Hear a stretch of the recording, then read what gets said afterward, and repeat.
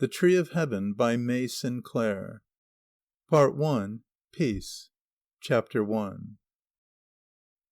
Frances Harrison was sitting out in the garden under the tree that her husband called an ash tree, and that the people down in her part of the country called a tree of heaven. It was warm under the tree, and Frances might have gone to sleep there and wasted an hour out of the afternoon if it hadn't been for the children. Dorothy, Michael, and Nicholas were going to a party, and Nicky was excited. She could hear old Nana talking to Michael and telling him to be a good boy. She could hear young Mary Nana singing to Baby John.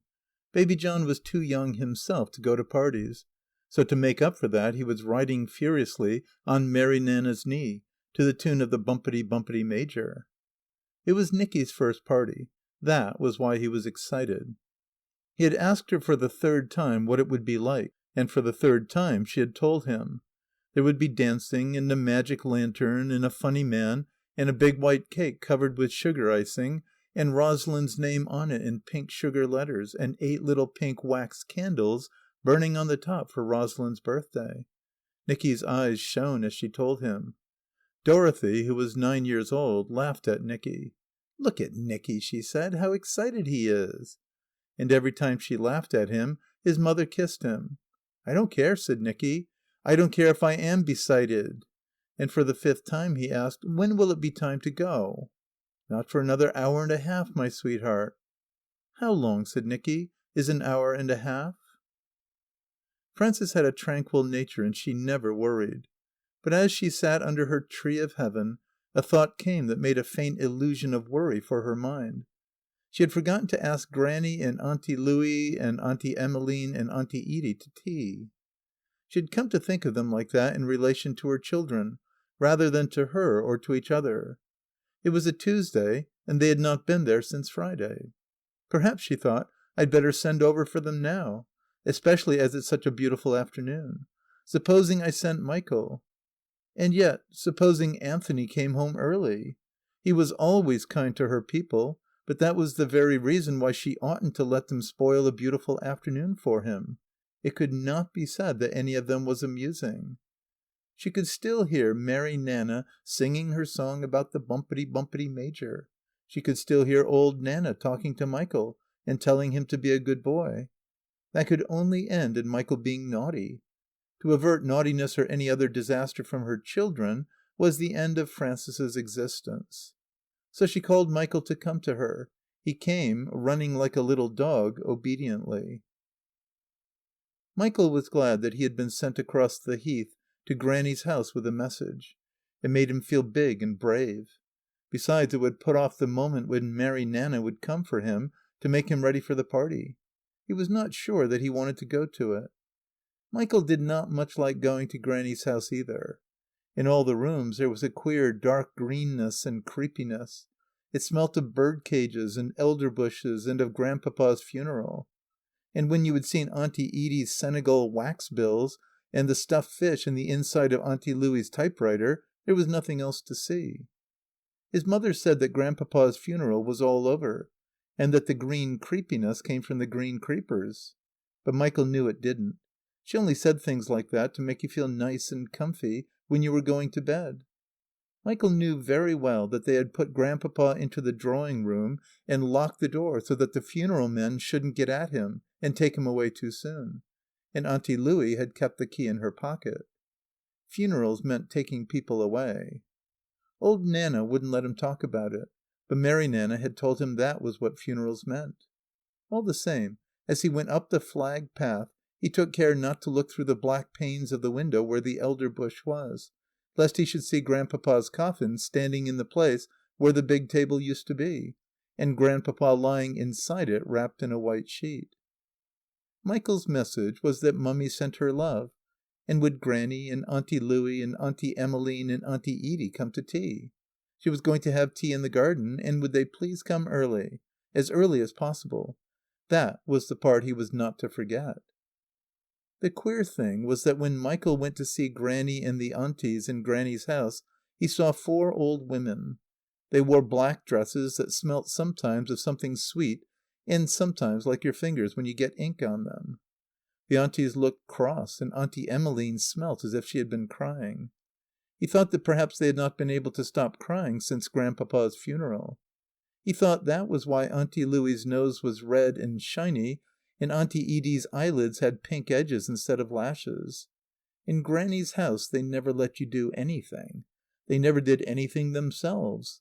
They never wanted to do anything, not even to talk. He thought it was because they knew that Grandpapa was still there all the time. But outside it, the aunties were not so very old. They rode bicycles. And when they came to Michael's father's house, they forgot all about Grandpapa's funeral and ran about and played tennis like Michael's mother and Mrs. Jervis, and they talked a lot. Michael's mother was Grannie's child. To see how she could be a child, you had only to think of her in her nightgown, with her long brown hair plaited in a pigtail, hanging down her back and tied with a blue ribbon. But he couldn't see how the 3 aunties could be Grannie's other children. They were bigger than Grannie, and they had grey hair. Grannie was a little thing. She was white and dry, and she had hair like hay. Besides, she hardly ever took any notice of them except to make a face at Auntie Emmeline or Auntie Edie now and then. She did it with her head a little on one side, pushing out her underlip and drawing it back again. Grannie interested Michael, but more when he thought about her than when she was actually there. She stood for him as the mark and measure of past time. To understand how old Grannie was, you had to think backwards, this way. Once there was a time when there was no Michael, but there was Mummy and there was Daddy. And once there was a time when there was no Mummy and no Daddy, but there was Grannie and there was Grandpapa. Now there was no Grandpapa. But he couldn't think back far enough to get to the time when there was no Grannie. Michael thought that being Grannie must feel like being God. Before he came to the black window pane in the elder bush, he had to run down the slopes and jump the gullies on his side of the heath, and cross the west road, and climb the other slope to Grannie's side. And it was not till you got to the row of elms on Judge's Walk that you had to go carefully because of the funeral. He stood there on the ridge of the walk and looked back to his own side. There were other houses there, but he knew his father's house by the tree of heaven in the garden. The garden stood on a high, flat promontory jutting out into the heath. A brown brick wall with buttresses, strong like fortifications on a breastwork, enclosed it on 3 sides. From the flagged terrace at the bottom of the garden you looked down, through the tops of the birch trees that rose against the rampart, over the wild places of the heath. There was another flagged terrace at the other end of the garden. The house rose sheer from its pavement, brown brick like the wall, and flat-fronted, with the white wings of its storm shutters spread open row on row. It barred the promontory from the mainland. And at the back of it, beyond its kitchen garden and its courtyard, a fringe of heath still parted it from the hill road that went from Jack Straw's Castle to the Bull and Bush. You reached it by a lane that led from the road to the heath. The house belonged to the heath and the open country. It was aware of nothing but the heath and the open country between it and Harrow on the Hill. It had the air of all the old houses of Hampstead, the wonderful air of not acknowledging the existence of bank holidays. It was lifted up high above the town, shut in, utterly secluded. Anthony Harrison considered that he had done well when he acquired West End House for his wife Frances, and for his children, Dorothea, Michael, Nicholas, and John. Frances had said that if he was thinking of her, he needn't buy a big place because she didn't want one. But he might buy it for the children if he liked. Anthony had said that she had no idea what she mightn't want once she began to give her mind to it, and that he would like to think of her living in it after he was gone. Not that he had any intention of going. He was only 36, not much older than Frances, and incurably healthy. But since his wife's attention had become absorbed in the children, to the exclusion of every other interest, he was always trying to harrow her by the suggestion. And Frances only laughed at him and told him that he was a silly old thing, and that he needn't think he was going to get round her that way. There was no other way open for Anthony, unless he were to go bankrupt or get pneumonia or peritonitis. Frances would have been the first to acknowledge that illness or misfortune constituted a claim. And the only things he ever did get were loud, explosive colds in his head, which made him a mark for derision. His business was so sound that not even a revolution or a European war could shake it, and his appearance was incompatible with his pretensions to pathos. It would have paid him better to have been small and weedy, or lamentably fat, or to have had a bald place coming, or crow's feet pointing to grey hairs, for then there might have been a chance for him. But Anthony's body was well made, slender and tall. He had blue eyes and black-brown hair, and the look of an amiable hawk, alert, fiercely benevolent.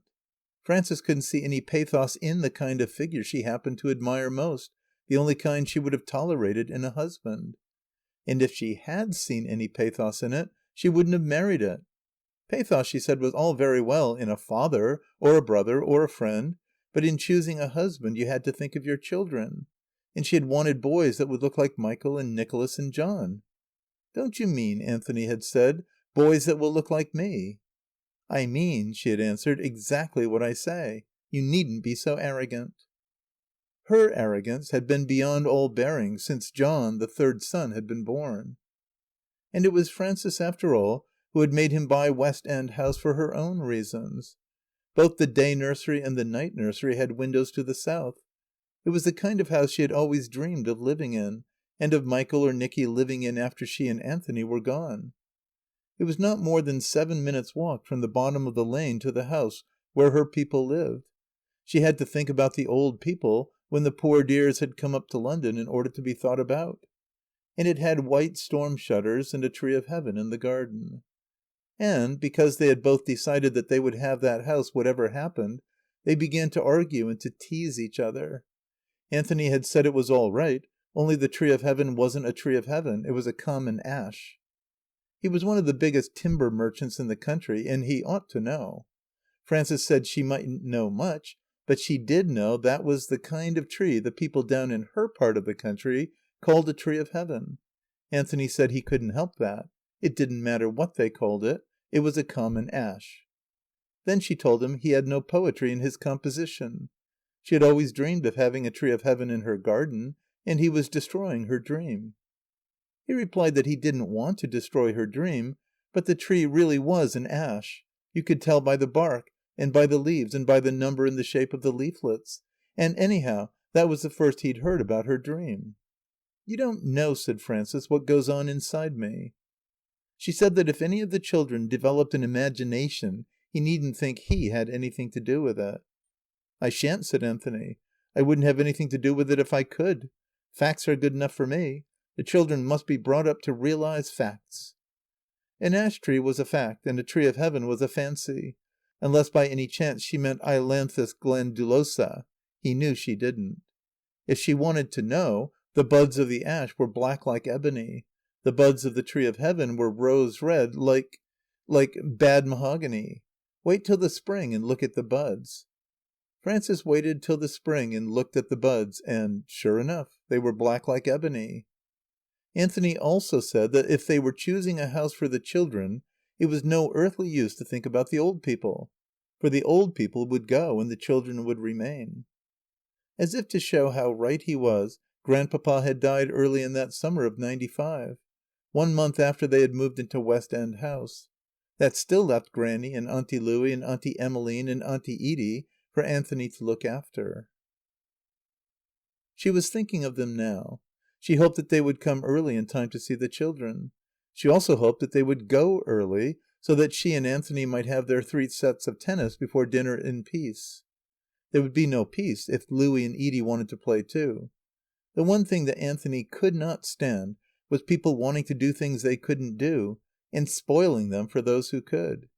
He used to say that the sight of Louie anywhere near the tennis court put him off his stroke. Again, the faint illusion of worry was created by the thought that this dreadful thing might happen, that Louie and Edie might want to play, and that Anthony would be put off his stroke and be annoyed, and that his annoyance, his just and legitimate annoyance, would spoil the perfection of the afternoon. And as she played with the illusion it made more real her tranquillity, her incredible content. Her hands were busy now putting decorative stitches into a frock for John. She had pushed aside a novel by George Moore and a volume of Ibsen's plays. She disliked Ibsen and disapproved of George Moore. Her firm, tight little character defended itself against every form of intellectual disturbance.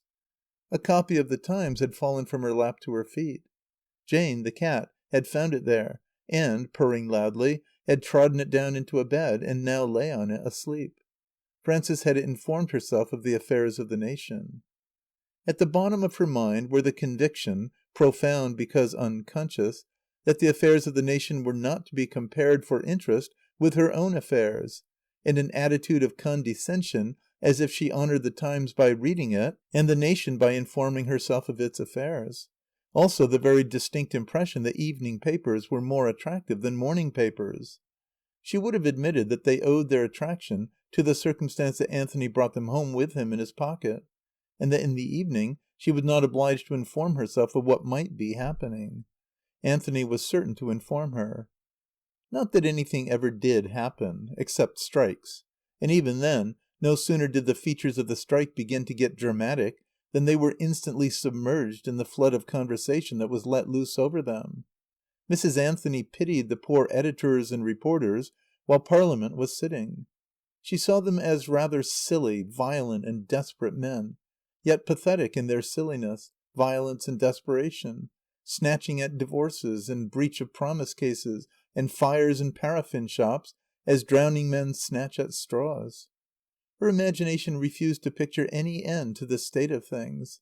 There would just be more speeches and more strikes, and still more speeches, going on forever and ever at home, while foreign affairs and the British Empire went on forever and ever too, with no connection between the two lines of sequence, and no likeness, except that both somehow went on and on.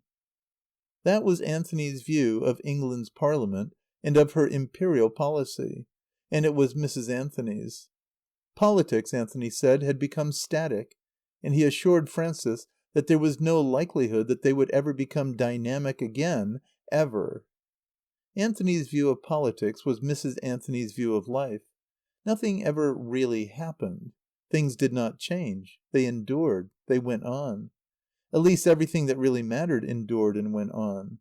So that everything that really mattered could, if you were given to looking forward, be foreseen.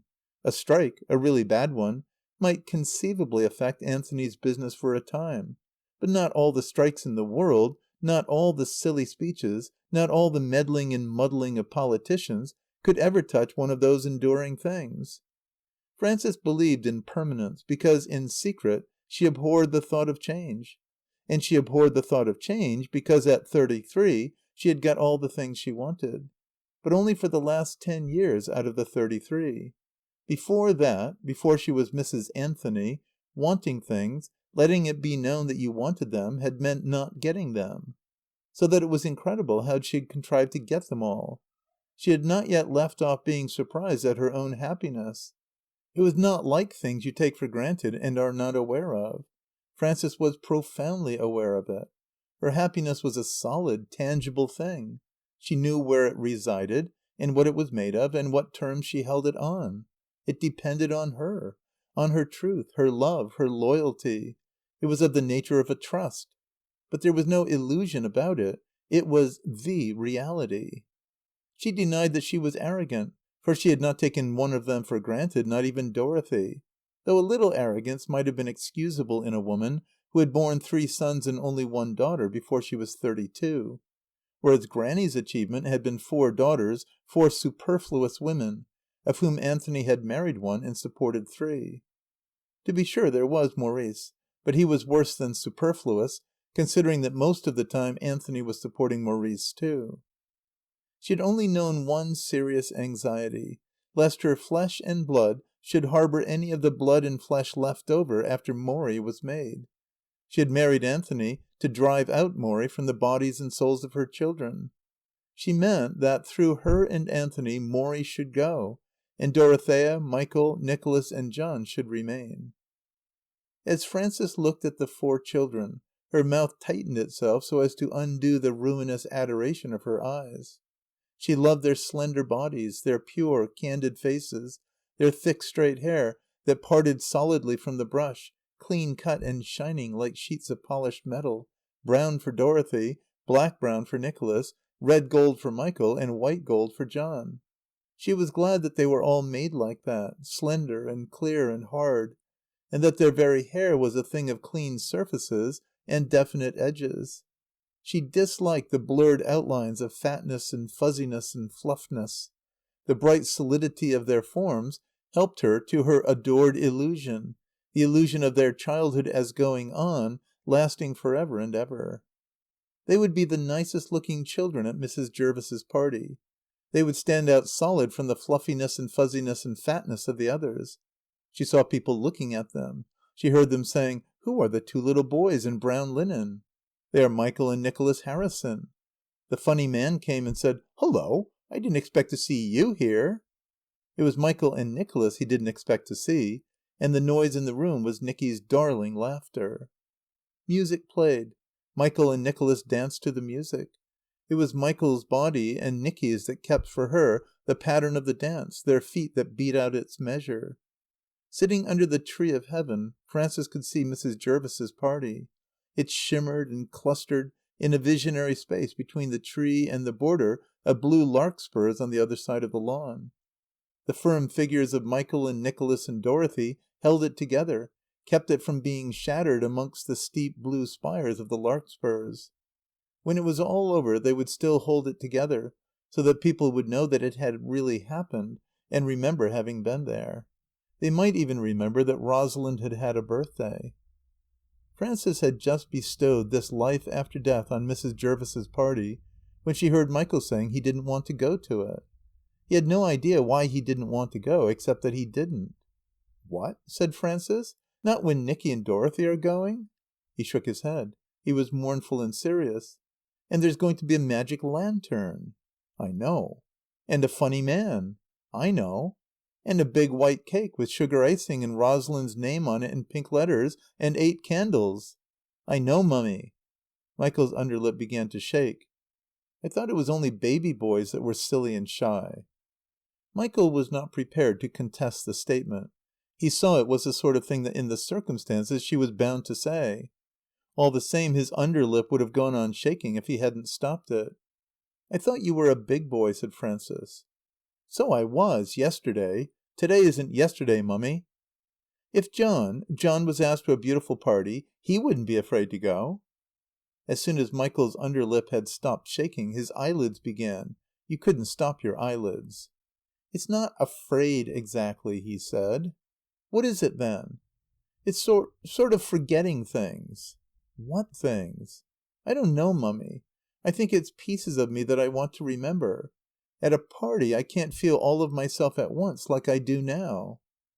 She loved his strange thoughts, as she loved his strange beauty, his reddish yellow hair, his light hazel eyes that were not hers and not Anthony's. "What will you do, sweetheart, all afternoon without Nicky and Dorothy and Mary Nanna?" "I don't want Nicky and Dorothy and Mary Nanna. I want myself.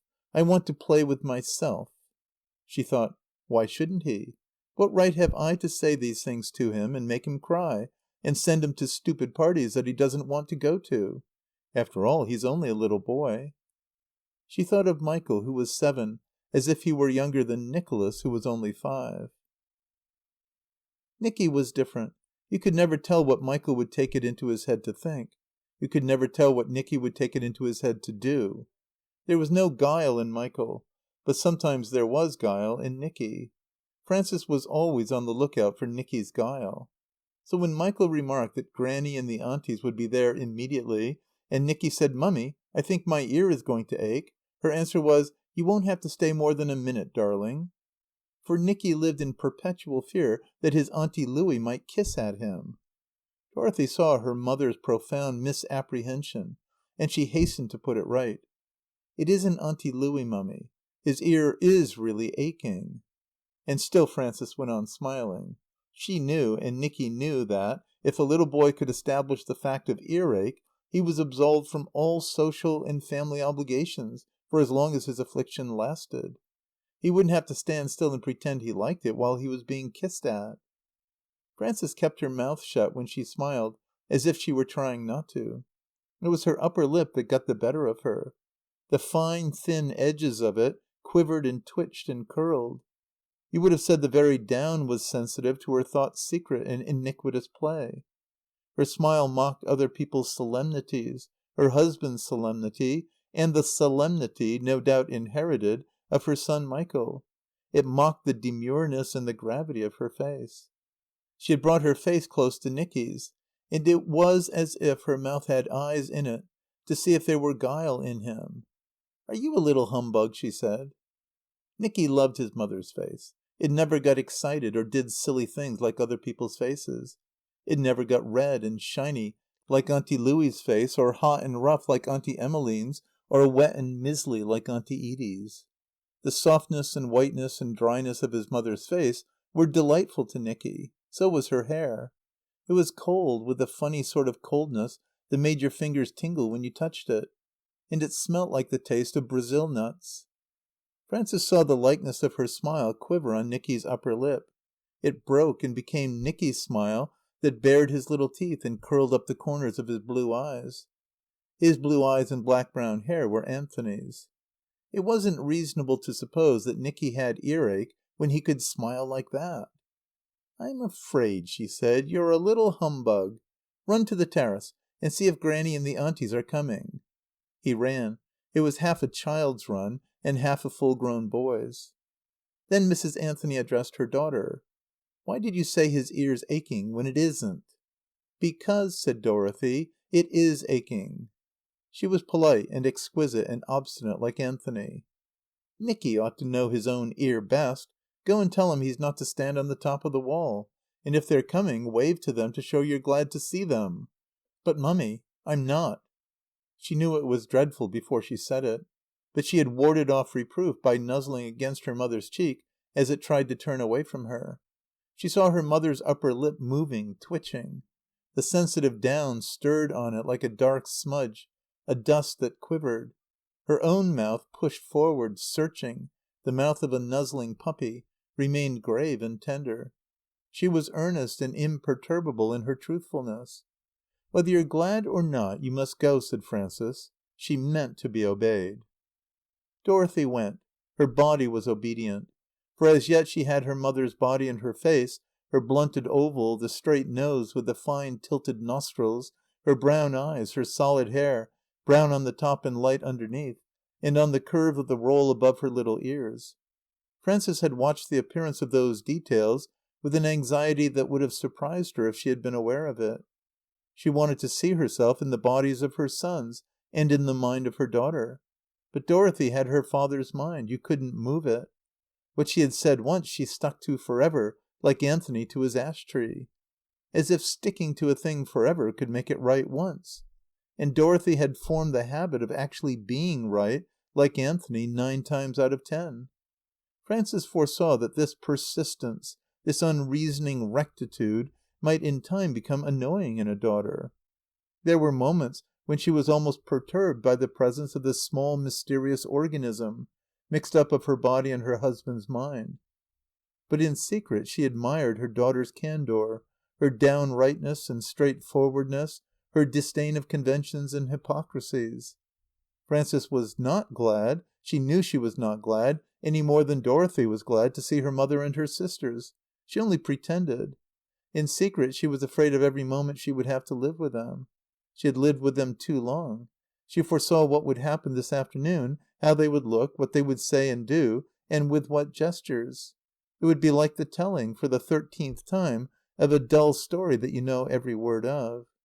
She thought she had sent them a kind message, but she knew she had only asked them to come early in order that they might go early and leave her to her happiness. She went down to the terrace wall, where Michael and Nicky and Dorothy were waiting for them. She was impatient, and she thought that she wanted to see them coming, but she only wanted to see if they were coming early. It struck her that this was sad. Small and distant, the 4 black figures moved on the slope under the Judge's Walk. 4 spots of black that crawled on the sallow grass and the yellow clay of the Heath. "How little they look," Michael said. Their littleness and their distance made them harmless, made them pathetic. Frances was sorry that she was not glad. That was the difference between her and Dorothy. And she was sorry and always would be sorry for not being what she ought to be. and Dorothy never would be sorry for being what she was. She seemed to be saying already, in her clearness and hardness, "What I am, and you can't change me." The utmost you could wring from her was that she couldn't help it. Frances's sorrow was almost unbearable when the 4 women in black came nearer, when she saw them climbing the slope below the garden and the lane. End of Part 1, Chapter 1.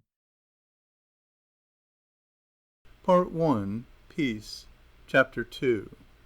Granny took a long time crossing the lawn from the door in the lane to the tree of heaven. She came first. Her daughters followed, forced to her slow pace, advancing with an air of imperfect cohesion, of not really belonging to each other, as if they had been strangers associated by some accident. It had grown on them in their efforts to carry off the embarrassment of appearing as an eternal trio. Auntie Louie carried it off best. Sharp and rigid, Auntie Louie's figure never lent itself to any group, but for her black gown she really might not have belonged.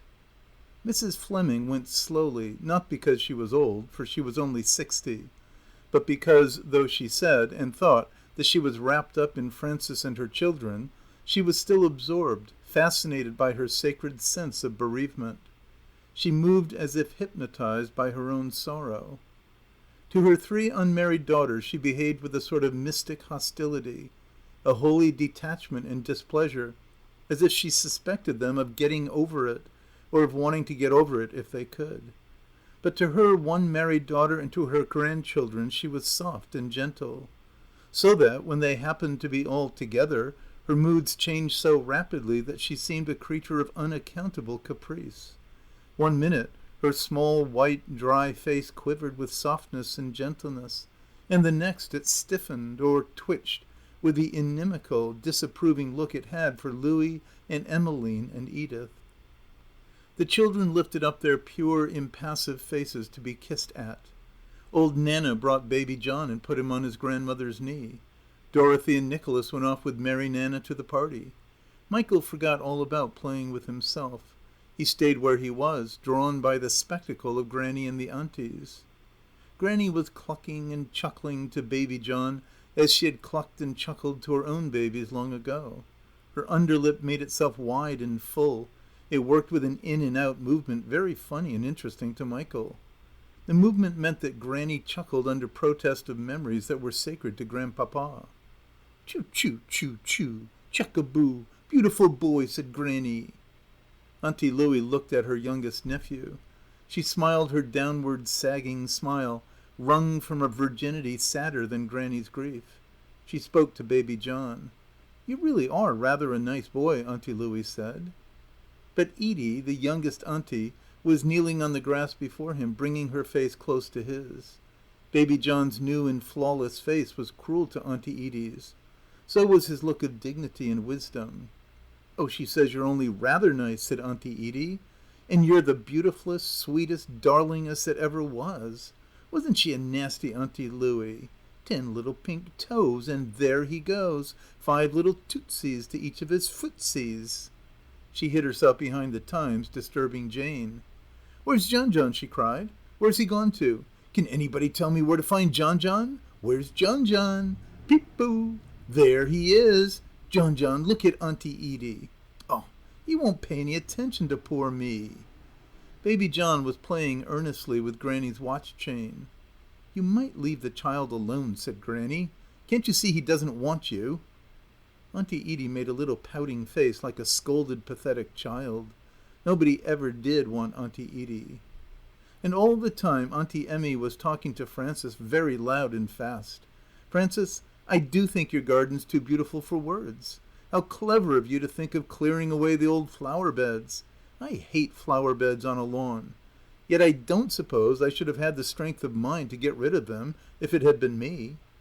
As she talked, Auntie Emmy opened her eyes very wide. Her eyebrows jerked, the left one leaping up above the right. She thrust out her chin at you and her long, inquiring nose. Her thin face was the play of agitated nerve strings that pulled it thus into perpetual restless movements, and she made vague gestures with her large bony hands. Her tongue went tick-tack like a clock. Anthony said you could hear Emmy's tongue striking the roof of her mouth all the time. And putting those delphiniums all together like that, massing the blues. Anthony, I do think Anthony has perfect taste. I adore delphiniums. Auntie Emmy was behaving as if neither Michael nor Baby John was there. Don't you think John John's too beautiful for words, said Frances. Don't you like him a little bit too? Auntie Emmy winced as if Frances had flicked something in her face. Of course I like him too. Why shouldn't I? I don't think you do, Auntie Emmy, Michael said. Auntie Emmy considered him as for the first time. What do you know about it, she said. I can tell by the funny things your face does. I thought, said Frances, you wanted to play by yourself. So I do, said Michael. Well then, go and play. He went, and to a heavenly place that he knew of. But as he played with himself there, he thought, Auntie Emmy doesn't tell the truth. I think it is because she isn't happy. Michael kept his best things to himself. I suppose you're happy, said Granny, now you've got the poor child sent away. Auntie Emmy raised her eyebrows and spread out her hands, as much as to say she was helpless under her mother's stupidity. He'd have been sent away anyhow, said Frances. It isn't good for him to hang about listening to grown-up conversation. It was her part to keep the peace between her mother and her sisters. It seems to me, said Auntie Louie, that you began it yourself. When a situation became uncomfortable, Auntie Louie always put her word in and made it worse. She never would let Frances keep the peace. Frances knew what Louie meant, that she was always flinging her babies in Emmy's face at those moments when the sight of other people's babies was too much for Emmy. She could never be prepared for Emmy's moments. It's all very well, Auntie Louie went on, but I should like to hear of somebody admiring Dorothy. I don't see where Dorothy comes in. Dorothy was supposed by the two Nanas to be Auntie Louie's favourite. If you taxed her with it, she was indignant and declared that she was sure she wasn't. And again Frances knew what Louie meant, that she loved her 3 sons, Michael and Nicholas and John, with passion, and her one daughter, Dorothea, with critical affection. That was the sort of thing that Louie was always saying and thinking about people, and nobody ever paid the slightest attention to what Louie said or thought. Frances told herself that if there was one emotion that she was more free from than another, it was sex jealousy. The proof of it, which she offered now, was that she had given up Dorothy to Anthony. It was natural that he should care most for the little girl. Louie said that was easy, when she knew perfectly well that Anthony didn't. Like Frances, he cared most for his 3 sons. She was leaving Dorothy to Anthony so that Anthony might leave Michael and Nicholas to her. You might just as well say, Frances said, that I'm in love with John John. Poor little Don Don. I might, said Louie, just as well. Granny said she was sure she didn't understand what they were talking about, and that Louie had some very queer ideas in her head.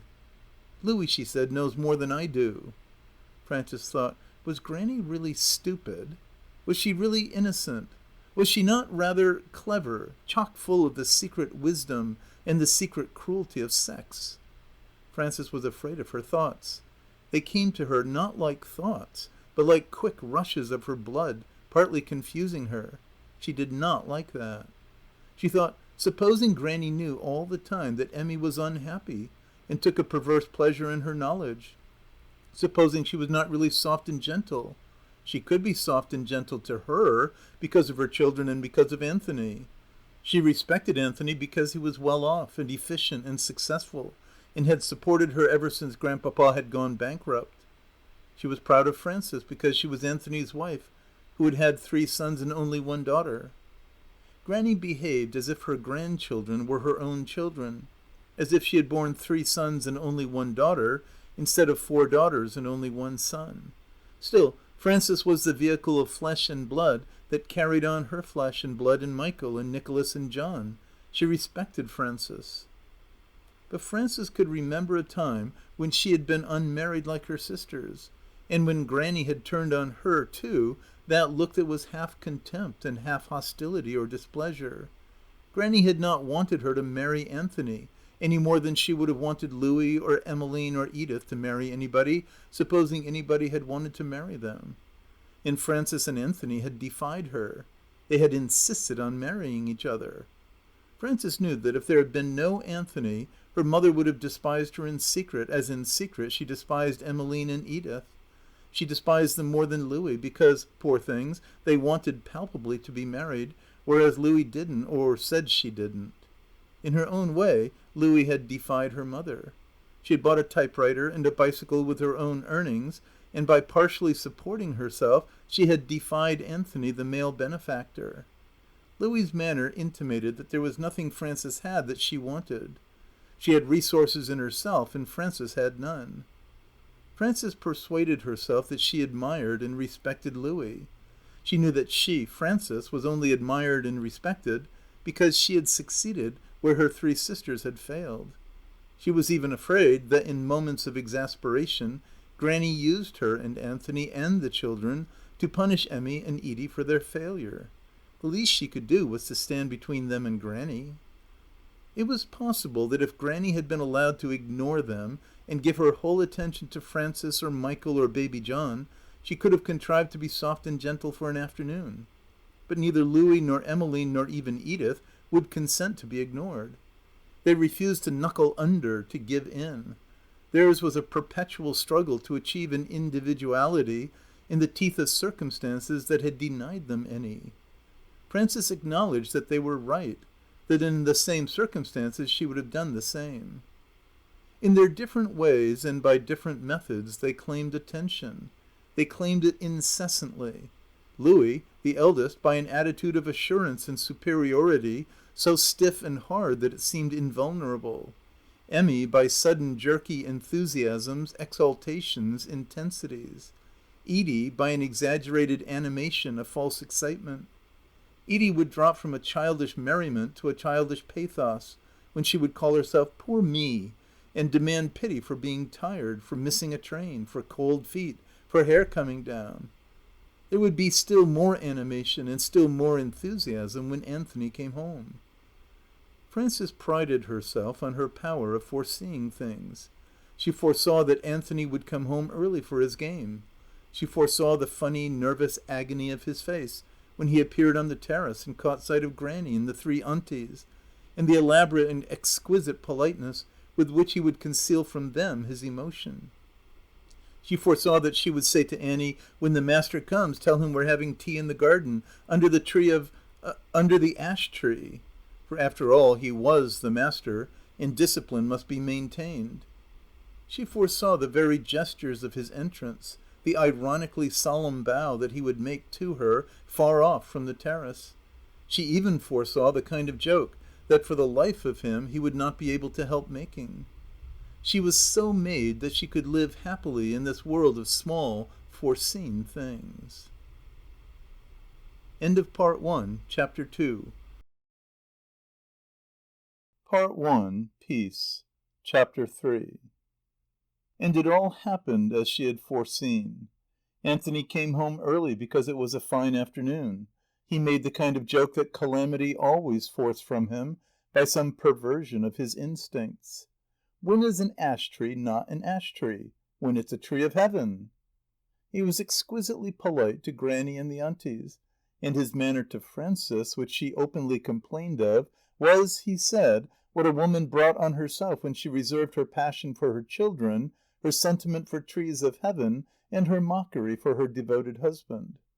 "I suppose we can have some tennis now," said Auntie Louie.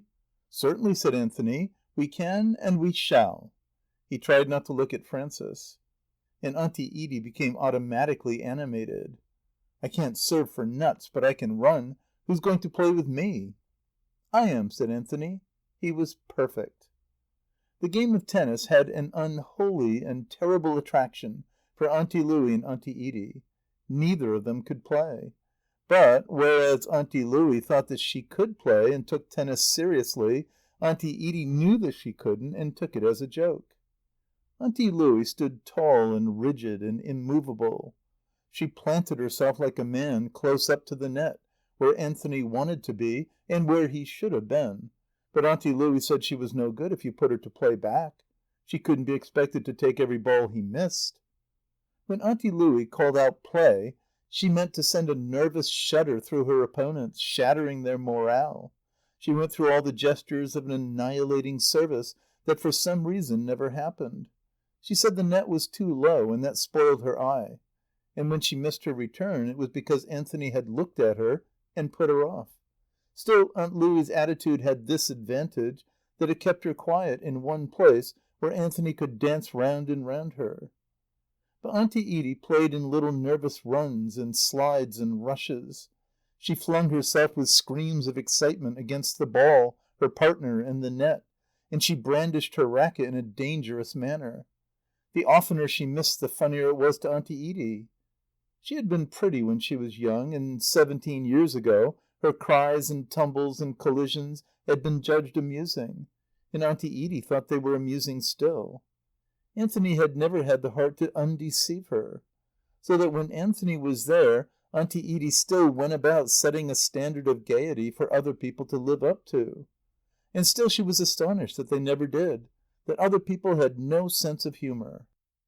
Therefore Frances was glad when Anthony told her that he had asked Mr. Parsons, the children's tutor, and young Norris and young Vereker from the office to come round for tennis at 6, and that dinner must be put off till 8:30. All was well. The evening would be sacred to Anthony and the young men. The illusion of worry passed, and Frances's real world of happiness stood firm.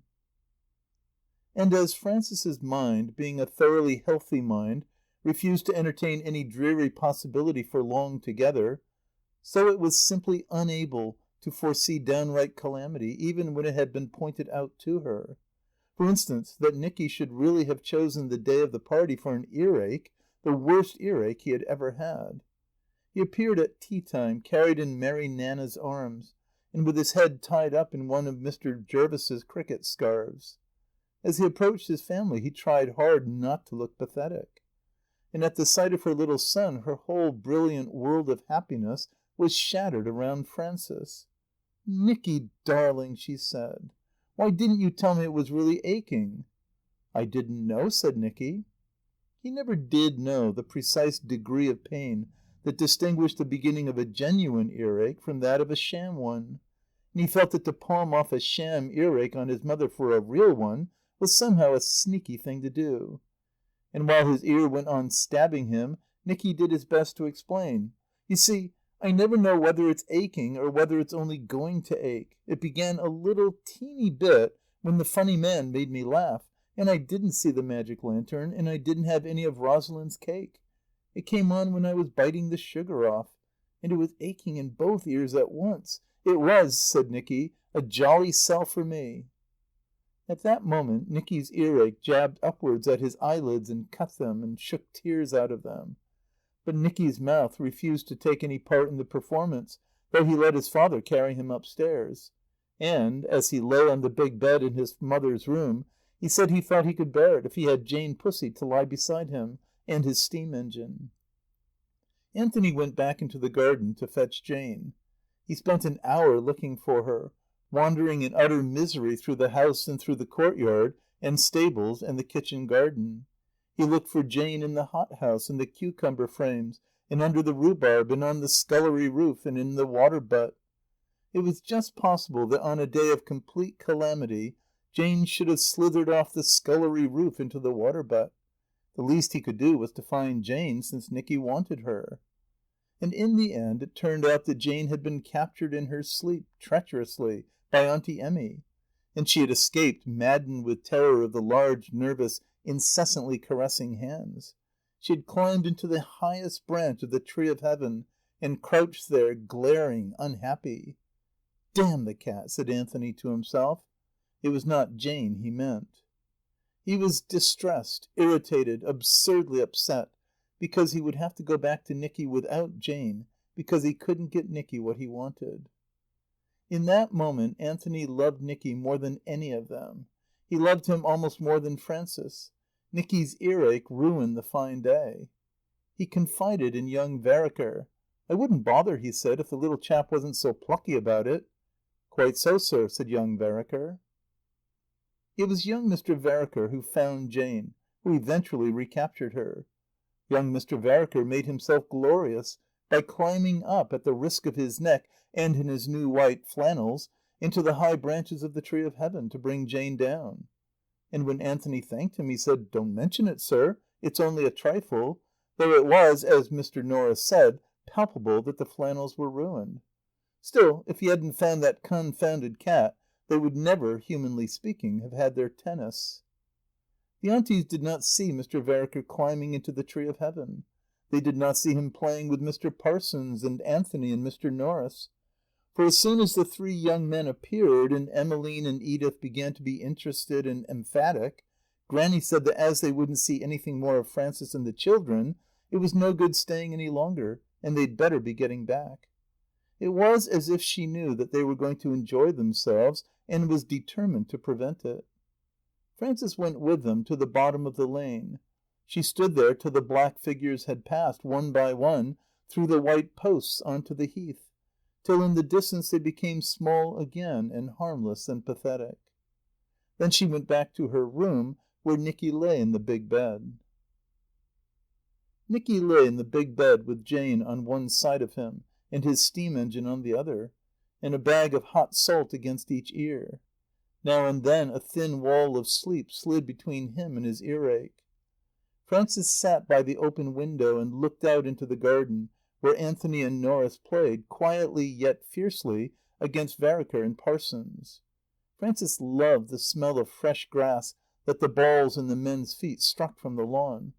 She loved the men's voices subdued to Nicky's sleep, and the sound of their padding feet, the thud of the balls on the turf, the smacking and thwacking of the rackets. She loved every movement of Anthony's handsome, energetic body. She loved the quick, supple bodies of the young men, the tense poise and earnest activity of their adolescence. But it was not Vereker or Parsons or Norris that she loved or that she saw.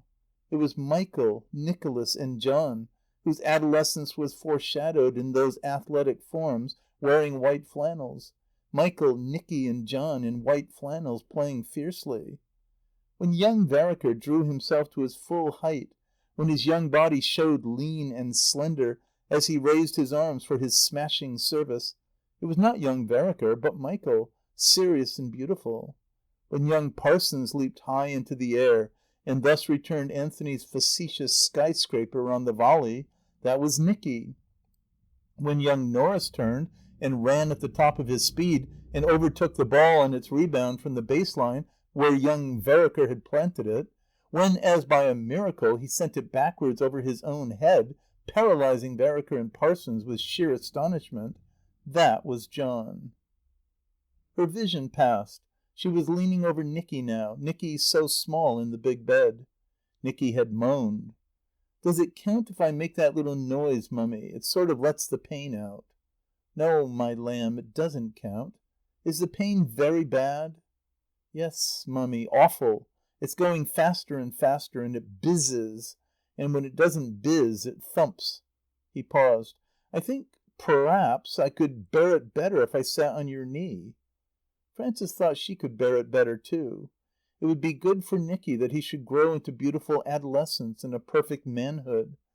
But it was better for her that he should be a baby still, that she should have him on her knee and hold him close to her, that she should feel his adorable body press quivering against her body, and the heat of his earache penetrating her cool flesh. For now she was lost to herself and utterly absorbed in Nicky, and her agony became a sort of ecstasy, as if actually she bore his pain. It was Anthony who could not stand it. Anthony had come in on his way to his dressing room. As he looked at Nicky, his handsome, hawk-like face was drawn with a dreadful, yearning, ineffectual pity. Frances had discovered that her husband could both be and look pathetic. He had wanted her to be sorry for him, and she was sorry for him because his male pity was all agony. There was no ecstasy in it of any sort at all. Nicky was far more her flesh and blood than he was Anthony's. Nicky stirred in his mother's lap. He raised his head. And when he saw that queer look on his father's face, he smiled at it. He had to make the smile himself, for it refused to come of its own accord. He made it carefully so that it shouldn't hurt him. But he made it so well that it hurt Frances and Anthony. "I never saw a child bear pain as Nicky does," Frances said in her pride. If he can bear it, I can't," said Anthony, and he stalked into his dressing room and shut the door on himself. "Daddy minds more than you do," said Frances. At that Nicky sat up. His eyes glittered and his cheeks burned with the fever of his earache. "I don't mind," he said. "Really and truly, I don't mind. I don't care if my ear does ache. It's my eyes is crying, not me." At 9:00, when they were all sitting down to dinner, Nicky sent for his father and mother. Something had happened. Crackers, he said, had been going off in his ears, and they hurt most awfully. And when it had done cracking, his earache had gone away. And Dorothy had brought him a trumpet from Rosalind's party, and Michael a tin train. And Michael had given him the train, and he wouldn't take the trumpet instead. Oughtn't Michael to have had the trumpet? And when they left him, tucked up in his cot in the night nursery, he called them back again. "It was a jolly sell for me, wasn't it?" said Nicky. And he laughed. End of Part 1, Chapter 3. Part 1, Peace.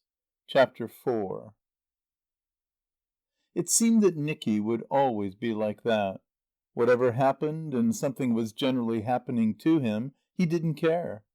When he scaled the plaster flower pot on the terrace, and it gave way under his assault and threw him down the steps onto the gravel walk, he picked himself up, displaying a forehead that was a red abrasion filled in with yellow gravel and the grey dust of the smashed flower pot, and said, "I don't care. I liked it," before anybody had time to pity him. When Mary Nanna stepped on his train and broke the tender, he said, "It's all right. I don't care. I shall make another." It was no use Grannie saying "don't care" came to a bad end. Nicky made it evident that a bad end would be life's last challenge not to care. No accident, however unforeseen, would ever take him at a disadvantage. 2 years passed and he was just the same. Frances and Anthony agreed behind his back that Nicky was adorable. But his peculiar attitude to misfortune became embarrassing when you had to punish him. Nicky could break the back of any punishment by first admitting that it was a good idea, and then thinking of a better one when it was too late. It was a good idea not letting him have any cake for tea, after he had tested the resilience of the new tires on his father's bicycle with a penknife. But, Nicky said, it would have been more to the purpose if they had taken his steam engine from him for a week. "You didn't think of that, did you, Mummy?" "I thought of it," said Nicky. Once he ran away over the West Heath and got into the leg of Mutton Pond and would have been drowned if a total stranger hadn't gone in after him and pulled him out. That time Nicky was sent to bed at 4:00 in the afternoon.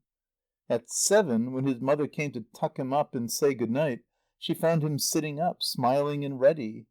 "Mummy," he said, "I think I ought to tell you. It isn't a bit of good sending me to bed." "I should have thought it was myself," said Frances. She almost suspected Nicky of insincerity. "So it would have been," he assented, "if I didn't vent things. You see, I just lie still venting things all the time. I've vented 3 things since tea. A thing to make Daddy's bicycle stand still with Daddy on it, a thing to squeeze corks out of bottles, and a thing to make my steam engine go faster. That isn't a punishment, is it, Mummy?" They said that Nicky would grow out of it. But 2 more years passed and Nicky was still the same. And yet he was not the same. And Dorothy and Michael and John were not the same. For the awful thing about your children was that they were always dying. Yes, dying. The baby Nicky was dead. The child Dorothy was dead, and in her place was a strange big girl. The child Michael was dead, and in his place was a strange big boy. And Frances mourned over the passing of each age. You could no more bring back that unique loveliness of 2 years old, of 5 years old, of 7, than you could bring back the dead. Even John John was not a baby any more. He spoke another language and had other feelings. He had no particular affection for his mother's knee. Frances knew that all this dying was to give place to a more wonderful and a stronger life. But it was not the same life, and she wanted to have all their lives about her, enduring, going on at the same time.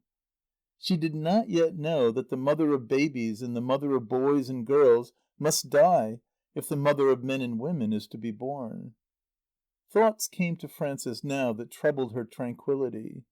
Supposing, after all, the children shouldn't grow up as she wanted them to? There was Nicky. She could do nothing with him. She could make no impression on him. There was Michael. She couldn't make him out. He loved them, and showed that he loved them, but it was by caresses, by beautiful words, by rare, extravagant acts of renunciation, inconsistent with his self-will, not by anything solid and continuous. There was a softness in Michael that distressed and a hardness that perplexed her. You could make an impression on Michael far too easily, and the impression stayed. You couldn't obliterate it. Michael's memory was terrible, and he had secret ways.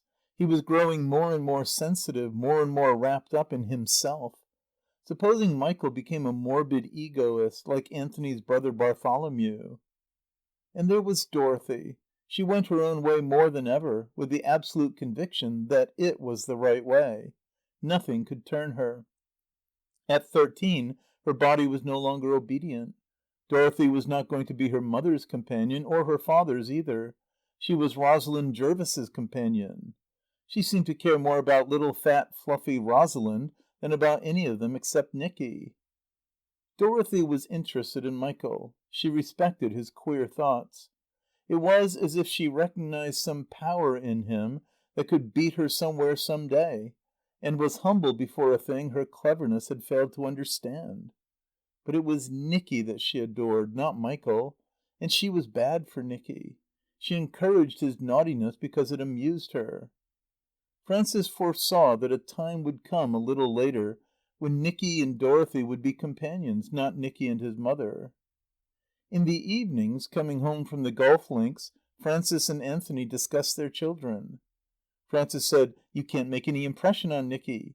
There seems to be no way that you can get at him." Anthony thought there was a way. It was a way that he had not tried yet, that he did not want to try. But if he could only bring himself to it, he judged that he could make a distinct impression. "What the young rascal wants is a thorough good spanking," said Anthony. Nicky said so too. The first time he got it, Nicky's criticism was that it wasn't a bad idea if his father could have pulled it off all right. But he said, "It's no good if you do it through the cloth. And it's no good unless you want to hurt me, Daddy. And you don't want. And even if you did want, badly enough to try and hurt, supposing you spanked ever so hard, you couldn't hurt as much as my earache. And I can bear that." "He's top dog again, you see," said Frances, not without a secret satisfaction. "Oh, is he?" said Anthony. "I don't propose to be downed by Nicky." Every instinct in him revolted against spanking Nicky.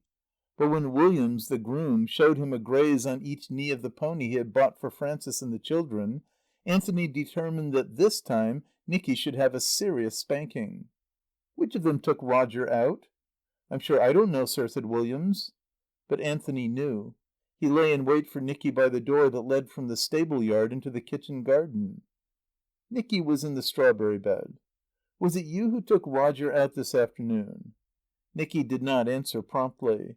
His mouth was still full of strawberries. "What if I did?" he said at last, after manifest reflection.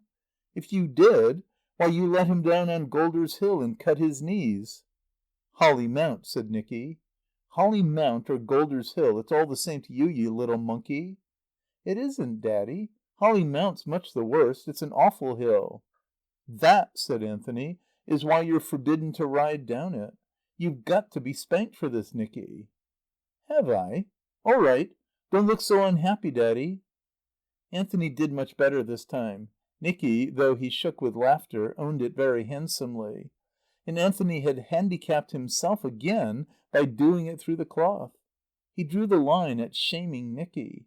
Yet could you have shamed his indomitable impudence? But he had done it. He had done it ruthlessly, while the strawberries were still wet on Nicky's mouth. And when it was all over, Michael, looking for his father, came into the schoolroom where these things happened. He said he was awfully sorry, but he'd taken Roger out, and Roger had gone down on his knees and cut himself. No, it wasn't on Holly Mount. It was at the turn of the road on the hill past the Spaniards. Anthony paid no attention to Michael.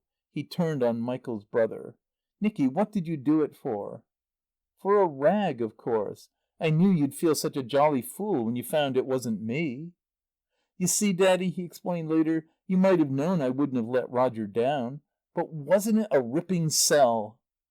What are you to do, said Anthony, with a boy like that? Frances had an inspiration. Do nothing, she said. Her tranquillity refused to be troubled for long together. Nicky's right. It's no good trying to punish him. After all, why punish Nicky? It isn't as if he was really naughty. He never does unkind things or mean things, and he's truthful. Horribly truthful. They all are, said Anthony. Well, then, what does Nicky do? He does dangerous things. He forgets. Nothing more dangerous than forgetting. We must punish him to make him remember. But it doesn't make him remember. It only makes him think us fools.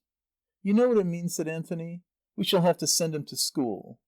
Not yet, said Frances. School was the thing in the future that she dreaded. Nicky was only 9, and they were all getting on well with Mr. Parsons. Anthony knew that to send Nicky to school now would be punishing Frances, not Nicky. The little fiend would only grin in their faces if they told him he was going to school. It was no use trying to make impressions on Nicky.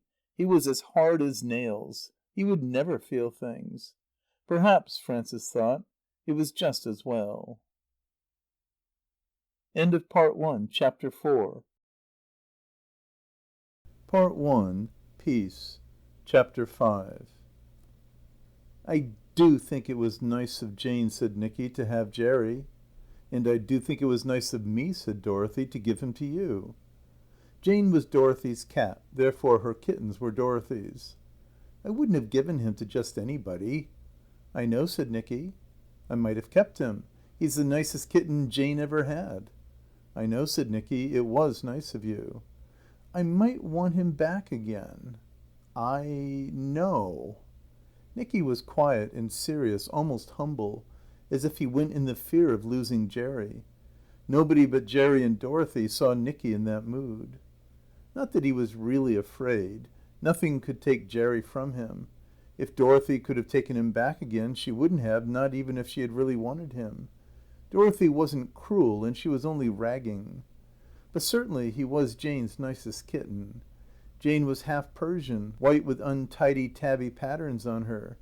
Jerry was black all over. Whatever attitude he took, his tight, short fur kept the outlines of his figure firm and clear, whether he arched his back and jumped sideways, or rolled himself into a cushion, or squatted with haunches spread and paws doubled in under his breast, or sat bolt upright with his 4 legs straight like pillars and his tail curled about his feet. Jerry's coat shone like black looking-glass, and the top of his head smelt sweet like a dove's breast. And he had yellow eyes. Mary Nana said they would turn green some day, but Nicky didn't believe it. Mary Nana was only ragging. Jerry's eyes would always be yellow. Mr. Parsons declared that Nicky sat for whole hours meditating on Jerry, as if in this way he could make him last longer. Jerry's life was wonderful to Nicky. Once he was so small that his body covered hardly the palm of your hand. You could see his skin. It felt soft and weak through the thin fur, sleeked flat and wet where Jane had licked it. His eyes were buttoned up tight. Then they opened. He crawled feebly on the floor after Jane or hung on to her little breasts, pressing out the milk with his clever paws. Then Jerry got older. Sometimes he went mad and became a bat or a bird and flew up the drawing-room curtains as if his legs were wings. Nicky said that Jerry could turn himself into anything he pleased, a hawk, an owl, a dove, a Himalayan bear, a snake, a flying squirrel, a monkey, a rabbit, a panther, and a little black lamb of God. Jerry was a cat now. He was 2 years old. Jerry's fixed ideas seemed to be that he was a very young cat, and that he must be nursed continually, and that nobody but Nicky must nurse him. Mr. Parsons found that Nicky made surprising progress in his Latin and Greek that year. What had baffled Mr. Parsons up till now had been Nicky's incapacity for sitting still. But he would sit still enough when Jerry was on his knee, pressed tight between the edge of the desk and Nicky's stomach, so that knowledge entered into Nicky through Jerry when there was no other way. Nicky would even sit still in the open air to watch Jerry as he stalked bees in the grass or played by himself over and over again his own enchanted game. He always played it in the same way.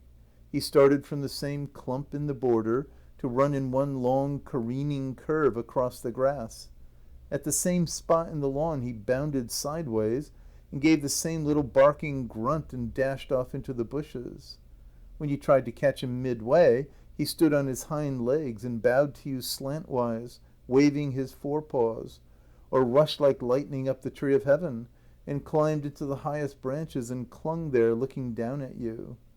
His yellow eyes shone through the green leaves. They quivered, they played, they mocked you with some challenge, some charm, secret and divine and savage. The soul of Nicky is in that cat, Frances said. Jerry knew that he was Nicky's cat. When other people caught him, he scrabbled over their shoulders with his claws and got away from them. When Nicky caught him, he lay quiet and heavy in his arms, pressing down and spreading his soft body. Nicky's sense of touch had been hardened by violent impacts and collisions, by experiments with jackknives and saws and chisels and gouges, and by struggling with the material of his everlasting inventions. Through communion with Jerry, it became tender and sensitive again. It delighted in the cat's throbbing purr and the thrill of his feet, as Jerry, serious and earnest, patted down his bed on Nicky's knee. "I like him best, though," said Nicky, "when he's sleepy and at the same time bitesome." "You mustn't let him bite you," Frances said. "I don't mind," said Nicky. "He wouldn't do it if he didn't like me." Jerry had dropped off to sleep with his jaws closing drowsily on Nicky's arm. When it moved, his hind legs kicked at it and tore. "He's dreaming when he does that," said Nicky. "He thinks he's a panther and I'm buffaloes." Mr. Parsons laughed at him. "Nicky and his cat," he said. Nicky didn't care. Mr. Parsons was always ragging him. The tutor preferred dogs himself. He couldn't afford any of the expensive breeds, but that summer he was taking care of a Russian wolfhound for a friend of his. When Mr. Parsons ran with Michael and Nicky round the heath, the great borzoi ran before them with long leaps, head downwards, setting an impossible pace. Michael and Dorothy adored Boris openly. Nicky, out of loyalty to Jerry, stifled a secret admiration. For Mr. Parsons held that a devotion to a cat was incompatible with a proper feeling for a dog, whence Nicky had inferred that any feeling for a dog must do violence to the nobler passion. Mr. Parsons tried to wean Nicky from what he pretended to regard as his unmanly weakness. "Wait, Nicky," he said, "till you've got a dog of your own." "I don't want a dog of my own," said Nicky. "I don't want anything but Jerry." Boris, he said, was not clever like Jerry. He had a silly face. "Think so?" said Mr. Parsons. "Look at his jaws. They could break Jerry's back with one snap." "Could he, Daddy?" They were at tea on the lawn, and Boris had gone to sleep under Mr. Parsons' legs with his long muzzle on his forepaws. "He could," said Anthony, "if he caught him." "But he couldn't catch him. Jerry'd be up a tree before Boris could look at him."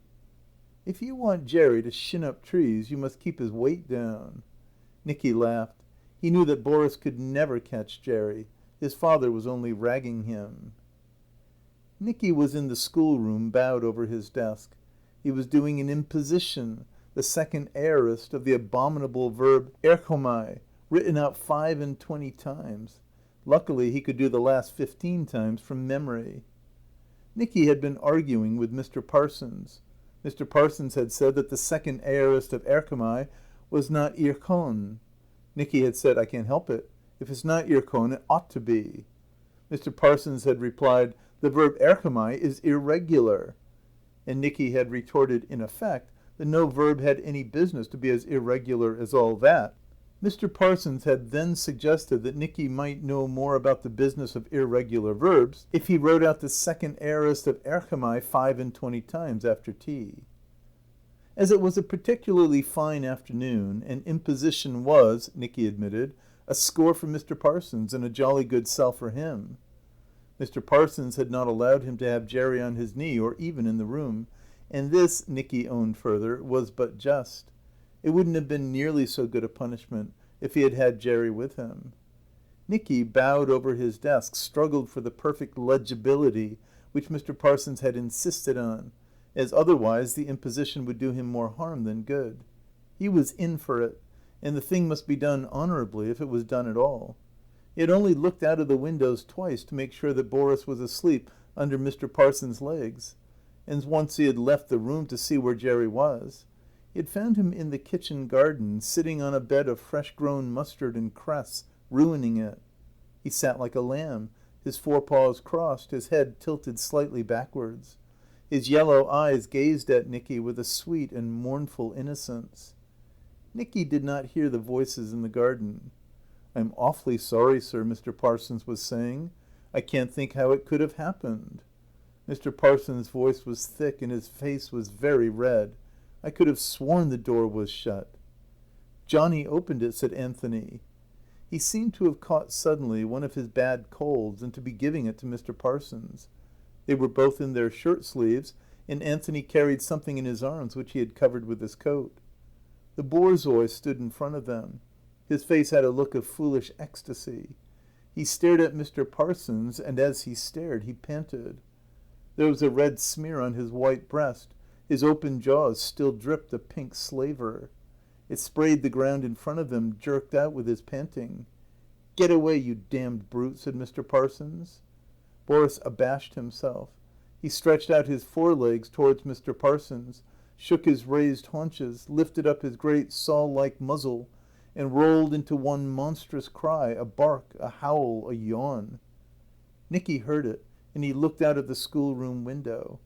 He saw the red smear on the white curly breast. He saw his father in his shirt sleeves, carrying something in his arms that he had covered with his coat. Under the tree of heaven, Dorothy and Michael, crouching close against their mother, cried quietly. Frances was crying too, for it was she who would have to tell Nicky. Dorothy tried to console him. "Jerry's eyes would have turned green if he had lived, Nicky. They would, really." "I wouldn't have minded. They'd have been Jerry's eyes." "But he wouldn't have looked like Jerry." "I wouldn't have cared what he looked like. He'd have been Jerry." "I'll give you Jane, Nicky, and all the kittens she ever has, if that would make up." "It wouldn't. You don't seem to understand that it's Jerry I want. I wish you wouldn't talk about him." "Very well," said Dorothy. "I won't." Then Granny tried. She recommended a holy resignation. God, she said, had given Jerry to Nicky, and God had taken him away. "He didn't give him me, and he'd no right to take him. Dorothy wouldn't have done it. She was only ragging. But when God does things," said Nicky savagely, "it isn't a rag." He hated Granny, and he hated Mr. Parsons, and he hated God. But he loved Dorothy, who had given him Jerry. Night after night Frances held him in her arms at bedtime, while Nicky said the same thing.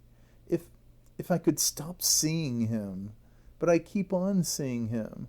When he sat on the mustard and cress, and when he bit me with his sleep bites, and when he looked at me out of the tree of heaven. Then I hear that little barking grunt he used to make when he was playing with himself, when he dashed off into the bushes. And I can't bear it." Night after night Nicky cried himself to sleep. For the awful thing was that it had been all his fault. If he had kept Jerry's weight down, Boris couldn't have caught him. "Daddy said so, Mummy." Over and over again Frances said it wasn't your fault. It was Don Don's. He left the door open. Surely you can forgive Don Don. Over and over again Nicky said, "I do forgive him." But it was no good. Nicky became first supernaturally subdued and gentle, then ill. They had to take him away from home, away from the sight of the garden, and away from Mr. Parsons, forestalling the midsummer holidays by 2 months. Nicky at the seaside was troublesome and happy, and they thought he had forgotten. But on the first evening at Hampstead, as Frances kissed him good night, he said, "Shall I have to see Mr. Parsons tomorrow?" Frances said, "Yes, of course." "I'd rather not." "Nonsense. You must get over that." "I can't, Mummy."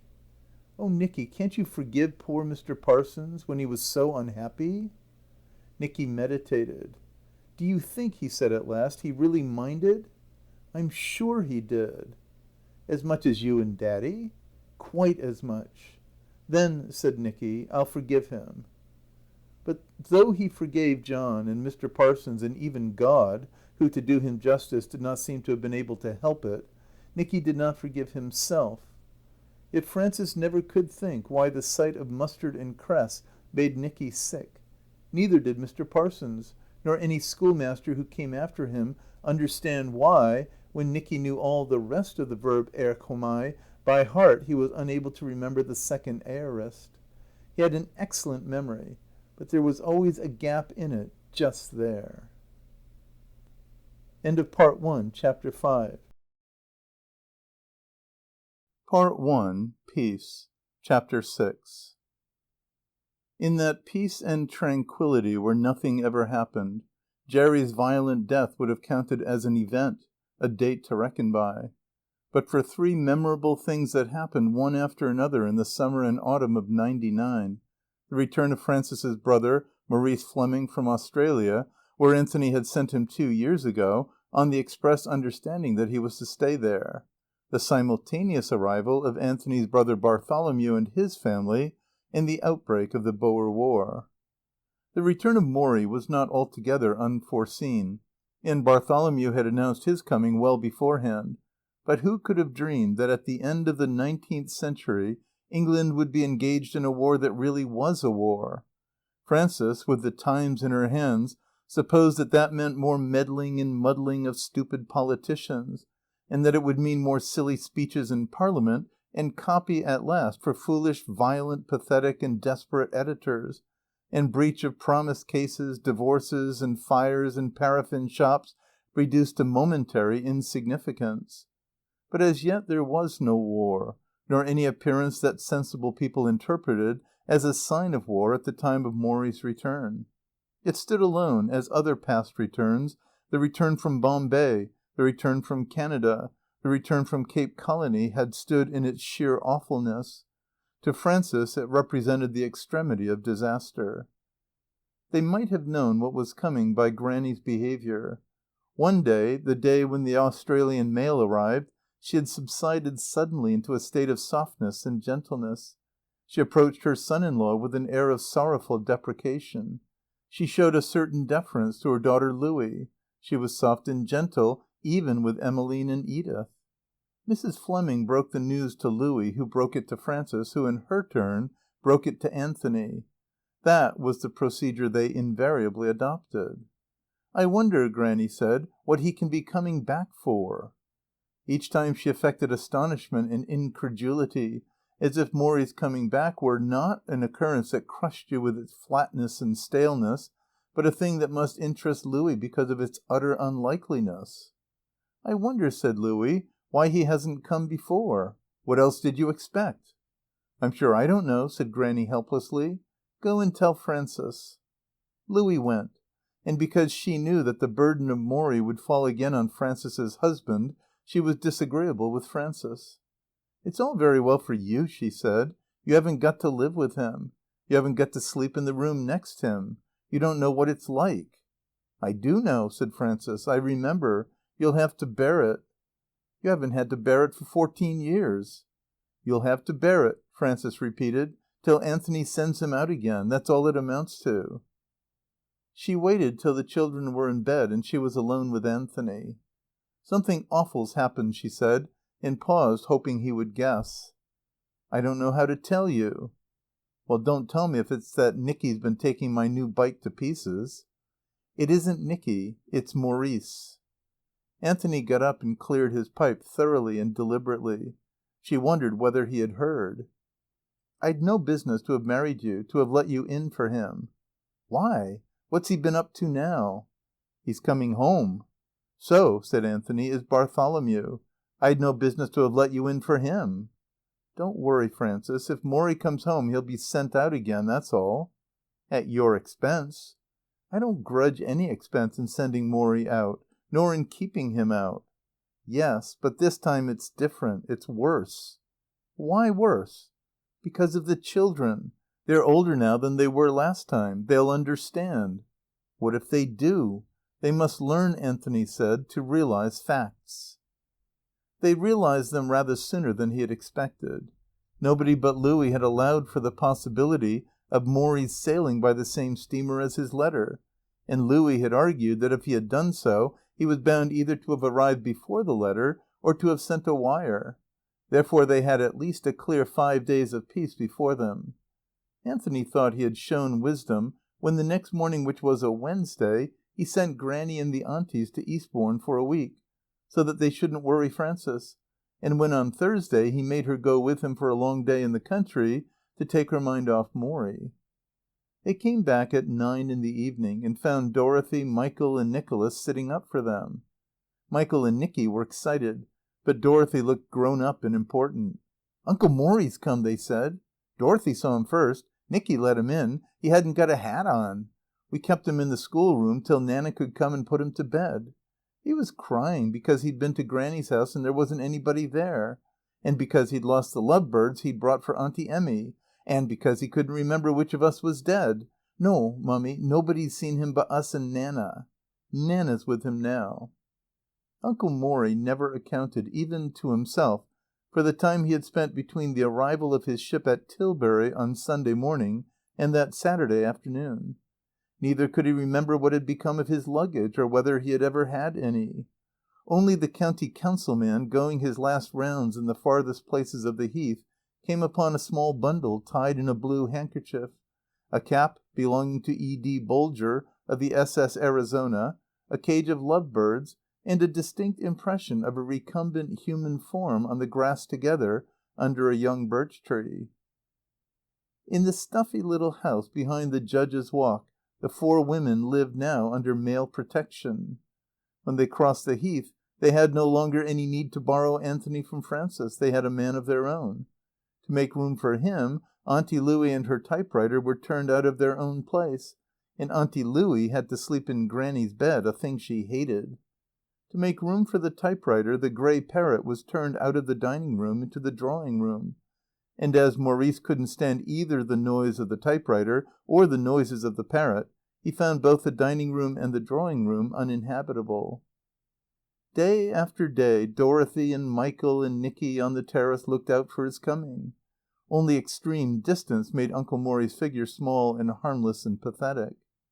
Day after day he presented himself with an air of distinction and assurance, flushed, and a little battered, but still handsome, wearing a spruce grey suit and a Panama hat bought with Anthony's money.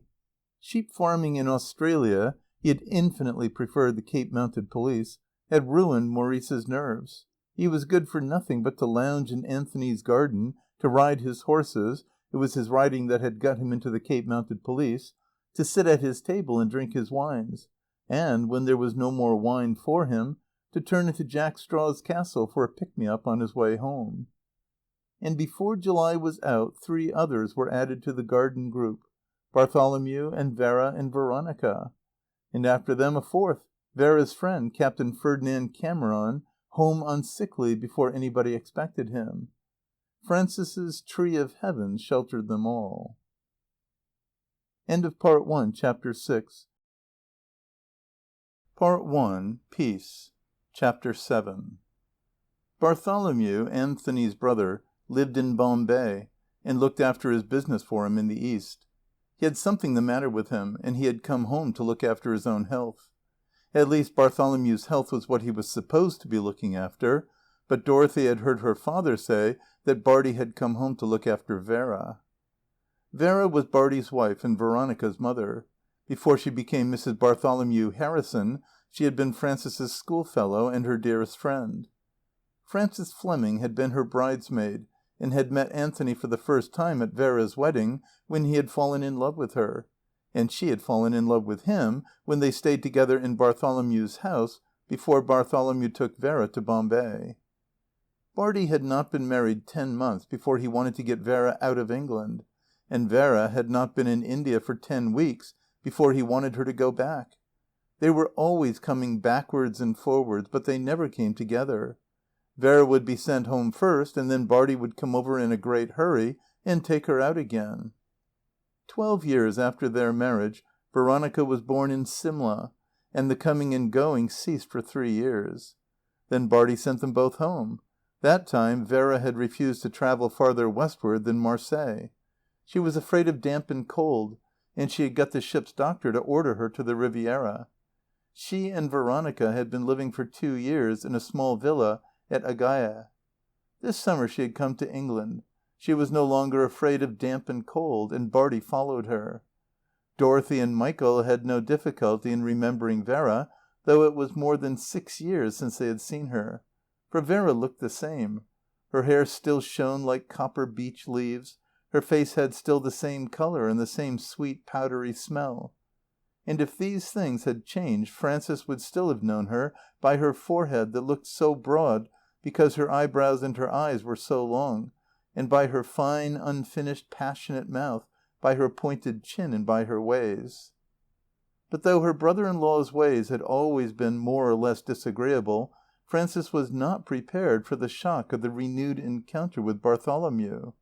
Bartie was long and grey, and lean even when you allowed for the thickness of his cholera belt. He wore a white scarf about his throat, for his idea was that he had cancer in it. Cancer made you look grey. He, too, had the face of a hawk, of a tired and irritable hawk. It drooped between his hunched shoulders, his chin hanging above the scarf, as if he were too tired or too irritable to hold it up. He behaved to Vera and Veronica as if it was they who had worried him into cancer of the throat, they who tired and irritated him. Vera talked to him as you might talk to a sick child whose peevishness prolongs unreasonably its pain. Bartie's manner almost amounted to a public repudiation of her. The whole house vibrated to the shutting of his door at good-night time. Yet when Bartie came down in the morning, late and more morose than ever, Vera's mouth made as if it kissed some visionary image of the poor thing's absurdity. She didn't believe for 1 minute in his cancer. It was an excuse for the shutting of his door. She kept out of his way as much as possible. Yet, when they were together, they watched each other. They watched. Bartie openly with sudden dartings and swoopings of his hawk's eyes. Vera furtively. Her eyes were so large and long that without turning her head or any visible movement they could hold his image. But for Captain Cameron, Vera's eyes had a full, open gaze. Spread wide apart under her wide forehead, they were like dark moth's wings. They hovered, rested, flickering, vibrating to the fine tips of their corners. Whatever had been the matter with him in India, Captain Cameron had recovered. His keen, fair, Highland face made Bartie's face look terrible. Ferdy was charming, not more charming to Bartie's wife than he was to Frances, not more charming to Frances than to her sisters, so that even Louie unbent, and Emmeline and Edith fell in love with him. He flirted with Frances under Anthony's nose, and with the Aunties under Grannie's nose. The corners of Vera's mouth followed the tilt of her long eyes' corners as she saw him do it. You could not think of Vera as the children's auntie, or as Bartie's wife, or as Veronica's mother. Veronica was a very little girl who sang songs and was afraid of ghosts. She slept in her mother's room, and so never could be put to bed till 7:30, or till her mother was dressed to the last hook of her gown, the last hairpin, the last touch of powder, adhesive without bismuth, and the last shadow drawn fine about her eyelashes. When Vera, beautiful in a beautiful gown, came trailing into the room where everybody waited for her, Veronica hid herself behind Uncle Anthony's big chair. When her father told her to come out of that and say good night and be quick about it, she came slowly. She was not in the least afraid of Bartie. Showing herself bit by bit, honey-coloured hair, eyebrows dark under her gold, very dark against her white, sorrowful, transparent, lucid eyes. A little girl with a straight white face. A little slender girl in a straight white frock. She stood by Anthony's chair, spinning out the time, smiling at him with her childish wavering mouth, a smile that would not spread, that never went higher than the tip of her white nose, that left her lucid, transparent eyes still sorrowful. She knew that Anthony would take her on his knee, and that she could sit there with her head tucked under his chin, smiling at him, prolonging her caresses, till Vera told him to put her down and let her go. Bartie growled. "Did you hear your mother telling you to say good night?" "Yes. But I must kiss Uncle Anthony first. Properly. Once on his mouth, once on his nose, and once on his eye, and once on his dear little ears. After that, Veronica went slowly from chair to chair, lingering at each, sitting first on Frances's lap, then on Vera's, spinning out her caresses, that spun out the time and stretched it farther and farther between her and the unearthly hour ahead of her. But at her father's chair she did not linger for a single instant. She slipped her hand into his hand that dropped it as if it had hurt him. She touched his forehead with her small mouth, pushed out absurdly to keep her face as far as possible from his. For, though she was not afraid of Bartie, he was not nice either to sit on or to kiss. Halfway across the room she lingered. "I haven't sung 'London Bridge is broken down.' Don't you want me to sing it?" "No, darling. We want you to go to bed." "I'm going, Mummy." And at the door she turned and looked at them with her sorrowful, lucid, transparent eyes. Then she went, leaving the door open behind her. She left it open on purpose, so that she might hear their voices and look down into the room on her way upstairs.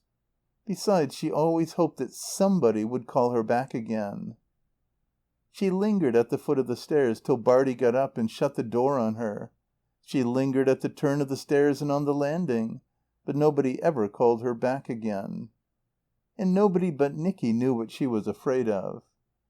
Veronica was sitting up in the cot that used to be Nicky's when he was little. Nicky, rather cold in his pyjamas, sat on the edge of it beside her. A big, yellow, tremendous moon hung in the sky outside the window, behind a branch of the tree of heaven, and looked at them. Veronica crouched sideways on her pillow in a corner of the cot, her legs doubled up tight under her tiny body, her shoulders hunched together, and her thin arms hanging before her straight to her lap. Her honey-coloured hair was parted and gathered into two funny plaits that stuck out behind her ear. Her head was tilted slightly backwards to rest against the rail of the cot. She looked at Nicky, and her look reminded him of something, he couldn't remember what. "Were you ever afraid, Nicky?" she said. Nicky searched his memory for some image encircled by an atmosphere of terror, and found there a white hound with red smears on his breast and a muzzle like two saws. "Yes," he said, "I was once." A lamb, a white lamb, was what Veronica looked like, and Jerry had looked at him like that when he found him sitting on the mustard and cress the day Boris killed him. "Afraid? What of?" "I don't know that it was of exactly." "Would you be afraid of a ghost now if you saw one?" "I expect I jolly well should if I really saw one." "Being afraid of ghosts doesn't count, does it?" "No, of course it doesn't. You aren't afraid as long as I'm here, are you?" "No." "I shall stay, then, till you go to sleep." Night after night he heard her calling to him, "Nicky, I'm frightened." Nobody but Veronica and Nicky were ever in bed on that floor before midnight. Night after night he got up and came to her and stayed beside her till she went to sleep. Once he said, if it was Michael he could tell you stories. "I don't want Michael. I want you." In the daytime she went about looking for him. "Where's Nicky?" she said. "I want him." "Nicky's in the schoolroom. You can't have him." "But I want him." "Can't be helped. You must do without him." "Will he be very long?" "Yes, ever so long. Run away like a good little girl and play with Don Don." She knew that they told her to play with Don Don because she was a little girl. If only she could grow big quick and be the same age as Nicky. Instead of running away and playing with Don Don, Ronny went away by herself into the apple tree house to wait for Nicky.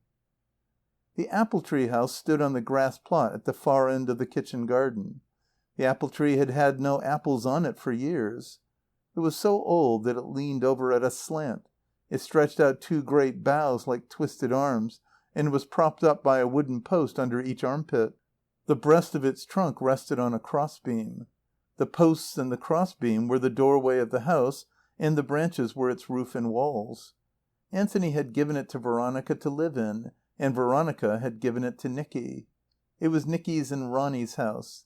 The others were only visitors who were not expected to stay. There was room enough for them both to stand up inside the doorway, to sit down in the middle, and to lie flat at the far end. "What more," said Nicky, "do you want?" He thought that everybody would be sure to laugh at him when he played with Ronny in the apple tree house. "I don't care a ram if they do," he said. But nobody ever did. Not even Mr. Parsons. Only Frances, when she passed by that way and saw Nicky and Ronny sitting cramped and close under their roof tree, smiled unwillingly. But her smile had in it no sort of mockery at all. Nicky wondered why. "Is it," said Dorothy one morning, "that Ronny doesn't look as if she was Uncle Barty's daughter, or that Uncle Barty looks as if he wasn't Ronny's father?" However suddenly and wantonly an idea struck Dorothy, she brought it out as if it had been the result of long and mature consideration. "Or is it," said Vera, "that I don't look as if I were Ronny's mother?" Her eyes had opened all their length to take in Dorothy. "No, I think it is that Uncle Barty looks—" Frances rushed in. "It doesn't matter, my dear, what you think." "It will some day," said Dorothy. It was perhaps the best thing she could have said, as showing that she was more interested in the effect she would produce some day than in the sensation she had created there and then. "May I go round to Rosalind's after lessons?" "You may." "May I stay to lunch if they ask me?" "You may stay as long as they care to have you. Stay to tea, stay to dinner if you like." Dorothy knew by the behaviour of her mother's face that she had scored somewhere, somehow. She also knew that she was in disgrace and yet not in disgrace, which, if you came to think of it, was a funny thing. About this time Frances began to notice a symptom in herself. She was apt to resent it when Vera discussed her children with her. One late afternoon she and Anthony were alone with Vera. Captain Cameron had not come round that day, and Bartie had gone into town to consult either his solicitor or a specialist. He was always consulting one or the other. "You're wrong, you two," said Vera. "You think Michael's tender and Nicky's hard and unimpressionable. Michael's hard. You won't have to bother about Michael's feelings." "Michael's feelings," said Frances, "are probably what I shall have to bother about more than anything." "You needn't. For one thing, they'll be so unlike your feelings that you won't know whether they're feelings at all. You won't even know whether he's having them or not. Nicky's the one you'll have to look out for. He'll go all the howlers." "I don't think that Nicky'll be very susceptible. He hasn't shown any great signs so far." "Hasn't he? Nicky's susceptibility is something awful." "My dear Vera, you say yourself you don't care about children and that you don't understand them." "No more I do," said Vera. "But I understand men." "Do you understand Veronica?" "Of course I don't. I said men. Veronica's a girl. Besides, I'm Veronica's mother." "Nicky," said Anthony, "is not much more than 9." "You keep on thinking of him as a child, nothing but a child. Wait till Nicky has children of his own. Then you'll know." "They would be rather darlings, Nicky's children," Frances said. "So would Veronica's." "Veronica?" "You needn't be frightened. Nicky's affection for Ronny is purely paternal." "I'm not frightened," said Frances, but she left the room. She did not care for the turn the talk had taken. Besides, she wanted Vera to see that she was not afraid to leave her alone with Anthony. "I'm glad Frances has gone," said Vera, "because I want to talk to you. You'd never have known each other if it hadn't been for me. She couldn't have married you. It was I who saw you both through." He assented. "And you said if there was ever anything you could do for me you haven't by any chance forgotten." "I have not." "Well, if anything should happen to me " "But, my dear girl, what should happen to you?" "Things do happen, Anthony." "Yes, but how about Bartie?" "That's it. Supposing we separated." "Good heavens! You're not contemplating that, are you?" "I'm not contemplating anything. But Bartie isn't very easy to live with, is he?" "No, he's not. He never was. All the same " Bartie was impossible. Between the diseases he had and thought he hadn't, and the diseases he hadn't and thought he had, he made life miserable for himself and other people. He was a jealous egoist, he had the morbid coldness of the neurotic, and Vera was passionate. She ought never to have married him. All the same, I shall stick to Bartie as long as it's possible. And as long as it's possible, Bartie'll stick to me. But if anything happens I want you to promise that you'll take Ronny." "You must get Frances to promise." She'll do anything you ask her to, Anthony." When Frances came into the room again, Vera was crying. And so Frances promised. "London Bridge is broken down. Build it up with stone so strong. Build it up with gold so fine." It was 20 to 8, and Ronny had not so much as begun to say good night. She was singing her song to spin out the time. "London Bridge." "That'll do, Ronny. It's time you were in bed." There was no need for her to linger and draw out her caresses. No need to be afraid of going to bed alone.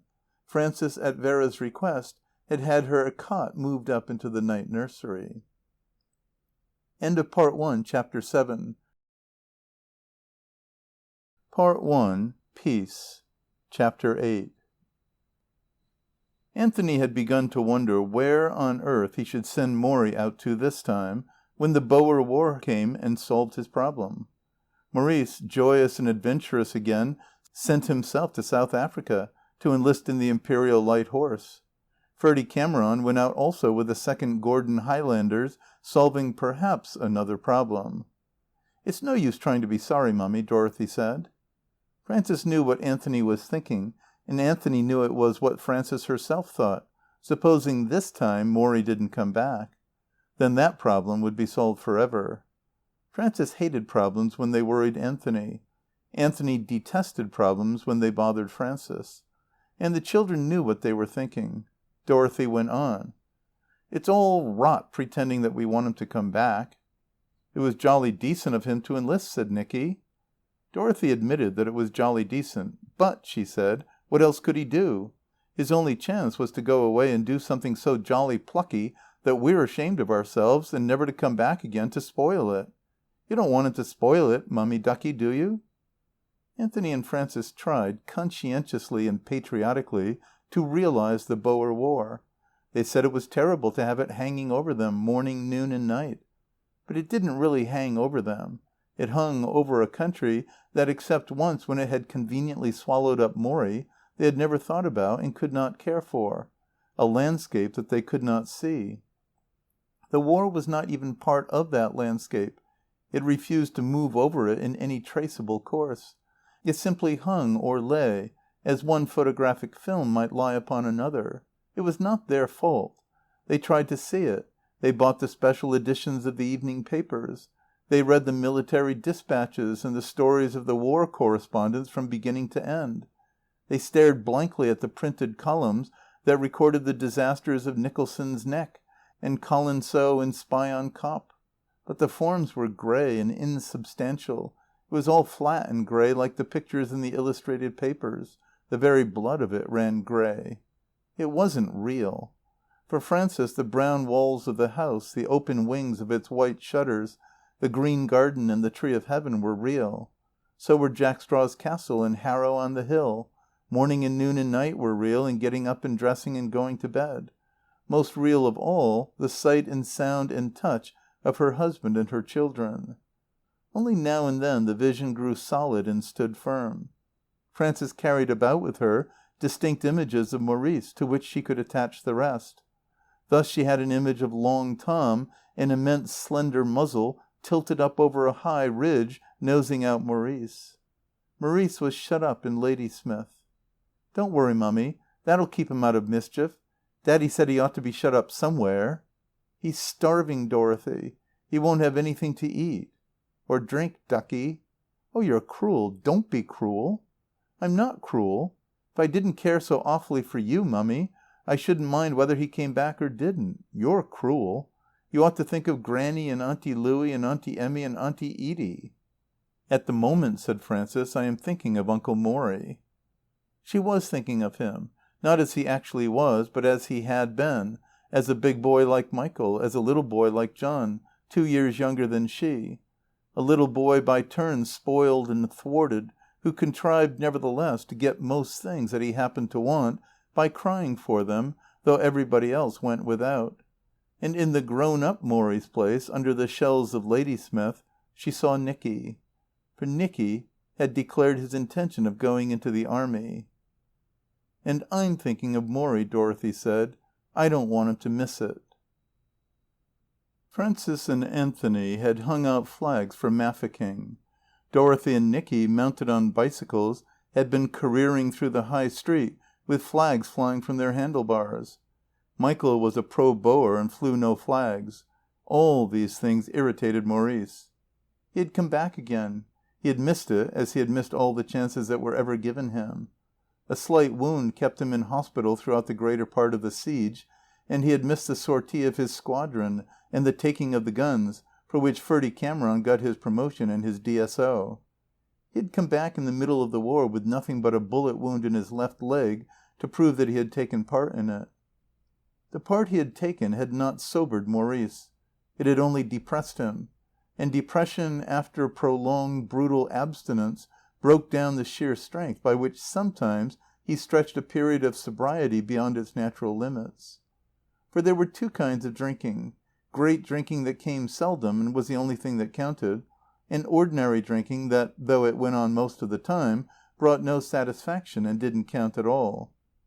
And there were two states of drunkenness to correspond, one intense and vivid, without memory, transcending all other states, and one that was no more remarkable than any other. Before the war, Morrie's great drinking came seldom, by fits and bursts and splendid, unlasting uprushes. After the war, the two states tended to approach, till they merged in one continual sickly soaking. And while other important and outstanding things, and things that he really wanted to remember, disappeared in the poisonous flood let loose in Morrie's memory, he never for one moment lost sight of the fact that it was he and not Anthony, his brother-in-law, who had enlisted and was wounded. He was furious with his mother and sisters for not realizing the war.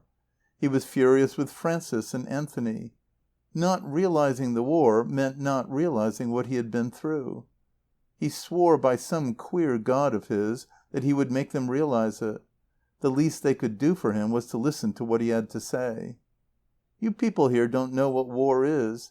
You think it's all glory and pluck and dashing out and blowing up the enemy's guns and the British flag flying and wounded pipers piping all the time and not caring a damn. Nobody caring a damn. And it isn't. It's dirt and funk and stinks and more funk all the time. It's lying out all night on the beastly veldt and going to sleep and getting frozen and waking up and finding you've got warm again because your neighbour's inside's been fired out on the top of you. You get wounded when the stretcher bearers aren't anywhere about, and you crawl over to the next poor devil and lie back to back with him to keep warm. And just when you've dropped off to sleep, you wake up shivering, because he's died of a wound he didn't know he'd got. You'll find a chap lying on his back all nice and comfy, and when you start to pick him up, you can't lift him because his head's glued to the ground. You try a bit gently, and the flesh gives way like rotten fruit, and the bone like a cup you've broken and stuck together without any seccotine, and you heave up a body with half a head on it, and all the brains are in the other half, the one that's glued down. That's war. Huh! He threw out his breath with a jerk of contempt. It seemed to him that neither Francis nor Anthony was listening to him. They were not looking at him. They didn't want to listen. They didn't want to look at him. He couldn't touch them. He couldn't evoke one single clear image in their minds.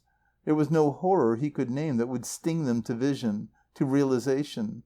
They had not been there. Dorothy and Michael and Nicky were listening. The three kids had imagination. They could take it in. They stared as if he had brought those horrors into the room. But even they missed the reality of it. They saw everything he meant them to see except him. It was as if they were in the conspiracy to keep him out of it. He glared at Francis and Anthony. What was the good of telling them, of trying to make them realize it? If they'd only given some sign, made some noise or some gesture, or looked at him, he might have spared them. But the stiff, averted faces of Francis and Anthony annoyed him. And if you're a poor wretched Tommy like me, you'll have to sweat in a brutal sun, hauling up cases of fizz from the railway up country to headquarters with a thirst on you that frizzles your throat. You see the stuff shining and spluttering and you go mad. You could kill the man if you were to see him drink it, when you know there's nothing for you but a bucket of green water with typhoid germs swimming about in it. That's war. You think you're lucky if you're wounded and get bumped down in a bullock wagon 30 miles to the base hospital. But the best thing you can do then is to pop off. For if you get better, they make you hospital orderly. And the hospital orderly has to clean up all the muck of the butcher's shop from morning to night. When you're so sick you can't stand, you get your supper, dry bread and bully beef. The bully beef reminds you of things, and the bread, well, the bread's all nice and white on the top, but when you turn it over on the other side, it's red. That's war. Frances looked at him. He thought, at last she's turned. At last I've touched her. She can realize that. "Morrie, dear, it must have been awful," she said. "It's too awful. I don't mind your telling me and Anthony about it, but I'd rather you did it when the children aren't in the room." "Is that all you think about? The children? The children? You don't care a tinker's cuss about the war. You don't care a damn what happens to me or anybody else. What does it matter who's wounded or who's killed, as long as it isn't one of your own kids? I'm simply trying to tell you what war is. It's dirt and stink and funk. That's all it is. And there's precious little glory in it, Nicky." "If the Boers won, there would be glory," Michael said. "Not even if the Boers won," said Maurice. "Certainly not if the Boers won," said Anthony. "He'll say next there'd be no glory if there was war between England and Ireland and the Irish won. And yet there would be glory." "Would there? Go and read history and don't talk rot." "I have read it," said Michael. Frances thought, he doesn't know what he's talking about. Why should he? He's barely 13. I can't think where he gets these ideas from. But he'll grow out of them. It was not Maurice that she saw in Maurice's war pictures, but he had made them realize what war was, and they vowed that as long as they lived, not one of their sons should have anything to do with it. In the spring of 1901, Anthony sent Maurice out to California. The Boer War was ended. Another year, and the vision of war passed from Frances as if it had never been. End of Part 1, Chapter 8. Part 1, Peace, Chapter 9. Michael was unhappy. The almond trees flowered in front of the white houses in the strange white streets. White squares, white terraces, white crescents.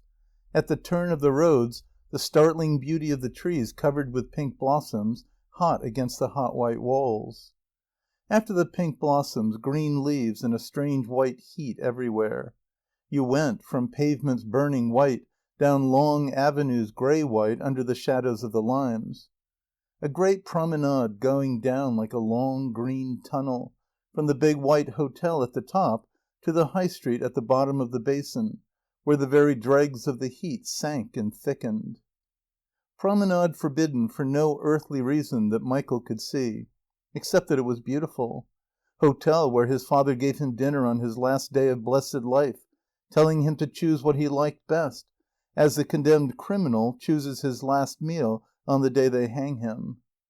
Cleeve Hill and Battledown and Birdlip and the long rampart of Leckhampton, a thin curling bristle of small trees on the edge of it.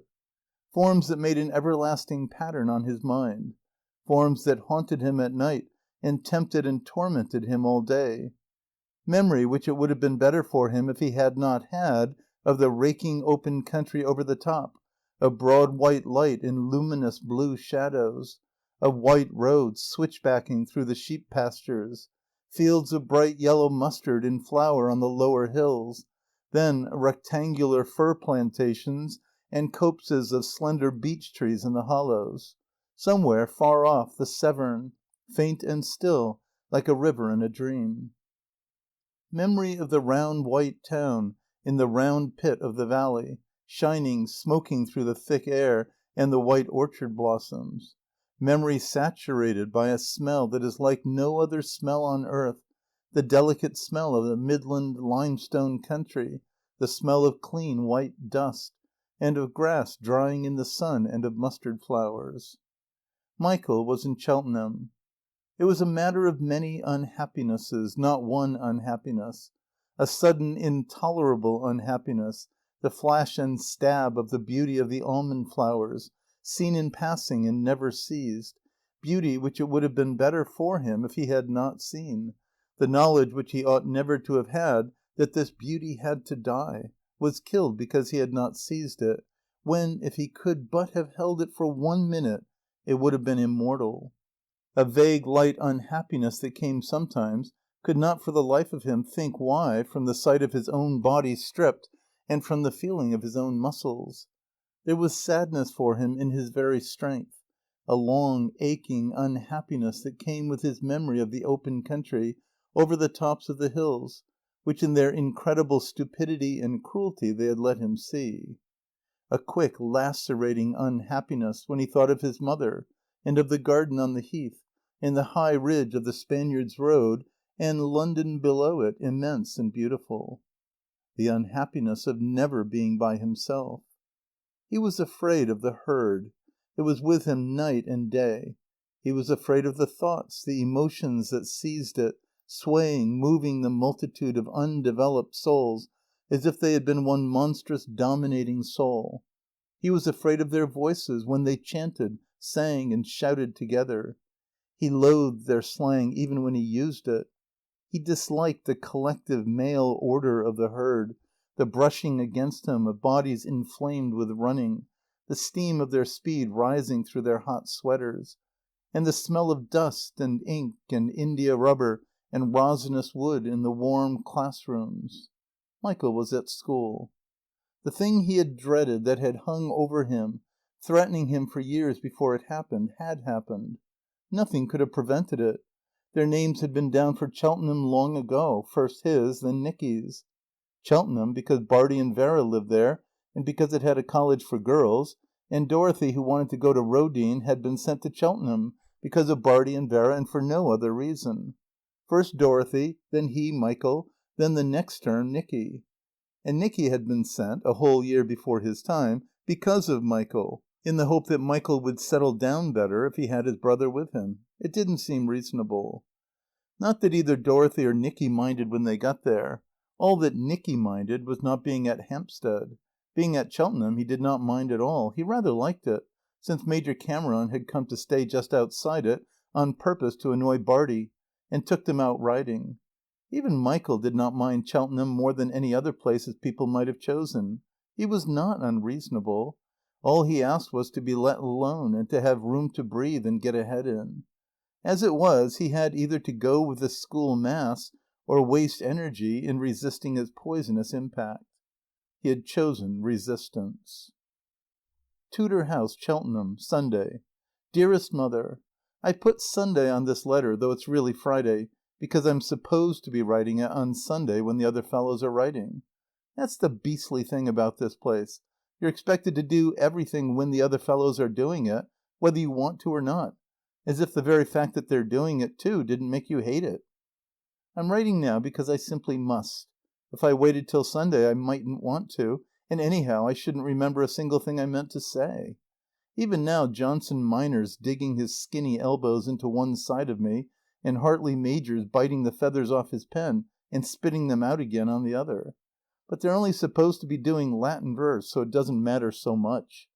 What I mean is, it's as if their beastly minds kept on leaking into yours till you're all mixed up with them. That's why I asked Daddy to take me away next term. You see, it's more serious than he thinks. It is, really. You've no idea what it's like. You've got to swat every blessed thing the other fellows swat, even if you can't do it, and whether it's going to be any good to you or not. Why, you're expected to sleep when they're sleeping, even if the chap next to you snores. Daddy might remember that it's Nicky who likes mathematics, not me. It's all very well for Nicky when he wants to go into the army all the time. There are things I want to do. I want to write, and I'm going to write. Daddy can't keep me off it, and I don't believe he'd want to if he understood. There's nothing else in the world I'll ever be any good at. And there are things I want to know. I want to know Greek and Latin and French and German and Italian and Spanish and Old French and Russian and Chinese and Japanese, and Provençal, and every blessed language that has or has had a literature. I can learn languages quite fast. Do you suppose I've got a chance of knowing one of them, really knowing, even if I had the time? Not much. And that's where being here's so rotten. They waste your time as if it was theirs, not yours. They've simply no notion of the value of it. They seem to think time doesn't matter because you're young. Fancy taking 3 months over a Greek play you can read in 3 hours. That'll give you some idea. It all comes of being in a beastly form and having to go with the other fellows. Say there are 30 fellows in your form and 29 stick. You've got to stick with them if it's terms and terms. They can't do it any other way. It's because I'm young, Mummy, that I mind so awfully. Supposing I died in 10 years' time, or even 15, it simply makes me hate everybody. Love to Daddy and Don. Your loving Mick. P.S. I don't mean that Hartley Major isn't good at Latin verse. He is. He can lick me into fits when he's bitten all the feathers off. Tudor House, Cheltenham, Tuesday. Darling Mummy, Daddy doesn't understand. You only think he does because you like him. It's all rot what he says about esprit de corps, the putridest rot, though I know he doesn't mean it. And he's wrong about gym and drill and games and all that. I don't mind gym and I don't mind drill and I like games. I'm fairly good at most of them, except footer. All the fellows say I'm fairly good. Otherwise, I don't suppose they'd stick me for a minute. I don't even mind chapel. You see, when it's only your body doing what the other chaps do, it doesn't seem to matter. If esprit de corps was esprit de corps, it would be all right. But it's esprit d'esprit, and it's absolutely sickening the things they can do to your mind. I can't stand another term of it. Always your loving Mick. P.S. How do you know I shan't be dead in 10 or 15 years' time? It's enough to make me. P.P.S. It's all very well for Daddy to talk. He doesn't want to learn Chinese. Tudor House, Cheltenham, Thursday. Dear Father, all right. Have it your own way, only I shall kill myself. You needn't tell Mother that, though it won't matter so much as she'll very likely think. And perhaps then you won't try and stop Nicky going into the army as you've stopped me. I don't care a ram, as Nicky would say, whether you bury me or cremate me. Only you might give my Theocritus to old Parsons and my revolver to Nicky if it doesn't burst. He'd like it. Michael. P.S. If Parsons would rather have my Aeschylus, he can, or both. Tudor House, Cheltenham, Sunday. Darling Mummy, it's your turn for a letter. Do you think Daddy'd let me turn the hen house into a workshop next holidays, as there aren't any hens? And would he give me a proper lathe for turning steel and brass and stuff for my next birthday? I'm afraid it'll cost an awful lot. But he could take it out of my other birthdays. I don't mind how many, so long as I can have the lathe this one. This place isn't half bad once you get used to it. I like the fellows, and all the masters are really jolly decent, though I wish we had old Parsons here instead of the one we have to do Greek for. He's an awful chap to make you swat. I don't know what you mean about Mick being seedy. He's as fit. You should see him when he's stripped. But he hates the place like poison half the time. He can't stand being with a lot of fellows. He's a rum chap because they all like him no end, the masters and the fellows, though they think he's funny, all except Hartley Major, but he's such a measly little blighter that he doesn't count. We had a ripping time last Saturday. Barty went up to town, and Major Cameron took Dorothy and Ronnie and Vera and me and Mick to Birdlip in his dog cart. Only Mick and me had to bike because there wasn't room enough. However, we grabbed the chain behind, and the dog cart pulled us up the hills like anything, and we could talk to Dorothy and Ronnie without having to yell at each other. He did us jolly well at tea afterwards. Dorothy rode my bike side legs coming back, so that I could sit in the dog cart. She said she'd get a jolly wigging if she was seen. We shan't know till Monday. You know, Mummy, that kid Ronnie's having a rotten time, what with Barty being such a beast and Vera chumming up with Ferdy and going off to country houses where he is. I really think she'd better come to us for the holidays. Then I could teach her to ride. Barty won't let her learn here, though Ferdy'd gone and bought a pony for her. That was to spite Ferdy. He's worse than ever, if you can imagine that, and he's got 3 more things the matter with him. I must stop now. Love to Dad and Don and Nana. Next year I'm to go into physics and stinks. That's chemistry. Your loving Nicky. The Lees, Parabola Road, Cheltenham, Sunday. Dearest Mummy, I'm awfully sorry you don't like my last term school report. I know it wasn't what it ought to have been. I have to hold myself in so as to keep in the same class with Rosalind when we're moved up after midsummer. But she's promised me faithfully she'll let herself rip next term. You'll see, it'll be all right at Christmas.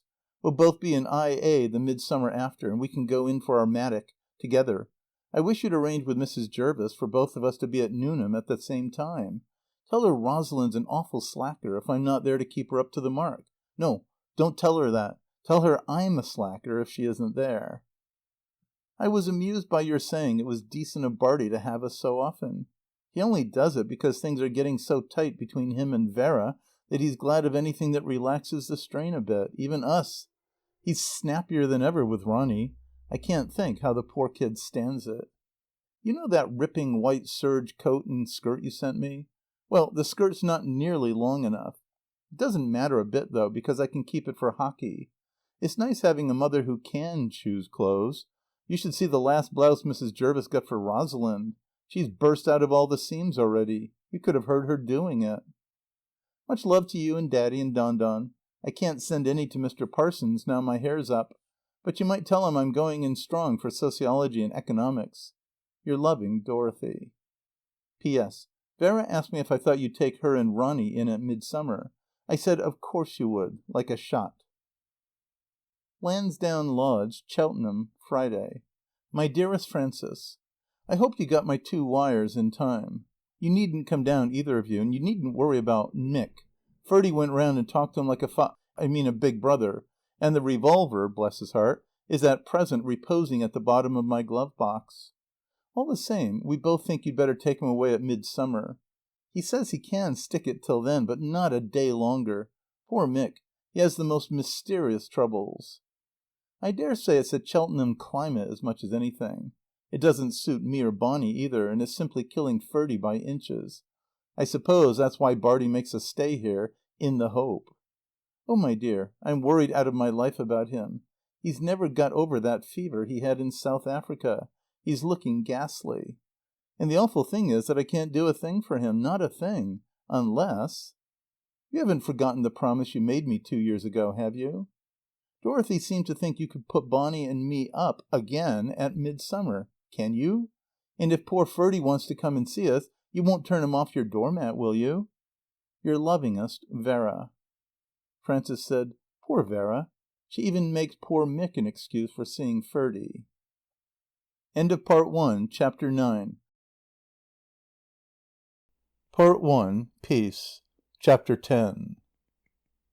3 more years passed, and Frances had fulfilled her promise. She had taken Veronica. The situation had become definite. Bartie had delivered his ultimatum. Either Vera must give up Major Cameron, signing a written pledge in the presence of 3 witnesses, Frances, Anthony, and Bartie's solicitor, that she would neither see him nor write to him, nor hold any sort or manner of communication with him, direct or indirect, or he would obtain a judicial separation. It was to be clearly understood by both of them that he would not, in any circumstances, divorce her.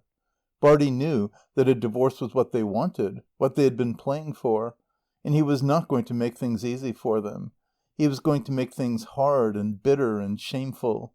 He had based his ultimatum on the calculation that Vera would not have the courage of her emotions, that even her passion would surrender when she found that it had no longer the protection of her husband's house and name. Besides, Vera was expensive, and Cameron was a spendthrift on an insufficient income. He could not possibly afford her. If Bartie's suspicions were correct, the thing had been going on for the last 12 years. And if in 12 years' time they had not forced his hand, that was because they had counted the cost, and decided that, as Frances had put it, the game was not worth the scandal. For when suspicion became unendurable, he had consulted Anthony, who assured him that Frances, who ought to know, was convinced that there was nothing in it except incompatibility, for which Bartie was superlatively responsible. Anthony's manner did not encourage confidence, and he gathered that his own more sinister interpretation would be dismissed with contemptuous incredulity. Anthony was under his wife's thumb, and Frances had been completely bamboozled by her dearest friend. Still, when once their eyes were opened, he reckoned on the support of Anthony and Frances. It was inconceivable that, faced with a public scandal, his brother and his sister-in-law would side with Vera. It was a game where Bartie apparently held all the cards, and his trump card was Veronica. He was not going to keep Veronica without Vera.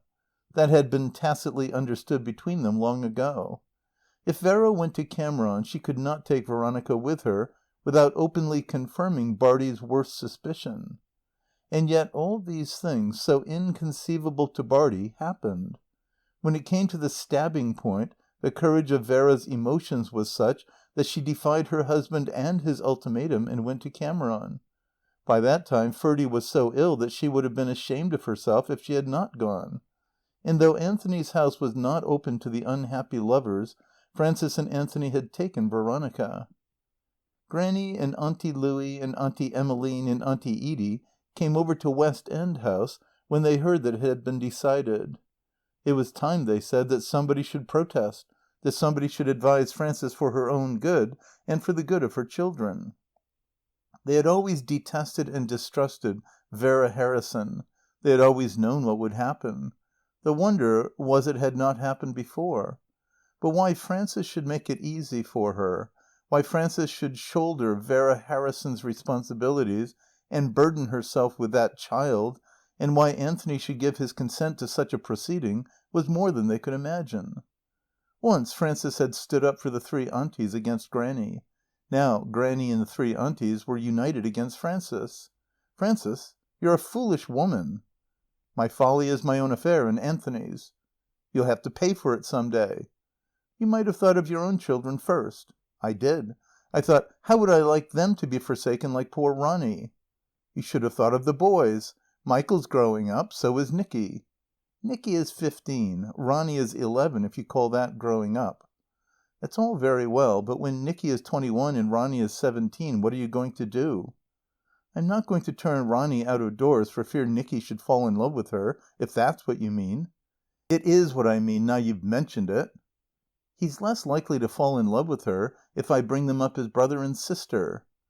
"You might think of Anthony. Bartholomew's wife leaves him for another man, and you aid and abet her by taking her child, relieving her of her one responsibility." "Bartie's wife leaves him, and we help Bartie by taking care of his child, who is our niece, not yours." "My dear Frances, that attitude isn't going to deceive anybody. If you don't think of Anthony and your children, you might think of us. We don't want to be mixed up in this perfectly horrible affair." "How are you mixed up in it?" "Well, after all, Frances, we are the family. We are your sisters and your mother and your children's grandmother and aunts." "Then," said Frances with decision, "you must try to bear it. You must take the rough with the smooth, as Anthony and I do." And as soon as she had said it she was sorry. It struck her for the first time that her sisters were getting old. It was no use for Auntie Louie, more red and more rigid than ever, to defy the imminence of her 49th birthday. Auntie Emmy's gestures, her mouthings and excitement, only drew attention to the fact that she was 47. And Edie, why, even poor little Auntie Edie was 45. Grannie, dry and wiry, hardly looked older than Auntie Edie. They left her going stiffly in offence, and again the unbearable pathos of them smote her. The poor Aunties. She was a brute to hurt them. She still thought of them as Auntie Louie, Auntie Emmy, Auntie Edie. It seemed kinder, for thus she bestowed upon them a colour and vitality that, but for her and for her children, they would not have had. They were helpless, tiresome, utterly inefficient. In all their lives they had never done anything vigorous or memorable. They were doomed to go out before her children. When they were gone they would be gone altogether. Neither Auntie Louie nor Auntie Emmy nor Auntie Edie would leave any mark or sign of herself. But her children gave them titles by which they would be remembered after they were gone. It was as if she had bestowed on them a little of her own enduring life. It was absurd and pathetic that they should think that they were the family. But however sorry she was for them, she could not allow them to dictate to her in matters that concerned her and Anthony alone. If they were so worried about the scandal, why hadn't they the sense to see that the only way to meet it was to give it the lie by taking Ronny, by behaving as if Ronny were unquestionably Bartie's daughter and their niece? They were bound to do it, if not for Vera's sake, for the dear little girl's sake. And that was what Vera had been thinking of. That was why she had trusted them. But her 3 sisters had always disliked Vera. They disliked her because while they went unmarried, Vera, not content with the one man who was her just and legal portion, had taken another man whom she had no right to. And Auntie Emmeline had been in love with Ferdie. Still, there was a certain dreadful truth in their reproaches, and it stung. Frances said to herself that she had not been wise. She had done a risky thing in taking Ronny. It was not fair to her children, to Michael and Nicholas and John. She was afraid. She had been afraid when Vera had talked to her about Nicky and Veronica, and when she had seen Veronica and Nicky playing together in the apple tree house, and when she had heard Ronny's voice outside the schoolroom door crying, "Where's Nicky? I want him. Will he be very long?" Supposing Veronica should go on wanting Nicky, and supposing Nicky... Frances was so worried that when Dorothy came striding across the lawn to ask her what the matter was, and what on earth Granny and the Aunties had been gassing about all that time, she told her. Dorothy was 19. And Dorothy at 19, tall and upright, was Anthony's daughter. Her face and her whole body had changed. They were Anthony's face and body made feminine. Her little straight nose had now a short high bridge. Her brown eyes were keen and alert. She had his hawk's look.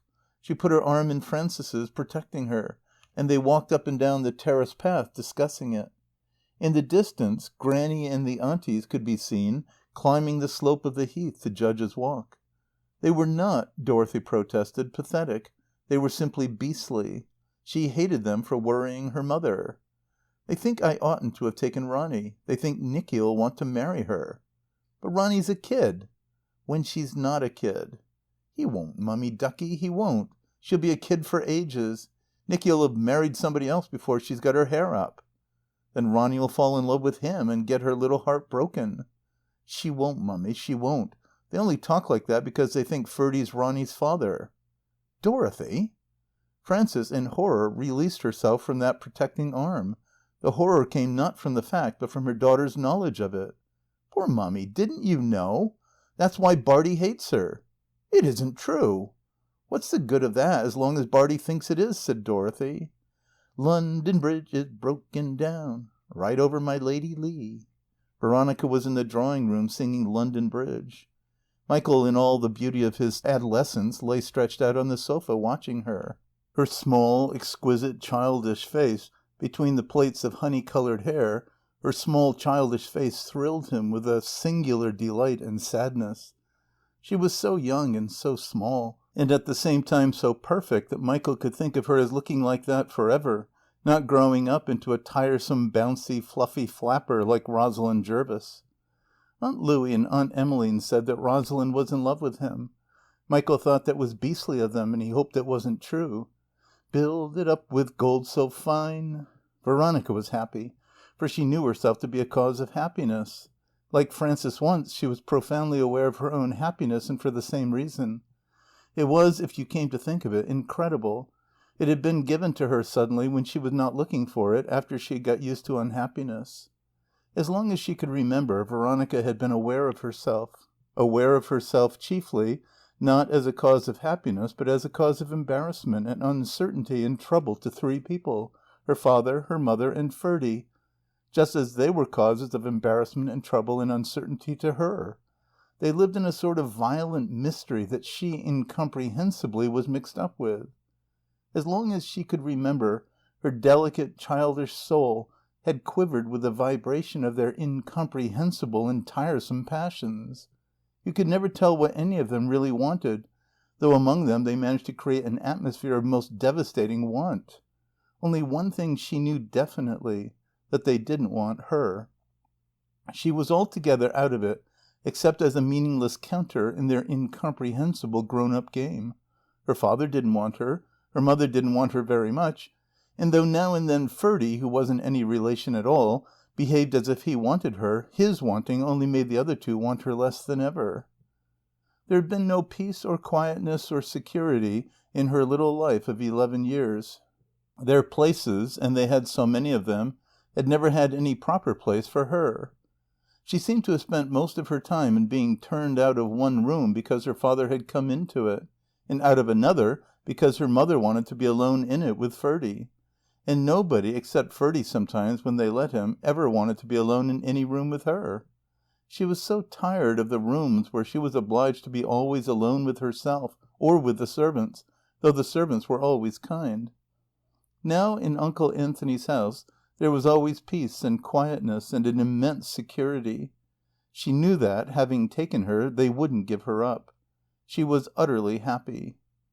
And the house, with its long wainscoted rooms, its whiteness and darkness, with its gay, clean, shining chintzes, the delicate faded rose stuffs, the deep blue and purple and green stuffs, and the blue and white of the old china, and its furniture of curious woods, the golden brown, the black and the wine-coloured, bought by Anthony in many countries, the round concave mirrors, the pictures and the old bronzes, all the things that he had gathered together and laid up as treasure for his sons, and the garden on the promontory, with its buttressed walls and its green lawn, its flower borders and its tree of heaven, saturated with memories, became for her, as they had become for Frances, the sanctuary, crowded with visible and tangible symbols of the happiness she adored.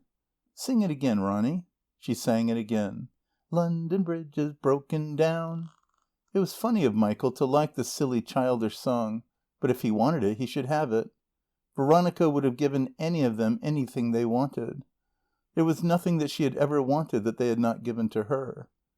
She had wanted to be strong, to be able to run and ride, to play tennis and cricket and hockey, and Nicky had shown her how.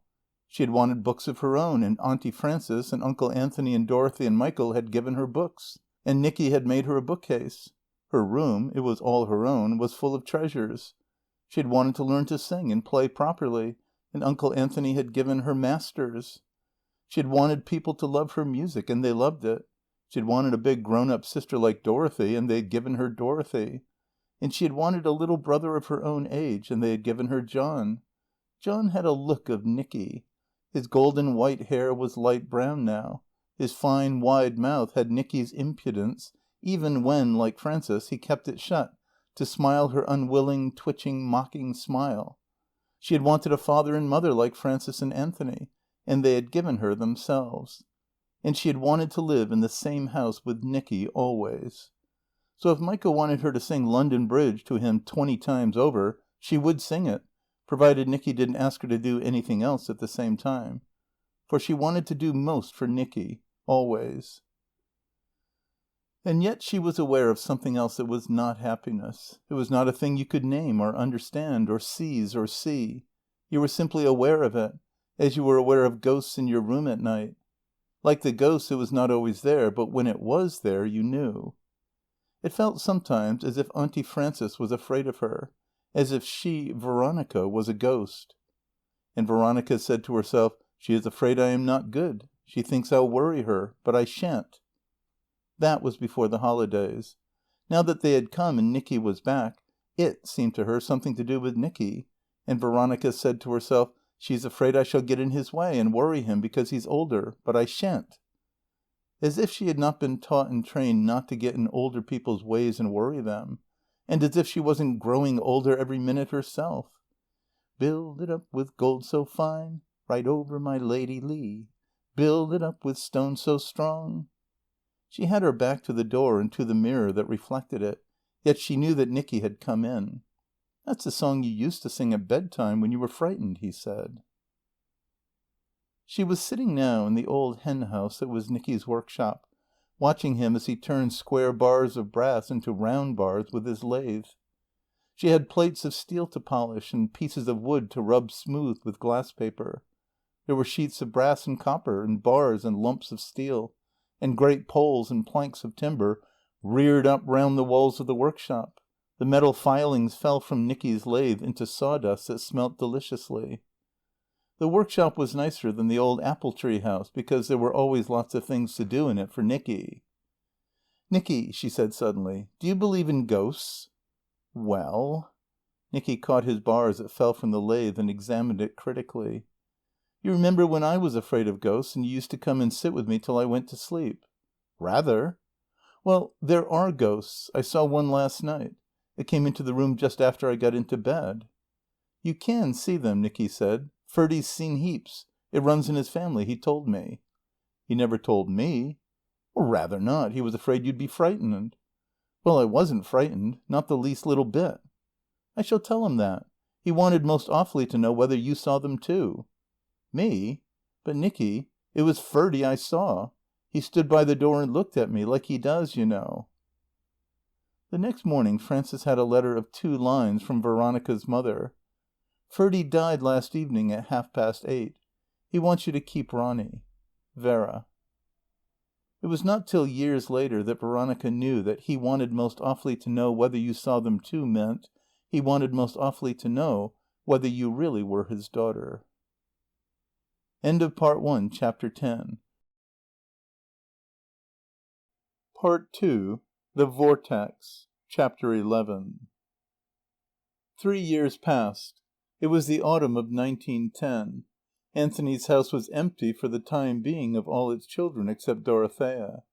Michael was in the beginning of his last year at Cambridge. Nicholas was in his second year. He had taken up mathematics and theoretical mechanics. In the long vacation, when the others went into the country, he stayed behind to work in the engineering sheds of the Morse Motor Company.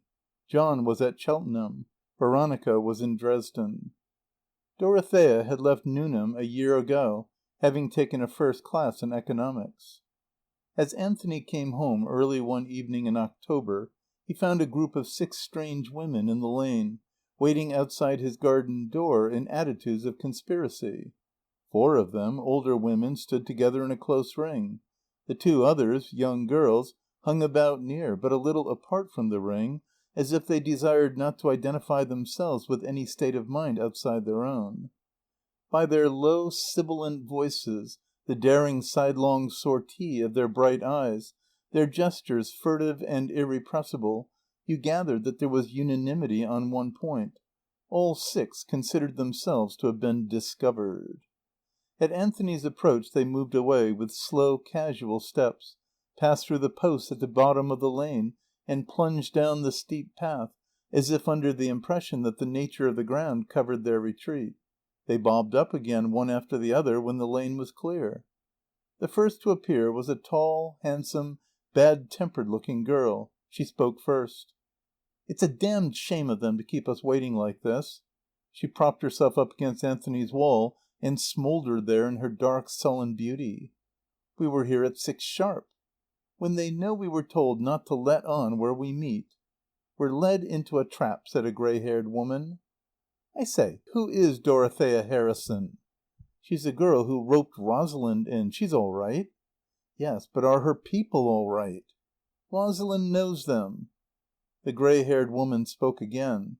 "Well, if you think this lane is a good place for a secret meeting, I don't. Are you aware that the yard of Jack Straw's Castle is behind that wall? What's to prevent them from bringing up 5 or 6 coppers and planting them there? Why, they've only got to post one tech at the top of the lane and another at the bottom, and we're done. Trapped. I call it rotten." "It's all right. Here they are."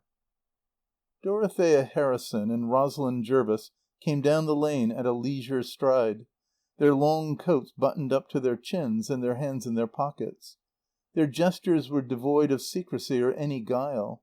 Each had a joyous air of being in command, of being able to hold up the whole adventure at her will, or let it rip. Rosalind Jervis was no longer a bouncing, fluffy flapper. In 3 years she had shot up into the stature of command. She slouched, stooping a little from the shoulders, and carried her pink face thrust forward, as if leaning from a platform to address an audience. From this salience her small chin retreated delicately into her pink throat. "Is Miss Maud Blackadder here?" she said, marshalling her 6. The handsome girl detached herself slowly from Anthony's wall.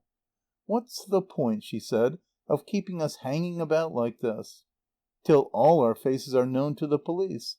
There's a Johnny gone in there who can swear to me. Why didn't you 2 turn up before?" said the handsome girl. "Because," said Dorothea, "that Johnny was my father. He was pounding on in front of us all up East Heath Road. If we'd got here sooner I should have had to introduce you." She looked at the 6 benevolently, indulgently. They might have been children whose behaviour amused her. It was as if she had said, "I avoided that introduction, not because it would have been dangerous and indiscreet, but because it would have spoiled your fun for you." She led the way into the garden and the house, and through the hall into the schoolroom. There they found 11 young girls who had come much too soon, and mistaking the arrangements had rung the bell and allowed themselves to be shown in. The schoolroom had been transformed into a sort of meeting hall. The big oblong table had been drawn across one end of it. Behind it were chairs for the speakers. Before it were 3 rows of chairs, where the 11 young girls sat scattered, expectant. The 6 stood in the free space in front of the table and looked at Rosalind with significance. "This," said Rosalind, "is our hostess, Miss Dorothea Harrison. Dorothy, I think you've met Mrs. Eden, our treasurer. This is our secretary, Miss Valentina Gilchrist. Miss Ethel Farmer, Miss Winifred Burstall." Dorothy greeted in turn Mrs. Eden, a pretty gentlewoman with a face of dreaming tragedy. It was she who had defended Rosalind outside the gate. Miss Valentina Gilchrist, a middle-aged woman who displayed a large grey pompadour above a rosy face with turned-back features, which, when she was not excited, had an incredulous, quizzical expression. Miss Gilchrist was the one who had said they'd been led into a trap. Miss Ethel Farmer, fair, attenuated, scholastic, wearing pince-nez with an air of not seeing you. And Miss Winifred Burstall, weather-beaten, young at 50, wearing pince-nez with an air of seeing straight through you to the other side. Rosalind went on. "Miss Maud Blackadder." Miss Blackadder's curt bow accused Rosalind of wasting time in meaningless formalities. Miss Rosalind was at a loss. The other girl, the youngest of the 8, came forward, holding out a slender, sallow white hand. She was the one who had hung with Miss Blackadder in the background. "Desmond," she said. "Phyllis Desmond." She shrugged her pretty shoulders and smiled slightly, as much as to say, "She forgets what she ought to remember, but it doesn't matter." Phyllis Desmond was beautiful, but for the moment her beauty was asleep, stilled into hardness. Dorothy saw a long, slender, sallow white face between sleek bands of black hair, black eyes, dulled as if by a subtle film, like breath on a black looking-glass. A beautiful, slender mouth, pressed tight, holding back the secret of its sensual charm. Dorothy thought she had seen her before, but she couldn't remember where. Rosalind Jervis looked at her watch with a business-like air. Paper and pencils were produced. Coats were thrown on the little school desks and benches in the corner where Dorothy and her brothers had sat at their lessons with Mr. Parsons some 12 years ago. And the 8 gathered about the big table, Rosalind taking the presidential chair, which had once been Mr. Parsons' chair, in the centre between Miss Gilchrist and Miss Blackadder. Miss Burstall and Miss Farmer looked at each other, and Miss Burstall spoke. "We understood that this was to be an informal meeting. Before we begin business, I should like to ask one question. I should like to know what we are and what we are here for." "We, Mrs. Eden, Miss Valentina Gilchrist, Miss Maud Blackadder and myself," said Rosalind, in the tone of one dealing reasonably with an unreasonable person, "are the committee of the North Hampstead branch of the Women's Franchise Union. Miss Gilchrist is our secretary, I am the president, and Miss Blackadder is the committee." "By whom elected? This," said Miss Burstall, "is most irregular." Rosalind went on. "We are here to appoint a vice president, to elect members of the committee, and enlist subscribers to the union. These things will take time." "We were punctual," said Miss Farmer. Rosalind did not even look at her. The moment had come to address the meeting. "I take it that we are all agreed as to the main issue, that we have not come here to convert each other, that we all want women's franchise, that we all mean to have it, that we are all prepared to work for it, and, if necessary, to fight for it, to oppose the government that withholds it by every means in our power." "By every constitutional means," Miss Burstall amended, and was told by Miss Gilchrist that if she desired proceedings to be regular she must not interrupt the chairwoman. "To oppose the government that refuses us the vote, whatever government it may be, regardless of party, by every means in our power." Rosalind's sentences were punctuated by a rhythmic sound of tapping. Miss Maud Blackadder twisted sideways on the chair she had pushed farther and farther back from the table, so as to bring herself completely out of line with the other 7. From time to time, rhythmically, twitching with impatience, struck her own leg with her own walking stick. Rosalind perorated. "If we differ, we differ. Not as to our end, but solely as to the means we, personally and individually, are prepared to employ." She looked around. "Agreed." "Not agreed," said Dorothy and Miss Burstall and Miss Farmer all at once. "I will now call on Miss Maud Blackadder to speak." She will explain to those of you who are strangers," she glanced comprehensively at the 11 young girls, "the present program of the Union." "I protest," said Miss Burstall. "There has been confusion." "There really has, Rosalind," said Dorothy. "You must get it straight. You can't start all at 6s and 7s. I protest too." "We all three protest," said Miss Farmer, frowning and blinking in an agony of protest. "Silence, if you please, for the Chairwoman," said Miss Gilchrist. "May we not say one word?"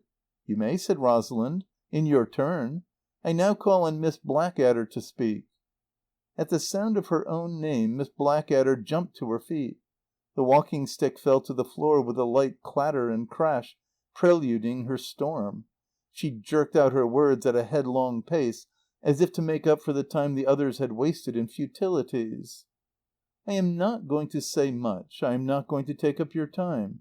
Too much time has been lost already. I am not a speaker. I am not a writer. I am not an intellectual woman. And if you ask me what I am, and what I am here for, and what I am doing in the Union, and what the Union is doing with me, and what possible use I, an untrained girl, can be to you clever women," she looked tempestuously at Miss Burstall and Miss Farmer, who did not flinch, "I will tell you. I am a fighter.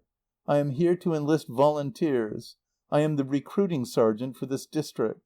That is the use my leaders, who should be your leaders, are making of me." Her head was thrown back, her body swayed, rocked from side to side, with a violent rhythm of her speech. "If you ask me why they have chosen me, I will tell you. It's because I know what I want, and because I know how to get what I want." "I know what I want.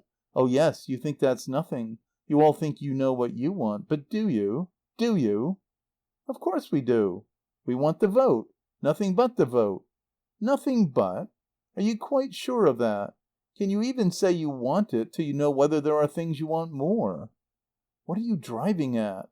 "You'll soon see what I'm driving at. I drive straight and I ride straight, and I don't funk my fences." "Well, say you all want the vote. Do you know how much you want it? Do you know how much you want to pay for it? Do you know what you're prepared to give up for it? Because if you don't know that, you don't know how much you want it." "We want it as much as you do, I imagine." "You want it as much as I do? Good. Then you're going to pay the price, whatever the price is.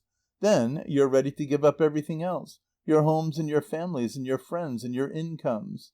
Until you're enfranchised, you are not going to own any man as father or brother or husband," her voice rang with a deeper and stronger vibration, "or lover or friend. And the man who does not agree with you, the man who refuses you the vote, the man who opposes your efforts to get the vote, the man who, whether he agrees with you or not, will not help you to get it, you count as your enemy. That is wanting the vote. That is wanting it as much as I do. You women, are you prepared to go against your men? To give up your men?" There were cries of "Rather!" from 2 of the 11 young girls who had come too soon. Miss Burstall shook her head and murmured, "Hopeless confusion of thought. If this is what it's going to be like, heaven help us." "You really are getting a bit mixed," said Dorothy. "We protest." "Protest then. Protest as much as you like. Then we shall know where we are. Then we shall get things straight. Then we can begin. You all want the vote. Some of you don't know how much, but at least you know you want it. Nobody's confused about that. Do you know how you're going to get it? Tell me that." Lest they should spoil it all by telling her, Miss Blackadder increased her vehement pace. "You don't because you can't, and I will tell you. You won't get it by talking about it, or by writing about it, or by sitting down and thinking about it. You'll get it by coming in with me, coming in with the Women's Franchise Union, and fighting for it. Fighting women, not talkers, not writers, not thinkers, are what we want." She sat down, heaving a little with the ground swell of her storm, amid applause in which only Miss Burstall and Miss Farmer did not join. She was now looking extraordinarily handsome. Rosalind bent over and whispered something in her ear. She rose to her feet again, flushed, smiling at them, triumphant. "Our chairwoman has reminded me that I came here to tell you what the program of our Union is. And I can tell you in 6 words.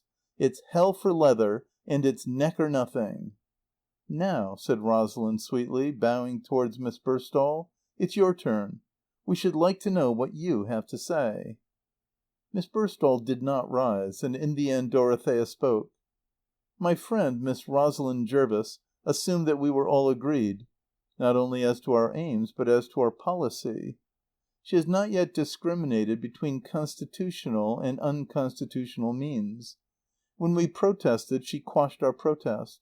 We took exception to the phrase, 'every means in our power,' because that would commit us to all sorts of unconstitutional things.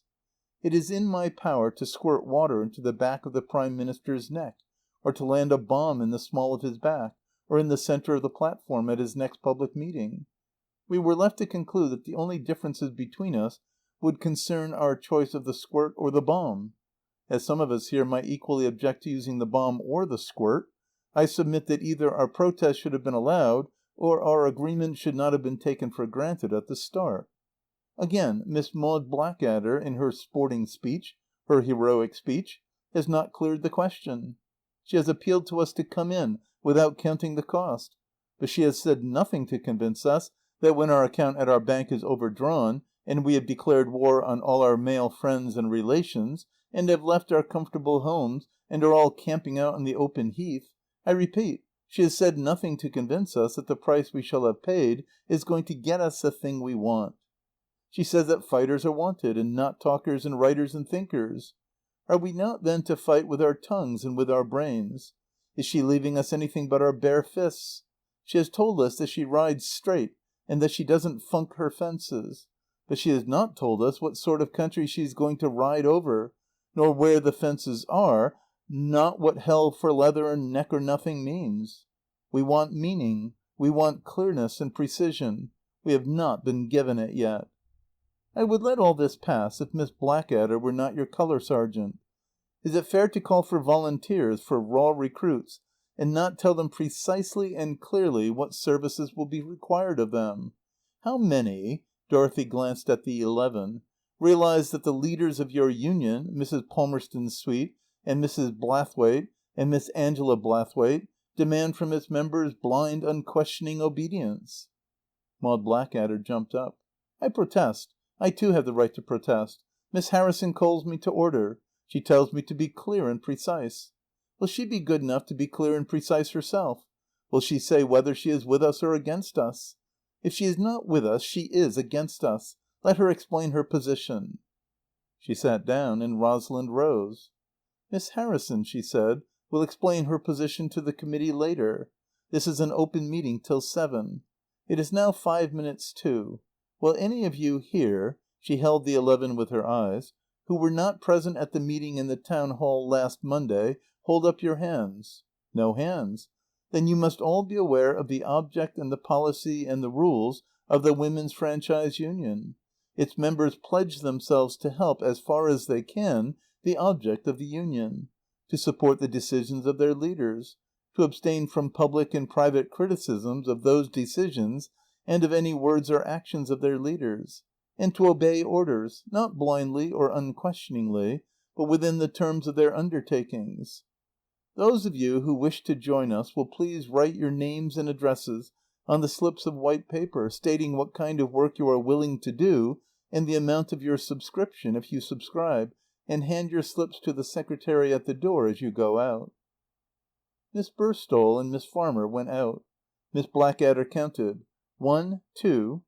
8 of the 11 young girls signed and handed in the white slips at the door and went out. 3, 4.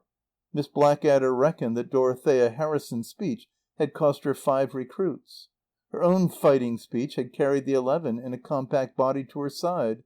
Dorothea's speech had divided and scattered them again.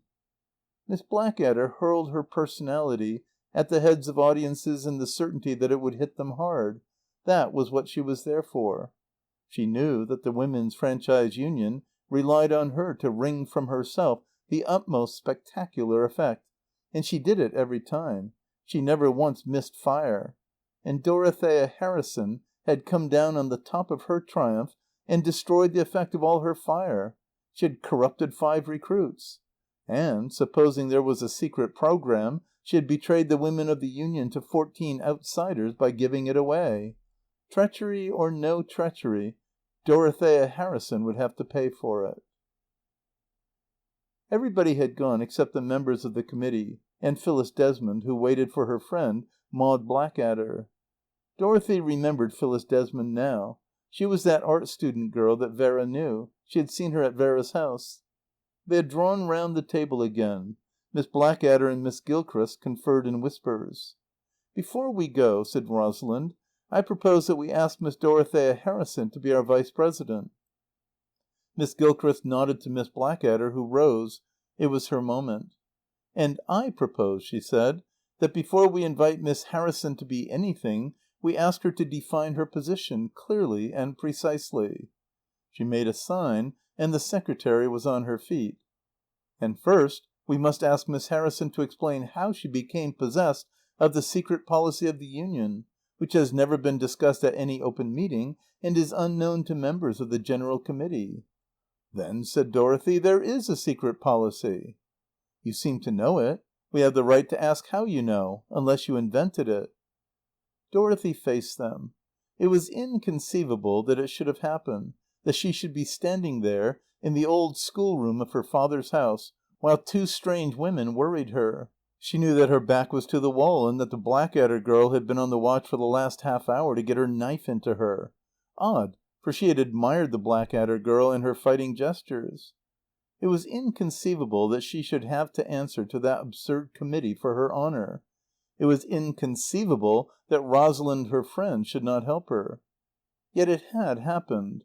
With all her platform eloquence, Rosalind couldn't, for the life of her, get out one heroic defending word. From the moment when the Gilchrist woman had pounced, Rosalind had simply sat and stared, like a rabbit, like a fish, her mouth open for the word that would not come.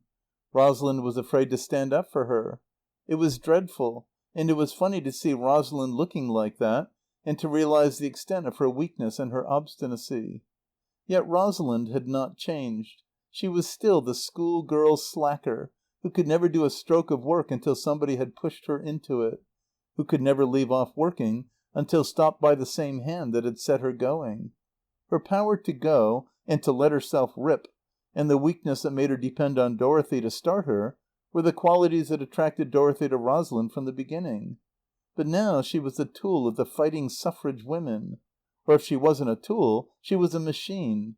Her brain was a rapid, docile, mechanical apparatus for turning out bad imitations of Mrs. Palmerston Swete and the two Blathwaites. Her air of casual command, half swagger, half slouch, her stoop and the thrusting forward of her face were copied sedulously from an admired model. Dorothy found her pitiable. She was hypnotized by the Blathwaites, who worked her and would throw her away when she was of no more use.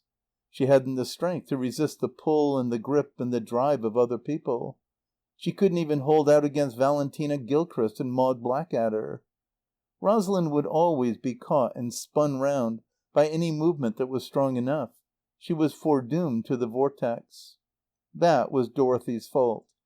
It was she who had pushed and pulled the slacker, in spite of her almost whining protest, to the edge of the vortex. And it was Rosalind, not Dorothy, who had been caught and sucked down into the swirl. She whirled in it now, and would go on whirling, under the impression that her movements made it move. The vortex fascinated Dorothy even while she resisted it. She liked the feeling of her own power to resist, to keep her head, to beat up against the rush of the whirlwind, to wheel round and round outside it, and swerve away before the thing got her. For Dorothy was afraid of the feminist vortex, as her brother Michael had been afraid of the little vortex of school. She was afraid of the herded women. She disliked the excited faces and the high voices skirling their battle cries, and the silly business of committees and the platform slang. She was sick and shy before the tremor and the surge of collective feeling. She loathed the gestures and the movements of the collective soul, the swaying and heaving and rushing forward of the many as one. She would not be carried away by it. She would keep the clearness and hardness of her soul. It was her soul they wanted, these women of the Union, the Blathwaites and the Palmerston Swetes and Rosalind and the Blackadder girl and the Gilchrist woman.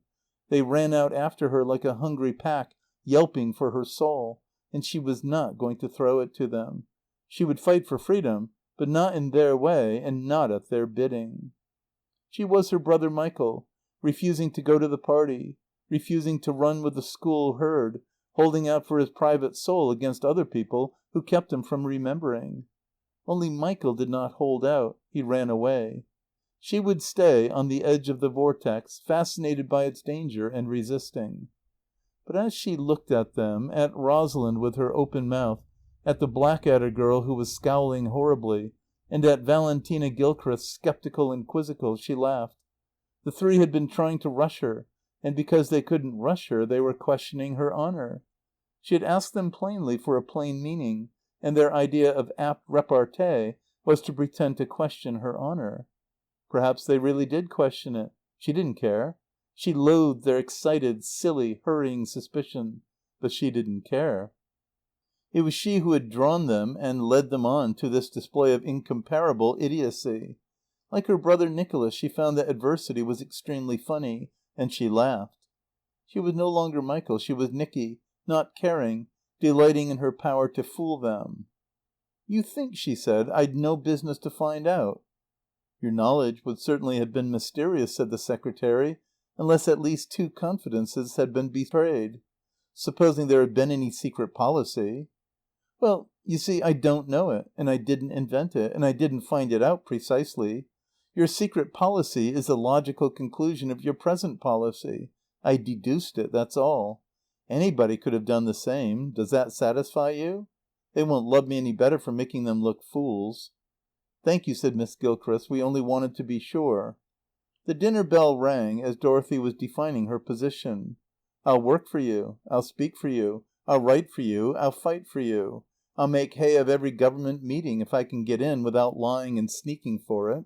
I'll go to prison for you if I can choose my own crime. But I won't give up my liberty of speech and thought and action. I won't pledge myself to obey your orders. I won't pledge myself not to criticize policy I disapprove of. I won't come on your committee, and I won't join your union. Is that clear and precise enough?" Somebody clapped, and somebody said, "Hear, hear," and somebody said, "Go it, Dorothy." It was Anthony and Frances and Captain Drayton, who paused outside the door on their way to the dining room and listened basely. They were all going now. Dorothy stood at the door, holding it open for them, glad that it was all over. Only Phyllis Desmond, the art student, lingered. Dorothy reminded her that they had met at her Aunt Vera Harrison's house. The art student smiled. "I wondered when you were going to remember." "I did, but they all called you Desmond. That's what put me out." "Everybody calls me Desmond. You had a brother or something with you, hadn't you?" "I might have had 2. Which? Michael's got green eyes and yellow hair. Nicky's got blue eyes and black hair." "It was Nicky. Nice name. Then." Desmond's beauty stirred in its sleep. The film of air was lifted from her black eyes. "I'm dining with Mrs. Harrison tonight," she said. "You'll be late then." "It doesn't matter. Lawrence Stephen's never there till after 8. She won't dine without him." Dorothy stiffened. She did not like that furtive betrayal of Vera and Lawrence Stephen. "I wish you'd come and see me at my rooms in Chelsea. And bring your brother. Not the green and yellow one, the blue and black one." Dorothy took the card on which Desmond had scribbled an address, but she did not mean to go and see her. She wasn't sure that she liked Desmond. Rosalind stayed on to dine with Dorothy's family.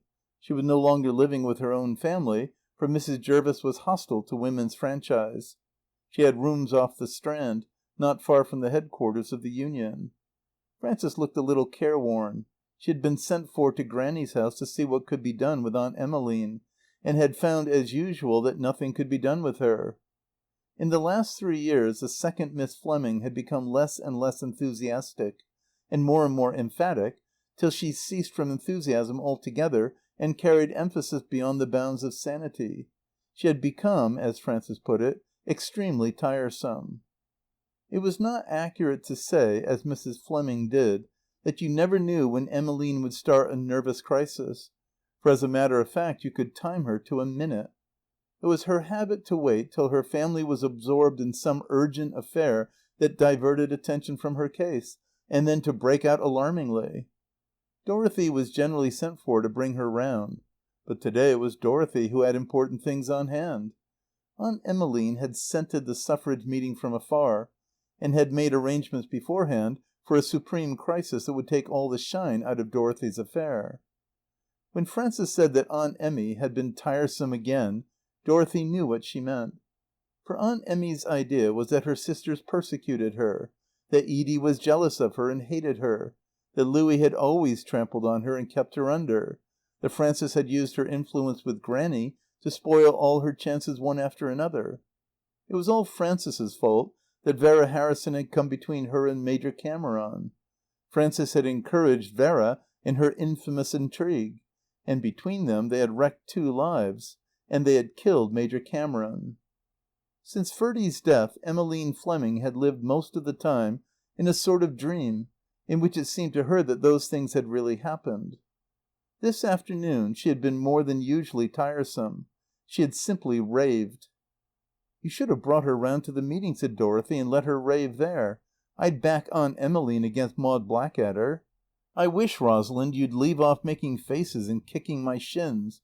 You needn't worry any more, Mummy Ducky. I'm going to rope them all into the suffrage movement. Aunt Edie can distribute literature, Aunt Louie can interrupt like anything, and Aunt Emmeline can shout and sing." "I think, Dorothy," said Rosalind with weak bitterness, "that you might have stuck by me." The 2 were walking down East Heath Road to the tram lines where the motor buses started for Charing Cross. "It was you who dragged me into it, and the least you could do was to stick. Why didn't you keep quiet instead of forcing our hands?" "I couldn't keep quiet. I'll go with you straight, or I won't go with you at all." "You know what's the matter with you? It's your family. You'll never be any good to us. You'll never be any good to yourself till you've chucked them and got away. For years, ever since you've been born, you've simply been stewing there in the family juice until you're soaked with it. You oughtn't to be living at home. You ought to be on your own, like me." "You're talking rot, Rosalind. If my people were like yours I'd have to chuck them, I suppose. But they're not. They're angels." "That's why they're so dangerous. They couldn't influence you if they weren't angels." "They don't influence me the least little bit. I'd like to see them try. They're much too clever. They know I'd be off like a shot if they did. Why, they let me do every mortal thing I please. Turn the schoolroom into a meeting hall for your friends to play the devil in. That Blackadder girl was yelling the house down, and yet they didn't say anything. And your people aren't as bad as you make out, you know. You couldn't live on your own if your father didn't give you an allowance. I like Mrs. Jervis." "Because she likes you." "Well, that's a reason. It isn't the reason why I like my own mother, because she doesn't like me so very much. That's why she lets me do what I like. She doesn't care enough to stop me. She only really cares for Dad and John and Nicky and Michael." Rosalind looked fierce and stubborn. "That's what's the matter with all of you," she said. "What is?" "Caring like that. It's all sex. Sex instinct. Sex feeling. Maud's right. It's what we're up against all the time." Dorothy said to herself, "That's what's the matter with Rosalind, if she only knew it." Rosalind loved Michael and Michael detested her, and Nicky didn't like her very much. She always looked fierce and stubborn when she heard Michael's name. Rosalind went on. "When it comes to sex you don't revolt, you sit down." "I do revolt. I'm revolting now. I go much farther than you do. I think the marriage laws are rotten. I think divorce ought to be for incompatibility. I think love isn't love and can't last unless it's free. I think marriage ought to be abolished. Not yet, perhaps, but when we become civilized. It will be. It's bound to be. As it is, I think every woman has a right to a baby if she wants one. If Emmeline had had a baby, she wouldn't be devastating us now." "That's what you think, but it isn't what you feel. It's all thinking with you, Dorothy.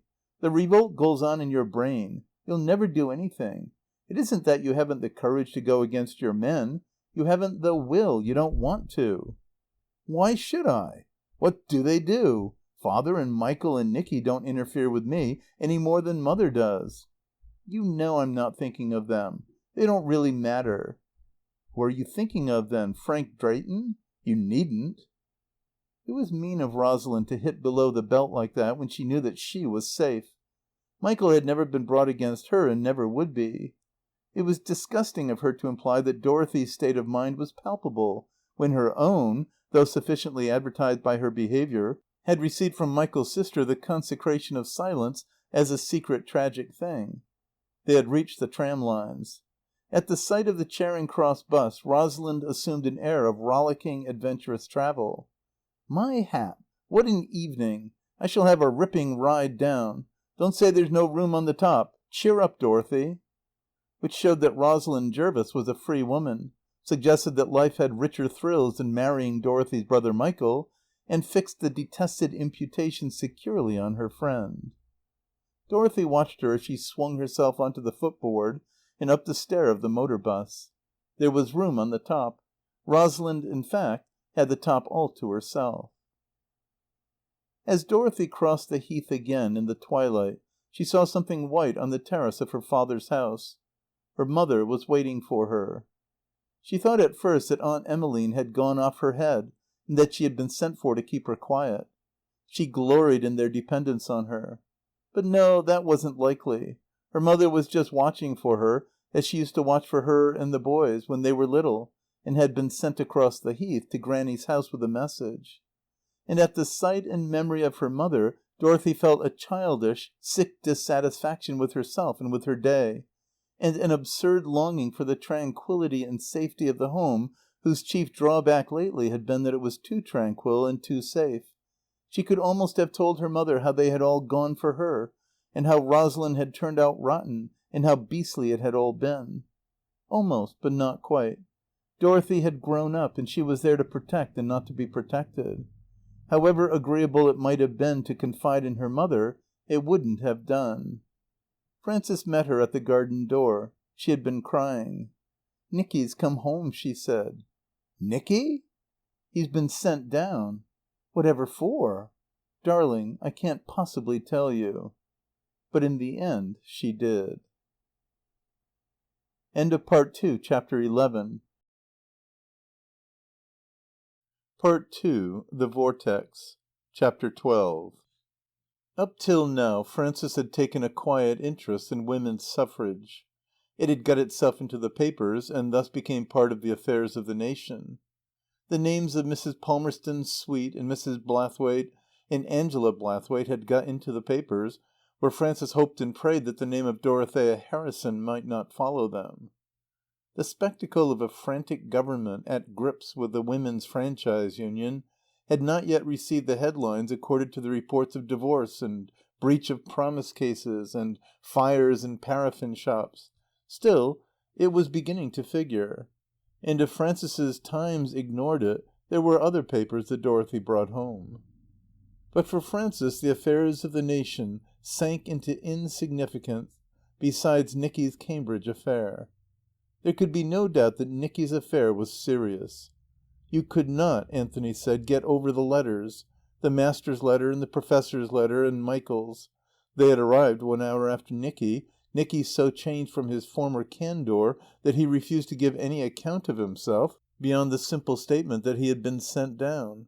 They'd know, he had said, soon enough why. And soon enough they did know. To be sure, no details could be disentangled from the discreet ambiguities of the master and the professor. But Michael's letter was more explicit.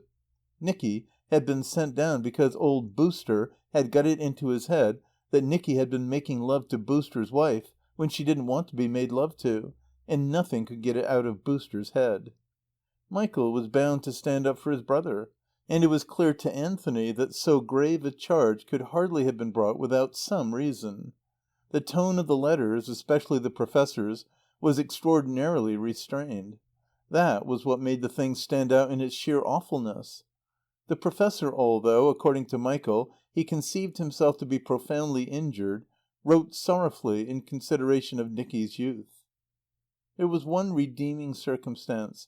The master and the professor both laid stress on it. Anthony's son had not attempted to deny it. "There must," Frances said wildly, "be some terrible mistake." But Nicky cut the ground from under the theory of the terrible mistake by continuing in his refusal to deny it. "What sort of woman," said Anthony, "is the professor's wife?" "Oh, awfully decent," said Nicky. You had no encouragement then? No provocation? She's awfully fascinating, said Nicky. Then Frances had another thought. It seemed to her that Nicky was evading. Are you sure you're not screening somebody else? Screening somebody else? Do you mean some other fellow?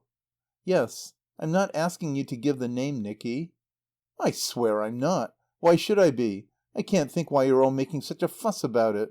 I don't mean poor old Booster. He's got some cause, if you like. But what was it you did, really did, Nicky? You've read the letters, Mother. Nicky's adolescence seemed to die and pass from him there and then, and she saw a stubborn, hard virility that frightened and repelled her, forcing her to believe that it might have really happened. To Frances the awfulness of it was beyond belief, and the pathos of her belief in Nicky was unbearable to Anthony. There were the letters. "I think, dear," Anthony said, "you'd better leave us." "Mayn't I stay?" It was as if she thought that by staying she could bring Nicky's youth back to life again. "No," said Anthony. She went, and Nicky opened the door for her. His hard, tight man's face looked at her as if it had been she who had sinned and he who had suffered intolerably for her sin. The click of the door as he shut it stabbed her. "It's a damnable business, Father. We'd better not talk about it." But Anthony would talk about it. And when he had done talking all that Nicky had to say was, "You know as well as I do that these things happen." For Nicky had thought it out very carefully beforehand in the train. What else could he say? He couldn't tell them that Booster's poor little wife had lost her head and made hysterical love to him, and had been so frightened at what she had done that she had made him promise on his word of honour that whatever happened he wouldn't give her away to anybody, not even to his own people. He supposed that either Peggy had given herself away or that poor old Booster had found her out. He supposed that, having found her out, there was no other line that Booster could have taken. Anyhow, there was no other line that he could take, because in the world where these things happened, being found out would be 50 times worse for Peggy than it would be for him. He tried to recall the scene in the back drawing room where she had asked him so often to have tea with her alone. The most vivid part was the end of it, after he had given his promise. Peggy had broken down and put her head on his shoulder and cried like anything. And it was at that moment that Nicky thought of Booster, and how awful and yet how funny it would be if he walked into the room and saw him there. He had tried hard not to think what Booster's face would look like. He had tried hard not to laugh as long as Peggy's head was on his shoulder, for fear of hurting her feelings. But when she took it off he did give one half-strangled snort, for it really was the rummest thing that had ever happened to him. He didn't know, and he couldn't possibly have guessed, that as soon as the door had shut on him Peggy's passion had turned to rage and utter detestation of Nicky, for she had heard the snort, and that she had gone straight to her husband's study and put her head on his shoulder and cried and told him a lie, and that it was Peggy's lie and not the Professor's imagination that had caused him to be sent down. And even if Peggy had not been Lord Somebody's daughter and related to all sorts of influential people, she would still have been capable of turning every male head in the University. For she was a small, gentle woman with enchanting manners and the most beautiful and pathetic eyes, and she had not yet been found out. Therefore it was more likely that an undergraduate with a face like Nicky's should lose his head than that a woman with a face like Peggy's should, for no conceivable reason, tell a lie. So that even if Nicky's word of honour had not been previously pledged to his accuser, it would have had no chance against any statement that she chose to make. And even if he had known that she had lied, he couldn't very well have given it against poor pretty Peggy, who had lost her head and got frightened. As Nicky packed up his clothes and his books he said, "I don't care if I am sent down. It would have been 50 times worse for her than it is for me." He had no idea how bad it was, nor how much worse it was going to be, for it ended in his going that night from his father's house to the house in St. John's Wood where Vera and Mr. Lawrence Stephen lived. And it was there that he met Desmond. Nicky congratulated himself on having pulled it off so well. At the same time he was a little surprised at the ease with which he had taken his father and mother in. He might have understood it if he had known that Vera had been before him, and that she had warned them long ago that this was precisely the sort of thing they would have to look out for. And as no opinion ever uttered on the subject of their children was likely to be forgotten by Frances and Anthony, when this particular disaster came, they were more prepared for it than they would have believed possible. But there were two members of his family whom Nicky had failed altogether to convince, Michael and Dorothy. Michael, luckily, Nicky said to himself, was not on the spot, and his letter had no weight against the letters of the Master and the Professor, and on this also Nicky had calculated. He reckoned without Dorothy, judging it hardly likely that she would be allowed to know anything about it. Nobody, not even Frances, was yet aware of Dorothy's importance. And Dorothy, because of her importance, blamed herself for all that happened afterwards. If she had not had that damned suffrage meeting, Rosalind would not have stayed to dinner. If Rosalind had not stayed to dinner, she would not have gone with her to the tram lines. If she had not gone with her to the tram lines, she would have been at home to stop Nicky from going to St. John's Wood. As it was, Nicky had reached the main road at the top of the lane, just as Dorothy was entering it from the bottom. At first, Frances did not want Dorothy to see her father. He was most horribly upset and must not be disturbed. But Dorothy insisted. Her father had the letters, and she must see the letters. "I may understand them better than you or Daddy," she said. "You see, Mummy, I know these Cambridge people. They're awful asses, some of them." And though her mother doubted whether attendance at the Professor's lectures would give Dorothy much insight into the affair, she had her way. Anthony was too weak to resist her. He pushed the letters towards her without a word. He would rather she had been left out of it. And yet, somehow, the sight of her coming in, so robust and undismayed and competent, gave him a sort of comfort. Dorothy did not agree with Michael. There was more in it than the Professor's imagination. The Professor, she said, hadn't got any imagination. You could tell from the way he lectured. But she did not believe one word of the charge against her brother.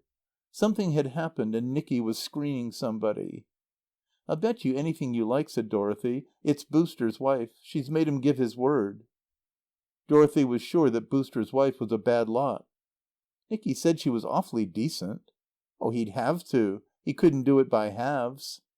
"They couldn't have sent him down unless they'd sifted the thing to the bottom." "I dare say they've sifted all they could, the silly asses." She could have killed them for making her father suffer. The sight of his drawn face hurt her abominably. She had never seen him like that. She wasn't half so sorry for her mother, who was sustained by a secret, ineradicable faith in Nicky. Why couldn't he have faith in Nicky too? Was it because he was a man and knew that these things happened? "Daddy, being sent down isn't such an awful calamity. It isn't going to blast his career or anything. It's always touch and go. I might have been sent down any day. I should have been if they'd known about me half what they don't know about Nicky. Why can't you take it as a rag? You bet he does." Anthony removed himself from her protecting hand. He got up and went to bed. But he did not sleep there. Neither he nor Frances slept. And he came down in the morning looking worse than ever. Dorothy thought, "It must be awful to have children if it makes you feel like that." She thought, "It's a lucky thing they're not likely to cut up the same way about me." She thought again, "It must be awful to have children." She thought of the old discussions in her room at Newnham about the woman's right to the child and free union and easy divorce and the abolition of the family. Her own violent and revolutionary speeches, for which she liked to think she might have been sent down, sounded faint and far off and irrelevant. She did not really want to abolish Frances and Anthony. And yet, if they had been abolished, as part of the deplorable institution of parentage, it would have been better for them, for then they would not be suffering as they did. It must be awful to have children, but perhaps they knew that it was worth it. And as her thoughts travelled that way, they were overtaken all of a sudden by an idea. She did not stop to ask herself what business her idea had in that neighbourhood. She went down first thing after breakfast and sent off 2 wires, one to Captain Drayton at Croft House, Eltham, one to the same person at the Royal Military Academy, Woolwich. "Can I see you? It's about Nicky. Dorothy Harrison." Wires to show that she was impersonal and businesslike, and that her business was urgent. "Can I see you? to show that he was not being invited to see her. It's about Nicky, to justify the whole proceeding. Dorothy Harrison, because Dorothy by itself was too much. As soon as she had sent off her wires, Dorothy felt a sense of happiness and well-being. She had no grounds for happiness, far otherwise. Her great friendship with Rosalind Jervis was disintegrating bit by bit, owing to Rosalind's behaviour. The fiery suffrage meeting had turned into dust and ashes. Her darling Nicky was in a nasty scrape. Her father and mother were utterly miserable, yet she was happy. Half-way home her mind began to ask questions of its own accord. Supposing you had to choose between the suffrage and Frank Drayton? But I haven't got to. You might have. You know you might any minute. You know he hates it. And supposing... But Dorothy refused to give any answer. His wire came within the next half hour. Coming 3 sharp. Frank. Her sense of well-being increased almost to exaltation. He arrived with punctuality at 3:00. He was in the Gunners and had a job at Woolwich. She found him standing on the hearthrug in the drawing room. He had blown his nose when he heard her coming, and that meant that he was nervous. She caught him stuffing his pocket handkerchief, a piece of damning evidence, into his breast pocket. With her knowledge of his nervousness, her exaltation ceased as if it had not been. At the sight of him it was as if the sentence hidden somewhere in her mind, "You'll have to choose, you know you'll have to," escaping thought and language, had expressed itself in one suffocating pang. Unless Nicky's affair staved off the dreadful moment. "Were you frightfully busy?" "No, thank goodness." The luck she had had. Of course, if he had been busy he couldn't possibly have come. She could look at him now without a tightening in her throat. She liked to look at him. He was made all of one piece. She liked his square face and short, fine hair, both the colour of light brown earth. His eyes, the colour of light brown earth under clear water, eyes that looked small because they were set so deep. She liked their sudden narrowing and their deep wrinkles when he smiled. She liked his jutting chin and the fine, rather small mouth that jerked his face slightly crooked when he laughed. She liked that slender crookedness that made it a face remarkable and unique among faces. She liked his brains. She liked all that she had ever seen or heard of him. Vera had told them that once, at an up-country station in India, he had stopped a mutiny in a native battery by laughing in the men's faces. Somebody that Ferdie knew had been with him and saw it happen. The men broke into his office where he was sitting vulnerably in his shirt-sleeves. They had brought knives with them, beastly native things, and they had their hands on the handles ready. They screamed and gesticulated with excitement. And Frank Drayton leaned back in his office chair and looked at them and burst out laughing because, he said, they made such funny faces. When they got to fingering their knives, he tilted back his chair and rocked with laughter. His sudden, incredible mirth frightened them and stopped the mutiny. She could see him, she could see his face jerk crooked with delight. That was the sort of thing that Nicky would have done. She loved him for that. She loved him because he was like Nicky. She was not able to recall the process of the states that flowered in that mysterious sense of well-being and exaltation. A year ago Frank Drayton had been only that nice man we used to meet at Cheltenham. First of all he had been Ferdie's and Vera's friend. Then he became Nicky's friend, the only one who took a serious interest in his inventions and supported him when he wanted to go into the army, and consoled him when he was frustrated. Then he had become the friend of the family. Now he was recognized as more particularly Dorothea's friend. At Cheltenham he had been home on leave, and it was not until this year that he had got his job at Woolwich teaching gunnery, while he waited for a bigger job in the Ordnance Department. Ferdie Cameron had always said that Frank Drayton would be worth watching. He would be part of the brains of the army some day. Nicky watched him. His brains and their familiarity with explosives and the machinery of warfare had been his original attraction for Nicky. But it was Dorothea who watched him most. She plunged abruptly into Nicky's affair, giving names and lineage. "You know all sorts of people. Do you know anything about her?"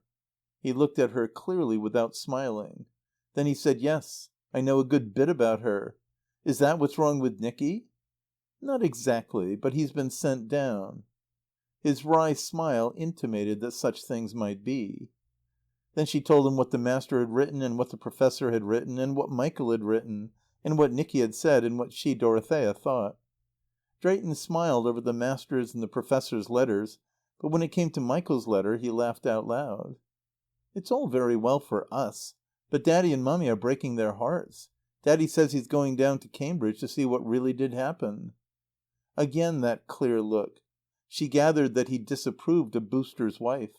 He disapproved of so many things, of women's suffrage, of revolutions, of women who revolted, of anybody who revolted, of Mrs. Palmerston Swete and Mrs. Blathwaite and Angela Blathwaite. It was putting it too mildly to say that he disapproved of Rosalind Jervis. He detested her. He disapproved of Vera and of her going to see Vera. She remembered that he had even disapproved long ago of poor Ferdie, though he liked him. Evidently he disapproved of Booster's wife for the same reason that he disapproved of Vera. That was why he didn't say so. "I believe you think all the time I'm right," she said. "Would you go down if you were he?" "No, I wouldn't." "Why not?" "Because he won't get anything out of them. They can't give her away any more than Nicky can, or than you can, Dorothy." "You mean I've done it already to you? I had to because of Nicky. I can't help it if you do think it was beastly of me." "My dear child!"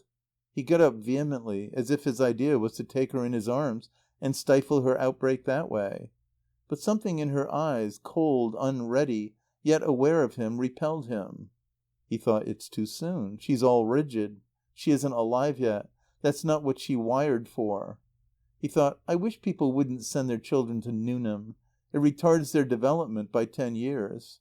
And she thought, "No, I mustn't let him do that. For then he won't be able to go back on me when I tell him my opinions. It would be simply trapping him. Supposing.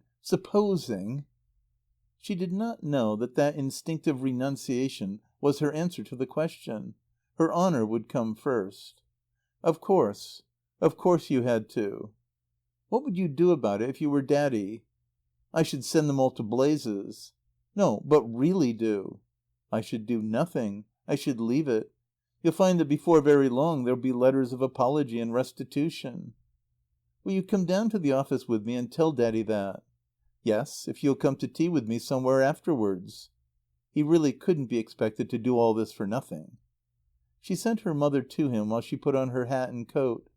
When she came down Frances was happy again. "You see, Mummy, I was right after all." "You always were right, darling, all the time." For the life of her she couldn't help giving that little flick at her infallible daughter. "She is right most of the time," said Drayton. His eyes covered and protected her. Anthony was in his office, sitting before the open doors of the cabinet where he kept his samples of rare and valuable woods. The polished slabs were laid before him on the table in rows, as he had arranged them to show to a customer. Wine-coloured mahogany and golden satinwood, ebony black as jet, tulip wood mottled like fine tortoise shell, coromandel wood striped black and white like the coat of a civet cat, ghostly basswood, shining white on dead white, woods of clouded grain and woods of shining grain, grain that showed like the slanting splintered lines of hewn stone, like moss, like the veins of flowers, the fringes of birds' feathers, the striping and dappling of beasts, woods of exquisite grain where the life of the tree drew its own image in its own heart, woods whose surface was tender to the touch like a fine tissue, and sweet-smelling sandalwood and camphorwood and cedar. Anthony loved his shining, polished slabs of wood. If a man must have a business, let it be timber. Timber was a clean and fine and noble thing. He had brought the working of his business to such a pitch of smooth perfection that his 2 elder sons, Michael and Nicholas, could catch up with it easily and take it in their stride. Now he was like a sick child that has ranged all its toys in front of it and finds no comfort in them. And, as he looked at them, the tulip wood and the scented sandalwood and camphor wood gave him an idea. The Master and the Professor had both advised him to send his son Nicholas out of England for a little while. Let him travel for 6 months and get the whole miserable business out of his head. Nicky, when he gave up the Army, had told him flatly that he would rather die than spend his life sitting in a beastly office. Nicky had put it to him that timber meant trees and trees meant forests. Why, lots of the stuff they imported came from the Himalaya and the West Indies and Ceylon. He had reminded him that he was always saying a timber merchant couldn't know enough about the living tree. Why shouldn't he go into the places where the living trees grew and learn all about them? Why shouldn't he be a tree expert? Since they were specializing in rare and foreign woods, why shouldn't he specialize in rare and foreign trees? And the slabs of tulip wood and scented camphor wood and sandalwood were saying to Anthony, why not? Neither he nor Frances had wanted Nicky to go off to the West Indies and the Himalaya. But now, since clearly he must go off somewhere, why not? Drayton and Dorothy came in just as Anthony, still profoundly dejected, was saying to himself, reinstate him, give him responsibility, curiosity, healthy interests, get the whole miserable business out of his head. It seemed incredible, after what they had gone through, that Drayton should be standing there telling him that there was nothing in it, that there never had been any miserable business, that it was all a storm in a hysterical woman's teacup. He blew the whole dirty nightmare to nothing with a laughter that was like Nicky's own laughter. Then Anthony and Drayton and Dorothy sat round the table, drafting letters to the Master and the Professor.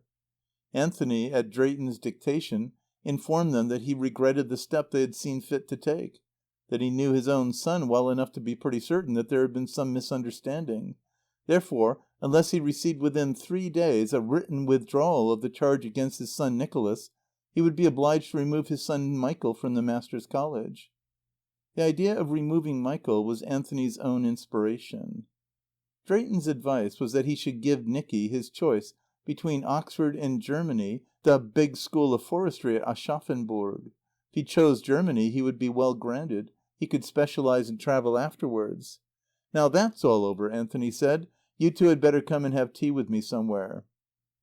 But there was something in their faces that made him consult his watch and find that, oh dear me, no. He was afraid he couldn't. He had an appointment at 5. When they were well out of sight, he locked up his toys in his cabinet, left the appointment at 5 to Mr. Vereker, and went home to tell Frances about the letters he had written to Cambridge, and the plans that had been made for Nicky's future. He'll choose Germany, Anthony said, but that can't be helped. Frances agreed that they could hardly have hit upon a better plan.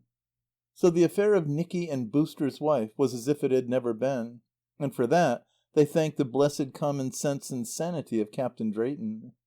And yet Anthony's idea was wrecked by Booster's wife. It had come too late. Anthony had overlooked the fact that his son had 17 hours start of him. He was unaware of the existence of Nicky's own idea, and he had not allowed for the stiff logic of his position. When he drove down in his car to St. John's Wood to fetch Nicky, he found that he had left that afternoon for Chelsea, where, Vera told him, he had taken rooms. She gave him the address. It had no significance for Anthony. Nicky refused to be fetched back from his rooms in Chelsea. For he had not left his father's house in a huff. He had left it in his wisdom, to avoid the embarrassment of an incredible position. His position, as he pointed out to his father, had not changed. He was as big a blackguard today as he was yesterday. The only difference was that tomorrow or the next day he would be a self-supporting blackguard. He wouldn't listen to his father's plan. It was a beautiful plan, but it would only mean spending more money on him. He'd be pretty good, he thought, at looking after machinery. He was going to try for a job as a chauffeur or foreman mechanic. He thought he knew where he could get one. But supposing he couldn't get it, if his father cared to take him on at the works for a bit, he'd come like a shot. But he couldn't stay there, because it wouldn't be good enough. He was absolutely serious and absolutely firm in the logic of his position. For he argued that, if he allowed himself to be taken back as though nothing had happened, this, more than anything he could well think of, would be giving Peggy away. He sent his love to his mother and Dorothy, and promised to come out and dine with them as soon as he had got his job. So Anthony drove back without him. But as he drove he smiled, and Frances smiled too when he told her. There he is, the young monkey, and there he'll stay. It's magnificent, but of course he's an ass. If you can't be an ass at 20, said Frances, when can you be? They said it was so like Nicky. For all he knew to the contrary, his career was ruined, but he didn't care. You couldn't make any impression on him. They wondered if anybody ever would. Dorothy wondered too. What sort of rooms has he got, Anthony? Said Frances. Very nice rooms at the top of the house, looking over the river. Darling Nicky, I shall go and see him. What are you thinking of, Dorothy? Dorothy was thinking that Nicky's address at Chelsea was the address that Desmond had given her yesterday. End of Part 2, Chapter 12. Part 2, The Vortex, Chapter 13. When Frances heard that Nicholas was going about everywhere with the painter girl they called Desmond, she wrote to Vera to come and see her. She could never bring herself to go to the St. John's Wood house that was so much more Mr. Lawrence Stephen's house than it was Vera's. The 3 eldest children went now and then, refusing to go back on Vera. Frances did not like it, but she had not interfered with their liberty so far as to forbid it positively, for she judged that frustration might create an appetite for Mr. Stephen's society that otherwise they might not, after all, acquire. Vera understood that her husband's brother and sister-in-law could hardly be expected to condone her last aberration. Her attachment to Ferdy Cameron had been different. It was inevitable and in a sense forgivable, seeing that it had been brought about by Bartie's sheer impossibility. Besides, the knowledge of it had dawned on them so gradually, and through so many stages of extenuating tragedy, that even when it became an open certainty, the benefit of the long doubt remained. And there was Veronica. There was still Veronica. Even without Veronica, Vera would have had to think of something far worse than Lawrence Stephen before Frances would have cast her off. Frances felt that it was not for her to sit in judgment under the shelter of her tree of heaven. Supposing she could only have had Anthony as Vera had had Ferdy, could she have lived without him? For Frances, nothing in the world had any use or interest or significance but her husband and her children first and Anthony after them. For Vera, nothing in the world counted but her lover. "If only I were as sure of Lawrence as you are of Anthony," she would say. Yet she lived the more intensely, if the more dangerously, through the very risks of her exposed and forbidden love. Vera was without fidelity to the unreturning dead, but she made up for it by an incorruptible adoration of the living. And she had been made notorious chiefly through Stephen's celebrity, which was, you might say, a pure accident. Thus Frances made shelter for her friend. Only Vera must be made to understand that though she was accepted, Lawrence Stephen was not. He was the point at which toleration ceased. And Vera did understand. She understood that Frances and Anthony disapproved of her last adventure considerably more on Ferdy's and Veronica's account than on Bartie's.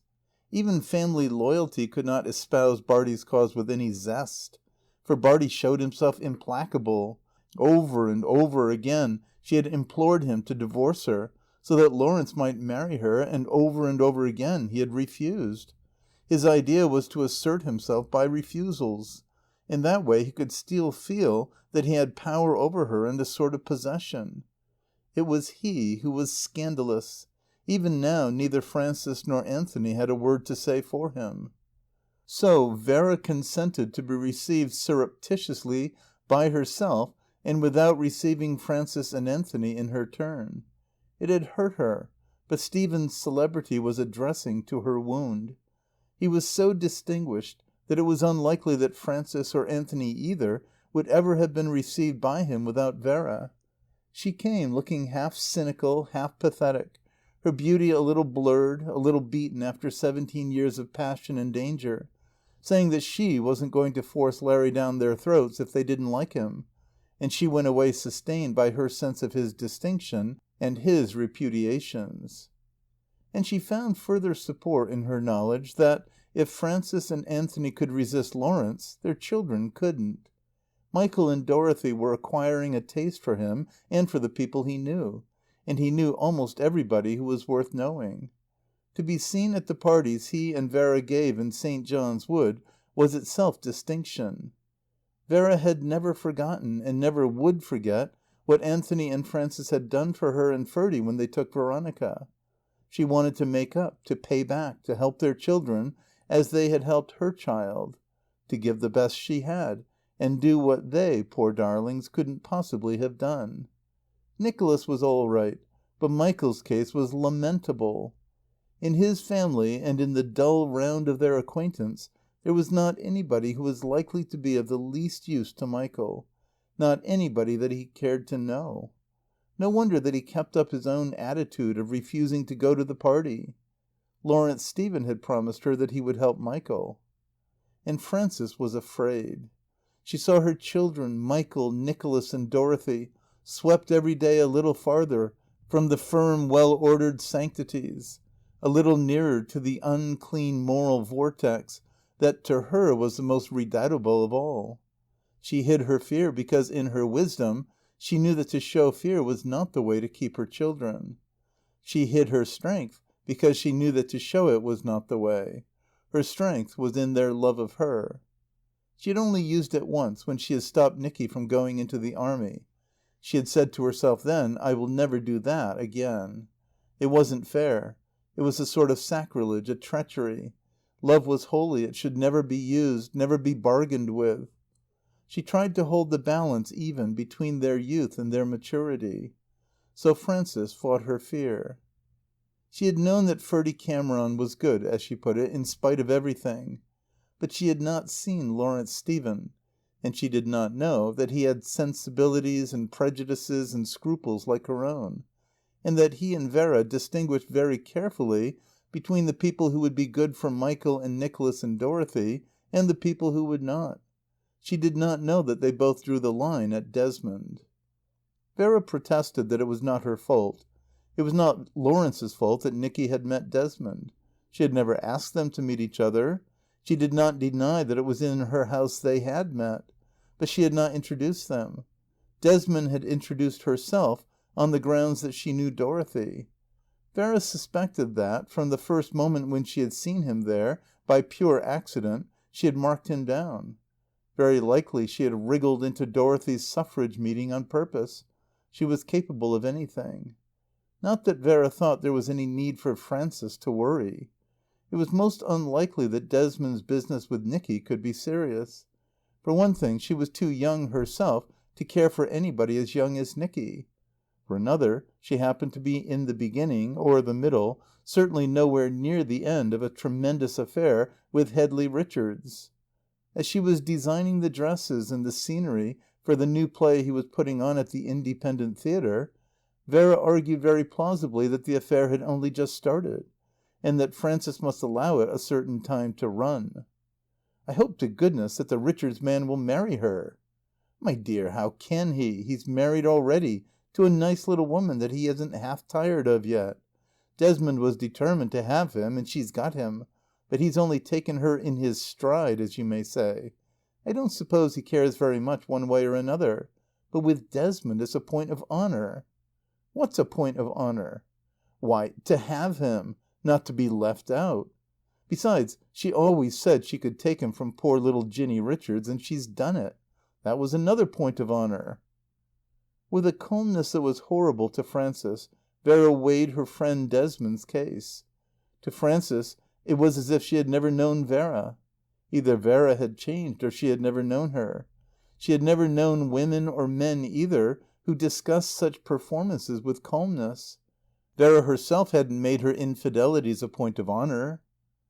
These were the passions and the thoughts of Lawrence Stevens and of Desmond's world. These were the things it took for granted. These people lived in a moral vortex. They whirled round and round with each other. They were powerless to resist the swirl. Not one of them had any other care than to love and to make love after the manner of the vortex. This was their honour, not to be left out of it, not to be left out of the vortex, but to be carried away, to be sucked in, and whirl round and round with each other and the rest. The painter girl Desmond was horrible to Frances. And all the time her mind was busy with one question. "Do you think Nicky knows?" "I'm perfectly sure he doesn't." "Perhaps if he did." "No, my dear, that's no good. If you tell him, he won't believe it. You'll have all his chivalry up in arms. And you'll be putting into his head what may never come into it if he's left alone. And you'll be putting it into Desmond's head." Captain Drayton, whom Anthony consulted, said, "Leave him alone. Those painting and writing Johnnies were a rum lot. You couldn't take them seriously. The Desmond girl might be everything that Vera Harrison said she was. He didn't think, though, that the idea of making love to her would enter Nicky's head if they left him alone. Nicky's head had more important ideas in it. So they left him alone. And at first Nicholas really was too busy to think much of Desmond. Too busy with his assistant manager's job at the Morse Motor Works. Too busy with one of the little ideas to which he owed the sudden rise in his position. The little idea of making the Morse cars go faster. Too busy with his big idea, which had nothing whatever to do with the Morse Company and their care. His big idea was the idea of the moving fortress. The dream of a French engineer, the old abandoned dream of the forteresse mobile, had become Nicky's passion. He claimed no originality for his idea. It was a composite of the armoured train, the revolving turret, the tractor with caterpillar wheels, and the motor car. These things had welded themselves together gradually in Nicky's mind during his last year at Cambridge. The table in Nicky's sitting room at the top of the house in Chelsea was now covered with the parts of his model of the moving fortress. He made them at the works one by one, for the Morse Company were proud of him, and he had leave to use their material and plant now and then for little ideas of his own. The idea of the moving fortress was with him all day in the workshops and offices and show rooms, hovering like a formless spiritual presence among the wheeled forms. But in the evening it took shape and sound.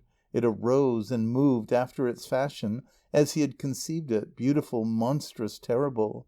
At night, beside the image of the forteresse mobile, the image of Desmond was a thin ghost that stood back, mournful and dumb, in the right-hand corner of the vision. But the image of Desmond was there. At first it stood for Nicky's predominant anxiety. I wonder when Desmond will have finished the drawings. The model of the moving fortress waited upon Desmond's caprice. The plans of the parts and sections had to be finished before these could be fitted together, and the permanent model of the moving fortress set up. The moving fortress itself waited upon Desmond. For, though Nicky could make and build his engine, he could not draw his plans properly, and he could not trust anybody who understood engines to draw them. He was haunted almost insanely by the fear that somebody else would hit upon the idea of the moving fortress. It seemed to him so obvious that no gunner and no engineer could miss it. And the drawings Desmond made for him, the drawings in black and white, the drawings in grey wash, and the coloured drawings were perfect. Nicky, unskilled in everything but the inventing and building up of engines, did not know how perfect the drawings were, any more than he knew the value of the extraordinary pictures that hung on the walls and stood on the easels in her studio.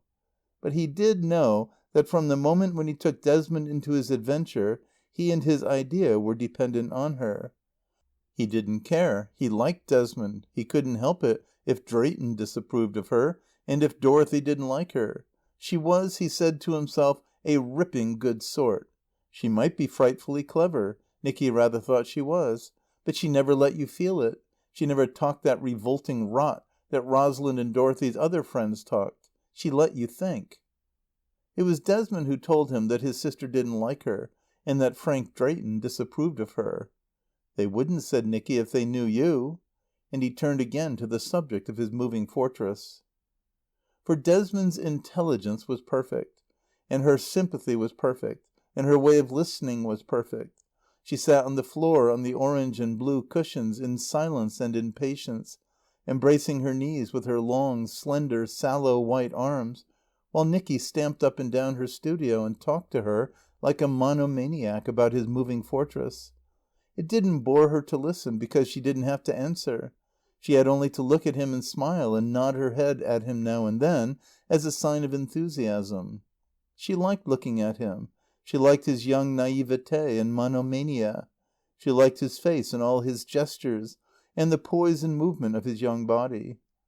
And as she looked at him, the beauty that slept in her dulled eyes, and in her sallow white face, and in her thin body, awoke and became alive. It was not dangerous yet, not ready yet to tell the secret held back in its long, subtle, serious and slender lines. Desmond's sensuality was woven with so fine a web that you would have said it belonged less to her body than to her spirit and her mind. In 1911, on fine days in the late spring and early summer, when the Morse Company lent him a car, or when they sent him motoring about the country on their business, he took Desmond with him and Desmond's painting box and easel, and they rested on the grass borders of the high roads and on the edges of the woods and moors, and Desmond painted her extraordinary pictures while Nicky lay on his back beside her, with his face turned up to the sky, and dreamed of flying machines. For he had done with his moving fortress. It only waited for Desmond to finish the last drawing. When he had that he would show the plans and the model to Frank Drayton before he sent them to the War Office. He lived for that moment of completion. And from the autumn of 1910 to the spring of 1911, Desmond's affair with Headley Richards increased and flowered and ripened to its fulfillment. And in the early summer she found that things had happened as she had meant that they should happen. She had always meant it. She had always said, and she had always thought, that women were no good unless they had the courage of their opinions. The only thing to be ashamed of was the cowardice that prevented them from getting what they wanted. Desmond had no idea that the violence of the vortex had sucked her in. Being in the movement of her own free will, she thought that by simply spinning round faster and faster she added her own energy to the whirl. It was not Dorothy's vortex, or the vortex of the fighting suffrage woman. Desmond didn't care very much about the suffrage, or about any kind of freedom but her own kind, or about anybody's freedom but her own. Maud Blackadder's idea of freedom struck Desmond as sheer moral and physical insanity. Yet each, Desmond and Dorothy and Maud Blackadder and Mrs. Blathwaite and her daughter and Mrs. Palmerston Swete, had her own particular swirl in the immense vortex of the young century. If you had youth and life in you, you were in revolt. Desmond's theories were Dorothy's theories too. Only that while Dorothy, as Rosalind had said, thought out her theories in her brain without feeling them, Desmond felt them with her whole being. And with her whole being, secret, subtle, and absolutely relentless, she was bent on carrying them out. And in the summer, in the new season, Headley Richards decided that he had no further use for Desmond. The new play had run its course at the Independent Theatre, a course so brief that Richards had been disappointed. He put down the failure mainly to the queerness of the dresses and the scenery she had designed for him. Desmond's new art was too new. People weren't ready yet for that sort of thing. At the same time he discovered that he really was very much attached to his own wife Ginny, and when Ginny nobly offered to give him his divorce, he had replied nobly that he didn't want one. And he left Desmond to face the music. Desmond's misery was acute, but it was not so hopeless as it would have been if she could have credited Ginny Richards with any permanent power of attraction for Headley. She knew he would come back to her. She knew the power of her own body. She held him by the tie that was never broken so long as it endured. He would never marry her, yet he would come back. But in the interval between these acts there was the music. And the first sound of the music, the changed intonations of her landlady, frightened Desmond. For though she was older than Nicky, she was very young. And there were Desmond's people. You may forget that you have people and behave as if they weren't there. But if they are there, sooner or later they will let you know it. An immense volume of sound and some terrifying orchestral effects were contributed by Desmond's people, so that the music was really very bad to bear. Desmond couldn't bear it, and in her fright she thought of Nicky. She knew that she hadn't a chance so long as he was absorbed in the moving fortress. But the model was finished and set up, and she was at work on the last drawing. And no more ideas for engines were coming into Nicky's head. The Morse Company and Nicky himself were even beginning to wonder whether there ever would be any more. Then Nicky thought of Desmond, and he showed that he was thinking of her by sitting still and not talking when he was with her. She did not fill that emptiness and spaciousness of Nicky's head, but he couldn't get her out of it. When Vera noticed the silence of the two, she became uneasy, and judged that the time had come for discreet intervention. "Nicky," she said, "is it true that Desmond's been doing drawings for you?" "Yes," said Nicky. "She's done any amount." "My dear boy, Have you any idea of the amount you'll have to pay her?" "I haven't," said Nicky. "I wish I had. I hate asking her, and yet I suppose I'll have to." "Of course you'll have to. She won't hate it. She's got to earn her living as much as you have." "Has she? You don't mean to say she's hard up?" He had never thought of Desmond as earning her own living, still less as being hard up. "I only wish she were," said Vera, "for your sake." "Why on earth for my sake?" "Because then, my dear Nicky, you wouldn't have to pay so stiff a price." "I don't care," said Nicky, "how stiff the price is. I shall pay it." And Vera replied that Desmond, in her own queer way, really was a rather distinguished painter. "Pay her," she said. "Pay her for goodness sake and have done with it. And if she wants to give you things, don't let her." "As if," said Nicky, "I should dream of letting her." And he went off to Chelsea to pay Desmond then and there. Vera thought that she had been rather clever. Nicky would dash in and do the thing badly. He would be very proud about it, and he would revolt from his dependence on Desmond, and he would show her, Vera hoped that he would show her, that he did not want to be under any obligation to her. And Desmond would be hurt and lose her temper. The hard look would get into her face and destroy its beauty, and she would say detestable things in a detestable voice, and a dreadful ugliness would come between them, and the impulse of Nicky's yet unborn passion would be checked, and the memory of that abominable half hour would divide them for ever. But Vera herself had grown hard and clever. She had forgotten Nicky's tenderness, and she knew nothing at all about Desmond's fright. And, as it happened, neither Nicky nor Desmond did any of the things she thought they would do. Nicky was not impetuous. He found Desmond in her studio, working on the last drawing of the Moving Fortress, with the finished model before her. That gave him his opening, and he approached shyly and tentatively. Desmond put on an air of complete absorption in her drawing, but she smiled. A pretty smile that lifted the corners of her mouth and made it quiver, and gave Nicky a queer and unexpected desire to kiss her. He went on wanting to know what his debt was, not that he could ever really pay it. "Oh, you foolish Nicky," Desmond said. He repeated himself over and over again, and each time she had an answer, and the answers had a cumulative effect. "There isn't any debt. You don't pay anything." "I didn't do it for that, you silly boy." "What did I do it for? I did it for fun. You couldn't draw a thing like that for anything else. Look at it." "Well, if you want to be horrid and calculating about it, think of the lunches and the dinners and the theatre tickets and the flowers you've given me. Oh, and the gallons and gallons of petrol. How am I ever to pay you back again?" Thus she mocked him. "Can't you see how you're spoiling it all?" And then, passionately, "Oh, Nicky, please don't say it again. It hurts." She turned on him her big, black looking-glass eyes, washed bright, each with one tear that knew better than to fall just yet. He must see that she was holding herself well in hand. It would be no use letting herself go until he had forgotten his Moving Fortress. He was looking at the beastly thing now instead of looking at her. "Are you thinking of another old engine?" "No," said Nicky, "I'm not thinking of anything." "Then you don't want me to do any more drawings?" "No." "Well, then, I wonder whether you'd very much mind going away." "Now?" "No, not now, but soon. From here altogether." "Go? Altogether? Me? Why?" He was utterly astonished. He thought that he had offended Desmond past all forgiveness. "Because I came here to be alone, to work, and I can't work, and I want to be alone again." "Am I spoiling it?" "Yes, you're spoiling it damnably." "I'm sorry, Desmond. I didn't mean to. I thought " But he hadn't the heart to say what he had thought. She looked at him and knew that the moment was coming. It had come.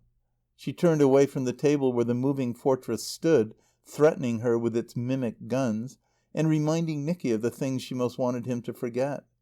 She withdrew to her crouching place at the other end of the studio, among the cushions. He followed her there with slow, thoughtful steps, steps full of brooding purpose and of half unconscious meaning. "Nicky, I'm so unhappy. I didn't know it was possible for anybody to be so unhappy in this world." She began to cry quietly. "Desmond, what is it? What is it? Tell me. Why can't you tell me?" She thought, "It will be all right if he kisses me once. If he holds me in his arms once. Then I can tell him." for then he would know that he loved her. He was not quite sure now. She knew that he was not quite sure. She trusted to the power of her body to make him sure. Her youth neither understood his youth nor allowed for it nor pitied it. He had kissed her. He had held her in his arms and kissed her more than once while she cried there, hiding her face in the hollow of his arm. She was weak and small. She was like some small, soft, helpless animal, and she was hurt. Her sobbing and panting made her ribs feel fragile, like the ribs of some small, soft, helpless animal under the pressure of his arms, and she was frightened. He couldn't stand the sight of suffering. He had never yet resisted the appeal of small, weak, helpless things in fright and pain. He could feel Desmond's heart going thump, thump under the blue thing he called her pinafore. Her heart hurt him with its thumping. And through all his painful pity, he knew that her skin was smooth and sweet, like a sallow white rose-leaf. And Desmond knew that he knew it. His mouth slid with an exquisite slipperiness over the long, polished bands of her black hair, and he thought that he loved her. Desmond thought that he thought it. And still she waited. She said to herself, "It's no good his thinking it. I daren't tell him till he says it, till he asks me to marry him." He had said it at last, and he had asked her to marry him, and then she had told him. And all that he said was, "I don't care." He said it to Desmond, and he said it to himself. The funny thing was that he did not care. He was as miserable as it was well possible to be, but he didn't really care. He was not even surprised. It was as if the knowledge of it had been hiding in the back of his head behind all the ideas. And yet he couldn't have known it all the time. Either it must have gone away when his ideas went, or he must have been trying not to see it. She had slipped from his arms and stood before him, dabbing her mouth and eyes now and then with her pocket handkerchief, controlling herself, crying quietly. She knew what had not dawned on Nicky yet, that he didn't love her. If he had loved her he would have cared intolerably. He didn't care about Headley Richards because he didn't care about Desmond any more. He was only puzzled. "Why did you do it?" "I can't think why. I must have been off my head. I didn't know what it was like. I didn't know. I thought it would be wonderful and beautiful. I thought he was wonderful and beautiful." Poor little Desmond. "Oh, Nicky, do you think me a beast? Does it make you hate me?" "No, of course it doesn't. The only awful thing is—" "What? Tell me." "Well, you see—" "You mean the baby? I know it's awful. You needn't tell me that, Nicky." He stared at her. "I mean it's so awful for it." She thought he had been thinking of himself and her. "Why should it be?" "Why? There isn't any why. It just is. I know it is." He was thinking of Veronica. "You see," he said simply, "that's why this sort of thing is such a rotten game. It's so hard on the Kiddy. I suppose you didn't think of that. You couldn't have, or else you wouldn't." He paused. There was one thing he had to know. He must get it out of her. "It hasn't made you feel that you don't want it?" "Oh, I don't know what I want now. I don't know what it makes me feel." "Don't let it, Desmond. Don't let it. It'll be all right. You won't feel like that when you've married me. Can't you see that that's the wonderful and beautiful part?" "What is?" she said in her tired drawl. "It. The poor Kiddy." Because he remembered Veronica, he was going to marry Desmond. Veronica's mother was the first to hear about it. Desmond told her. Veronica's mother was determined to stop it, for the sake of everybody concerned. She wrote to Nicholas and asked him to come and dine with her one evening when Lawrence Stephen was dining somewhere else. Lawrence Stephen made rather a point of not going to houses where Vera was not received, but sometimes, when the occasion was political or otherwise important, he had to. That was her punishment, as Bartholomew had meant that it should be. Nicky knew what he had been sent for, and to all his aunt's assaults and manoeuvres he presented an inexpugnable front. "You mustn't do it. You simply mustn't." He intimated that his marriage was his own affair. "It isn't. It's the affair of everybody who cares for you." "Their caring isn't my affair," said Nicky. And then Vera began to say things about Desmond. "It's absurd of you," she said, "to treat her as if she was an innocent child. She isn't a child and she isn't innocent. She knew perfectly well what she was about. There's nothing she doesn't know. She meant it to happen, and she made it happen. She said she would. She meant you to marry her, and she's making you marry her. I dare say she said she would. She's as clever and determined as the devil. Neither you nor Headley Richards ever had a chance against her." "She hasn't got a dog's chance against all you people yelping at her now she's down. I should have thought—" "You mean I've no business to? That was different. I didn't take any other woman's husband or any other woman's lover, Nicky." "If you had," said Nicky, "I wouldn't have interfered." "I wouldn't interfere if I thought you cared that for Desmond. But you don't. You know you don't."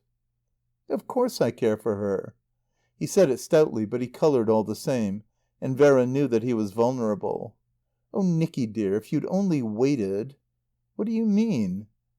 His young eyes interrogated her austerely, and she flinched. "I don't know what I mean. Unless I mean that you're just a little young to marry anybody." "I don't care if I am. I don't feel young, I can tell you. Anyhow, Desmond's years younger." "Desmond is 23. You're 20. It's Veronica who's years younger." "Veronica?" "She's 16. You don't imagine Desmond is as young as that, do you? Wait till she's 25 and you're 22. "It wouldn't do poor Desmond much good if I did. I could kill Headley Richards." "What for?" "For leaving her." Vera smiled. "That shows how much you care. You wouldn't have felt like killing him if he'd stuck to her. Why should you marry Headley Richards' mistress and take on his child? It's preposterous." "It isn't. If the other fellow's a brute it's all the more reason why I shouldn't be. I want to be some use in this rotten world where people are so damnably cruel to each other. And there's that unhappy Kitty. You've forgotten the Kitty." "Do you mean to say it's Desmond's child you're thinking of?" "I can't understand any woman not thinking of it," said Nicky. He looked at her and she knew that he remembered Veronica. Then she gave him back his own with interest, for his good. "If you care so much, why don't you choose a better mother for your own children?" It was as if she said, "If you care so much about Veronica, why don't you marry her?" "It's a bit too late to think of that now," said poor Nicky. Because he had cared so much about Veronica, he was going to marry Desmond. "I couldn't do anything with him," Vera said afterwards. "Nothing I said made the least impression on him." That, however, as both Vera and Nicky were aware, was not strictly true. But in spite of Nicky's terrible capacity for remembering, she stuck to it that Desmond's affair would have made no impression on him if it had not been for that other absurd affair of the Professor's wife. And it would have been better, Lawrence Stephen said, for Nicky to have made love to all the married women in Cambridge than for him to marry Phyllis Desmond. These reflections were forced on them by the ironic coincidence of Nicky's engagement with his rehabilitation at the University. Drayton's forecast was correct. Nicky's brother Michael had not been removed from Nicky's college 8 months before letters of apology and restitution came. But both apology and restitution came too late. For by that time Nicky had married Desmond. End of Part 2, Chapter 13. Part 2, The Vortex, Chapter 14. After Nicholas, Veronica, and after Veronica, Michael. Anthony and Frances sat in the beautiful drawing-room of their house, one on each side of the fireplace. They had it all to themselves except for the cats, Tito and Timmy, who crouched on the hearthrug at their feet. Frances's forehead and her upper lip were marked delicately with shallow, tender lines. Anthony's eyes had crow's feet at their corners, pointing to grey hairs at his temples. To each other their faces were as they had been 15 years ago. The flight of time was measured for them by the generations of the cats that had succeeded Jane and Jerry. For still in secret they refused to think of their children as grown up. Dorothy was upstairs in her study writing articles for the Women's Franchise Union. They owed it to her magnanimity that they had one child remaining with them in the house. John was at Cheltenham. Veronica was in Dresden. Michael was in Germany too, at that school of forestry at Aschaffenburg, which Anthony had meant for Nicky. They couldn't bear to think where Nicky was. When Frances thought about her children now, her mind went backwards. If only they hadn't grown up. If only they could have stayed little forever. In another 4 years even Don Don would be grown up. Don Don, who was such a long time getting older that, at 14, only 2 years ago, he had been capable of sitting in her lap. A great, long-legged, flumbering puppy, while mother and son rocked dangerously together in each other's arms, like two children, laughing together, mocking each other. She was going to be wiser with Don Don than she had been with Nicky. She would be wiser with Michael when he came back from Germany. She would keep them both out of the vortex, the horrible vortex that Lawrence, Stephen and Vera had let Nicky in for, the vortex that seized on youth and forced it into a corrupt maturity. After Desmond's affair, Anthony and Frances felt that to them the social circle inhabited by Vera and Lawrence Stephen would never be anything but a dirty hell. As for Veronica, the longer she stayed in Germany, the better. Yet Frances knew that they had not sent Veronica to Dresden to prevent her mother from getting hold of her. When she remembered the fear she had had of the apple tree house, she said to herself that Desmond was a judgment on her for sending little Veronica away. And yet it was the kindest thing they could have done for her. Veronica was happy in Dresden, living with a German family and studying music and the language. She had no idea that music and the language were mere blinds, and that she had been sent to the German family to keep her out of Nicky's way. They would have them all back again at Christmas. Frances counted the days. From tonight, the 7th of June, to December the 20th was not much more than 6 months. Tonight, the 7th of June, was Nicky's wedding night. But they did not know that. Nicky had kept the knowledge from them, in his mercy, to save them the agony of deciding whether they would recognize the marriage or not. And as neither Frances nor Anthony had ever faced squarely the prospect of disaster to their children, they had turned their backs on Nicky's marriage and supported each other in the hope that at the last minute something would happen to prevent it. The 10 o'clock post and 2 letters from Germany. Not from Michael, not from Veronica. One from Frau Schäfer, the mother of the German family. It was all in German, and neither Anthony nor Frances could make out more than a word here and there. Das süße, liebe Mädchen meant Veronica, but certain phrases, traurige Nachrichten, furchtbare Schwachheit, eine entsetzliche Blutlehre, terrified them, and they sent for Dorothy to translate. Dorothy was a good German scholar, but somehow she was not very fluent. She scowled over the letter. "What does it mean?" said Frances. "Hemorrhage?" "No, no, anemia, severe anemia, heart and stomach trouble." "But traurige Nachrichten is bad news. They're breaking it to us that she's dying." It was unbearable to think of Nicky marrying Ronny, but it was more unbearable to think of Ronny dying. "They don't say they're sending us bad news. They say they think Ronny must have had some, to account for her illness, because they say she's been so happy with them." "But what bad news could she have had?" "Perhaps she knows about Nicky." "But nobody's told her, unless Vera has." "She hasn't. I know she hasn't. She didn't want her to know." "Well, then." "Mummy, you don't have to tell Ronny things. She always knows them." "How on earth could she know a thing like that?" "She might. She sort of sees things, like Ferdie. She may have seen him with Desmond. You can't tell." "Do they say what the doctor thinks?" "Yes. He thinks it's worry and Heimweh, homesickness. They want us to send for her and take her back. Not let her have another term." Though Frances loved Veronica, she was afraid of her coming back, for she was more than ever convinced that something would happen and that Nicky would not marry Desmond. The other letter was even more difficult to translate or to understand when translated. The authorities at Aschaffenburg requested Herr Harrison to remove his son Michael from the School of Forestry. Michael, after his first few weeks, had done no good at the school. In view of the expense to Herr Harrison involved in his fees and maintenance, they could not honestly advise his entering upon another term. It would only be a deplorable throwing away of money on a useless scheme. His son Michael had no thoroughness, no practical ability, and no grasp whatever of theoretic detail.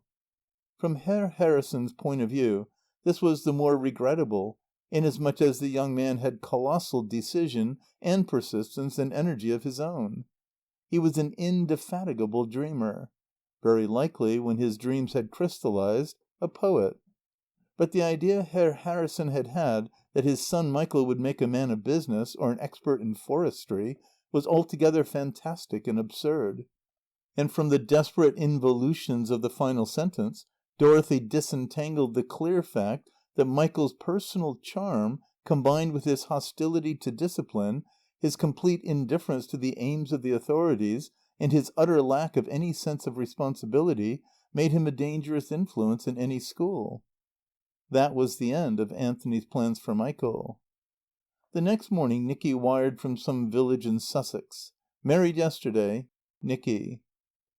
After that nothing seemed to matter. With Nicky gone from them they were glad to have Michael back again. Frances said they might be thankful for one thing, that there wasn't any German Peggy or any German Desmond in Michael's problem. And since both Michael and Veronica were to be removed at once, the simplest arrangement was that he should return to Dresden and bring her back with him. Frances had never been afraid for Michael. Michael knew that he had made havoc of his father's plans. He couldn't help that. His affair was far too desperate, and any other man but his father would have foreseen that the havoc was inevitable and would have made no plans. He knew he had been turned into the tree-travelling scheme that had been meant for Nicky, because, though Nicky had slipped out of it, his father simply couldn't bear to give up his idea. And no wonder, when the dear old thing had so few of them. He had been honest with his father about it, every bit as honest as Nicky had been. He had wanted to travel if he could go to China and Japan, just as Nicky had wanted to travel if he could go to places like the West Indies and the Himalayas. And he didn't mind trying to get the trees in when he was there. He was even prepared to accept Germany and the School for Forestry, if Germany was the only way to China and Japan. But he had told his father not to mind if nothing came of it at the end of all the travelling. And his father had said he would take the risk. He preferred taking the risk to giving up his idea. And Michael had been honest with himself. He had told himself that he too must take some risks, and the chances were that a year or two in Germany wouldn't really hurt him.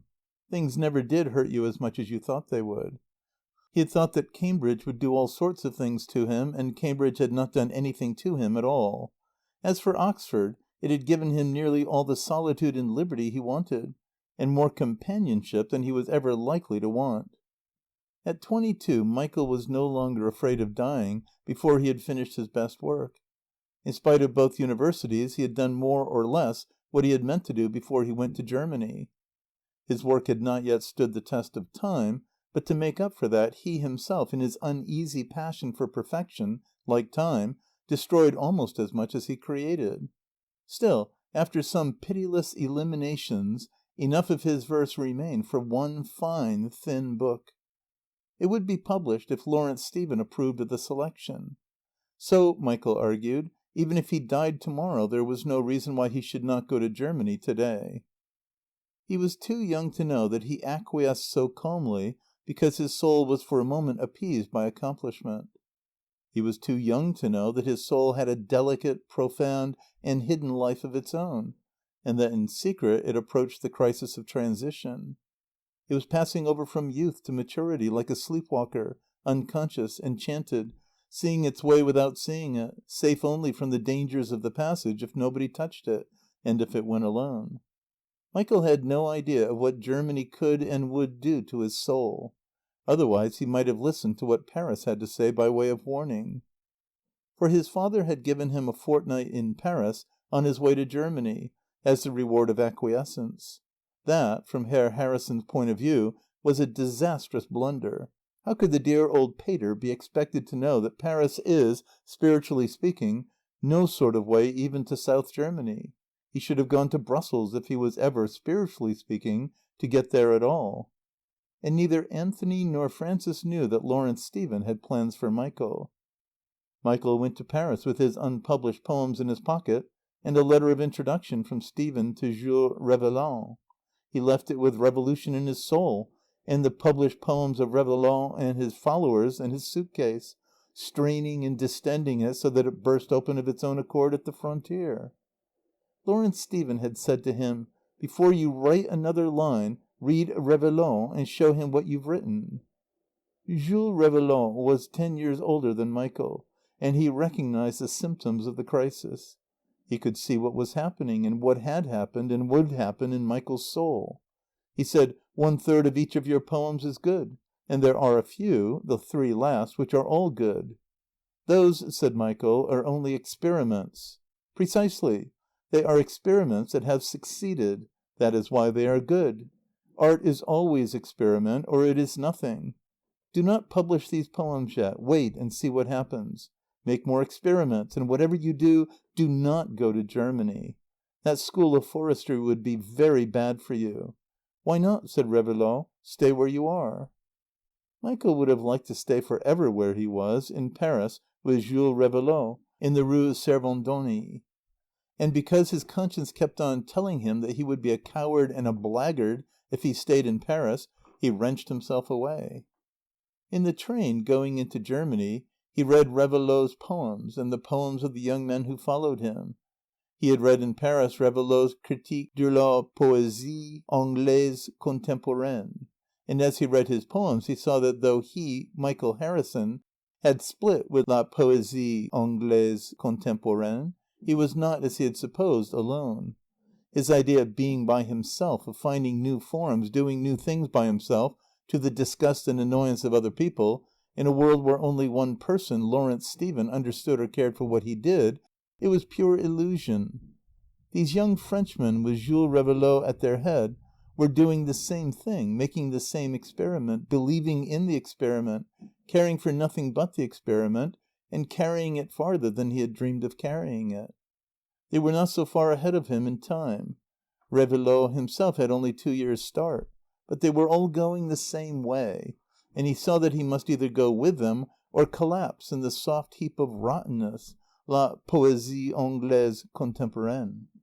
He had made his own experiments in what he called live verse before he left England, after he had said he would go to Germany, even after the final arrangements had been made. His father had given him a month to turn round in, as he put it. And Michael had turned completely round. He had not shown his experiments to Stephen. He didn't know what to think of them himself. But he could see, when once Réveillaud had pointed it out to him, that they were the stuff that counted. In the train going into Germany, he thought of certain things that Réveillaud had said. "Nous avons trompé la poésie dans la peinture et la musique. Il faut la délivrer par la sculpture. Chaque ligne, chaque vers, chaque poème, taille en bloc, sans couleur, sans décor, sans rime. La sainte pauvresse du style depuis. Il faut de la dureté, toujours de la dureté."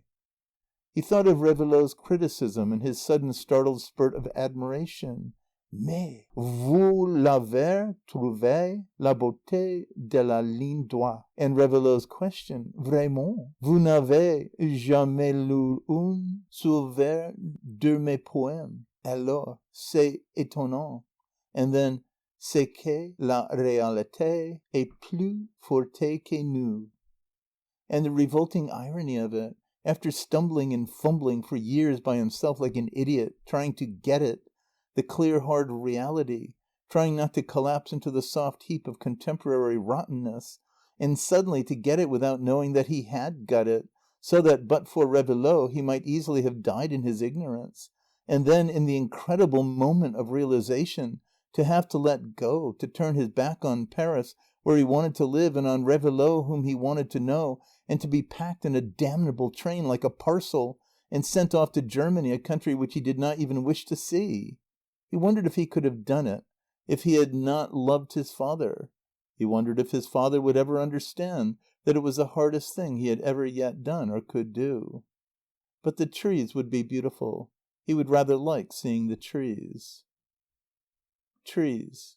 He wondered whether he would ever care about a tree again. Trees. He wondered whether he would ever see a tree again, ever smell tree sap, or hear the wind sounding in the ash trees like a river and in the firs like a sea.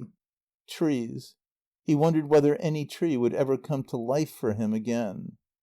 He looked on at the tree felling. He saw slaughtered trees, trees that tottered, trees that staggered in each other's branches. He heard the scream and the shriek of wounded boughs, the creaking and crashing of the trunk, and the long hiss of branches falling, trailing through branches to the ground. He smelt the raw juice of broken leaves and the sharp tree dust in the saw pits. The trees died horrible deaths, in the forests under the axes of the woodmen, and in the schools under the tongues of the professors, and in Michael's soul. The German government was determined that he should know all about trees.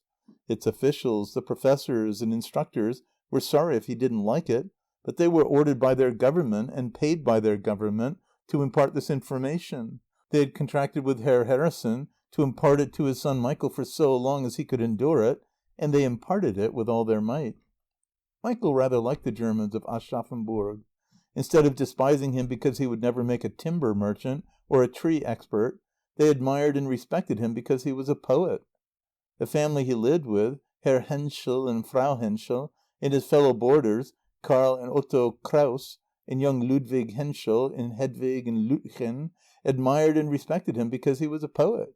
When he walked with Ludwig in the great forests, Michael chanted his poems, both in English and in German, till Ludwig's soul was full of yearning and a delicious sorrow, so that Ludwig actually shed tears in the forest. He said that if he had not done so, he would have burst. Ludwig's emotions had nothing whatever to do with the forest or with Michael's poems, but he thought they had. Michael knew that his only chance of getting out of Germany was to show an unsurpassable incompetence. He showed it. He flourished his incompetence in the faces of all the officials, until some super-official wrote a letter to his father that gave him his liberty. The Henschels were sorry when he left. The students, Otto and Karl and Ludwig, implored him not to forget them. Hedwig and Lütchen cried. Michael was not pleased when he found that he was to go home by Dresden to bring Veronica back. He wanted to be alone on the journey. He wanted to stop in Paris and see Jules Réveillaud. He was afraid that Ronny had grown into a tiresome flapper and that he would have to talk to her. And he found that Ronny had skipped the tiresome stage and had grown up. Only her school clothes and her girlish door-knocker plait tied up with broad black ribbon reminded him that she was not yet 17. Ronny was tired. She did not want to talk. When he had tucked her up with railway rugs in her corner of the carriage, she sat still with her hands in her muff. "I shall not disturb your thoughts, Michael," she said. She knew what he had been thinking. Her clear eyes gazed at him out of her dead white face with an awful look of spiritual maturity. What can have happened to her, he wondered. But she did not disturb his thoughts. Up till then Michael's thoughts had not done him any good. They had been bitter thoughts of the months he had been compelled to waste in Bavaria, when every minute had an incomparable value, worrying, irritating thoughts of the scenes he would have to have with his father, who must be made to understand, once for all, that in future he meant to have every minute of his own life for his own work. He wondered how on earth he was to make his people see that his work justified his giving every minute to it. He had asked Réveillaud to give him a letter that he could show to his father. He was angry with his father beforehand, he was so certain that he wouldn't see. He had other thoughts now, thoughts of an almond tree flowering in a white town, of pink blossoms, fragile, without leaves, casting a thin shadow on white stones. The smell of almond flowers and the sting of white dust in an east wind. A drift of white dust against the wall. Thoughts of pine trees falling in the forest, glad to fall. He thought, the pine forest makes itself a sea for the land wind, and the young pine tree is mad for the open sea. She gives her slender trunk with passion to the axe, for she thinks that she will be stripped naked, and that she will be planted in the ship's hold, and that she will carry the great mainsail. She thinks that she will rock and strain in the grip of the sea wind, and that she will be whitened with the salt and the foam of the sea. She does not know that she will be sawn into planks, and made into a coffin for the wife of the sexton and gravedigger of Aschaffenburg. Thoughts of Veronica in her incredible maturity, and of her eyes, shining in her dead white face, far back through deep crystal, and of the sense he got of her soul poised, steady and still with wings vibrating. He wondered where it would come down. He thought, of course, Veronica's soul will come down like a wild pigeon into the ash tree in our garden, and she will think that our ash tree is a tree of heaven. Presently he roused himself to talk to her. "How is your singing getting on, Ronny?" "My singing voice has gone." "It'll come back again." "Not unless." But he couldn't make her tell him what would bring it back. When Michael came to his father and mother to have it out with them, his face had a hard, stubborn look. He was ready to fight them. He was so certain that he would have to fight. He had shown them Jules Réveillaud's letter. He said, "Look here, we've got to get it straight. It isn't any use going on like this. I'm afraid I wasn't very honest about Germany." "Weren't you?" said Anthony. "Let me see, I think you said you'd take it on your way to China and Japan." "Did I? I tried to be straight about it. I thought I was giving it a fair chance, but that was before I'd seen Réveillaud." "Well," said Anthony, "now that you have seen him, what is it exactly that you want to do?" Michael told him. "You can make it easy for me, or you can make it hard, but you can't stop me." "What makes you think I want to stop you?" "Well, you want me to go into the business, though I told you years ago there was only one thing I should ever be any good at. And I see your point. I can't earn my living at it. That's where I'm had. Still, I think Lawrence Stephen will give me work, and I can rub along somehow." "Without my help, you mean?" "Well, yes. Why should you help me? You've wasted tons of money on me as it is. Nicky's earning his own living, and he's got a wife too. Why not me?" "Because you can't do it, Michael." "I can. I don't mind roughing it. I could live on 100 a year, or less, if I don't marry." "Well, I don't mean you to try. You needn't bother about what you can live on and what you can't live on. It was all settled last night. Your mother and I talked it over. We don't want you to go into the business. We don't want you to take work from Mr. Stephen. We want you to be absolutely free to do your own work under the best possible conditions, whether it pays or not. Nothing in the world matters to us but your happiness. You're to have 150 a year when you're living at home, and 250 when you're living abroad. I suppose you'll want to go abroad sometimes. I can't give you a bigger allowance because I have to help Nicky." Michael covered his face with his hands. "Oh, don't, Daddy. You do make me feel a rotten beast." "We should feel rottener beasts," said Frances, "if we stood in your way." "Then," said Michael, he was still incredulous, "you do care?" "Of course we care," said Anthony. "I don't mean for me. For It." "My dear Mick," said Frances, "we care for It almost as much as we care for you. We're sorry about Germany, though. Germany was one of your father's bad jokes." "Germany? A joke?" "Did you take it seriously?" "Oh, you silly Michael." "But," said Michael, "how about Daddy's idea? He loved it." "I loved it," said Anthony, "but I've given it up." They knew that this was defeat, for Michael was top dog, and it was also victory. They had lost Nicholas, or thought they had lost Nicholas, by opposing him. But Michael and Michael's affection they would have always. Besides, Anthony hadn't given up his idea.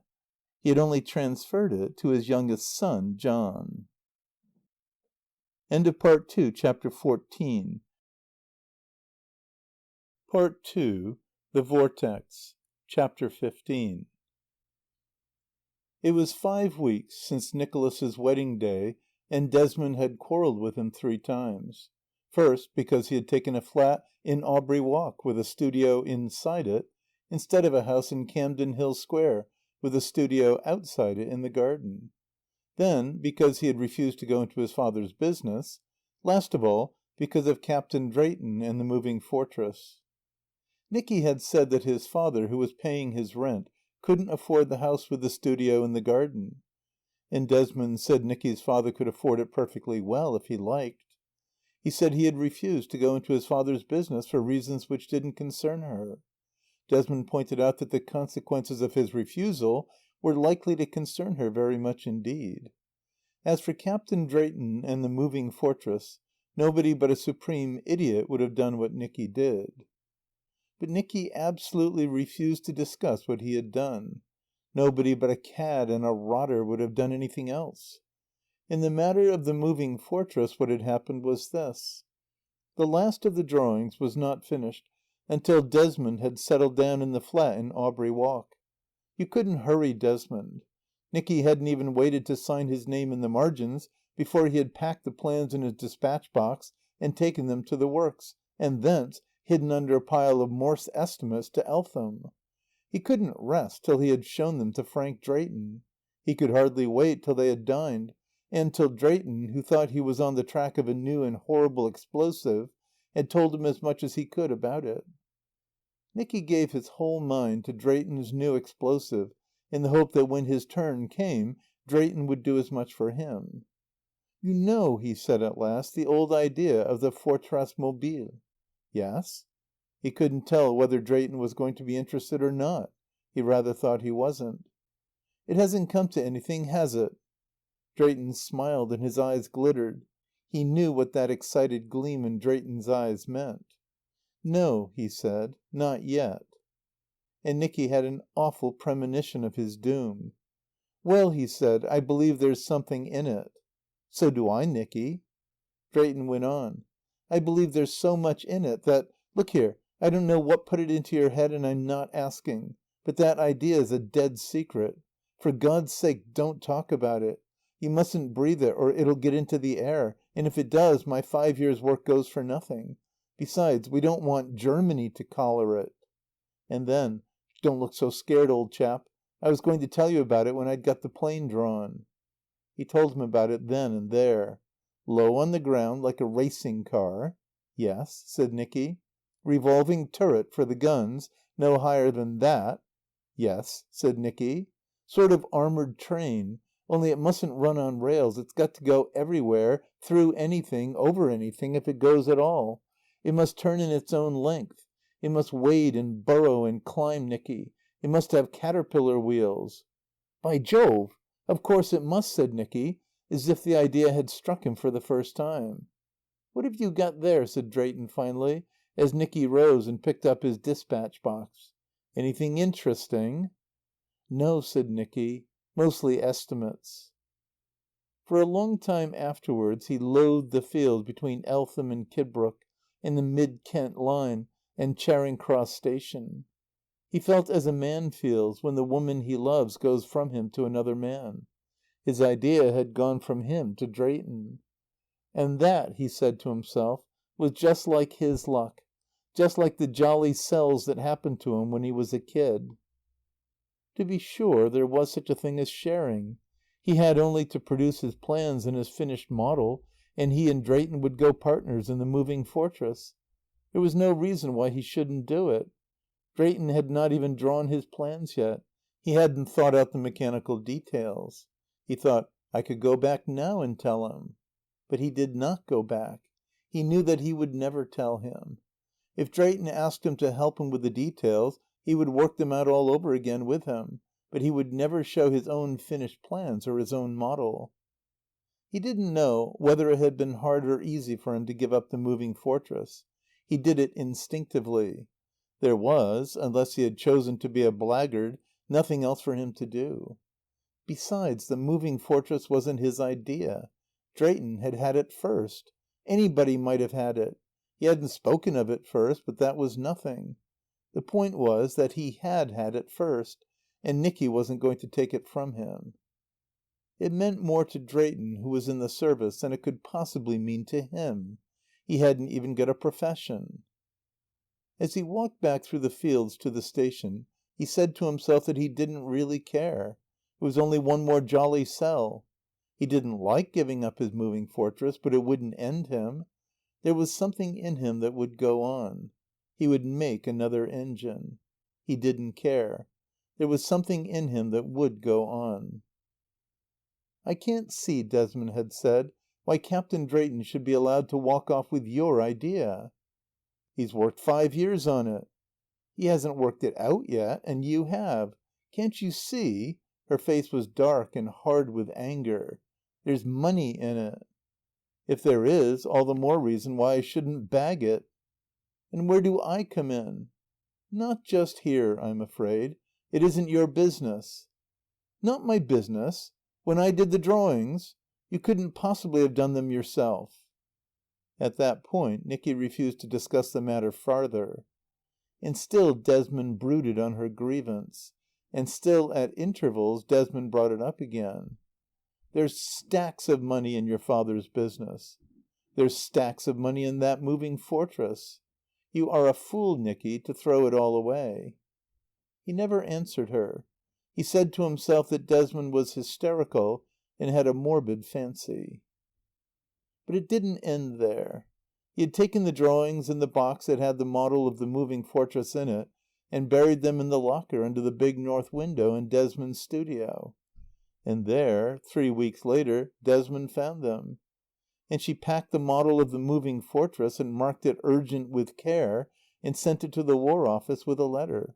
She packed the drawings in a portfolio, having signed her own and Nicky's name on the margins, and sent them to Captain Drayton with a letter. She said she had no doubt she was doing an immoral thing. But she did it in fairness to Captain Drayton, for she was sure he would not like Nicky to make so great a sacrifice. Nicky, she said, was wrapped up in his Moving Fortress. It was his sweetheart, his baby. "He will never forgive me," she said, "as long as he lives.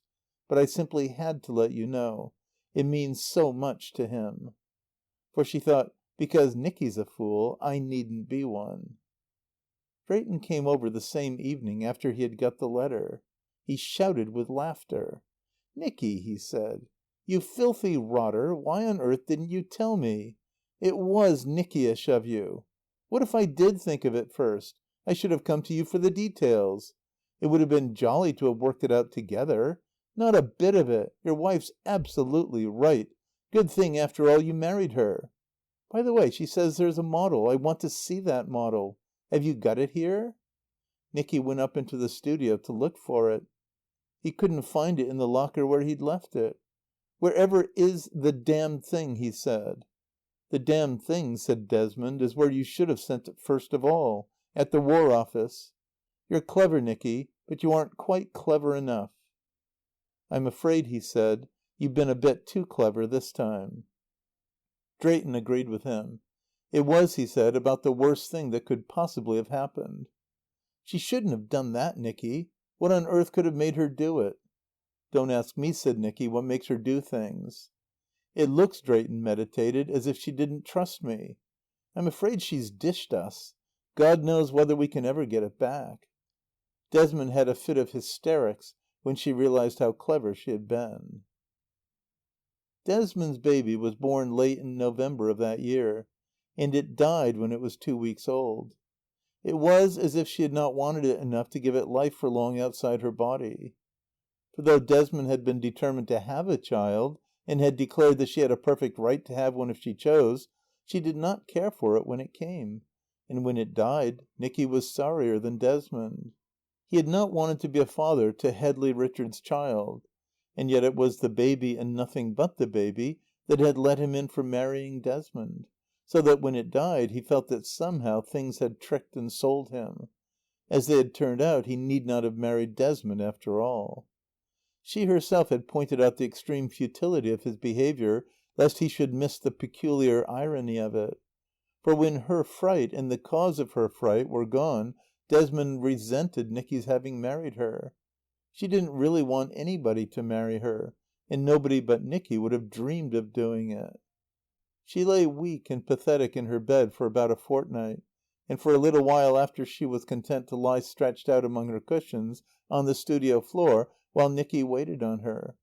But when she got well and came downstairs for good, Nicky saw that Desmond's weakness and pathos had come with the baby and had gone with it. The real Desmond was not weak, she was not pathetic. She was strong and hard and clever with a brutal cleverness. She didn't care how much he saw. He could see to the bottom of her nature if he liked, and feel how hard it was. She had no more interest in deceiving him. She had no more interest in him at all. She was interested in her painting again.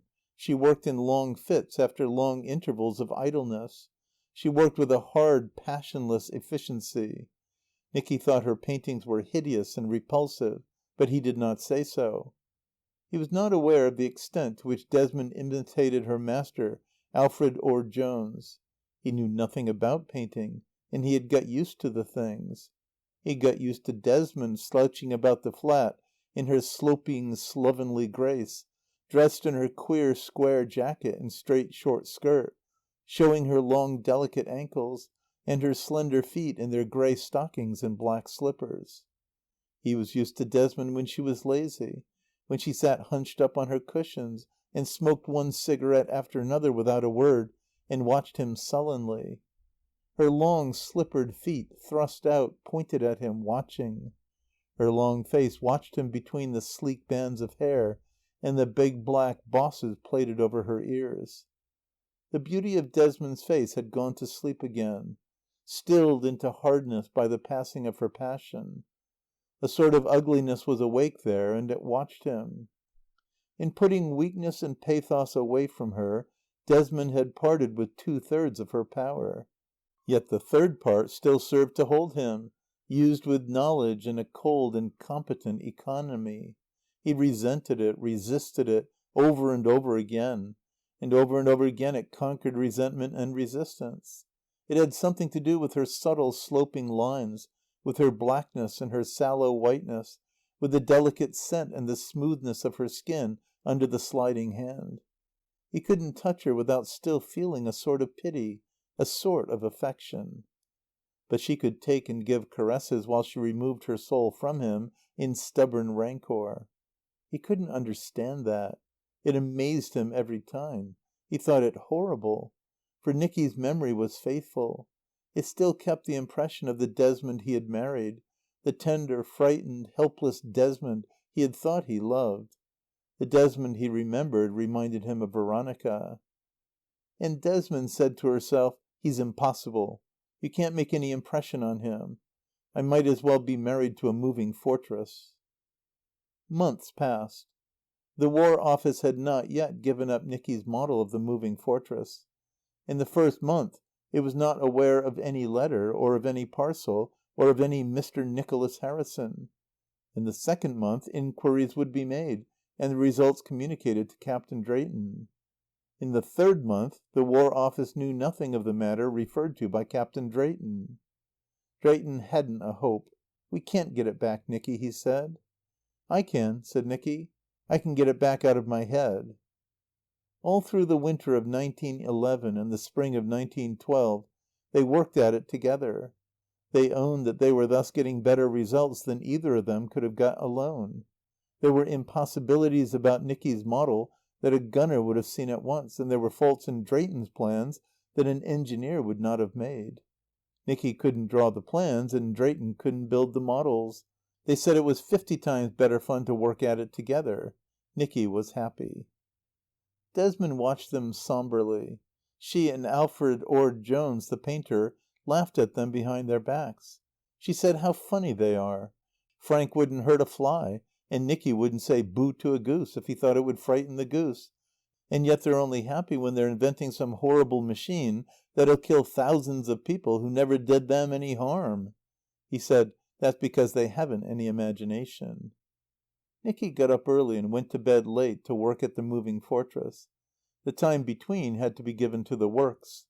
The company had paid him fairly well for all his patents, in the hope of getting more of his ideas, and when they found that no ideas were forthcoming, they took it out of him in labour. He was too busy and too happy to notice what Desmond was doing. One day Vera said to him, "Nicky, do you know that Desmond is going about a good deal with Alfred Ord Jones?" "Is she? Is there any reason why she shouldn't?" "Not unless you call Ord Jones a reason."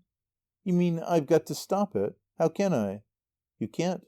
Nothing can stop Desmond." "What do you think I ought to do about it?" "Nothing. She goes about with scores of people. It doesn't follow that there's anything in it." "Oh, Lord, I should hope not. That beastly bounder. What could there be in it?" "He's a clever painter, Nicky. So's Desmond. There's that in it." "I've hardly a right to object to that, have I? It's not as if I were a clever painter myself."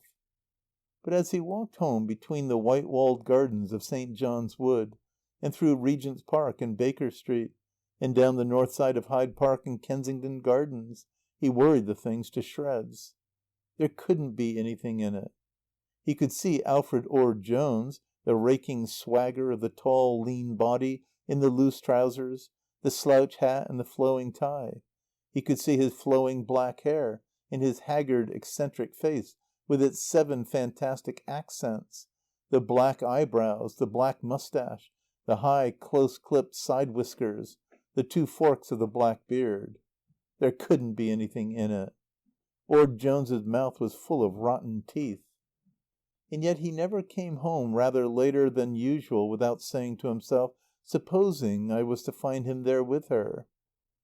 He left off coming home late so that he shouldn't have to ask himself that question.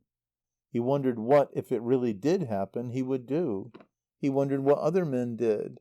It never occurred to him that at 22 he was young to be considering this problem. He rehearsed scenes that were only less fantastic than Orde Jones's face and figure, or that owed their element of fantasy to Orde Jones's face and figure. He saw himself assaulting Orde Jones with violence, dragging him out of Desmond's studio and throwing him downstairs. He wondered what shapes that body and those legs and arms would take when they got to the bottom. Perhaps they wouldn't get to the bottom all at once.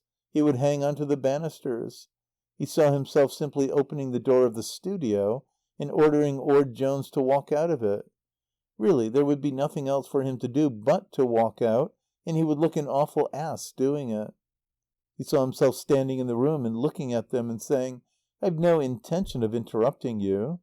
Perhaps Desmond would answer, "You're not interrupting us. We've finished all we had to say." And he would walk out and leave them there, not caring. He wondered if he would look an awful ass doing it. In the end, when it came, he hadn't to do any of these things.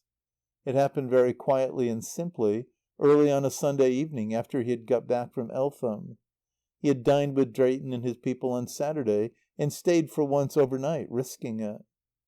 Desmond was sitting on a cushion, on the floor, with her thin legs in their grey stockings slanting out in front of her.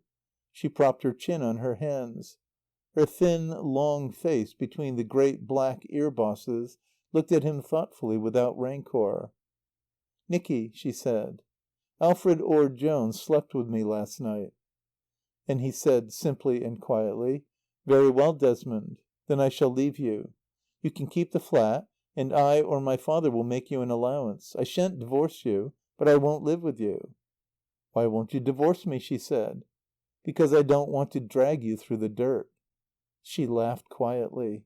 "Dear Nicky," she said, "how sweet and like you. But don't let's have any more chivalrous idiocy. I don't want it. I never did." She had forgotten that she had wanted it very badly once. But Nicky did not remind her of that time. No matter. She didn't want it now. Let's look at the thing sensibly, without any rotten sentiment. We've had some good times together, and we've had some bad times. I'll admit that when you married me, you saved me from a very bad time. That's no reason why we should go on giving each other worse times indefinitely. You seem to think I don't want you to divorce me. What else do you imagine Alfred came for last night? Why, we've been trying it for the last 3 months. Of course, if you'll let me divorce you for desertion, it would be very nice of you. That," said Desmond, "is what decent people do." He went out and telephoned to his father. Then he left her and went back to his father's house. Desmond asked the servant to remember particularly that it was the 15th of June, and that the master was going away and would not come back again. As Nicky walked up the hill and across the Heath, he wondered why it had happened, and why, now that it had happened, he cared so little. He could have understood it if he hadn't cared at all for Desmond. But he had cared in a sort of way. If she had cared at all for him, he thought they might have made something of it, something enduring, perhaps, if they had had children of their own. He still couldn't think why it had happened. But he knew that even if he had loved Desmond with passion, it wouldn't have been the end of him. The part of him that didn't care, that hadn't cared much when he lost his moving fortress, was the part that Desmond would never have cared for. He didn't know whether it was outside him and beyond him, bigger and stronger than he was, or whether it was deep inside, the most real part of him. Whatever happened or didn't happen, it would go on. How could he have ended here with poor little Desmond? There was something ahead of him, something that he felt to be tremendous and holy. He had always known it waited for him. He was going out to meet it, and because of it he didn't care. And after a year of Desmond he was glad to go back to his father's house, even though he knew that the thing that waited for him was not there. Frances and Anthony were happy again. After all, Heaven had manipulated their happiness with exquisite art and wisdom, letting Michael and Nicholas go from them for a little while, that they might have them again more completely, and teaching them the art and wisdom that would keep them. Some day the children would marry. Even Nicky might marry again. They would prepare now, by small daily self-denials, for the big renunciation that must come. Yet in secret they thought that Michael would never marry, that Nicky, made prudent by disaster, wasn't really likely to marry again. John would marry, and they would be happy in John's happiness and in John's children. And Nicky had not been home before he offered to his parents the spectacle of an outrageous gaiety. He would have said that life to Nicholas was an amusing game where you might win or lose, but either way it didn't matter. It was a rag, a sell. Even the proceedings, the involved and ridiculous proceedings of his divorce, amused him. It was undeniably funny that he should be supposed to have deserted Desmond. Frances wondered again whether Nicky really had any feelings, and whether things really made any impression on him. End of Part 2, Chapter 15. Part 2, The Vortex, Chapter 16.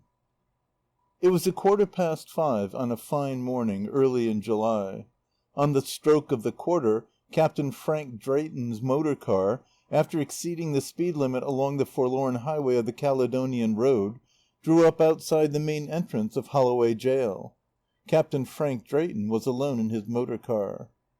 He had the street all to himself till 5:20, when he was joined by another motorist, also conspicuously alone in his car. Drayton tried hard to look as if the other man were not there. The other man tried even harder to look as if he were not there himself. He was the first to be aware of the absurdity of their competitive pretenses. He looked at his watch and spoke. "I hope they'll be punctual with those doors. I was up at 4:00. "I," said Drayton, "was up at 3:00. "I'm waiting for my wife," said the other man. "I am not," said Drayton, and felt that he had scored. The other man's smile allowed him the point he made. "Yes, but my wife happens to be Lady Victoria Threlfall." The other man laughed as if he had made by far the better joke. Drayton recognized Mr. Augustine Threlfall, that cabinet minister made notorious by his encounters with the Women's Franchise Union. Last year Miss Maud Blackadder had stalked him in the Green Park and lamed him by a blow from her hunting crop. This year his wife, Lady Victoria Threlfall, had headed the June raid on the House of Commons. And here he was at 5:20 in the morning, waiting to take her out of prison. And here was Drayton, waiting for Dorothea, who was not his wife yet. "Anyhow," said the Cabinet Minister, "we've done them out of their procession." "What procession?" All that Drayton knew about it was that late last night a friend he had in the Home Office had telephoned to him that the hour of Miss Dorothea Harrison's release would be 5:30, not 6:30 as the papers had it. "The procession," said the Cabinet Minister, "that was to have met him at 6:30. A car of victory for Mrs. Blaythwaite, and a bodyguard of 13 young women on 13 white horses. The girl who smashed my kneecap is to be Joan of Arc and ride at the head of 'em. In armour. Fact. There's to be a banquet for him at the Imperial at 9. We can't stop that. And they'll process down the Embankment and down Pall Mall and Piccadilly at 11. But they won't process here. We've let 'em out an hour too soon." A policeman came from the prison yard. He blew a whistle. 4 taxicabs crept round the corner furtively, driven by visibly hilarious chauffeurs. "The triumphant procession from Holloway," said the Cabinet Minister, "is you and me, sir, in those taxicabs." On the other side of the gates a woman laughed. The released prisoners were coming down the prison yard. The Cabinet Minister cranked up his engine with an unctuous glee. He was boyishly happy, because he and the Home Secretary had done them out of the car of victory in the 13 white horses. The prison gates opened. The Cabinet Minister and Drayton raised their caps. The leaders, Mrs. Blathwaite and Angela Blathwaite and Mrs. Palmerston Swete, came first. Then Lady Victoria Threlfall, then Dorothea, then 16 other women. Drayton did not look at them. He did not see what happened when the Cabinet Minister met his wife. He did not see the 16 other women. He saw nothing but Dorothea walking by herself. She had no hat on. Her clothes were as the great raid had left them a month ago. Her serge coat was torn at the breast pocket, the 3-cornered flap hung, showing the white lining. Another 3-cornered flap hung from her right knee. She carried her small, hawk-like head alert and high. Her face had the incomparable bloom of youth. Her eyes shone. They and her face showed no memory of the prison cell, the plank bed, and the prison walls. They showed no sense of Drayton's decency in coming to meet her, no sense of anything at all but of the queerness, the greatness, and the glory of the world, of him, perhaps, as a part of it. She stepped into the car as if they had met by appointment for a run into the country. "I shan't hurt your car. I'm quite clean, though you mightn't think it. The cells were all right this time." He disapproved of her, yet he adored her. "Dorothy," he said, "do you want to go to that banquet?" "No, but I've got to. I must go through with it. I swore I'd do the thing completely or not at all." "It isn't till 9. We've 3 whole hours before we need start." "What are you going to do with me?" "I'm going to take you home first. Then I suppose I shall have to drive you down to that beastly banquet." "That won't take 3½ hours. It's a heavenly morning. Can't we do something with it?" "What would you like to do?" "I'd like to stop at the nearest coffee stall. I'm hungry. Then are you frightfully sleepy?" "Me? Oh, Lord, no." "Then let's go off somewhere into the country." They went. They pulled up in a green lane near Totteridge to finish the buns they had brought with them from the coffee stall. "Did you ever smell anything like this lane?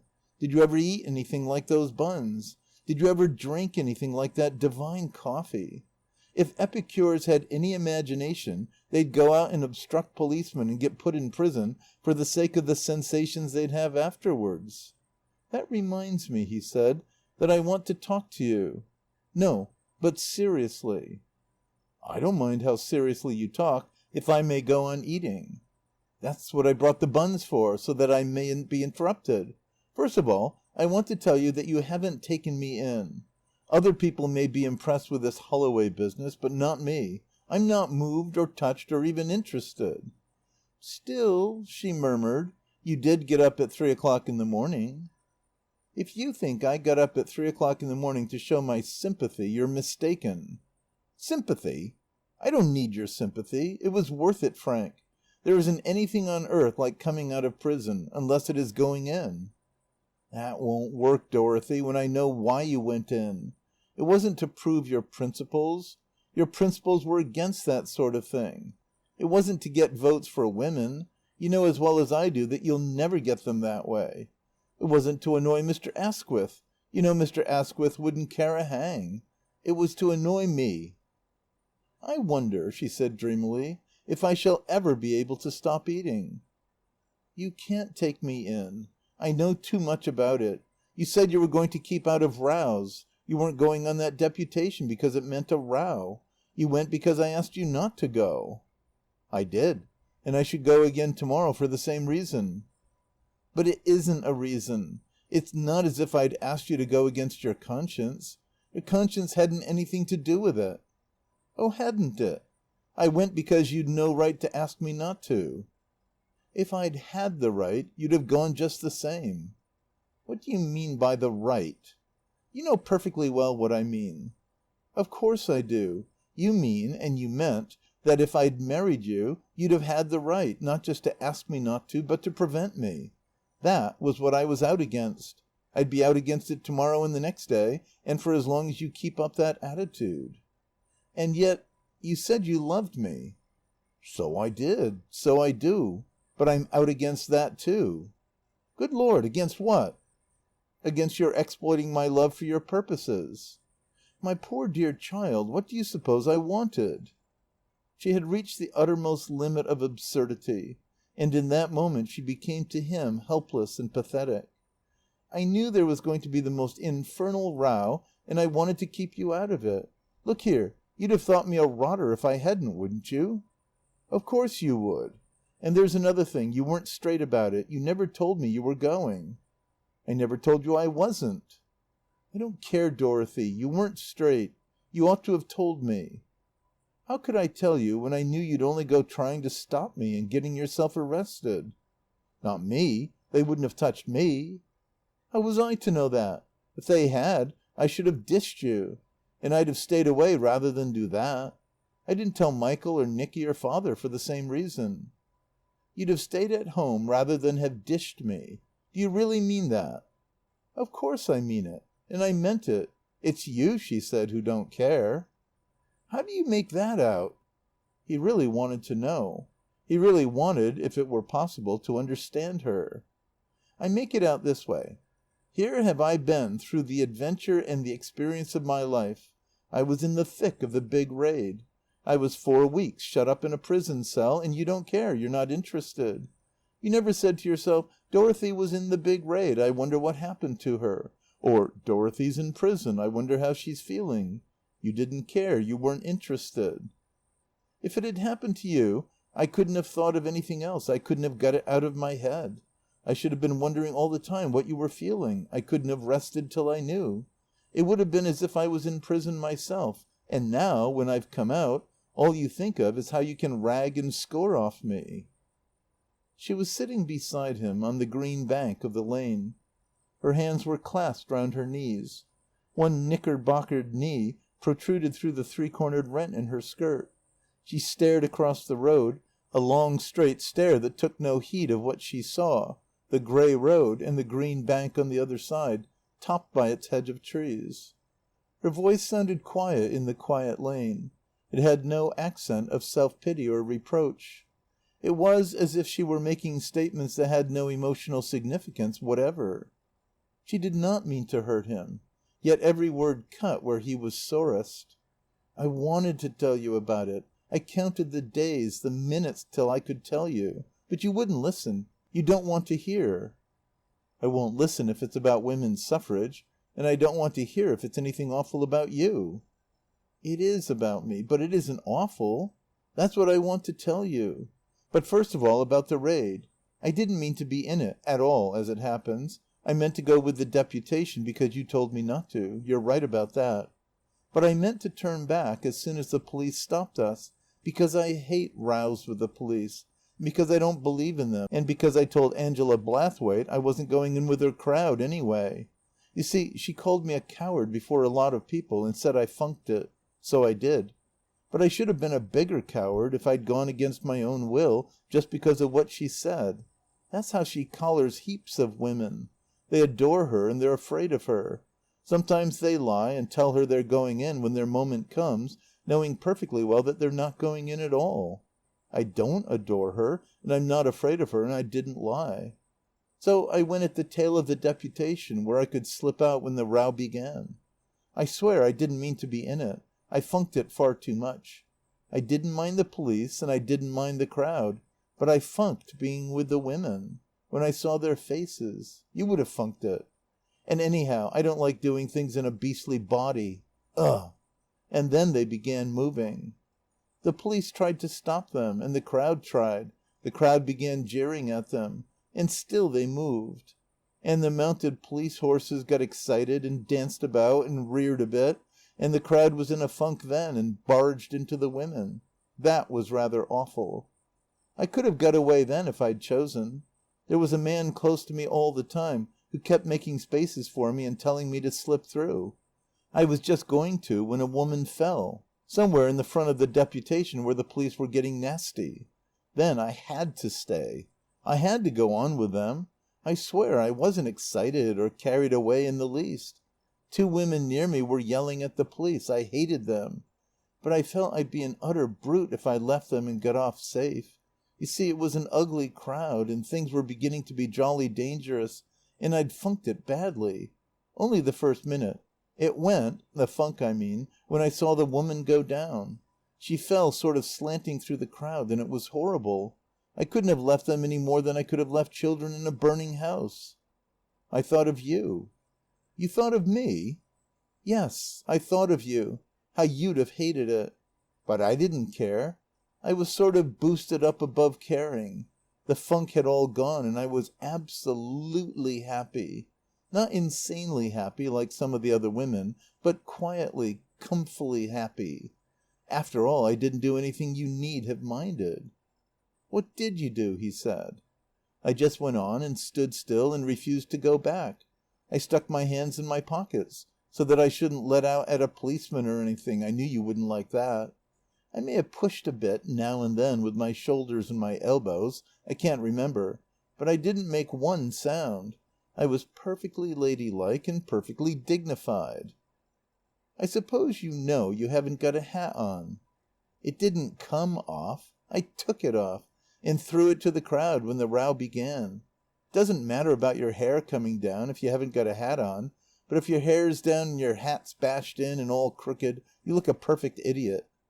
It wasn't a bad fight, you know, 21 women to I don't know how many policemen, and the front ones got right into the doorway of St. Stephen's. That was where they copped me. But that isn't the end of it. The fight was only the first part of the adventure. The wonderful thing was what happened afterwards, in prison. I didn't think I'd really like prison. That was another thing I funked. I'd heard such awful things about it, about the dirt, you know. And there wasn't any dirt in my cell, anyhow. And after the crowds of women, after the meetings and the speeches, the endless talking and the boredom, that cell was like heaven. Thank God it's always solitary confinement. The government doesn't know that if they want to make prison a deterrent, they'll shut us up together. You won't give the Home Secretary the tip, will you? But that isn't what I wanted to tell you about. It was something bigger, something tremendous. You'll not believe this part of it, but I was absolutely happy in that cell. It was a sort of deep-down, unexcited happiness.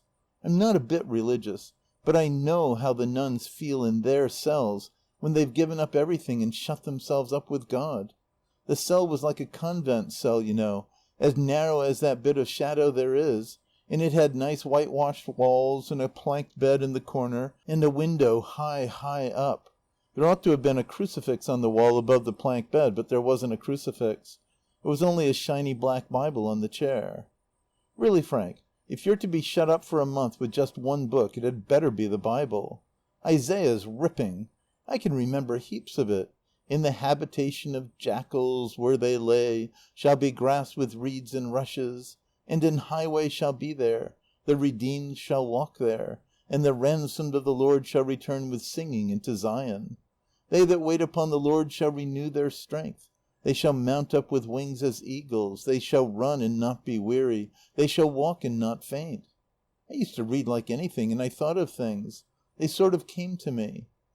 That's what I wanted to tell you about. The things that came to me were so much bigger than the thing I went in for. I could see all along we weren't going to get it that way, and I knew we were going to get it some other way. I don't in the least know how, but it'll be some big, tremendous way that'll make all this fighting and fussing seem the rottenest game. That was one of the things I used to think about. Then he said, "You've given it up? You're coming out of it?" She looked at him keenly. "Are those still your conditions?" He hesitated 1 second before he answered firmly. "Yes, those are still my conditions. You still won't agree to them?" "I still won't agree. It's no use talking about it. You don't believe in freedom. We're incompatible. We don't stand for the same ideals." "Oh, Lord, what does that matter?" "It matters most awfully." "I should have thought," said Drayton, "it would have mattered more if I'd had revolting manners or an impediment in my speech or something." "It wouldn't, really." "Well, you seem to have thought about a lot of things. Did you ever once think about me, Dorothy?" "Yes, I did. Have you ever read the Psalms? There's a jolly one that begins, 'Blessed be the Lord my strength, which teacheth my hands to war and my fingers to fight.' I used to think of you when I read that. I thought of you a lot. That's what I was coming to. It was the queerest thing of all. Everything seemed ended when I went to prison. I knew you wouldn't care for me after what I'd done. You must really listen to this, Frank. I knew you couldn't and wouldn't marry me. And it somehow didn't matter. What I'd got hold of was bigger than that. I knew that all this women's suffrage business was only a part of it, a small, ridiculous part. I sort of saw the redeemed of the Lord. They were men as well as women, Frank, and they were all free. They were all free because they were redeemed. And the funny thing was that you were part of it. You were mixed up in the whole queer, tremendous business. Everything was ended, and everything was begun, so that I knew you understood even when you didn't understand. It was really as if I got you tight somehow, and I knew you couldn't go even when you'd gone. And yet you don't see that it's a crime to force me to go. I see that it would be a worse crime to force you to stay if you mean going. What time is it? 7:45. And I've got to go home and have a bath. Whatever you do, don't make me late for that infernal banquet. You are going to drive me there? I'm going to drive you there, but I'm not going in with you. Poor darling. Did I ask you to go in? He drove her back to her father's house. She came out of it burnished and beautiful, dressed in clean white linen, with the broad red, white, and blue tricolour of the Women's Franchise Union slanting across her breast. He drove her to the banquet of the prisoners, to the Imperial Hotel, Kingsway. They went in silence, for their hearts ached too much for speaking. But in Dorothy's heart, above the aching, there was that queer exaltation that had sustained her in prison. He left her at the entrance of the hotel, where Michael and Nicholas waited to receive her. Michael and Nicholas went in with her to the banquet. They hated it, but they went in. Veronica was with them. She, too, wore a white frock with red, white, and blue ribbons. Drayton's a bit of a rotter, Michael said, not to see you through. How can he, when he feels like that about it? As if we didn't feel. 330 women and 20 men waited in the banquet hall to receive the prisoners. The high galleries were festooned with the red, white, and blue of the Women's Franchise Union, and hung with flags and blazoned banners. The silk standards and the emblems of the women's suffrage leagues and societies, supported by their tall poles, stood ranged along 3 walls. They covered the sham porphyry with gorgeous and heroic colours, purple and blue, sky blue and sapphire blue and royal blue, black, white, and gold, vivid green, pure gold, pure white, dead black, orange and scarlet and magenta. From the high table under the windows streamed 7 dependent tables, decorated with nosegays of red, white, and blue flowers. In the centre of the high table 3 armchairs, draped with the tricolour, were set like 3 thrones for the 3 leaders. They were flanked by 9 other chairs on the right and 9 on the left for the 18 other prisoners. There was a slight rustling sound at the side door leading to the high table. It was followed by a thicker and more prolonged sound of rustling as the 350 turned in their places. The 21 prisoners came in. A great surge of white, spotted with red and blue, heaved itself up in the hall to meet them as the 350 rose to their feet. And from the 350 there went up a strange, a savage, and a piercing, collective sound, where a clear tinkling as of glass or thin metal, and a tearing as of silk, and a crying as of children, and of small, slender-throated animals, were held together by ringing, vibrating, overtopping tones as of violins playing in the treble. And now a woman's voice started off on its own note, and tore the delicate tissue of this sound with a solitary scream. And now a man's voice filled up a pause in the shrill hurrahing with a solitary boom. To Dorothea in her triumphal seat at Angela Blathwaite's right hand, to Michael and Nicholas and Veronica in their places among the crowd, that collective sound was frightful. From her high place Dorothea could see Michael and Nicholas, one on each side of Veronica, just below her. At the same table, facing them, she saw her 3 aunts, Louie, Emmeline, and Edith. It was from Emmeline that those lacerating screams arose. The breakfast and the speeches of the prisoners were over. The crowd was on its feet again, and the prisoners had risen in their high places.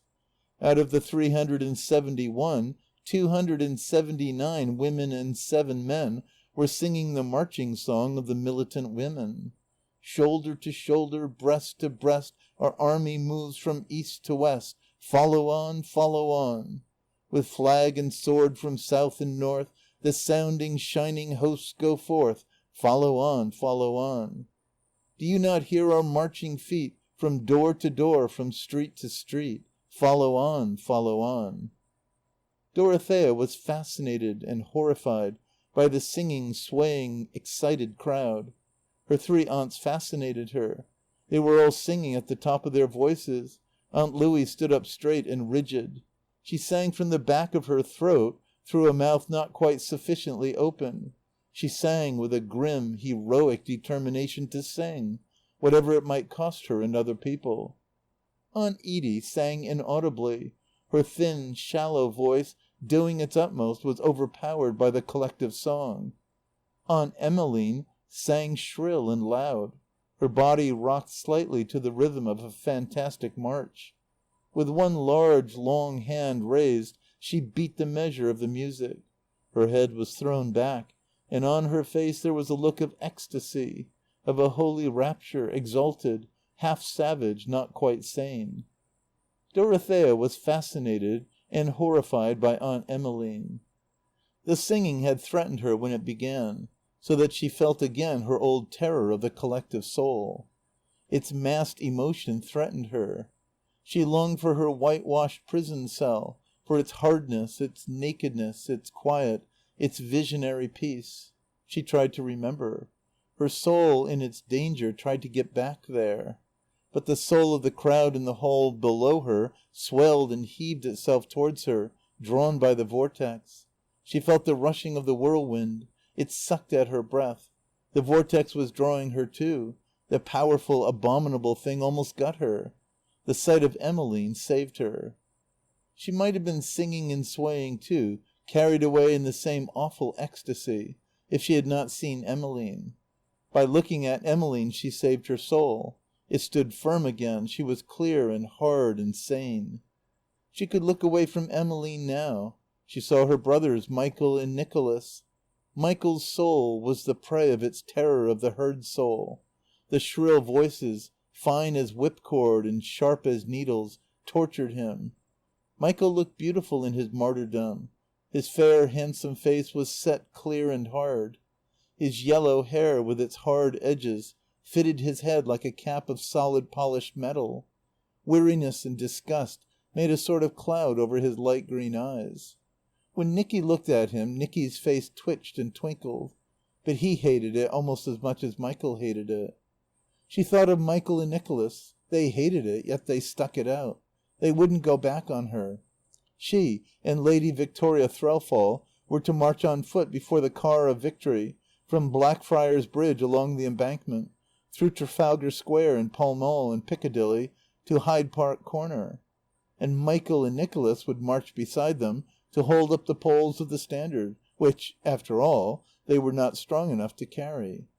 She thought of Drayton, who had not stuck it out, and at the same time she thought of the things that had come to her in her prison cell. She had told him the most real thing that had ever happened to her, and he had not listened. He had not cared.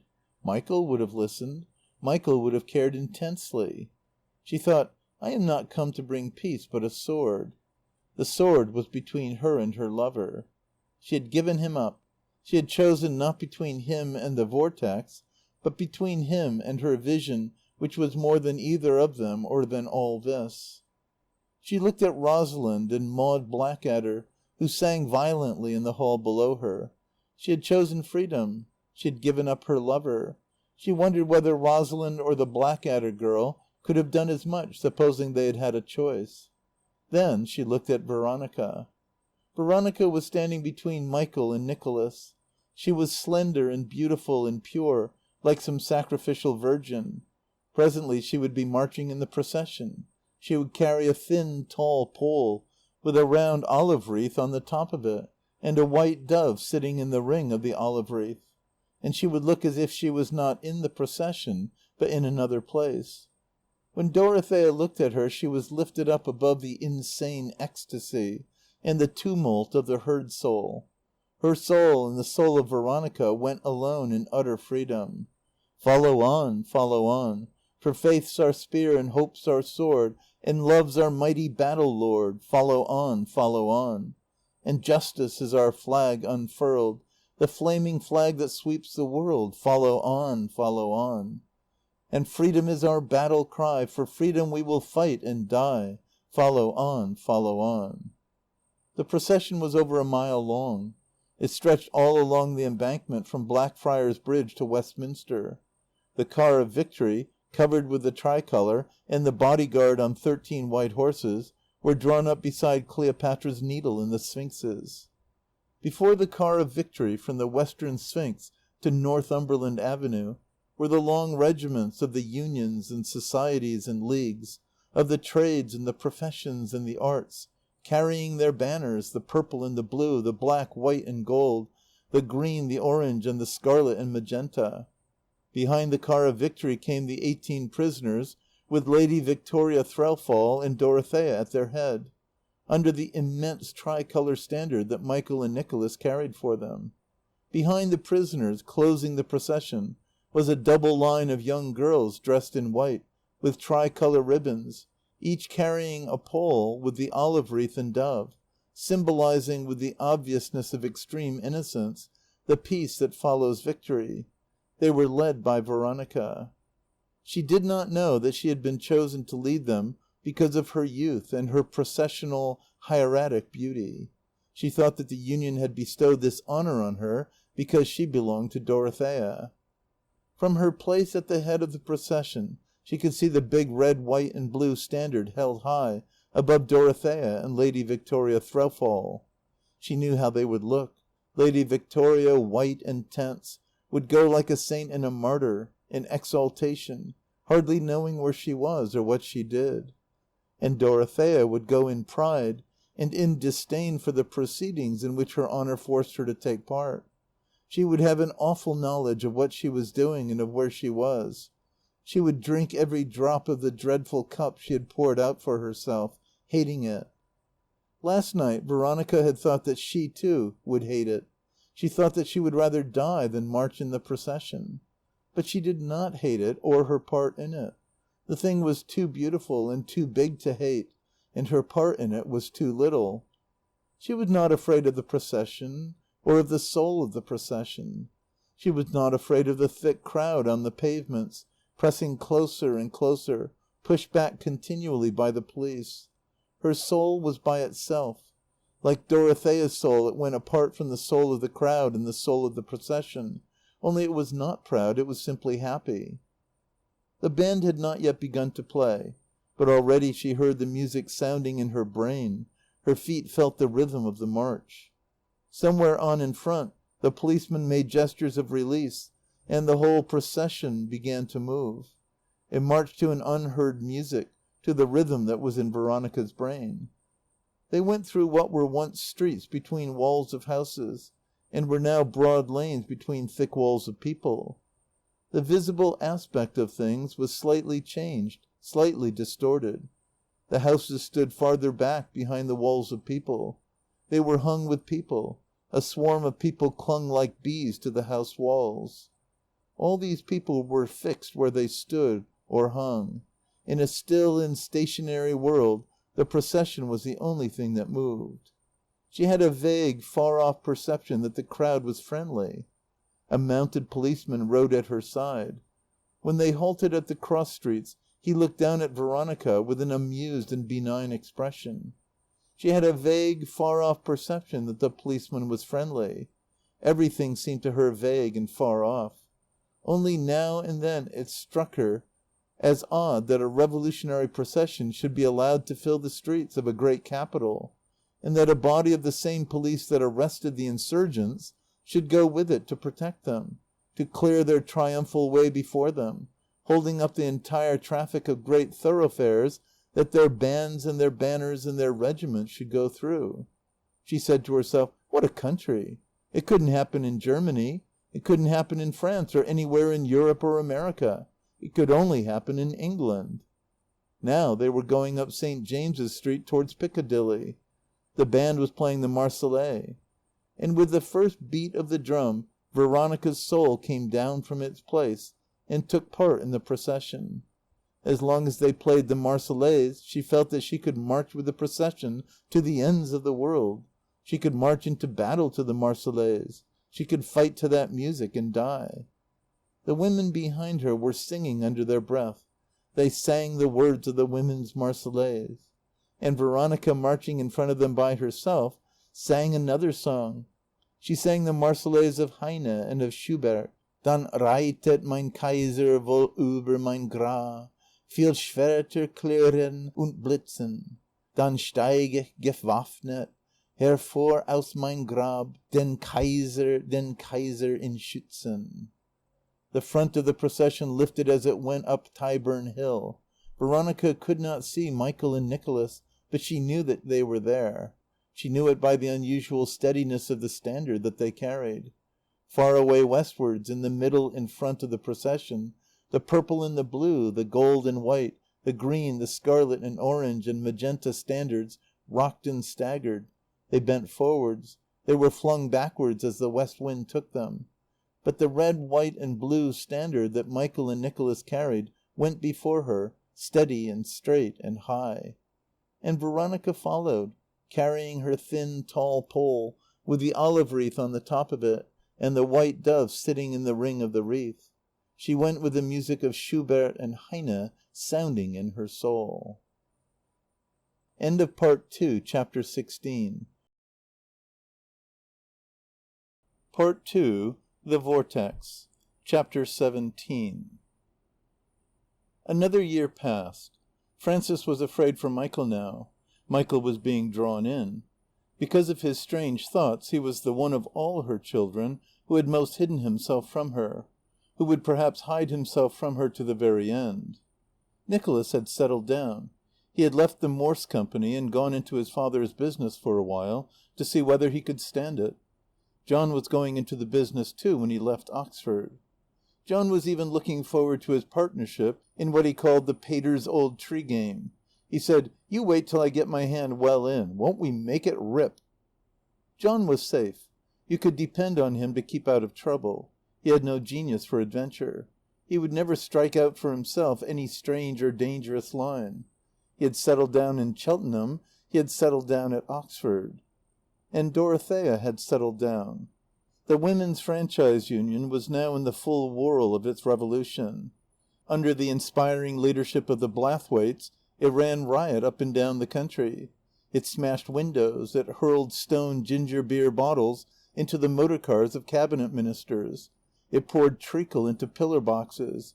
It invaded the House of Commons by the waterway in barges from which women, armed with megaphones, demanded the vote from infamous legislators drinking tea on the terrace.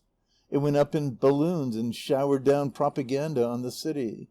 Now and then, just to show what violence it could accomplish if it liked, it burned down a house or two in a pure and consecrated ecstasy of feminism. It was bringing to perfection its last great tactical maneuver, the massed raid followed by the hunger strike in prison. And it was considering seriously the very painful but possible necessity of interfering with British sport, say the Eton and Harrow match at Lord's, in some drastic and terrifying way that would bring the men of England to their senses. And Dorothea's soul had swung away from the sweep of the whirlwind. It would never suck her in.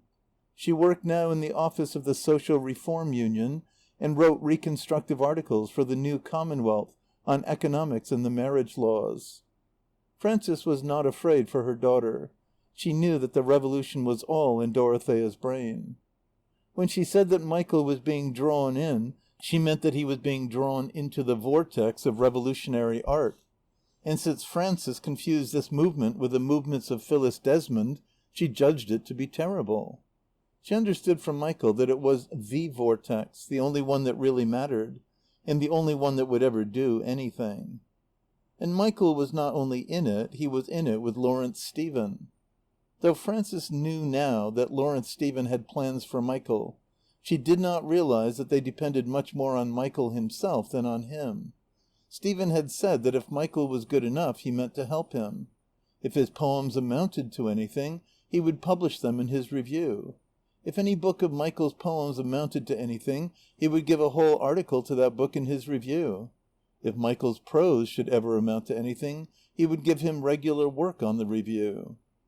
In 1913, Michael Harrison was the most promising of the revolutionary young men who surrounded Lawrence Stephen, and his poems were beginning to appear one after another in the Green Review.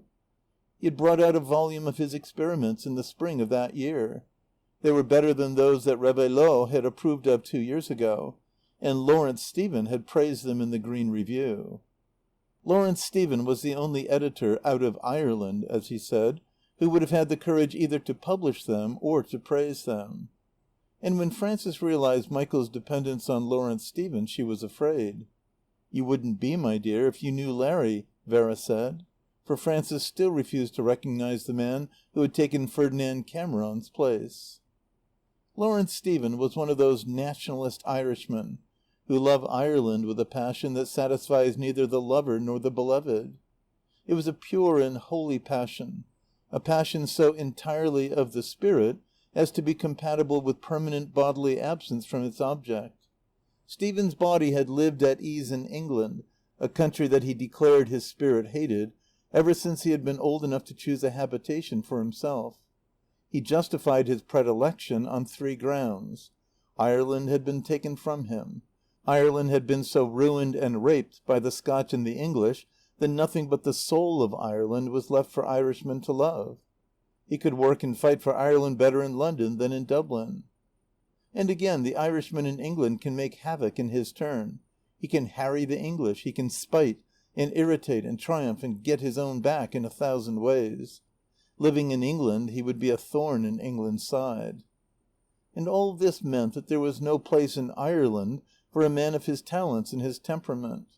His enemies called him an opportunist, but he was an opportunist gone wrong, abandoned to an obstinate idealism, one of those damned and solitary souls that only the north of Ireland produces in perfection.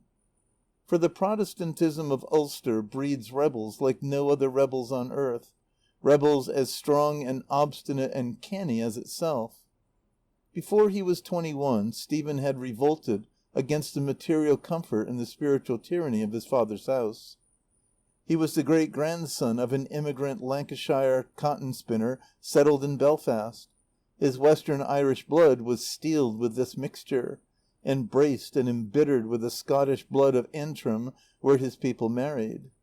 Therefore, if he had chosen one career and stuck to it, he would have been formidable. But one career alone did not suffice for his inexhaustible energies. As a fisher of opportunities, he drew with too wide a net and in too many waters. He had tried parliamentary politics and failed because no party trusted him, least of all his own. And yet few men were more trustworthy. He turned his back on the House of Commons and took to journalism. As a journalistic politician, he ran nationalism for Ireland and socialism for England. Neither nationalists nor socialists believed in him, yet few men were more worthy of belief. In literature he had distinguished himself as a poet, a playwright, a novelist, and an essayist. He did everything so well that he was supposed not to do anything quite well enough. Because of his politics, other men of letters suspected his artistic sincerity, yet few artists were more sincere. His very distinction was unsatisfying. Without any of the qualities that make even a minor statesman, he was so far contaminated by politics as to be spoiled for the highest purposes of art. Yet there was no sense in which he had achieved popularity. Everywhere he went he was an alien and suspected. Do what he would, he fell between 2 countries and 2 courses. Ireland had cast him out, and England would none of him.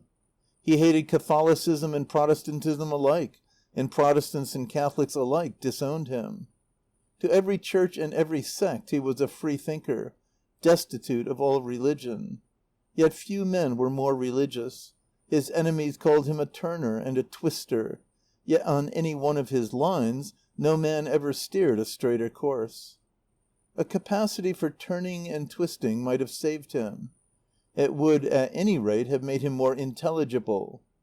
As it was, he presented to two countries the disconcerting spectacle of a many-sided object moving with violence in a dead straight line. He moved so fast that to a stationary onlooker he was gone before one angle of him had been apprehended. It was for other people to turn and twist if any one of them was to get a complete all-round view of the amazing man. But taken all round, he passed for a man of hard wit and suspicious brilliance. And he belonged to no generation. In 1913 he was not yet 40, too old to count among the young men, and yet too young for men of his own age. So that in all Ireland and all England you could not have found a lonelier man. The same queer doom pursued him in the most private and sacred relations of his life. To all intents and purposes he was married to Vera Harrison, and yet he was not married. He was neither bound nor free. All this had made him sorrowful and bitter.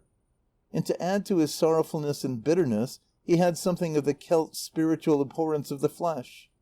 And though he loved Vera, after his manner, there were moments when Vera's capacity for everlasting passion left him tired and bored and cold. All his life his passions had been at the service of ideas. All his life he had looked for some great experience, some great satisfaction and consummation, and he had not found it. In 1913, with half his life behind him, the opportunist was still waiting for his supreme opportunity.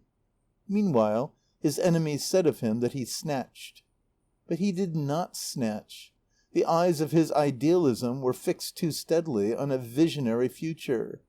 He merely tried, with a bored and weary gesture, to waylay the passing moment while he waited. He had put his political failure behind him and said, "I will be judged as an artist or not at all." They judged him accordingly, and their judgment was wrong.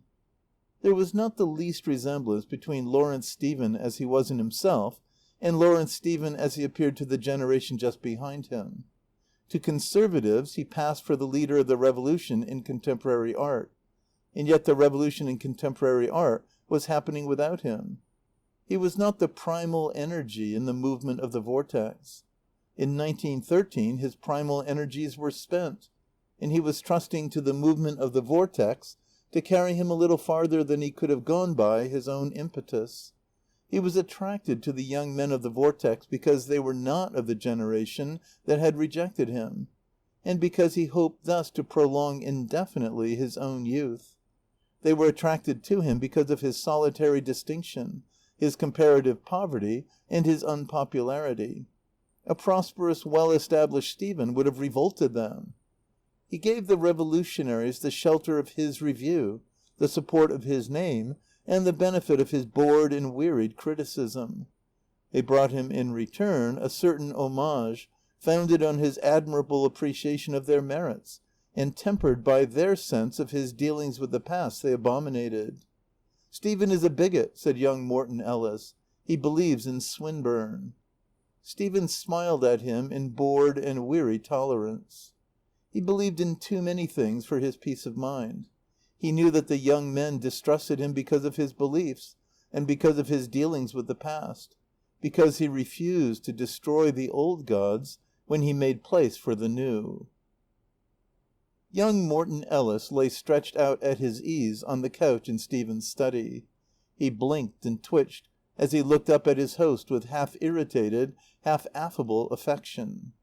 The young men came and went at their ease in and out of that house in St. John's Wood, which Lawrence Stephen shared with Vera Harrison.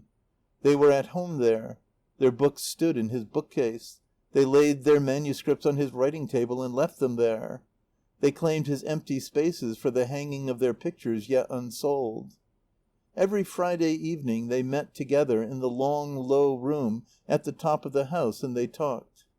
Every Friday evening Michael left his father's house to meet them there, and to listen and to talk.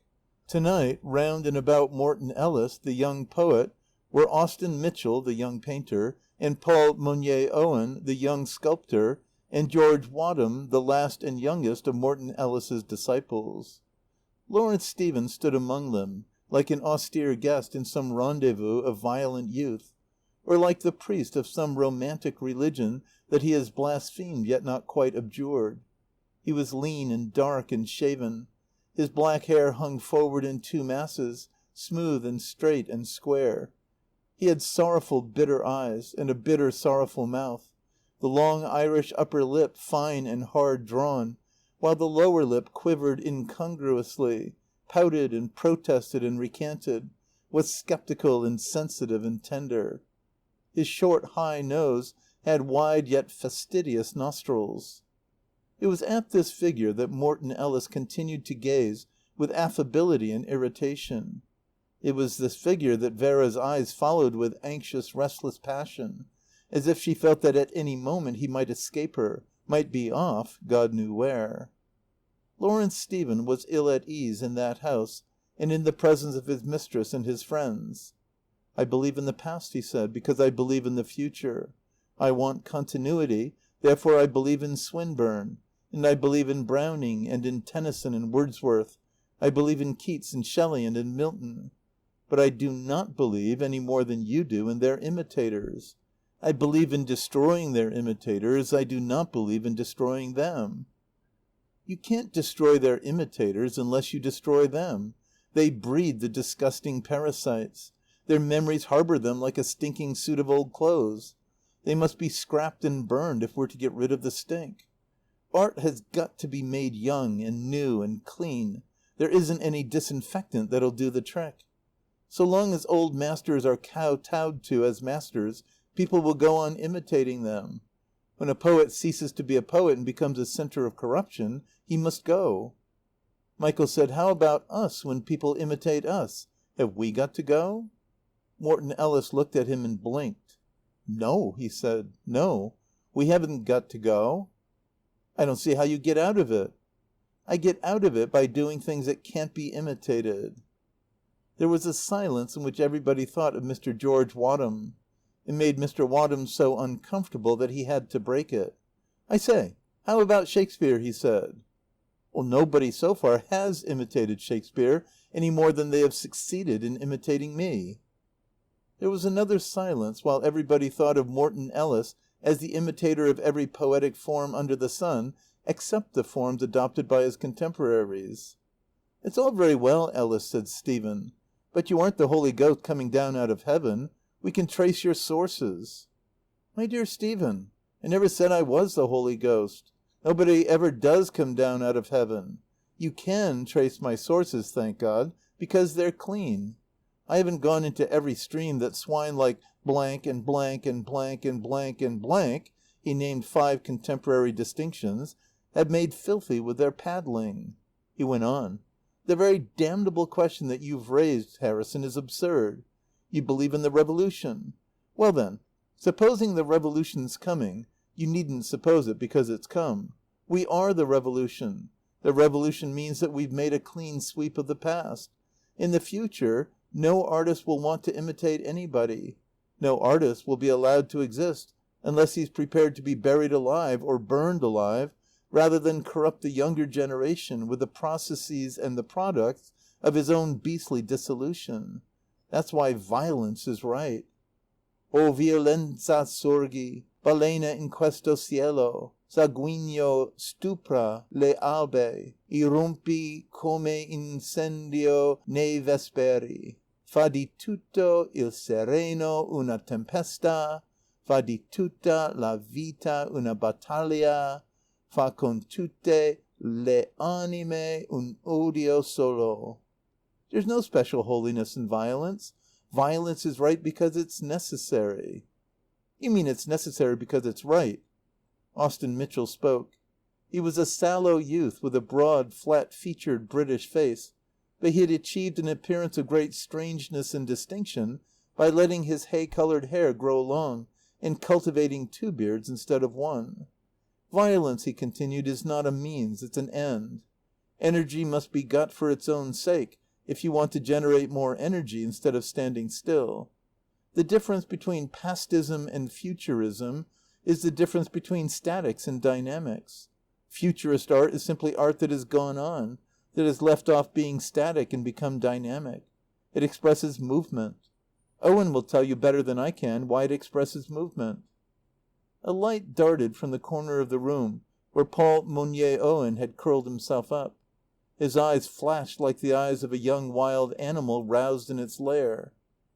Paul Monier Owen was dark and soft and supple.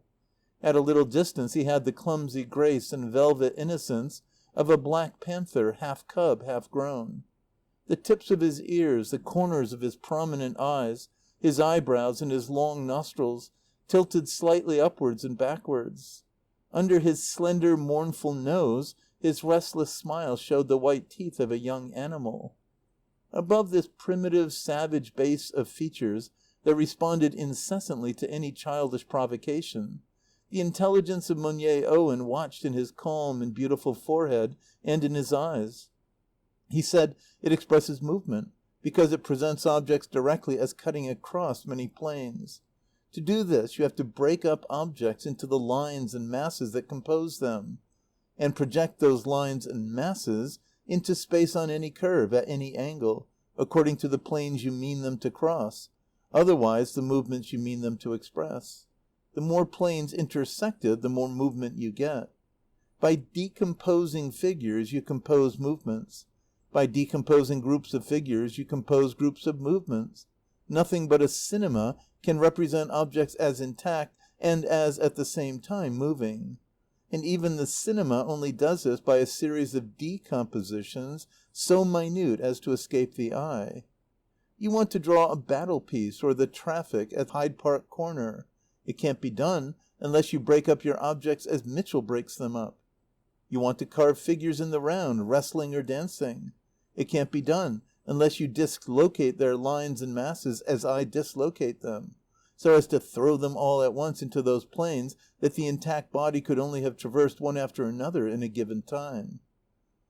By taking time into account as well as space, we produce rhythm. I know what you're going to say, Stephen. The dancing faun and the frieze of the Parthenon express movements. But they do nothing of the sort. They express movements arrested at a certain point. They are supposed to represent nature, but they do not even do that, because arrested motion is a contradiction in terms, and because the point of arrest is an artificial and arbitrary thing. Your medium limits you. You have to choose between the intact body, which is stationary, and the broken and projected bodies, which are in movement. That is why we destroy or suppress symmetry in the figure and in design. Because symmetry is perfect balance, which is immobility. If I wanted to present perfect rest, I should do it by an absolute symmetry. And there's more in it than that, said Austen Mitchell. We're out against the damnable affectations of naturalism and humanism. If I draw a perfect likeness of a fat pink woman, I've got a fat pink woman and nothing else but a fat pink woman. And a fat pink woman is a work of nature, not a work of art. And I'm lying. I'm presenting as a reality what is only an appearance. The better the likeness, the bigger the lie. But movement and rhythm are realities, not appearances. When I present rhythm and movement, I've done something. I've made reality appear. He went on to unfold a scheme for restoring vigour to the exhausted language by destroying its articulations. These he declared to be purely arbitrary, therefore fatal to the development of a spontaneous and individual style. By breaking up the rigid ties of syntax, you do more than create new forms of prose moving in perfect freedom. You deliver the creative spirit itself from the abominable contact with dead ideas. Association, fixed and eternalized by the structure of the language, is the tyranny that keeps down the live idea. We've got to restore the innocence of memory, as Gauguin restored the innocence of the eye. Michael noticed that the talk was not always sustained at this constructive level. And tonight, towards 12 o'clock, it dropped and broke in a welter of vituperation. It was, first, a frenzied assault on the old masters, a storming of immortal strongholds, a tearing and scattering of the wing feathers of archangels. Then, from this high adventure, it sank to a perfunctory skirmishing among living eminences over 40, judged by reason of their age to be too contemptible for an attack in force. It rallied again to a bombing and blasting of minute ineptitudes, the slaughter of swine like blank and blank and blank and blank and blank, and ended in a furious pursuit of a volatile young poet, Edward Rivers, who had escaped by sheer levity from the tug of the vortex, and was setting up a small swirl of his own. Michael was with the revolutionaries heart and soul. He believed in Morton Ellis and Austin Mitchell and Monier Owen even more than he believed in Lawrence Stephen, and almost as much as he believed in Jules Réveillaud. They stood for all the realities and all the ideas and all the accomplishments to which he himself was devoted. He had no sort of qualms about the wholesale slaughter of the inefficient. But tonight, as he listened to these voices, he felt again his old horror of the collective soul. The voices spoke with a terrible unanimity. The vortex, was like the little vortex of school. The young men, Ellis and Mitchell and Monier Owen, belonged to a herd like the school herd, hunting together, crying together, saying the same thing. Their very revolt against the old masters was a collective and not an individual revolt. Their chase was hottest when their quarry was one of the pack who had broken through and got away. They hated the fugitive, solitary, private soul. And yet it was only as private souls that Ellis and Mitchell and Monier Owen counted. Each by himself did good things. Each, if he had the courage to break loose and go by himself, might do a great thing some day. Even George Wadham might do something, if he could get away from Ellis and the rest. Edward Rivers had had courage. Michael thought, it's Rivers now. It'll be my turn next. But he had a great longing to break loose and get away. He thought, I don't know where they're all going to end. They think they're beginning something tremendous, but I can't see what's to come of it. And I don't see how they can go on like that forever. I can't see what's coming. Yet something must come. They can't be the end. He thought, their movement is only a small swirl in an immense vortex. It may suck them all down, but it will clear the air. They will have helped to clear it. He thought of himself going on, free from the whirl of the vortex and of his work as enduring, standing clear and hard in the clean air. End of chapter 17. Part 3. Victory. Chapter 18. It was July 1914, a month remarkable in the British Isles because of the fine weather and the disturbances in the political atmosphere due to the fine weather. Every other evening in that July, Anthony Harrison reminded his family that fine weather is favourable to open-air politics, and that the mere off-chance of sunstroke is enough to bring out the striker. And when Michael asked him contentiously what the weather had to do with Home Rule, he answered that it had everything to do with it by increasing parliamentary blood pressure. Wait, he said, till we get a good thunderstorm. You'll see how long the strike'll last, and what Sir Edward Carson has to say to Mr. Redmond then. Anthony kept his head.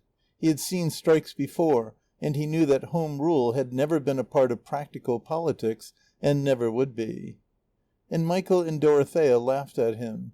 They had their own views about the Home Rule question and the Labour question, and they could have told Anthony what the answers were going to be, only they said it wasn't any good talking to Father. When he got an idea into his dear old head, it stuck there. Now, on Mother, if you talked to her long enough, you could make some impression. You could get ideas into her head, and you could get them out. Frances, no longer preoccupied with the care of young children, had time for the affairs of the nation. She was a more intelligent woman than the Mrs. Anthony Harrison who 19 years ago informed herself of the affairs of the nation from a rapid skimming of the Times.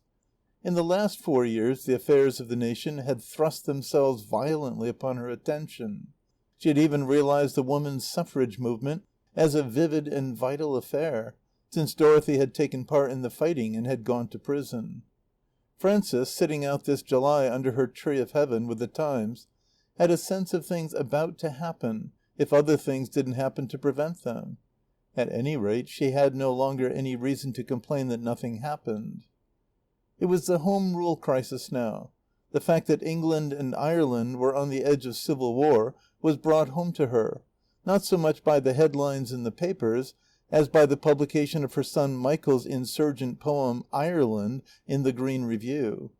For Michael had not grown out of his queer idea.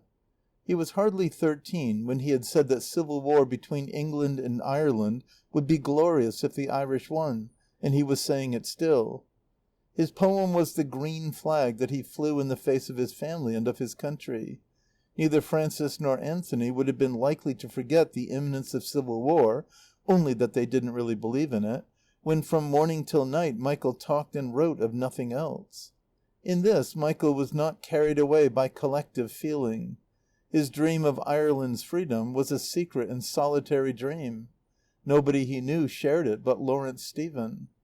The passion he brought to it made him hot and restless and intense.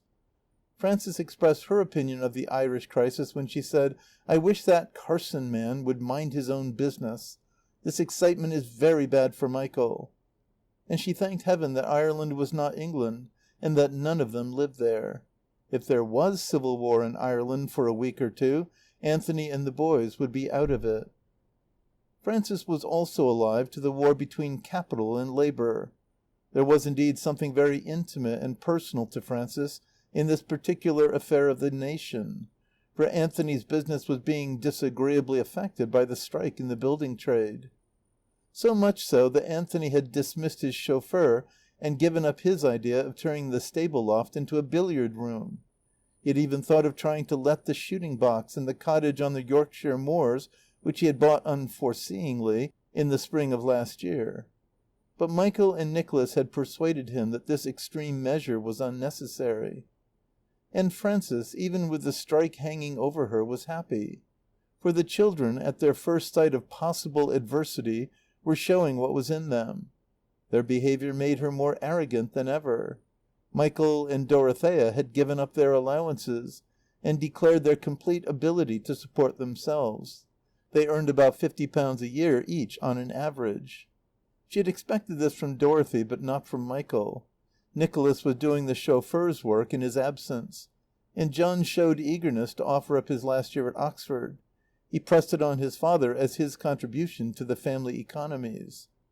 Veronica brought her minute dividends, paid to her every quarter through Ferdinand Cameron's solicitors, and laid them at Frances's and Anthony's feet.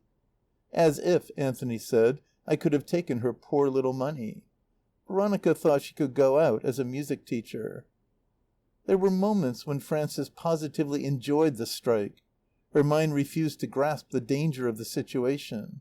She suspected Anthony of exaggerating his losses in order to draw out Dorothy and Michael and Nicholas and John and wallow in their moral beauty. He, too, was arrogant. He was convinced that, though there might be girls like Dorothea, there were no boys like his 3 sons. As for the strike in the building trade, strikes, as Anthony insisted, had happened before, and none of them had threatened for very long either Frances's peace of mind or Anthony's prosperity. The present strike was not interfering in the least with Mrs. Anthony Harrison's day, the last of the season. It fell this year on the 25th of July. Long afterwards she remembered it by what happened at the end of it. Frances's Day, the 4th Saturday in the month, was one of those slight changes that are profoundly significant. It stood for regeneration and a change of heart. It marked the close of an epoch. Frances's life of exclusive motherhood had ended. She had become, or was at any rate trying to become, a social creature. Her day had bored her terribly at first when it didn't frighten her. She was only just beginning to get used to it. And still, at times, she had the air of not taking it seriously. It had been forced on her. Dorothea had decided that she must have a day like other people. She had had it since Michael's first volume of poems had come out in the spring of the year before, when the young men who met every Friday evening in Lawrence Stephen's study began to meet at Michael's father's house. Anthony liked to think that his house was the centre of all this palpitating, radiant life, of young men doing all sorts of wonderful, energetic, important, interesting things. They stirred the air about him and kept it clean. He liked the sound of their feet and of their voices and of their laughter. And when the house was quiet and Anthony had Frances to himself, he liked that too. But Frances thought, if only they wouldn't come quite so often. If only I could have my children sometimes to myself. It was the last rebellion of her flesh that had borne and suckled them.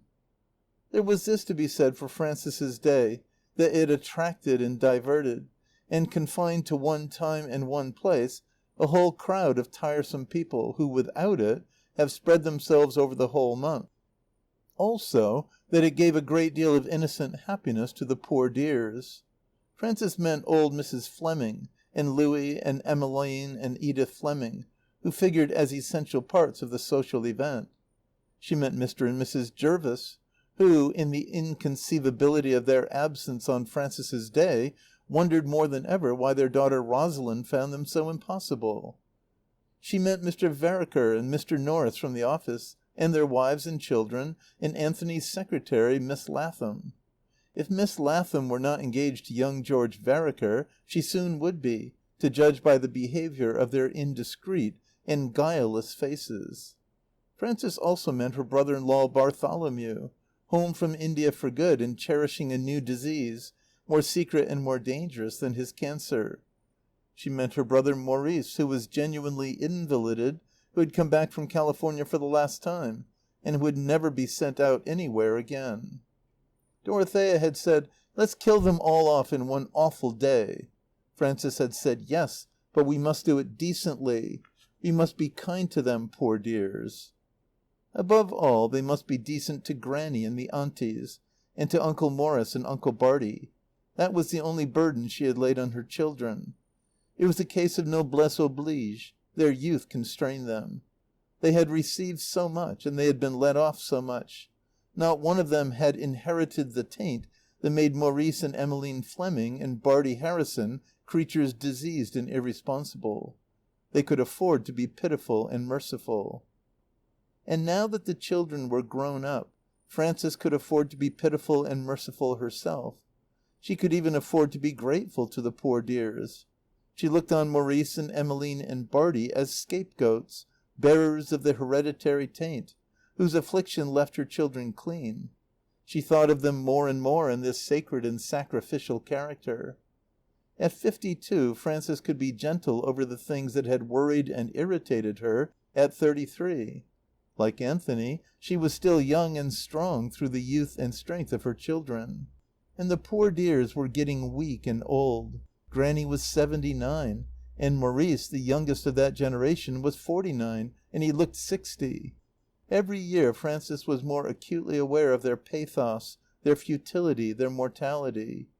They would be broken and gone so soon and so utterly, leaving no name, no sign or memorial of themselves, only living in the memories of her children who would remain.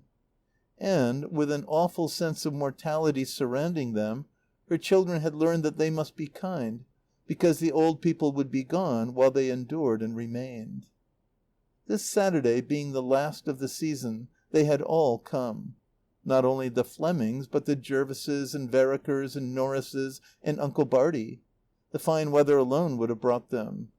Bartie, more morose and irritable than ever, sat under the tree of Heaven and watched the triumphal progress of the day.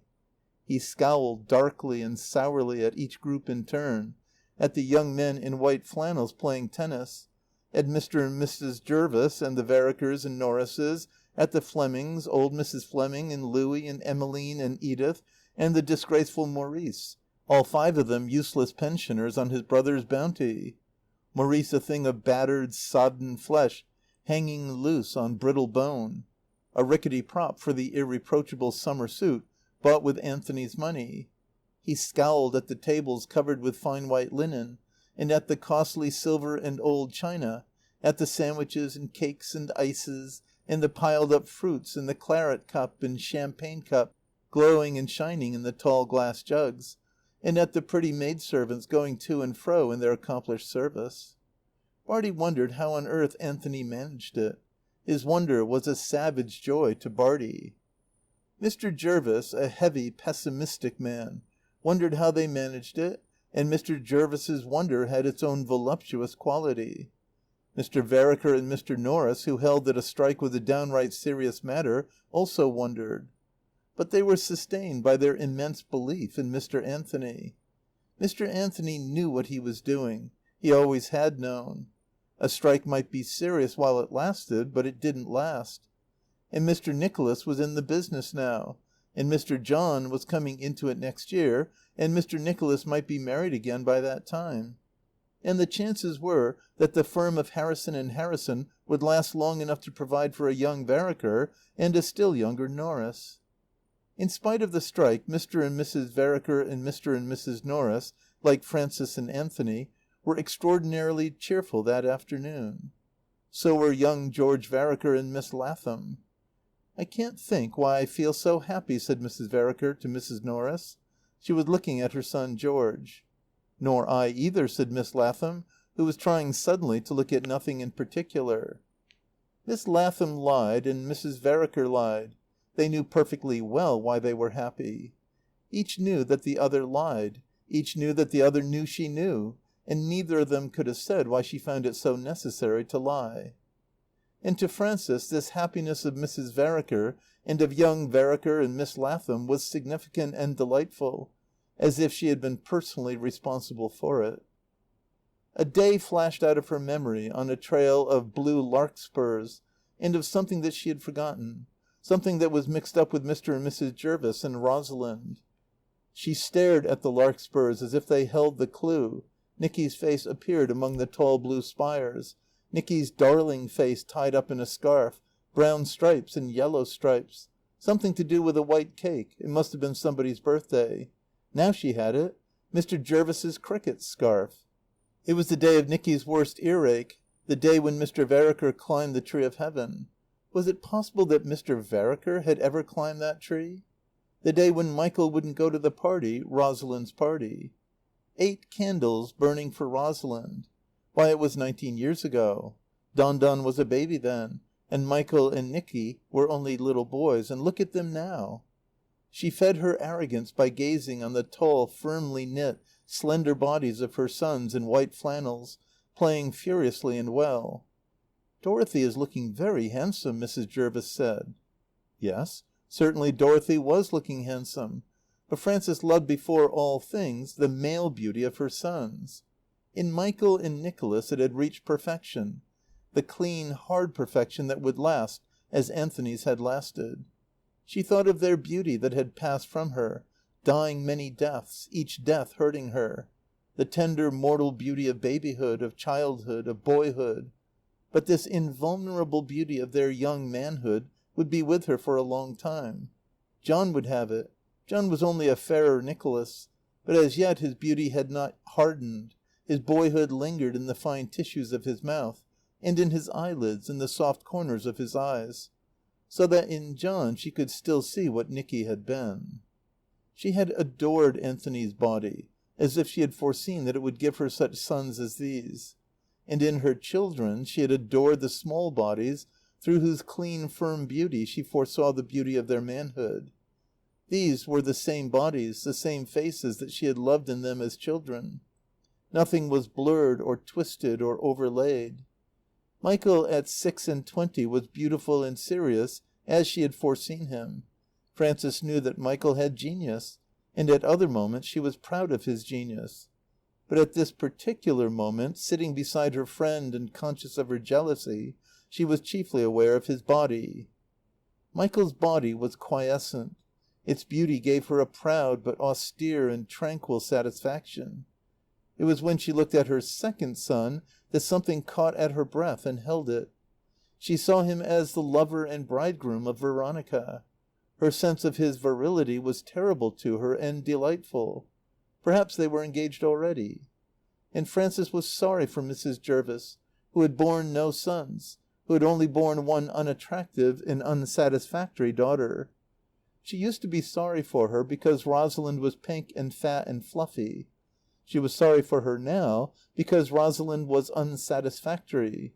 She was sorry for Mrs. Norris because her boy could never grow up like Michael or Nicholas or John. She was sorry for Mrs. Vereker because George, though he looked all right when he was by himself, became clumsy and common at once beside Nicholas and Michael and John. George was also in white flannels. He played furiously and well. He played too furiously and too consciously well. He was too damp and too excited. His hair became damp and excited as he played. His cries had a cockney tang.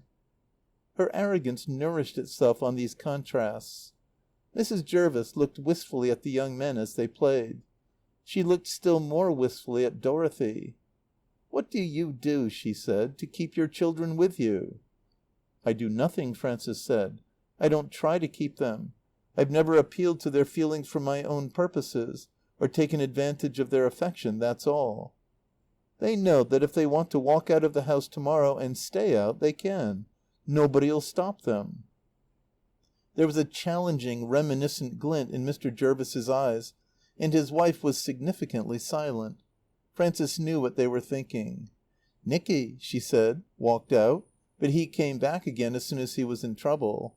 Michael walks out and goes abroad every year, but he comes back again. Dorothy walks out, but she's never dreamed of not coming back again."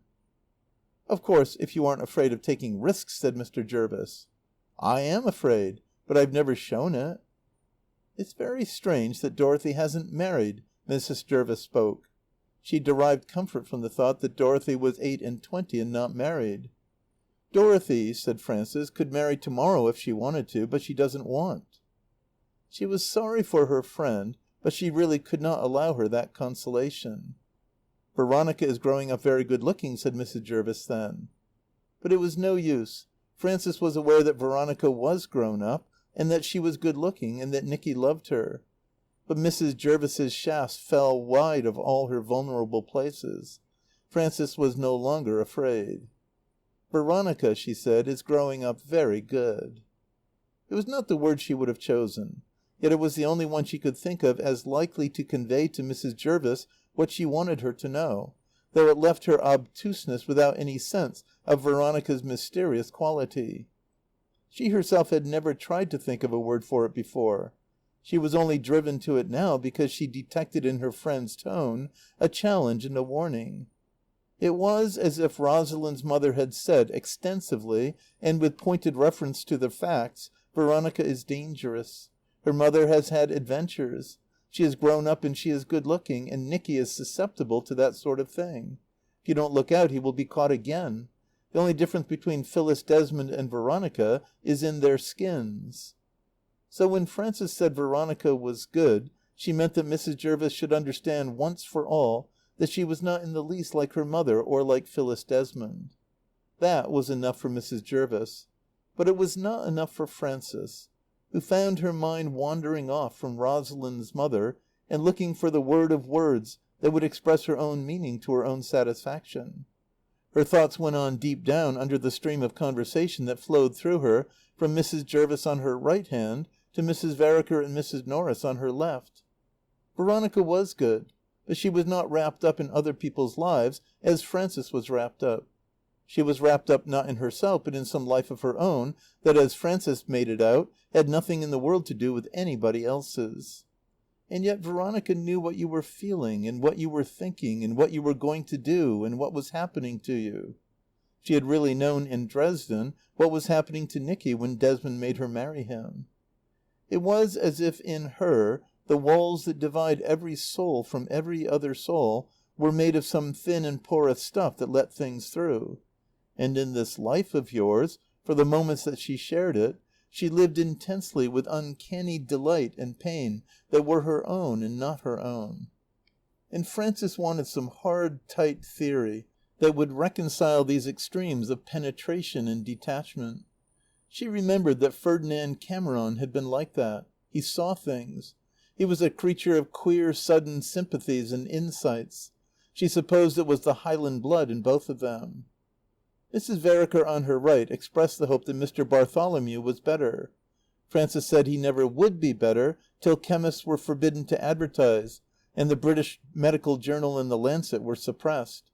Bartie would read them, and they supplied him with all sorts of extraordinary diseases.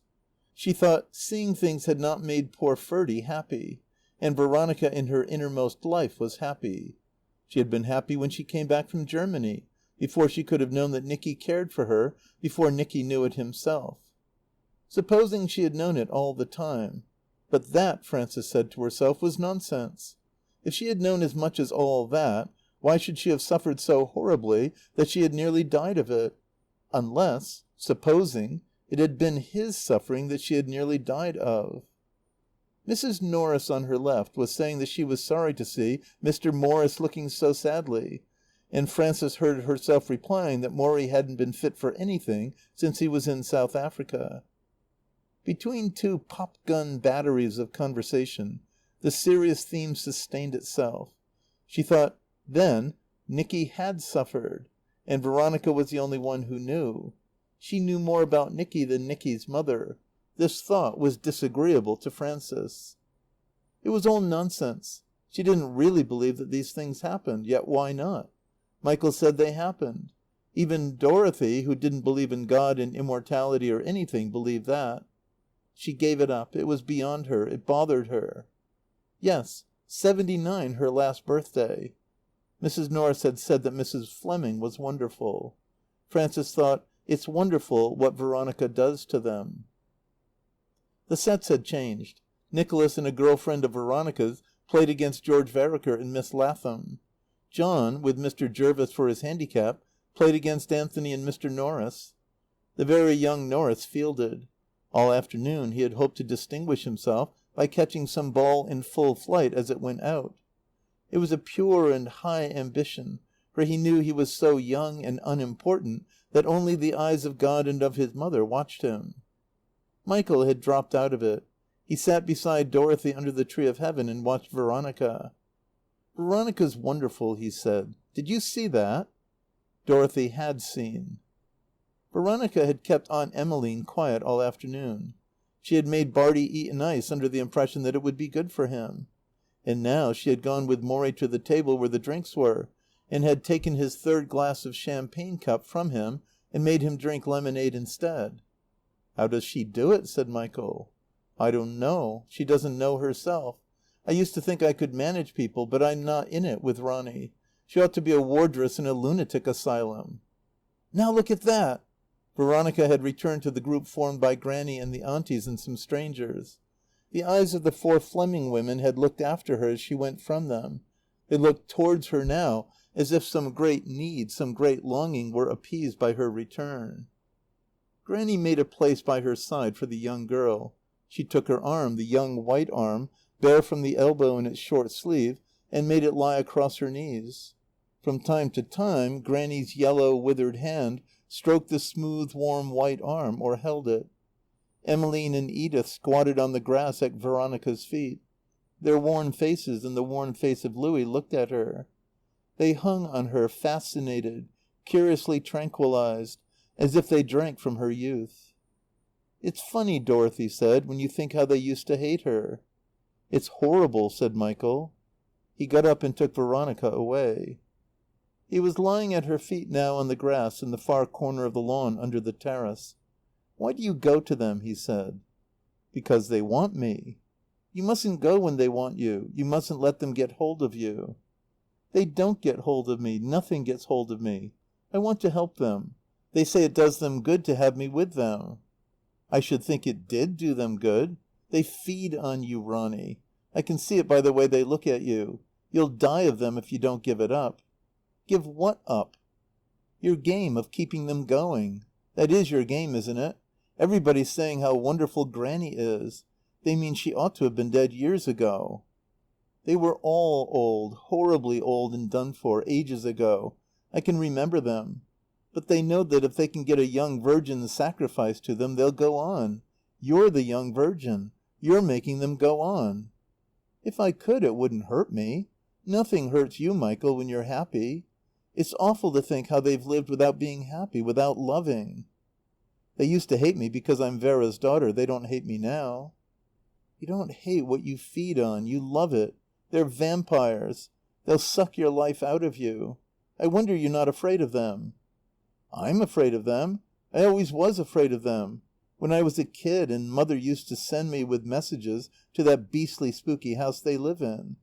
I used to think it was poor old Grandpapa's ghost I funked. But I know now it wasn't. It was those 4 terrible women. They're ghosts. I thought you were afraid of ghosts." "I'm much more afraid of you when you're cruel. Can't you see how awful it must be for them to be ghosts? Ghosts among living people. Everybody afraid of them, not wanting them." "Michael, It would be better to be dead. Towards the end of the afternoon Frances's Day changed its appearance and its character. In the tennis courts Michael's friends played singles with an incomparable fury, frankly rejecting the partners offered them and disdaining inferior antagonists. They played Ellis against Mitchell and Monier Owen against Nicholas. They had arrived late with Vera and Lawrence Stephen. It had come to that. Anthony and Frances found that they could not go on for ever refusing the acquaintance of the man who had done so much for Michael. Stephen's enthusiastic eulogy of Michael's poems had made an end of all that old animosity a year ago. Practically, they had had to choose between Bartie and Lawrence Stephen as the turning point of honour. Michael had made them see that it was possible to overvalue Bartie. Also that it was possible to pay too high a price for a consecrated moral attitude. In all his life the wretched Bartie had never done a thing for any of them, whereas he, Michael, owed his rather extraordinary success absolutely to Lawrence Stephen. If the strike made his father bankrupt he would owe his very means of livelihood to Lawrence Stephen. Besides, he liked Stephen, and it complicated things most frightfully to go on living in the same house with people who disliked him. If, Michael said, they chose to dissociate themselves altogether from their eldest son and his career, very well. They could go on ignoring and tacitly insulting Mr. Stephen. He could understand their taking a consistently wrong-headed line like that, but so long as they had any regard either for him or his career, he didn't see how they could very well keep it up any longer. He was sorry, of course, that his career had let them in for Stephen if they didn't like him, but there it was. And beyond a doubt it was there. "You might vindicate Bartie gloriously," Michael said, "by turning me out of the house and disinheriting me. But would it be worth while? I'm not asking you to condone Stephen's conduct, if you can't condone it.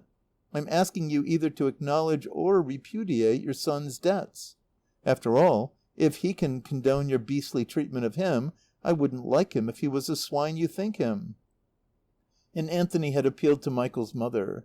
To his, "Well, Frances, what do you think? Ought we or oughtn't we?" she had replied, "I think we ought to stand solid behind Michael."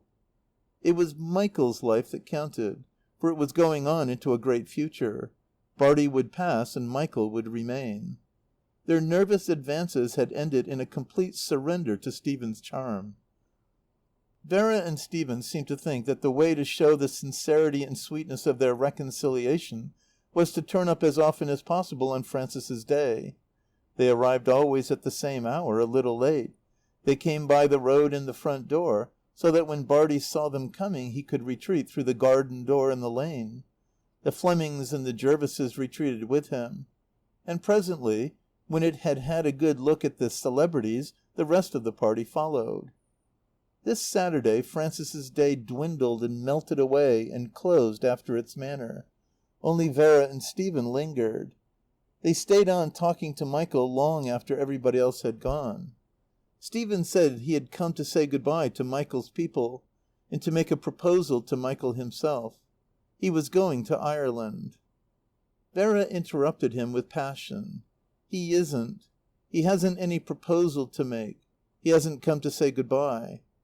Her restless, unhappy eyes turned to him incessantly, as if more than ever she was afraid that he would escape her, that he would go off God knew where. God knew where he was going, but Vera did not believe that he was going to Ireland. He had talked about going to Ireland for years, and he had never gone. Stephen looked as if he did not see her, as if he did not even see Michael very distinctly. "I'm going," he said, "to Ireland on Monday week, the 3rd of August. I mayn't come back for long enough. I mayn't come back at all." That's the sort of thing he keeps on saying. "I may not come back at all. So I want you to take over the Review for me. Ellis and my secretary will show you how it stands. You'll know what to do. I can trust you not to let it down." "He doesn't mean what he says, Michael. He's only saying it to frighten me. He's been holding it over me for years." "Say you'll have nothing to do with it. Say you won't touch his old Review." "Could I go to Ireland for you?" "You couldn't." "Why not? What do you think you're going to do there?" "I'm going to pull the Nationalists together. so that if there's civil war in Ireland, the Irish will have a chance to win. Thank God for Carson. He's given us the opportunity we wanted."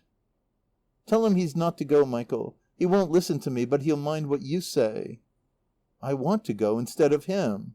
"Well, you can't go instead of me. Nobody can go instead of me." "I can go with you." "You can't."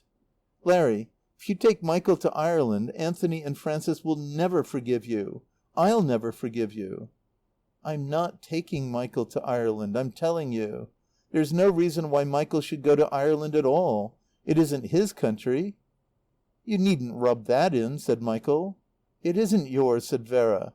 "Ireland doesn't want you. The Nationalists don't want you. You said yourself they've turned you out of Ireland. When you've lived in England all these years, why should you go back to a place that doesn't want you?" "Because if Carson gets a free hand, I see some chance of Ireland being a free country." Vera wailed and entreated. She said it showed how much he cared for her. It showed that he was tired of her. Why couldn't he say so and have done with it? "It's not," she said, "as if you could really do anything. You're a dreamer. Ireland has had enough of dreamers." And Stephen's eyes looked over her head, into the high branches of the tree of heaven, as if he saw his dream shining clear through them like a moon. The opportunist could see nothing but his sublime opportunity. Michael went back with him to dine and talk it over. There was to be civil war in Ireland, then? He thought, if only Lawrence would let me go with him. He wanted to go to Ireland, to join the Nationalists and fight for Ireland, fight for the freedom he was always dreaming about. That would be a fine thing. It would be a finer thing than writing poems about Ireland. Lawrence Stephen went soberly and steadily through the affair of the Review, explaining things to Michael. He wanted this done and this. And over again Michael's voice broke through his instructions. Why couldn't he go to Ireland instead of Lawrence? Or, if Lawrence wouldn't let him go instead of him, he might at least take him with him. He didn't want to stay at home editing the Review. Ellis or Mitchell or Monier Owen would edit it better than he could. Even the wretched Wadham would edit it just as well. He wanted to go to Ireland and fight.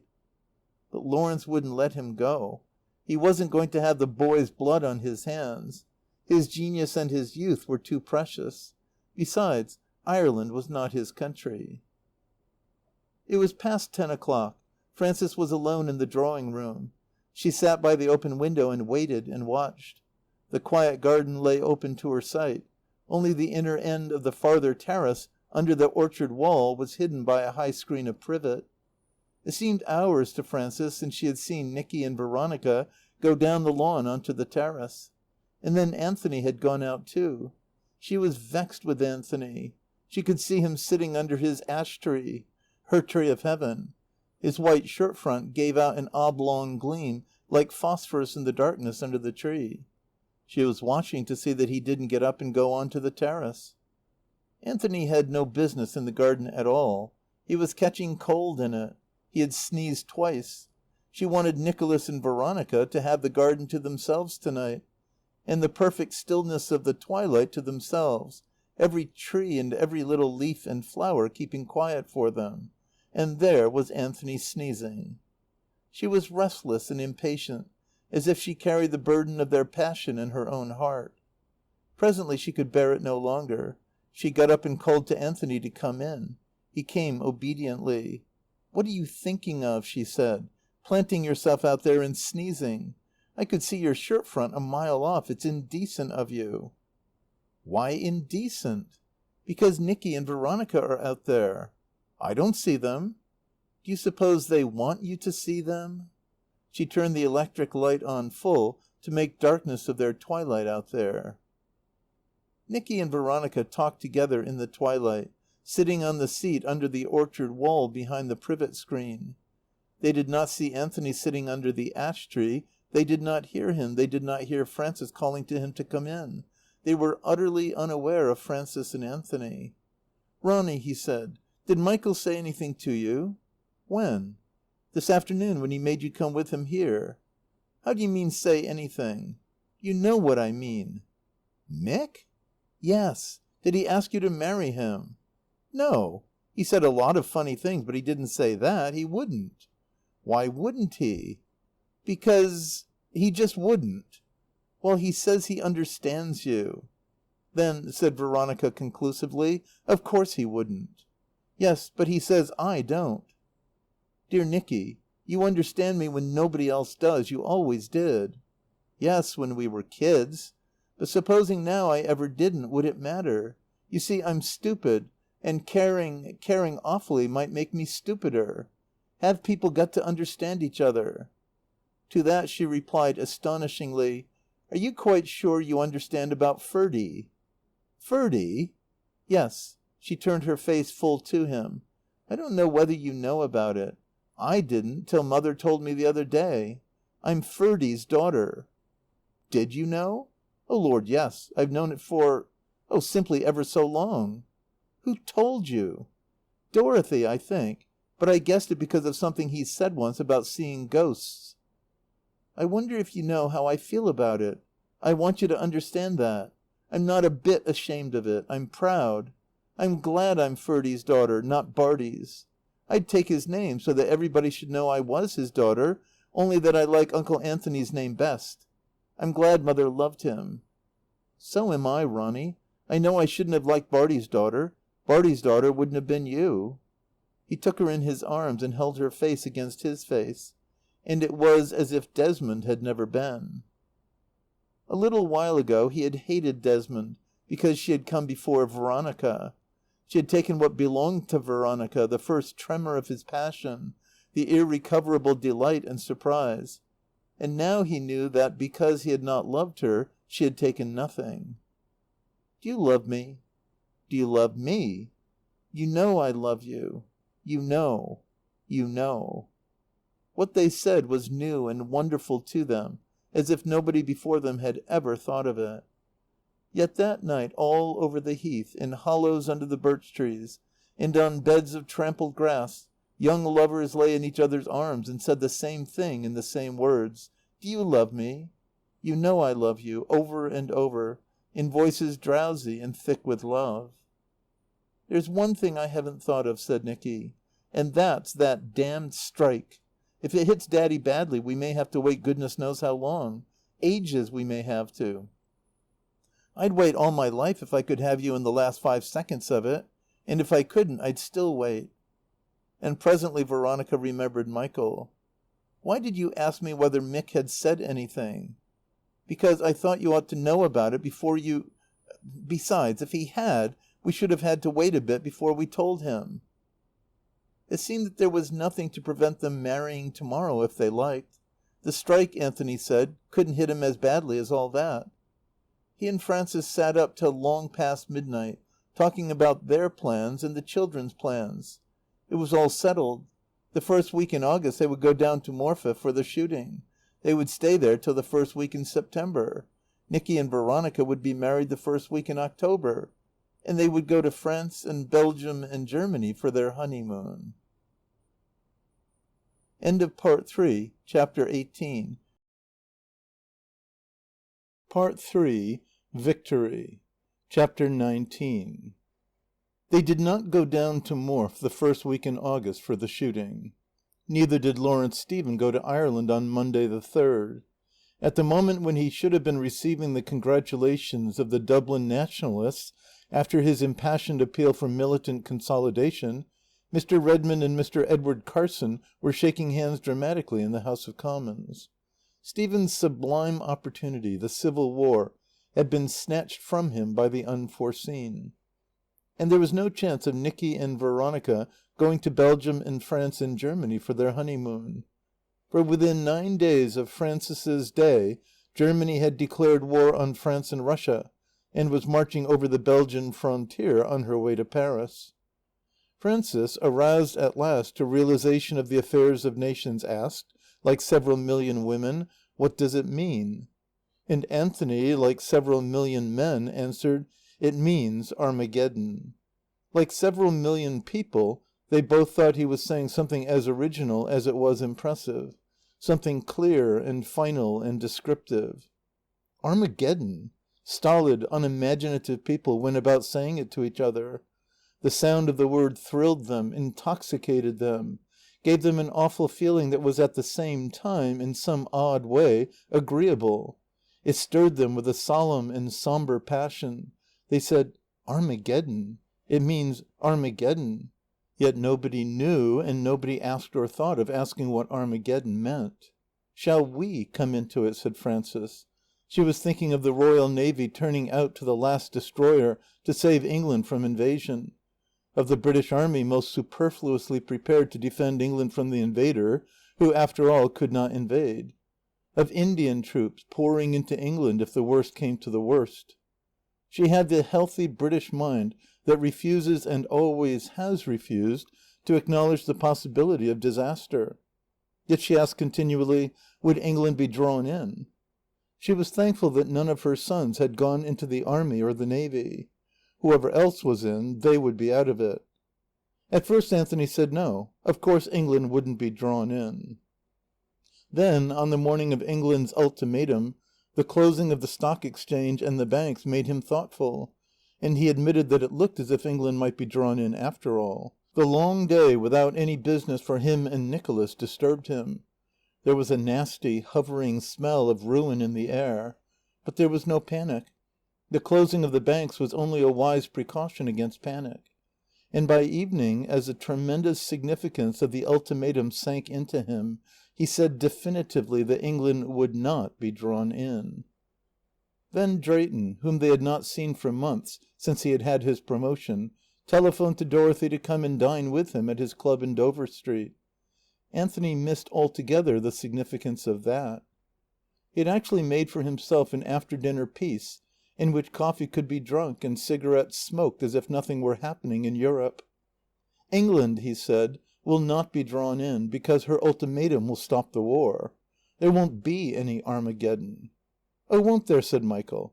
"And I can tell you there won't be much left of us after it's over." He had been in Germany and he knew. He carried himself with a sort of stern haughtiness, as one who knew better than any of them. And yet his words conveyed no picture to his brain, no definite image of anything at all. But in Nicholas's brain images gathered fast one after another. They thickened. Clear, vivid images with hard outlines. They came slowly, but with order and precision. While the others talked, he had been silent and very grave. "Some of us will be left," he said. "But it'll take us all our time." Anthony looked thoughtfully at Nicholas. A sudden wave of realization beat up against his consciousness and receded. "Well," he said, "we shall know at midnight." An immense restlessness came over them. At 8:15, Dorothy telephoned from her club in Grafton Street. Frank had had to leave her suddenly. Somebody had sent for him. And if they wanted to see the sight of their lives, they were to come into town at once. St. James's was packed with people from Whitehall to Buckingham Palace. It was like nothing on earth, and they mustn't miss it. She'd wait for them in Grafton Street till 8:45, but not a minute later. Nicky got out his big 4-seater Morse car. They packed themselves into it, all 6 of them somehow, and he drove them into London. They had a sense of doing something strange and memorable and historic. Dorothy, picked up at her club, showed nothing but a pleasurable excitement. She gave no further information about Frank. He had had to go off and see somebody. What did he think? He thought what he had always thought, only he wouldn't talk about it. Dorothy was not inclined to talk about it either. The Morse was caught in a line blocked at the bottom of Albemarle Street by 2 streams of cars, mixed with 2 streams of foot passengers that poured steadily from Piccadilly into St. James's Street. Michael and Dorothy got out and walked. Nicholas gave up his place to Anthony and followed with Veronica. Their restlessness had been part of the immense restlessness of the crowd. They were drawn as the crowd was drawn. They went as the crowd went, up and down, restlessly, from Trafalgar Square and Whitehall to Buckingham Palace, from Buckingham Palace to Whitehall and Trafalgar Square. They drifted down Parliament Street to Westminster and back again. An hour ago the drifting, nebulous crowd had split, torn asunder between 2 attractions.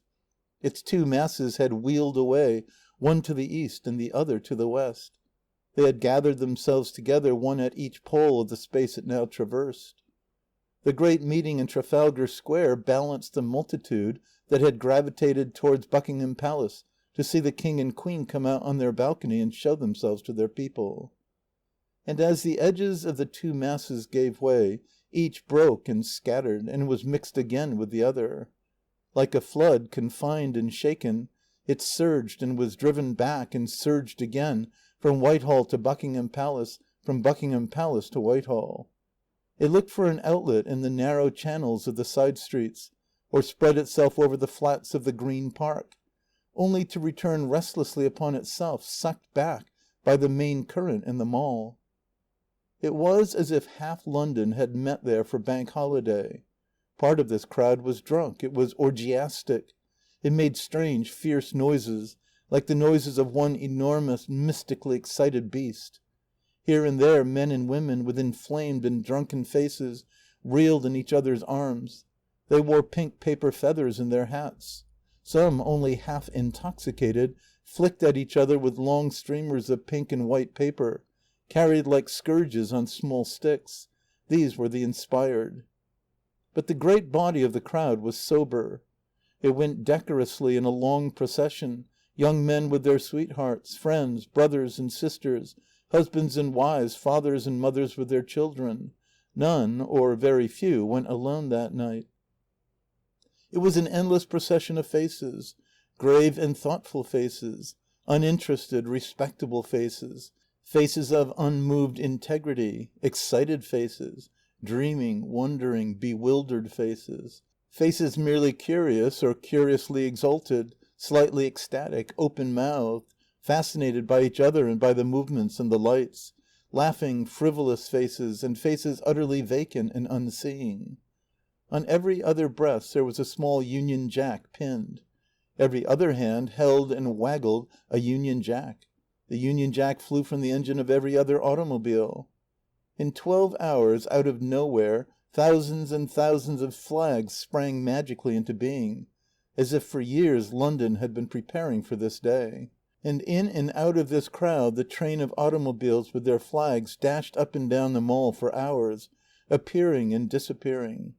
Intoxicated youths with inflamed faces, in full evening dress, squatted on the roofs of taxicabs or rode astride on the engines of their cars, waving flags. All this movement, drunken, orgiastic, somnambulistic, mysteriously restless, streamed up and down between two solemn and processional lines of lights, two solemn and processional lines of trees, lines that stretched straight from Whitehall to Buckingham Palace in a recurrent pattern of trees and lamps, dark trees, twilit trees, a lamp and a tree shining with a metallic unnatural green. And, at the end of the avenue, gilded gates and a golden white façade. The crowd was drifting now towards the palace. Michael and Dorothea, Nicholas and Veronica went with it. In this eternal perambulation they met people that they knew. Stephen and Vera, Mitchell, Monier Owen, Uncle Morrie and his sisters. Anthony, looking rather solemn, drove past them in his car. It was like impossible, grotesque encounters in a dream. Outside the palace the crowd moved up and down without rest. It drifted and returned. It circled round and round the fountain. In the open spaces the intoxicated motor cars and taxicabs darted and tore with the folly of moths and the fury of destroyers. They stung the air with their hooting. Flags, intoxicated flags, still hung from their engines. They came flying drunkenly out of the dark like a trumpeting swarm of enormous insects, irresistibly, incessantly drawn to the lights of the palace, hypnotized by the golden white façade. Suddenly Michael's soul revolted. If this demented herd of swine is a great people going into a great war, God help us. Beasts, it's not as if their bloated skins were likely to be punctured. He called back over his shoulders to the others. Let's get out of this. If we don't, I shall be sick. He took Dorothy by her arm and shouldered his way out. The water had ceased playing in the fountain. Nicholas and Veronica stood by the fountain. The water in the basin was green, like foul sea water. The jetsam of the crowd floated there. A small child leaned over the edge of the basin and fished for Union Jacks in the filthy pool. Its young mother held it safe by the tilted edge of its petticoats. She looked up at them and smiled. they smiled back again and turned away. It was quiet on the south side by the barracks. Small, sober groups of 2s and 3s strolled there, or stood with their faces pressed close against the railings, peering into the barrack yard. Motionless, earnest, and attentive, they stared at the men in khaki moving about on the other side of the railings. They were silent, fascinated by the men in khaki. Standing safe behind the railing, they stared at them with an awful, somber curiosity. And the men in khaki stared back, proud, self-conscious, as men who know that the hour is great and that it is their hour. "Nicky," Veronica said, "I wish Michael wouldn't say things like that." "He's dead right, Ronny. That isn't the way to take it, getting drunk and excited and rushing about, making silly asses of themselves. They are rather swine, you know." "Yes, but they're pathetic. Can't you see how pathetic they are? Nicky, I believe I love the swine, even the poor drunken ones with the pink paper feathers, just because they're English, because awful things are going to happen to them and they don't know it. They're English." "You think God's made us all like that? He hasn't." They found Anthony in the mall, driving up and down looking for them. He had picked up Dorothy and Aunt Emmeline and Uncle Morrie. "We're going down to the Mansion House," he said, "to hear the proclamation. Will you come?" But Vera and Nicholas were tired of crowds, even of historic crowds. Anthony drove off with his carload and they went home. "I never saw Daddy so excited," Nicky said. But Anthony was not excited. He had never felt calmer or cooler in his life. He'd returned some time after midnight. By that time it had sunk into him. Germany had defied the ultimatum, and England had declared war on Germany. He said it was only what was to be foreseen. He had known all the time that it would happen, really. The tension of the day of the ultimatum had this peculiar psychological effect, that all over England people who had declared up to the last minute that there would be no war were saying the same thing as Anthony and believing it. Michael was disgusted with the event that had put an end to the Irish Revolution. It was in this form that he conceived his first grudge against the war. This emotion of his was like some empty space of horror opened up between him and Nicholas, Nicky being the only one of his family who was as yet aware of its existence. For the next 3 days Nicholas, very serious and earnest, shut himself up in his workshop at the bottom of the orchard and laboured there, putting the last touches to the final, perfect, authoritative form of the moving fortress, the joint creation of his brain and Drayton's, the only experiment that had survived the repeated onslaughts of the Major's criticism. The new model was 3 times the size of the lost original. It was less like a battleship and more like a racing car and a destroyer. It was his and Drayton's last word on the subject of armaments. It was going to the War Office, this time addressed to the right person, and accompanied by all sorts of protective introductions, and Drayton blasting its way before it with his new explosive. In those 3 days Nick found an immense distraction in his moving fortress. It also served to blind his family to his real intentions. He knew that his real intentions could not be kept from them very long. Meanwhile, the idea that he was working on something made them happy. When Frances saw him in his overalls, she smiled and said, "Nicky's got his job, anyhow." John came and looked at him through the window of the workshop and laughed. "Good old Nicky," he said, "doing his bit." In those 3 days John went about with an air of agreeable excitement. Or you came upon him sitting in solitary places like the dining room, lost in happy thought. Michael said of him that he was unctuous. He exuded a secret joy and satisfaction. John had acquired a sudden remarkable maturity. He shone on each member of his family with benevolence and affection, as if he were its protector and consoler, and about to confer on it some tremendous benefit. "Look at Don Don," Michael said. "The bloodthirsty little brute. He's positively enjoying the war." "You might leave me alone," said Don Don. "I shan't have it to enjoy for long." He was one of those who believed that the war would be over in 4 months. Michael, pledged to secrecy, came and looked at the moving fortress. He was interested and intelligent. He admired that efficiency of Nicky's that was so unlike his own. Yet, he wondered, after all, was it so unlike? He, too, was aiming at an art as clean and hard and powerful as Nicky's, as naked of all blazonry and decoration, an art which would attain its objective by the simplest, most perfect adjustment of means to ends. And Anthony was proud of that hidden wonder locked behind the door of the workshop in the orchard. He realized that his son Nicholas had taken part in a great and important thing. He was prouder of Nicholas than he had been of Michael, and Michael knew it. Nicky's brains could be used for the service of his country. But Michael's? Anthony said to himself that there wasn't any sense that he could endure to contemplate, in which Michael's brains could be of any use to his country. When Anthony thought of the mobilization of his family for national service, Michael and Michael's brains were a problem that he put behind him for the present and refused to contemplate. There would be time enough for Michael later. Anthony was perfectly well aware of his own one talent, the talent which had made Harrison and Harrison the biggest timber importing firm in England. If there was one thing he understood, it was organization. If there was one thing he could not tolerate, it was waste of good material, the folly of forcing men and women into places they were not fit for. He had let his eldest son slip out of the business without a pang, or with hardly any pang. He had only taken Nicholas into it as an experiment. It was on John that he relied to inherit it and carry it farther. As a man of business he approved of the advertised formula, business as usual. He understood it to mean that the duty which England expected every man to do was to stay in the place he was most fitted for and to go where he was most wanted. Nothing but muddle and disaster could follow any departure from this rule. It was fitting that Frances and Veronica should do Red Cross work. It was fitting that Dorothy should help to organize the relief of the Belgian refugees. It was fitting that John should stay at home and carry on the business, and that he, Anthony, should enlist when he had settled John into his place. It was, above all, fitting that Nicky should devote himself to the invention and manufacture of armaments.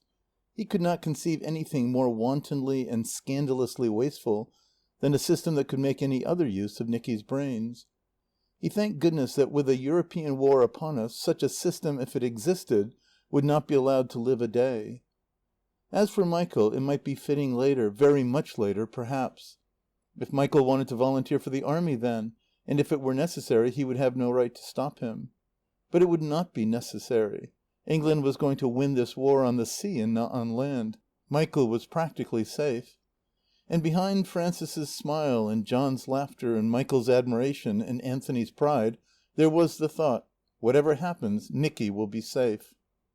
And the model of the moving fortress was packed up. Veronica and Nicky packed it, and it was sent under high protection to the War Office. And Nicky unlocked the door of his workshop and rested restlessly from his labour. And there was a call for recruits, and for still more recruits. Westminster Bridge became a highway for regiments marching to battle. The streets were parade grounds for squad after squad of volunteers in civilian clothes, self-conscious and abashed under the eyes of the men in khaki. And Michael said, "This is the end of all the arts. Artists will not be allowed to exist except as agents for the recruiting sergeant. We're dished." That was the second grudge he had against the war. It killed the arts in the very hour of their renaissance.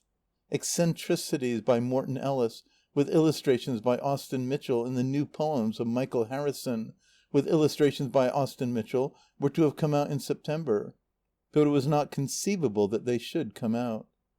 At the first rumour of the ultimatum, Michael and Ellis had given themselves up for lost.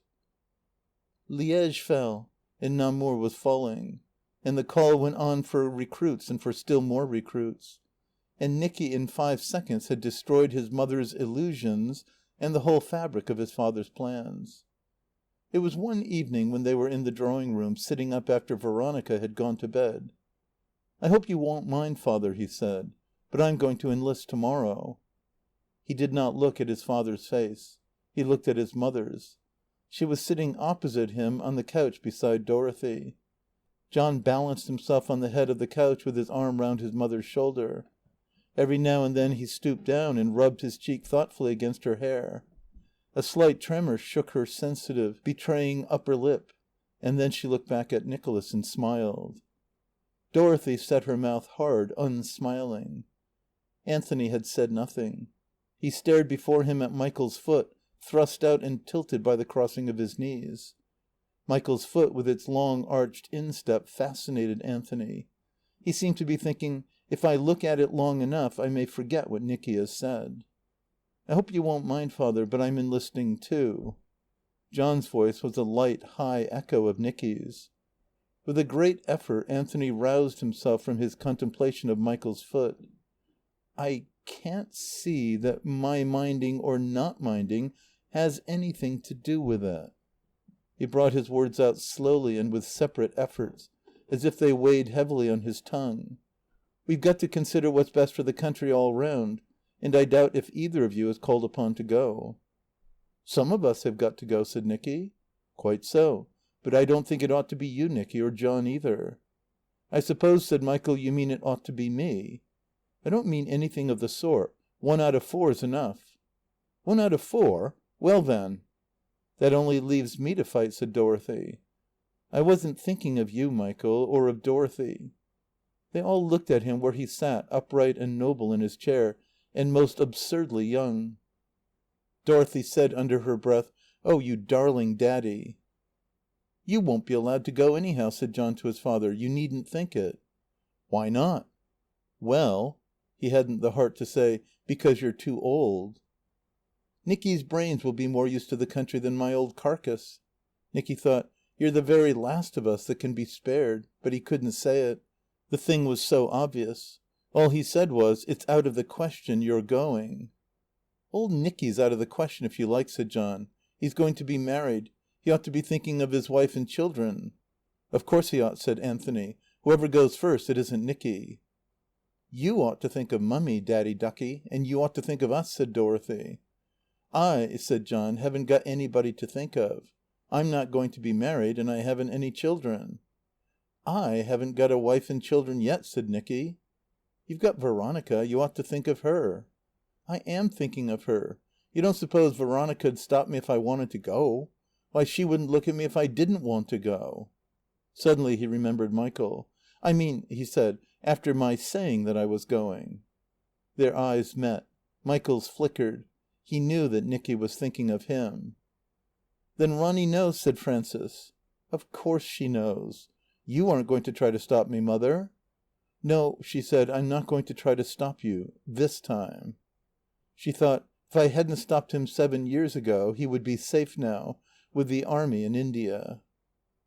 One by one they got up and said good night to each other. But Nicholas came to Michael in his room. He said to him, "I say, Mick, don't you worry about not enlisting. At any rate, not yet. Don't worry about Don and Daddy. They won't take Don because he's got a mitral murmur in his heart that he doesn't know about. He's going to be jolly well sold, poor chap. And they won't take the governor because he's too old. Though the dear old thing thinks he can bluff them into it because he doesn't look it. And look here, don't worry about me. As far as I'm concerned, the war's a blessing in disguise.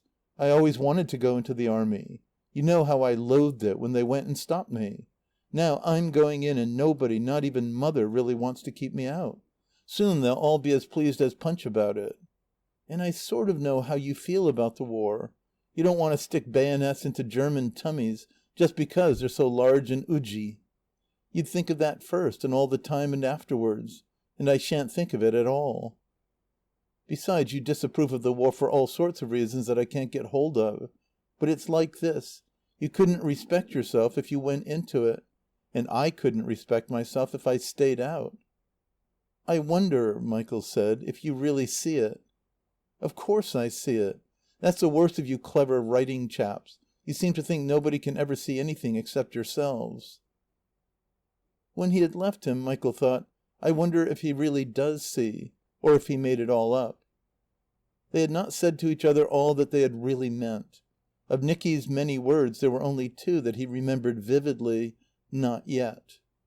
Again he felt the horror of the great empty space opened up between him and Nicky, deep and still and soundless, but for the 2 words, "Not yet." End of Part 3, Chapter 19.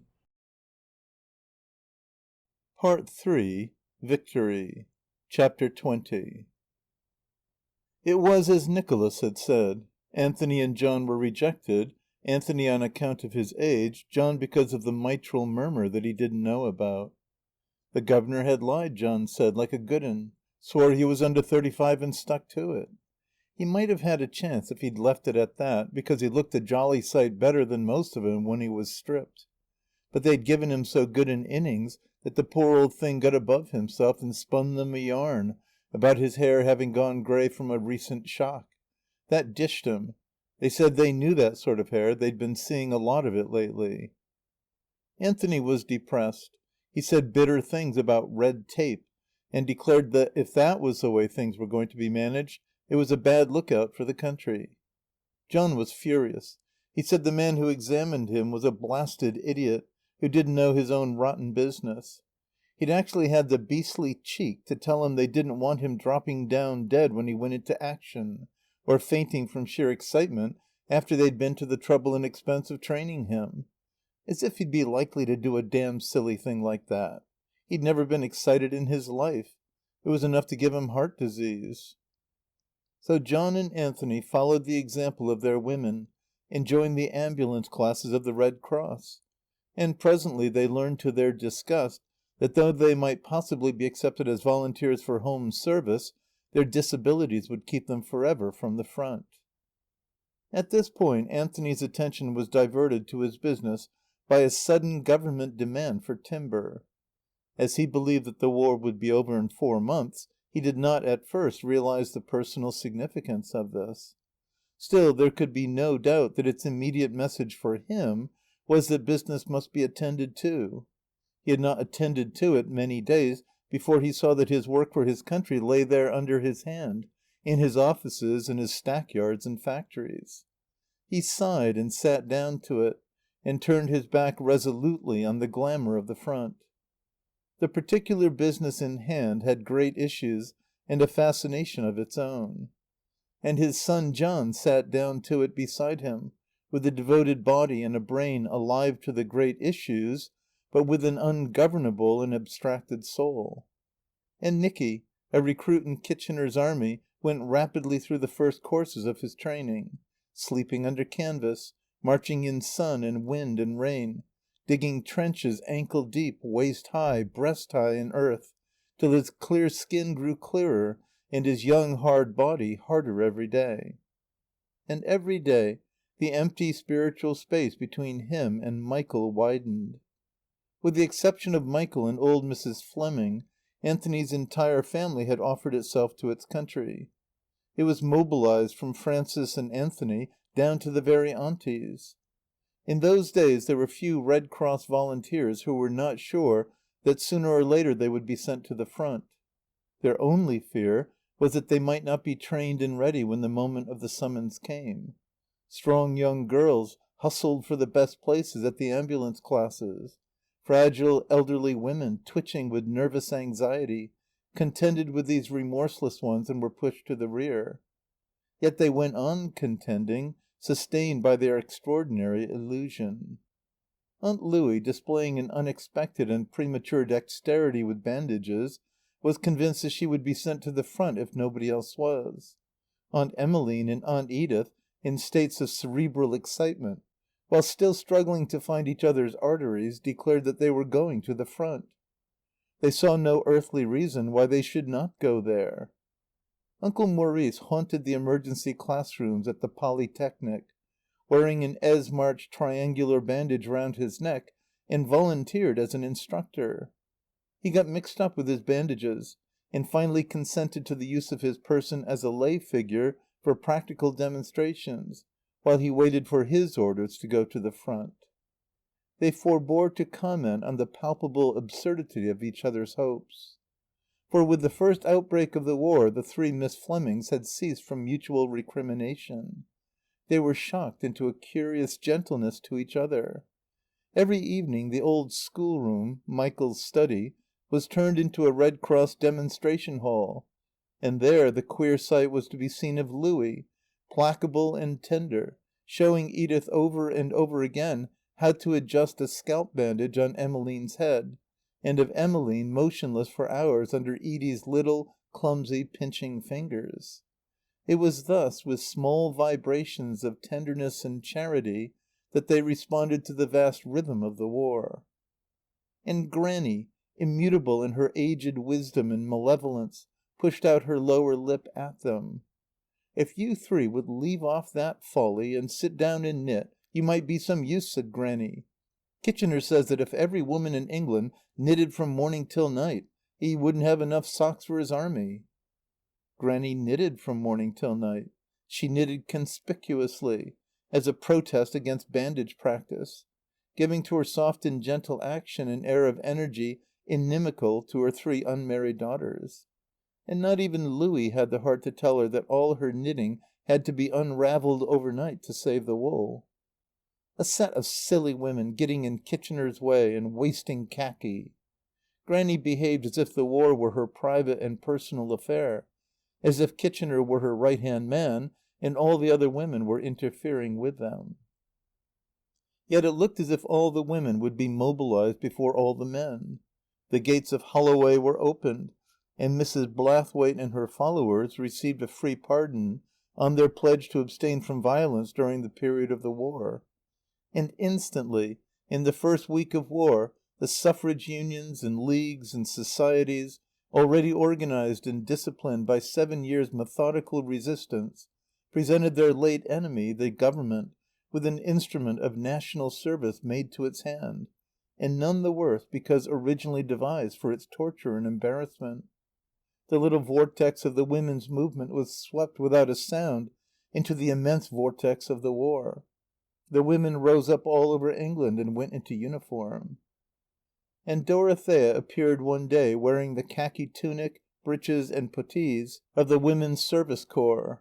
She had joined a motor ambulance as chauffeur, driving the big Morse car that Anthony had given to it. Dorothea really had a chance of being sent to Belgium before the end of the month. Meanwhile, she convoyed Belgian refugees from Cannon Street Station. She saw nothing before her as yet. Her mind was like Cannon Street Station, a dreadful twilit terminus into which all the horror and misery of Belgium poured and was congested. Cannon Street Station. Presently it was as if she were spending all of her life that counted there, as if for years she had been familiar with the scene. Arch upon iron arch, and girder after iron girder, holding up the blurred transparency of the roof. Iron rails running under the long roof that was like the roof of a tunnel open at one end. By day a greyish light filtered through smoke and grit and steam. Lamps, opaque white globes, hanging in the thick air like dead moons. By night a bluish light, and large white globes, grown opalescent like moons, lit again to a ghastly, ruinous life. The iron breasts of engines, huge and triumphant, advancing under the immense fanlight of the open arch. Long trains of carriages packed tight with packages, with enormous bundles. Human heads appearing here and there above the swollen curves of the bundles. Human bodies emerging in the struggle to bring forth the bundles through the narrow doors. For the first few weeks the war meant to Dorothea not bleeding wounds and death, but just these trainloads of refugees. Just this one incredible spectacle of Belgium pouring itself into Cannon Street Station. Her clear, hard mind tried and failed to grasp the sequences of which the final act was the daily unloading of tons of men, women and children on Cannon Street platform. Yesterday they were staggering under those bundles along their straight flat roads between the everlasting rows of poplars. Their towns and villages flamed and smoked behind them. Some of them, goaded like tired cattle, had felt German bayonets at their backs yesterday. And this morning they were here, brave and gay, smiling at Dorothea as she carried their sick on her stretcher and their small children in her arms. And they were still proud of themselves. A little girl tripped along the platform, carrying in one hand a large pasteboard box covered with black oilcloth, and in the other a cage with a goldfinch in it. She looked back at Dorothea and smiled, proud of herself because she had saved her goldfinch. A Belgian boy carried a paralyzed old man on his shoulders. He grinned at Dorothea, proud of himself because he had saved his grandfather. A young Flemish peasant woman pushed back the shawl that covered her baby's face to show her how pretty he was. She laughed, because she had borne him and saved him. And there were terrible things significant of yesterday. Women and girls idiotic with outrage and grief. A young man lamed and trying to throw himself into a moving train because he thought his lost mother was in it. The Ring screaming the agony of a woman giving birth to her child on the platform. A death in the train, stiff, upturned feet at the end of a stretcher that the police ambulance carried away. And as Dorothea drove her carloads of refugees day after day in perfect safety, she sickened with impatience and disgust. Safety was hard and bitter to her. Her hidden self was unsatisfied. It had a monstrous longing. It wanted to go where the guns sounded and the shells burst and the villages flamed and smoked.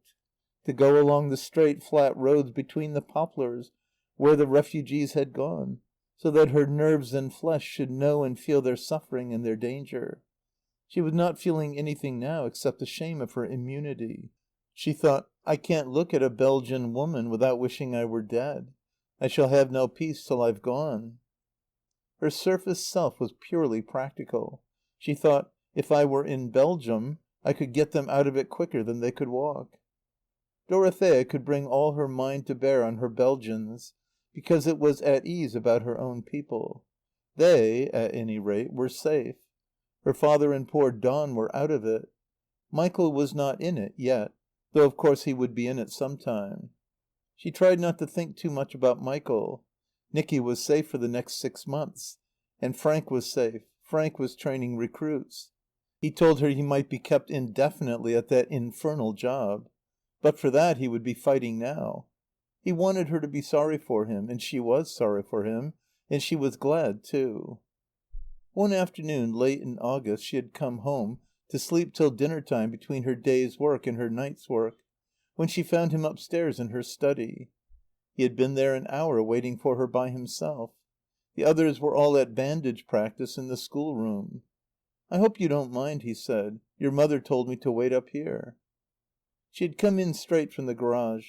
There was a light fur of dust on her boots, and on the shoulders of her tunic, and on her face and hair. Her hands were black with oil and dirt from her car. He looked at her, taking it all in. The khaki uniform. It was the first time he had seen her in it. The tunic, breeches and puttees. The loose felt hat turned up at one side.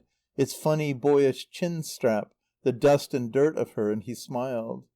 His smile had none of the cynical derision which had once greeted her appearances as a militant suffragist. And yet, she thought, if he's consistent, he ought to loathe me now.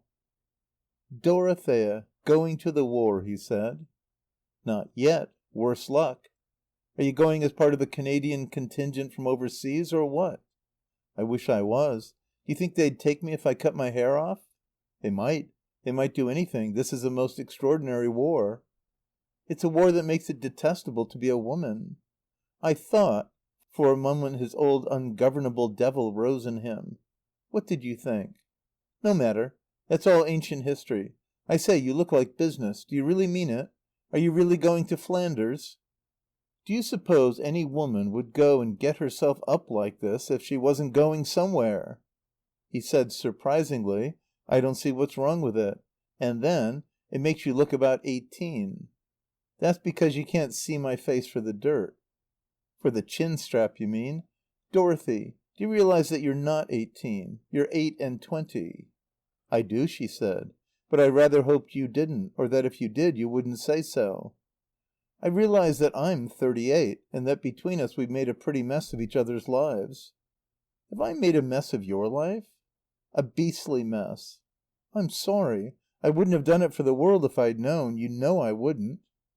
"But one doesn't know things." "One doesn't if one's Dorothea. One knows some things awfully well, but not the things that matter." "Well, but what could I do?" she said. "You could have done what you can do now. You could have married me. And we would have had 3 years of each other." "You mean 3 centuries. There was a reason why we couldn't manage it." "There wasn't a reason. There isn't any reason now. Look here. Today's Wednesday. Will you marry me on Friday if I get leave and a license and fix it up tomorrow? We shall have 3 days. 3 days? She seemed to be saying to herself that for 3 days... No, it wasn't worth while. Well, 3 months perhaps. Perhaps 6 if my rotten luck doesn't change. Because I'm doing my level best to make it change. So you see, it's got to be one thing or another. And still she seemed to be considering. Was it or was it not worth while? For God's sake, don't say you're going to make conditions. There really isn't time for it. You can think what you like, and say what you like, and do what you like, and wear anything. Wear a busby. I shan't care if you'll only marry me. Yes, that's the way you go on. And yet you don't say you love me. You never have said it. You're leaving me to do all that. Why? What else have I been doing for 7 years, 9 years, 10 years? Nothing. Nothing at all. You just seem to think that I can go off and get married to a man without knowing whether he cares for me or not. And now it's too late. My hands are all dirty. So's my face. Filthy. You mustn't... I don't care. They're your hands. It's your face. I don't care. The chin strap, the absurd chin strap, fretted his mouth. He laughed. He said she takes her hat off when she goes into a scrimmage, and she keeps it on now? She loosened the strap, laughing, and threw her hat, the hat of a Canadian trooper, onto the floor. His mouth moved over her face, over her hair, pressing hard into their softness. His arms clasped her shoulders. They slipped to her waist. He strained her slender body fast to him, straight against his own straightness, till the passion and the youth she had denied and destroyed shook her. He said to himself, she shall come alive. She shall feel. She shall want me. I'll make her. I should have thought of this 10 years ago. Her face was smooth. It smiled under the touch of his mouth and hands. And fear came with her passion. She thought, supposing something happens before Friday. If I could only give myself to him now, tonight. Then, very gently and very tenderly, he released her, as if he knew what she was thinking. He was sorry for her and afraid. Poor Dorothy, who had made such a beastly mess of it, who had come alive so late.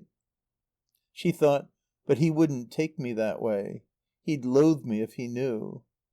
Yet surely there was the same fear in his eyes as he looked at her.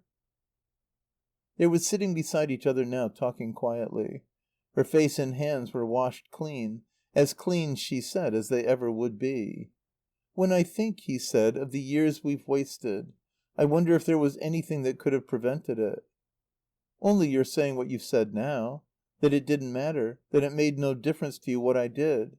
But you see, it made all the difference. And there we were. It didn't, really. She shook her head. We thought it did. No. Do you remember that morning I fetched you from Holloway? Yes. And she said, as he had said then, I don't want to talk about it. I don't want to think about it, except that it was dear of you. And yet it was from that morning, from 5:30 a.m., that we seemed to go wrong. There's something I wanted most awfully to say, if you could stand going back to it for just 1 second. Do you remember saying that I didn't care? That I never thought of you when you were in prison or wondered what you were feeling? That's what put me off. It hurt so atrociously that I couldn't say anything. It wasn't true that I didn't think about you. I thought about nothing else when I wasn't working. I nearly went off my head with thinking. And you said I didn't listen to what you told me. That wasn't true. I was listening like anything. Darling, what did I tell you? Oh, about the thing you called your experience or your adventure or something. My adventure? That's what you called it. A sort of dream you had in prison. I couldn't say anything because I was stupid. It was beyond me. It's beyond me now. Never mind my adventure. What does it matter? It matters awfully, because I could see that it meant something big and important that I couldn't get the hang of. It used to bother me. I kept on trying to get it and not getting it. You poor dear. And I've forgotten it. It did feel frightfully big and important and real at the time. And now it's as if it had happened to somebody else, to Veronica or somebody, not me. It was much more like Veronica. I do understand the rest of that business. Now, I mean. I own I didn't at the time. It's all over, Frank, and forgotten. Swallowed up in the war. You're not swallowed up. Perhaps I shall be. Well, if you are, if I am, all the more reason why I want you to know that I understand what you were driving at. It was this way, wasn't it? You'd got to fight, just as I've got to fight. You couldn't keep out of it any more than I can keep out of this war. You couldn't stay out just for me any more than I can stay out just for you. And in a sort of way I'm in it for you. And in a sort of way you were in it, in that damnable suffrage business, for me. How clever of you, she said, to see it. I didn't see it then, he said simply, because there wasn't a war on. We both had to pay for my stupidity. And mine. And my cowardice. I ought to have trusted you to see or risked it. We should have had 2 years. Well, anyhow, we've got this evening. We haven't. I've got to drive Belgians from 9 till past midnight. We've got Friday. Suppose they'll give me leave to get married in. I say, how about tomorrow evening? I can't. Yes, I can. At least I shall. There's a girl I know who'll drive for me. They'll have to give me leave to get married in, too. She thought, I can't go to Flanders now unless he's sent out. If he is, nothing shall stop me but his coming back again. It seemed to her only fair and fitting that they should snatch at their happiness and secure it before their hour came. She tried to turn her mind from the fact that at Mons the British line was being pressed back and back. It would recover. Of course it would recover. We always began like that. We went back to go forwards faster when we got into our stride. The next evening, Thursday, the girl she knew drove for Dorothea. When Frances was dressing for dinner, her daughter came to her with 2 frocks over her arm. "Mummy ducky," she said, "I think my head's going. I can't tell whether to wear the white thing or the blue thing. And I feel as if it mattered more than anything on earth." Frances considered it.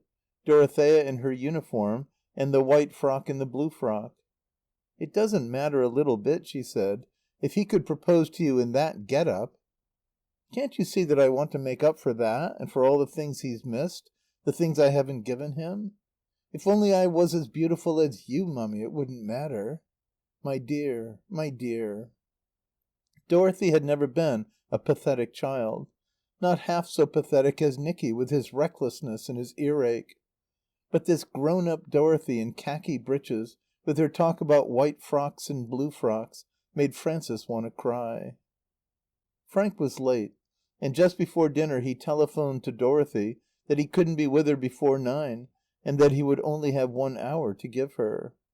Frances and Anthony looked at each other, but Dorothy looked at Veronica. "What's the matter, Ronny? You look simply awful." "Do I? My head's splitting. I think I'll go and lie down." "You'd better." "Go straight to bed," said Frances, "and let Nanna bring you some hot soup." But Veronica did not want Nanna and hot soup. She only wanted to take herself and her awful look away out of Dorothy's sight.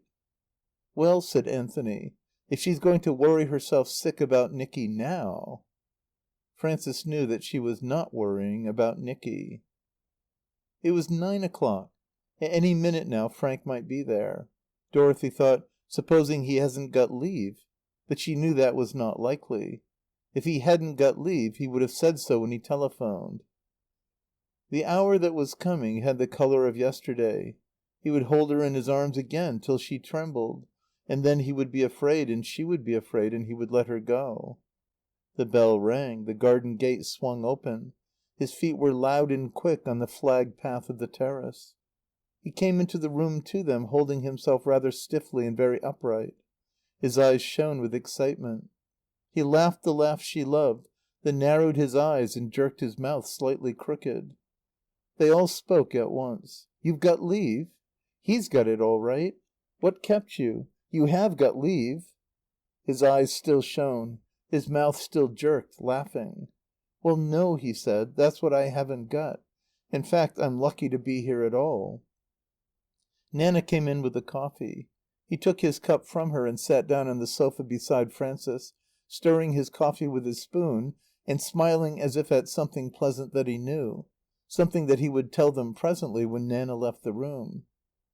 The door closed softly behind her. He seemed to be listening intently for the click of the latch. "Funny chaps," he said meditatively.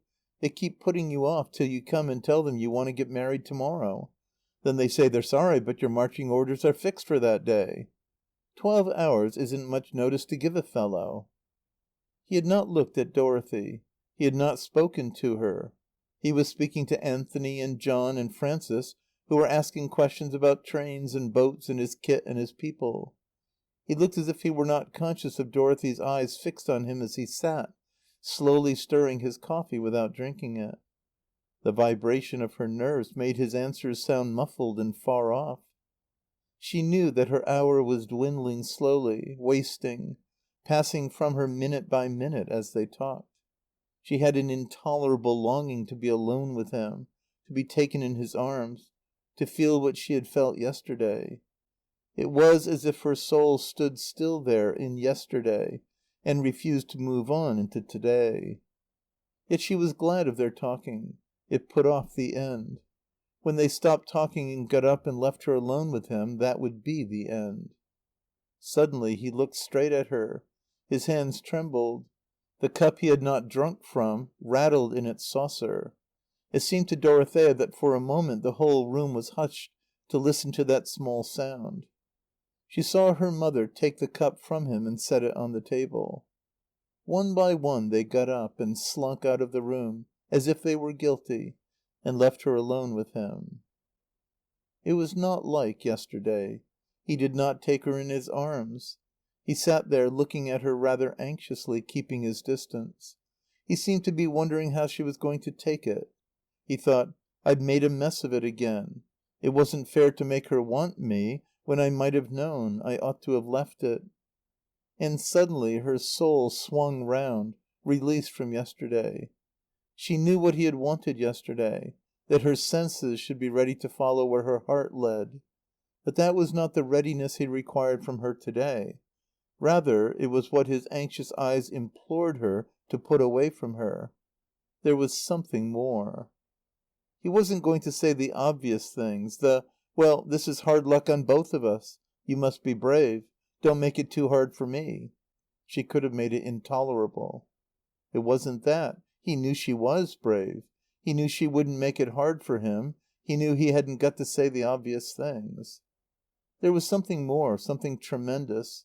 It came to her with the power and sweetness of first passion, but without its fear. She no longer wanted him to take her in his arms and hold her as he had held her yesterday. Her swinging soul was steady. It vibrated to an intenser rhythm. She knew nothing now but that what she saw was real, and that they were seeing it together. It was reality itself. It was more than they. When realization passed, it would endure. Never as long as they lived would they be able to speak of it, to say to each other what it was they felt and saw. He said, "I shall have to go soon." And she said, "I know. Is there anything I can do?" "I wish you'd go and see my mother sometime. She'd like it." "I should love to go and see her. What else?" "Well, I've no business to ask you, but I wish you'd give it up." "I'll give anything up. But what?" "That ambulance of yours that's going to get into the firing line." "Oh." "I know why you want to get there. You want to tackle the hardest and most dangerous job. Naturally. But it won't make it easier for us to win the war. You can't expect us to fight so comfy and to be killed so comfy if we know our womankind are being pounded to bits in the ground we just cleared. If I thought you were knocking about anywhere there." "It would make it too hard?" "It would make me jumpy. The chances are I shouldn't have much time to think about it. But when I did." "You'd think she might have spared me that." "Yes. And you might think of your people. It's bad enough for them, Nicky going." "It isn't only that I'd have liked to be where you'll be and where he'll be. That was natural." "It's also natural that we should like to find you here when we come back." "I was thinking of those Belgian women and the babies in England. So safe, Frank. So disgustingly safe." "I know. Leaving the children in the burning house." She had said that once and he had remembered. "You can do more for them by staying in England. I'm asking you to take the hardest job, really." "It isn't, if it's what you want most." He had risen. He was going. His hands were on her shoulders, and they were still discussing it as if it were the most momentous thing. "Of course," she said, "I won't go if you feel like that about it. I want you to fight comfy. You mustn't worry about me." "Nor you about me. I shall be all right. Remember, it's your war, too. It's the biggest fight for freedom." "I know," she said. And then, "Have you got all your things?" "Somebody's got 'em." "I haven't given you anything. You must have my wrist watch." She unstrapped the leather band and put it on him. "My wrist's a whopper." "Well, so's mine. It'll just meet at the last hole. It's phosphorus," she said. "You can see the time by it in the dark." "I've nothing for you except " He fumbled in his pockets. "I say, here's the wedding ring." They laughed. "What more could you want?" she said. He put it on her finger. She raised her face to him, and he stooped and kissed her. He held her for a minute in his arms, but it was not like yesterday. Suddenly his face stiffened. "Tell them," he said, "that I'm going." The British were retreating from Mons. The German attack was not like the advance of an army, but like the travelling of an earthquake, the bursting of a sea wall. There was no end to the grey battalions, no end to the German army, no end to the German people. And there was no news of British reinforcements, or rumour of reinforcements. "They come on like waves," said Dorothea, reading from the papers. "I wouldn't read about it if I were you, darling," said Frances. "Why not? It isn't going to last long. We'll rally, see if we don't." Dorothea's clear, hard mind had gone under for the time, given way before that inconceivable advance. She didn't believe in the retreat from Mons. It wouldn't go on. Reinforcements had been sent. Of course they had been sent. If Frank was ordered off at 12 hours' notice, that meant reinforcements, or there wouldn't be any sense in it. They would stop the retreat. We were sitting here safe, and the least we could do for them was to trust them, and not believe any tales of their retreating. And all the time she wondered how news of him would come. By wire? By letter? By telephone? She was glad that she hadn't got to wait at home, listening for the clanging of the garden gate, the knock, the ringing of the bell. She waited 5 days, and on the evening of the 6th day the message came from his mother to her mother. "Tell your dear child for me that my son was killed 5 days ago in the retreat from Mons, and ask her to come and see me, but not just yet." She had enclosed copies of the official telegram and the letter from his colonel. After Mons, the siege of Antwerp, the refugees poured into Cannon Street Station. Dorothea tried hard to drown her grief in the grief of Belgium, but she could not drown it. She could only poison it with thoughts that turned it into something more terrible than grief. They came to her regularly, beginning after midnight, when she lay in bed and should have slept, worn out with her hard day's driving. She thought, "I could bear it if I hadn't wasted the time we might have had together. All those years like a fool over that silly suffrage. I could bear it if I hadn't been cruel to him. I talked to him like a brute and an idiot. I told him he didn't care for freedom, and he's died for it. He remembered that. It was one of the last things he remembered.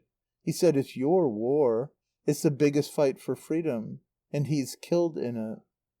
I could bear it if I'd given myself to him that night, even for one night. How do you know he'd have loathed it? I ought to have risked it. I was a coward. He got nothing." His persistent image in her memory tortured her. It was an illusion that prolonged her sense of his material presence, urging it towards a contact that was never reached. Death had no power over this illusion. She could not see Drayton's face dead among the dead. Obsessed by her illusion, she had lost her hold on the reality that they had seen and felt together. All sense of it was gone, as if she had dreamed it or made it up. Presently she would not have her work to keep her from thinking. The ambulance corps was going out to Flanders at the end of September, and it would take her car with it and a new driver. Frances's heart ached when she looked at her. "If I could only help you." "You can't, Mummy ducky," she would say. And she would get up and leave the room where Frances was. Sometimes she would go to Veronica, but more often she hid away somewhere by herself. Frances thought, "She is out of my reach. I can't get at her. She'll go to anybody rather than to me. It used to be Rosalind. Now it's Veronica." But Dorothy could not speak about Drayton to her mother. Only to Veronica, trying to comfort her, she said, "I could bear it if he'd been killed in an attack. But to go straight like that into the retreat, he couldn't have had 5 hours fighting. And to be killed retreating. He got nothing out of it but agony." Veronica said, "How do you know he got nothing out of it? You don't know what he may have got in the last minute of it." "Ronny, I don't believe I should mind so much if I were going out to Flanders. If there was the least little chance of a bullet getting me. But I gave him my word I wouldn't go." "Do you think I'm bound by that now?" "Now? You're more bound than ever because he's more near you, more alive." "You wouldn't say that if you loved him." One day a package came to her from Eltham. 2 notes were enclosed with it, one from Drayton's mother and one from Drayton. "Frank said I was to send you this if he was killed. I think he must have known that he would not come back. My dear Dorothy, you will think this is a very singular bequest, but I want you to see that my memory is fairly good." The very singular bequest was a Bible, with 3 cigarette lighters for markers, and a date on the fly leaf, July 5th, 1912. The cigarette lighters referred to Psalm 144, and Isaiah 35 and 40, and pencil marks to the verses. "Blessed be the Lord my strength, which teacheth my hands to war and my fingers to fight. And an highway shall be there. The redeemed shall walk there, and the ransomed of the Lord shall return. They that wait upon the Lord shall renew their strength. They shall mount up with wings as eagles. They shall run and not be weary. They shall walk and not faint." And their last hour came back to her with its mysterious, sweet and powerful passion that had no fear in it. And she laid hold again on the reality they had seen and felt together. The moment passed.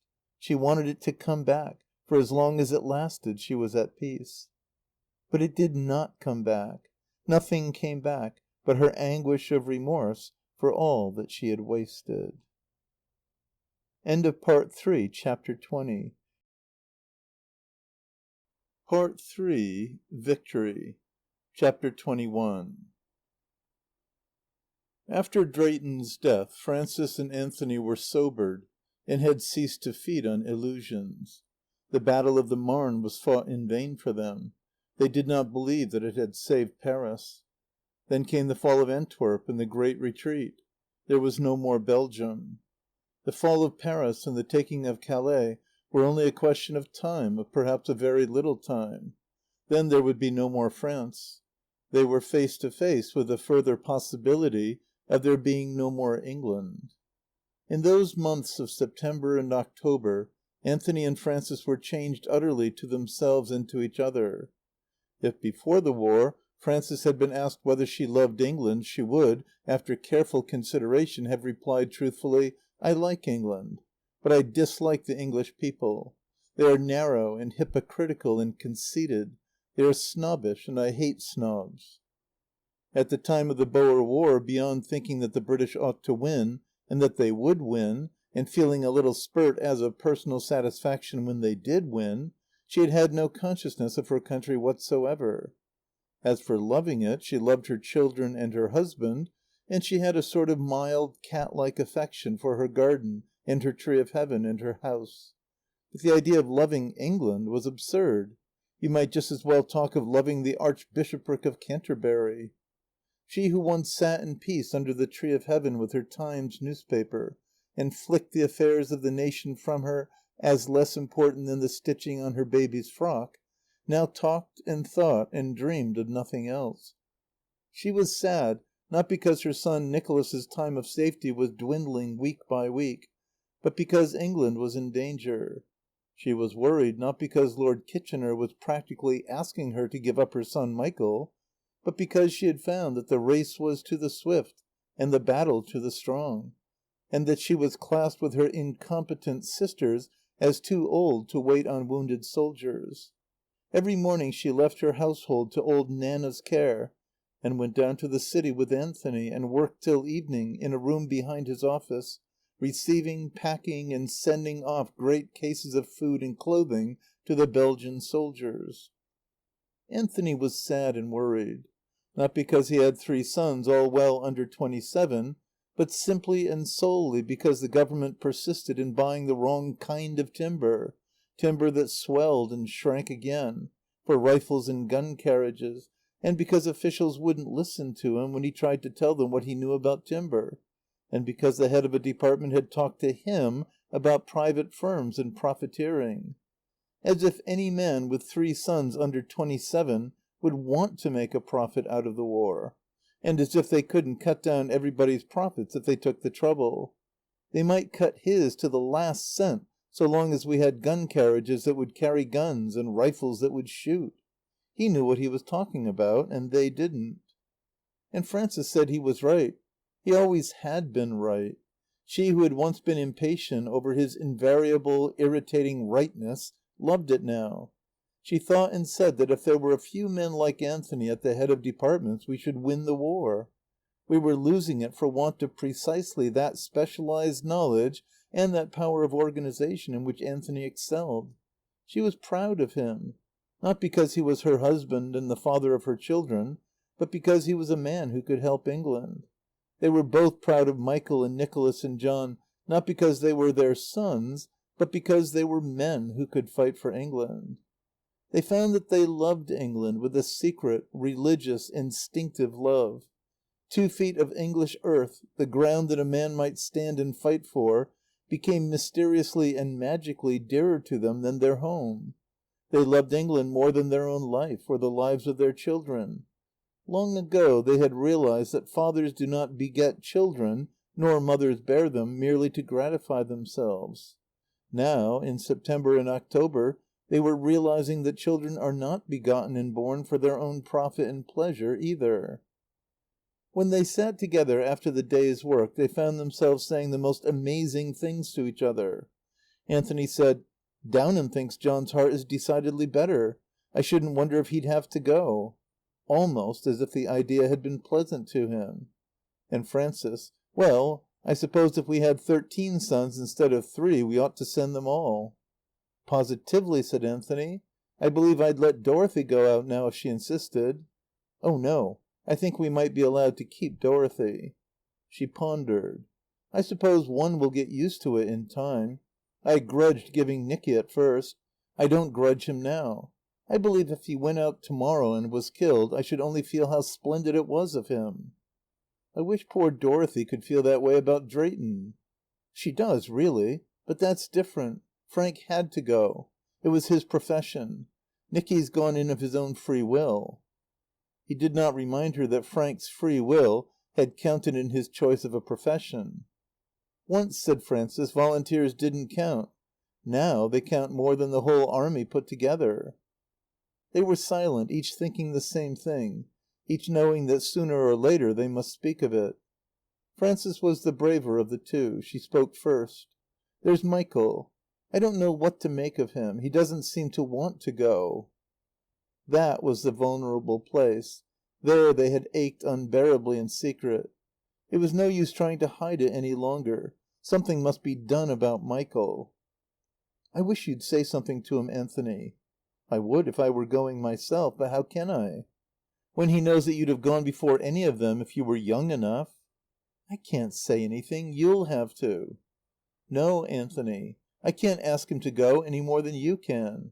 Nicky is the only one of us who has any right to." "Or Dorothy. Dorothy'd be in the trenches now if she had her way." "I can't think how he can bear to look at Dorothy." But in the end she did say something. She went to him in his room upstairs where he worked now, hiding himself away every evening out of their sight. Almost, she thought, as if he were ashamed of himself. Her heart ached as she looked at him, at the fair, serious beauty of his young face, at the thick masses of his hair that would not stay as they were brushed back, but fell over his forehead. It was still yellow, and shining as it shone when he was a little boy. He was writing. She could see the short, irregular lines of verse on the white paper. He covered them with his hand as she came in, lest she should see them. That hurt her. "Michael," she said, "I wonder if you ever realize that we are at war." "The war isn't a positive obsession to me, if that's what you mean." "It isn't what I mean. Only that when other people are doing so much George Vereker enlisted yesterday." "I don't care what other people are doing. I never did. If George Vereker chooses to enlist it is no reason why I should." "My darling Mick, I'm not so sure. Isn't it all the more reason when so much more has been done for you than was ever done for him?" "It's no use trying to get at me." "England's fighting for her life," said Frances. "So's Germany. You see, I can't feel it like other people. George Vereker hates Germany. I don't. I've lived there. I don't want to make dear old Frau Henschel a widow, and stick a bayonet into Ludwig and Karl, and make Hedwig and Lütchen cry." "I see. You'd rather Karl and Ludwig stuck bayonets into George and Nicky, and that Ronny and Dorothy and Alice Latham cried." "Bayoneting isn't my business." "Your own safety is. How can you bear to let other men fight for you?" "They're not fighting for me, Mother. You ask them if they are, and see what they'll say to you. They're fighting for God knows what. But they're no more fighting for me than they're fighting for Aunt Emmeline." "They are fighting for Aunt Emmeline. They're fighting for everything that's weak and defenceless." "Well, then, they're not fighting for me. I'm not weak and defenceless," said Michael. "All the more shame for you, then." He smiled, acknowledging her score. "You don't mean that really, Mummy. You couldn't resist the opening for a repartee. It was quite a nice one." "If," she said, "you were only doing something. But you go on with your own things as though nothing had happened." "I am doing something. I'm keeping sane. And I'm keeping sanity alive in other people." "Much you care for other people," said Frances as she left the room. But when she had shut the door on him her heart turned to him again. She went down to Anthony where he waited for her in his room. "Well?" he said. "It's no use. He won't go." And Frances, quite suddenly, and to her own surprise, burst into tears. He drew her to him, and she clung to him, sobbing softly. "My dear, my dear, you mustn't take it to heart like this. He's as obstinate as a devil, but he'll come round." He pressed her tighter to him. He loved her in her unfamiliar weakness, crying and clinging to him. "It's not that," she cried, recovering herself with dignity. "I'm glad he didn't give in. If he went out and anything happened to him, I couldn't bear to be the one who made him go." After all, she didn't love England more than Michael. They were silent. "We must leave it to his own feelings," she said presently. But Anthony's heart was hard against Michael. He must know that public feeling's pretty strong against him. To say nothing of my feeling and your feeling. He did know it. He knew that they were all against him, his father and his mother and John and Dorothy. Because he couldn't bear to look at Dorothy, and couldn't bear Dorothy to look at him, he kept out of her way as much as possible. As for public opinion, it had always been against him, and he against it.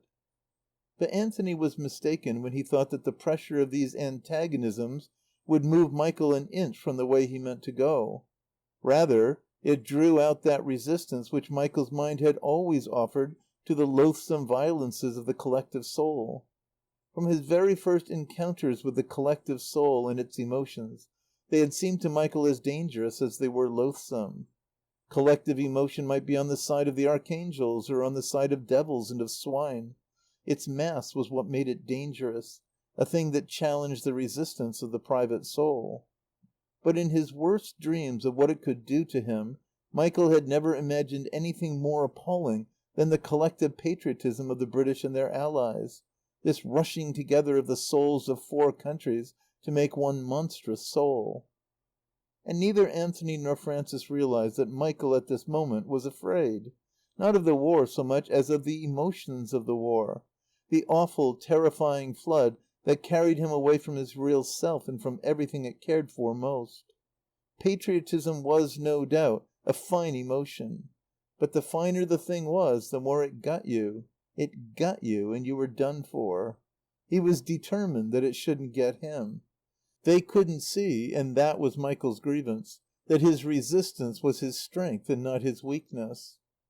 Even Frances, who believed that people never changed, did not realize that the grown-up Michael who didn't want to enlist was the same entity as the little Michael who hadn't wanted to go to the party, who had wanted to go on playing with himself, afraid of nothing so much as of forgetting pieces of himself that he wanted to remember.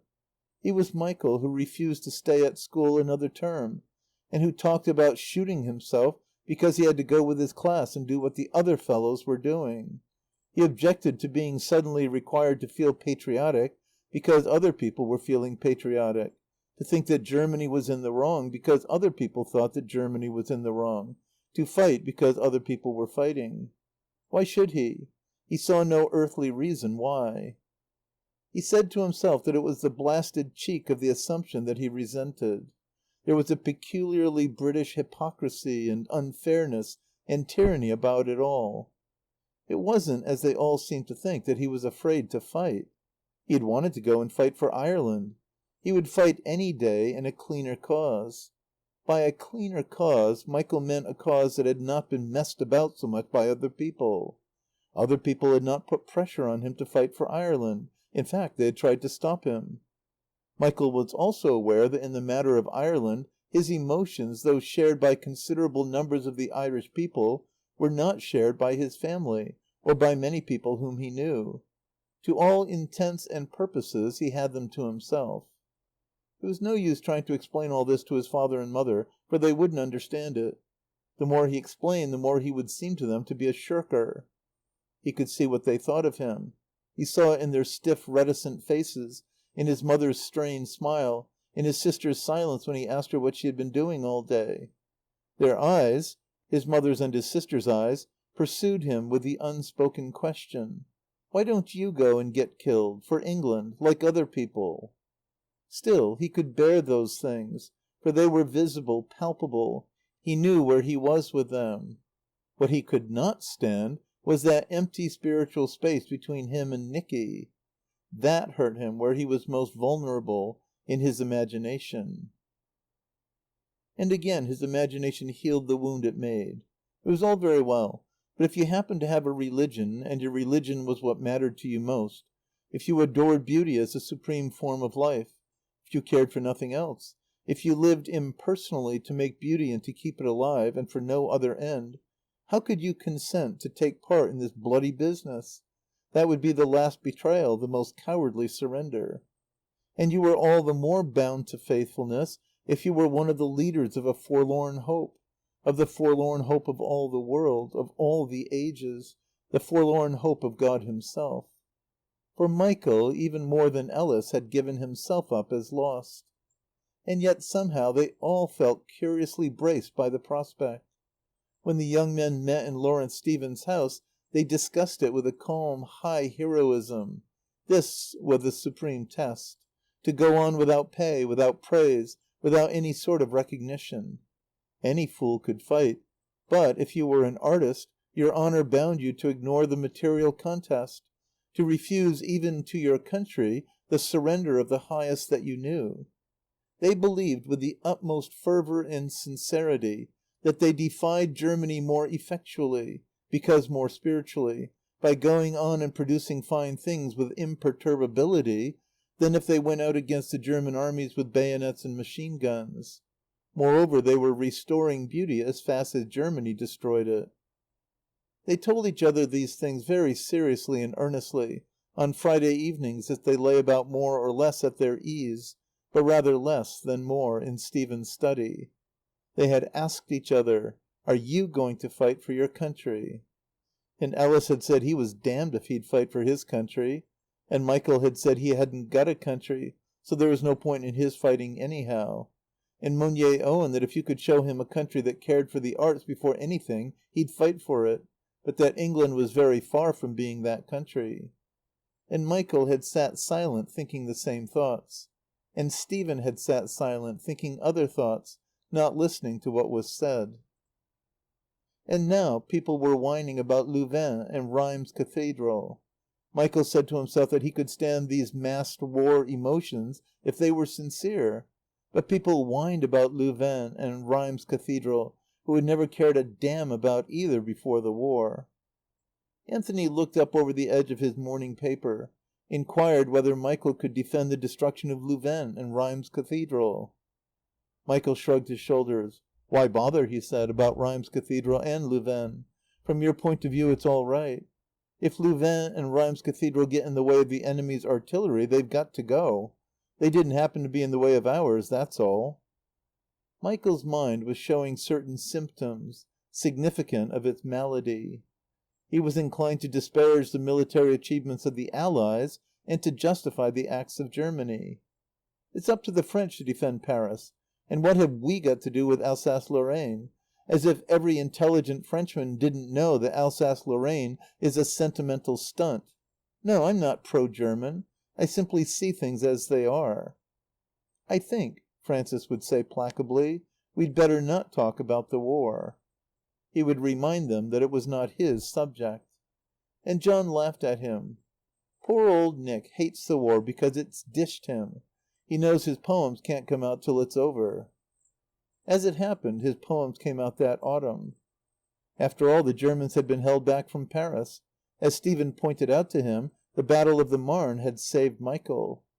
In magnificent defiance of the enemy, the new poems of Michael Harrison, with illustrations by Austen Mitchell, were announced as forthcoming in October, and Morton Ellis's Eccentricities, with illustrations by Austen Mitchell, were to appear the same month.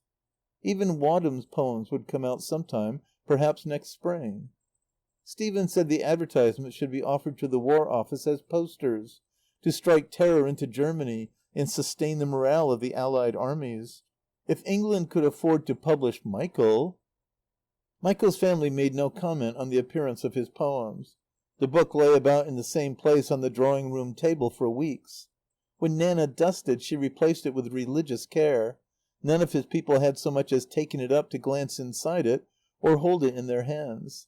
It seemed to Michael that they were conscious of it all the time, and that they turned their faces away from it pointedly. They hated it. They hated him for having written it. He remembered that it had been different when his first book had come out 2 years ago. They had read that. They had snatched at all the reviews of it and read it again, trying to see what it was that they had missed. They had taken each other aside, and it had been, "Anthony, do you understand Michael's poems? Dorothy, do you understand Michael's poems? Nicky, do you understand Michael's poems?" He remembered his mother's apology for not understanding them. "Darling, I do see that they're very beautiful." He remembered how he had wished that they would give up the struggle and leave his poems alone. They were not written for them.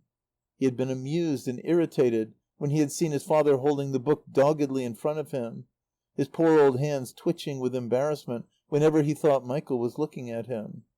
And now he, who had been so indifferent and so contemptuous, was sensitive to the least quiver of his mother's upper lip. Veronica's were the only eyes that were kind to him, and that did not hunt him down with implacable suggestion and reminder. Veronica had been rejected, too. She was not strong enough to nurse in the hospitals. She was only strong enough to work from morning to night, packing and carrying large, heavy parcels for the Belgian soldiers. She wanted Michael to be sorry for her because she couldn't be a nurse. Rosalind Jervis was a nurse, but he was not sorry. He said he would very much rather she didn't do anything that Rosalind did. So would Nicky, he said. And then, "Veronica, do you think I ought to enlist?" The thought was beginning to obsess him. "No," she said. "You're different. I know how you feel about it. Nicky's heart and soul are in the war. If he's killed, it can only kill his body. Your soul isn't in it. It would kill your soul." "It's killing it now. Killing everything I care for." "Killing everything we all care for except the things it can't kill." That was one Sunday evening in October. They were standing together on the long terrace under the house wall. Before them, a little to the right, on the edge of the lawn, the great ash tree rose over the garden. The curved and dipping branches swayed and swung in a low wind that moved like quiet water. "Michael," she said, "do look what's happening to that tree." "I see," he said. It made him sad to look at the tree. It made him sad to look at Veronica, because both the tree and Veronica were beautiful. "When I was a little girl I used to sit and look at that tree, till it changed and got all thin and queer and began to move towards me. I never knew whether it had really happened or not. I don't know now, or whether it was the tree or me. It was as if by looking and looking you could make the tree more real and more alive." Michael remembered something. "Dorothy says you saw Ferdie the night he died. So I did, but that's not the same thing. I didn't have to look and look. I just saw him. I sort of saw Frank that last night when the call came, only sort of, but I knew he was going to be killed. I didn't see him nearly so distinctly as I saw Nicky." "Nicky? You didn't see him as you saw Ferdie?"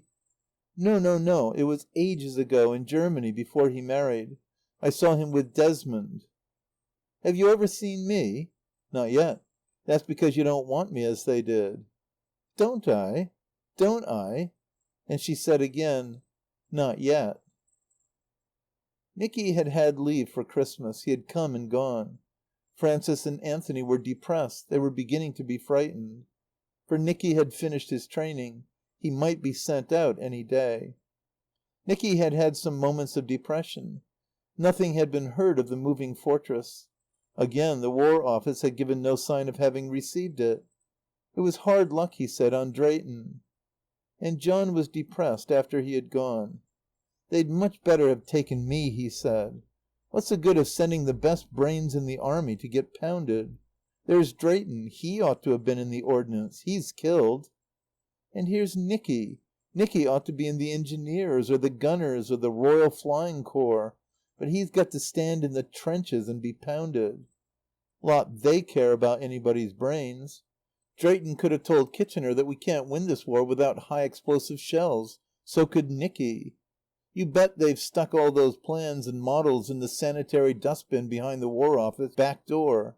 It's enough to make Nicky blow his brains out." "Nicky doesn't care, really," Veronica said. "He just leaves things and goes on." That night, after the others had gone to bed, Michael stayed behind with his father. "It must look to you," he said, "as if I ought to have gone instead of Nicky." "I don't say so, Michael. And I'm sure Nicky wouldn't." "No, but you both think it. You see, if I went I shouldn't be any good at it. Not the same good as Nicky. He wants to go and I don't. Can't you see it's different?" "Yes," said Anthony. "I see. I've seen it for some time." And Michael remembered the night in August when his brother came to him in his room. Beauty, the forlorn hope of God if he cared for it supremely.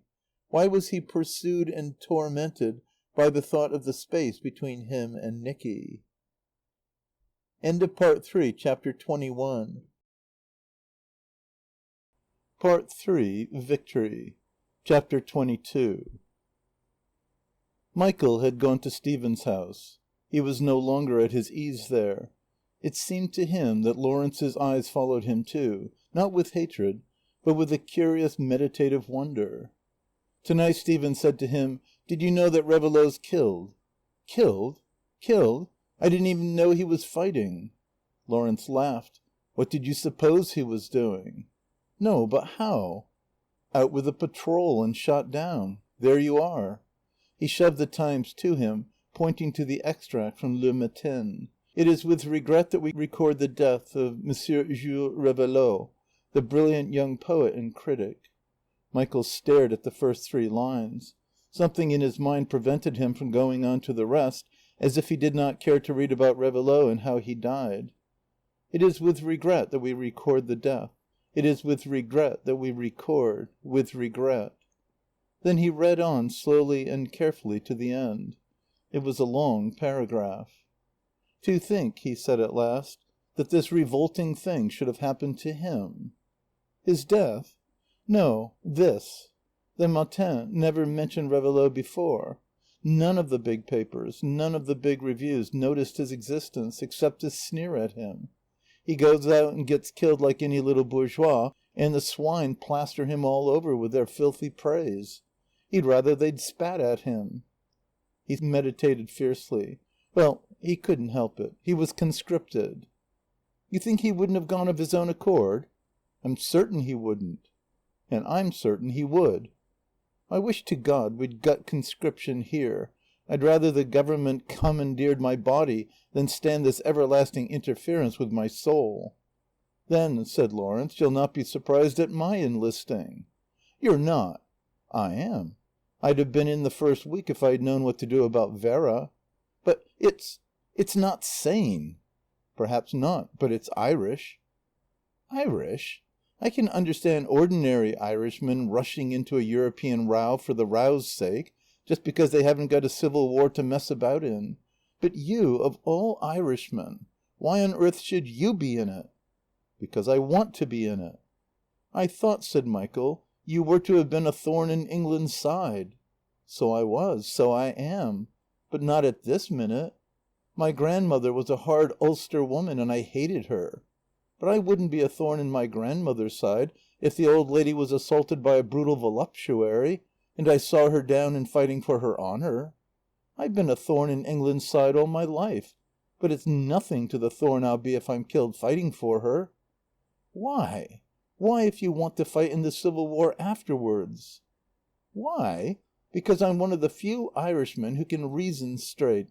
I was going into the Civil War last year because it was a fight for freedom. I'm going into this war this year because it's a bigger fight for a bigger freedom. You can't have a free Ireland without a free England, any more than you can have religious liberty without political liberty. If the Orangemen understood anything at all about it, they'd see it was the Nationalists and the Sinn Feiners that'll help them to put down Catholicism in Ireland. You think it matters to Ireland whether Germany licks us or we lick Germany? I think it matters to the whole world." "What's changed you?" said Michael. He was angry with Lawrence. He thought, he hasn't any excuse for failing us. He hasn't been conscripted. "Nothing's changed me. But supposing it didn't matter to the whole world, or even to Europe, and supposing the Allies were beaten in the end, you and I shouldn't be beaten, once we'd stripped ourselves, stripped our souls clean and gone in. Victory, Michael. Victory is a state of mind." The opportunist had seen his supreme opportunity. He would have snatched at it in the first week of the war, as he had said, but that Vera had made it hard for him. She was not making it easy now. The dull, dark moth's wings of her eyes hovered about him, fluttering with anxiety. When she heard that he was going to enlist, she sent for Veronica. Veronica said, "You must let him go." "I can't let him go. And why should I? He'll do no good. He's over age. He's no more fit than I am." "You'll have to, sooner or later." "Later, then. Not 1 minute before I must. If they want him, let them come and take him." "It won't hurt so much if you let him go gently now. He'll tear at you if you keep him." "He has torn at me. He tears at me every day. I don't mind his tearing. I mind his going. Going and getting killed, wounded, paralyzed, broken to pieces." "You'll mind his hating you. You'll mind that awfully." "I shan't. He's hated me before. He went away and left me once, but he came back. He can't really do without me." "You don't know how he'll hate you if you come between him and what he wants most." "I used to be what he wanted most." "Well, it's his honour now." "Well, that's what they all say. Michael and Anthony and Dorothy. They're men and they don't know. Dorothy's more a man than a woman." "But you're different. I thought you might help me to keep him. They say you've got some tremendous secret, and this is the way you go on?" "I wouldn't help you to keep him if I could.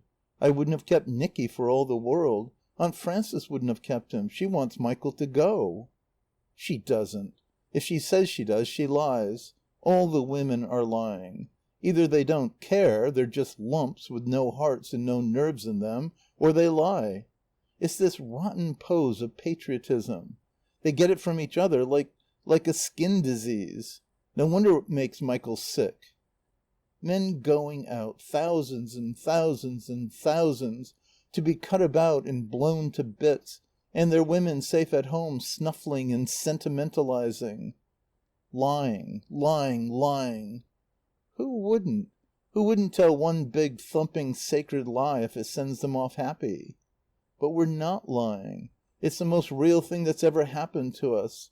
I'm glad Nicky's going. I shall be glad all my life." "It comes easy to you. You're a child. You've never grown up. You were a miserable little mummy when you were born. And now you look as if every drop of blood was drained out of your body in your teens. If that's your tremendous secret, you can keep it yourself. It seems to be all you've got." "If it wasn't for Aunt Frances and Uncle Anthony, it would have been all I've got." Vera looked at her daughter and saw her for the first time as she really was. The child was not a child any more. She was a woman, astonishingly and dangerously mature. Veronica's sorrowful, lucid eyes took her in.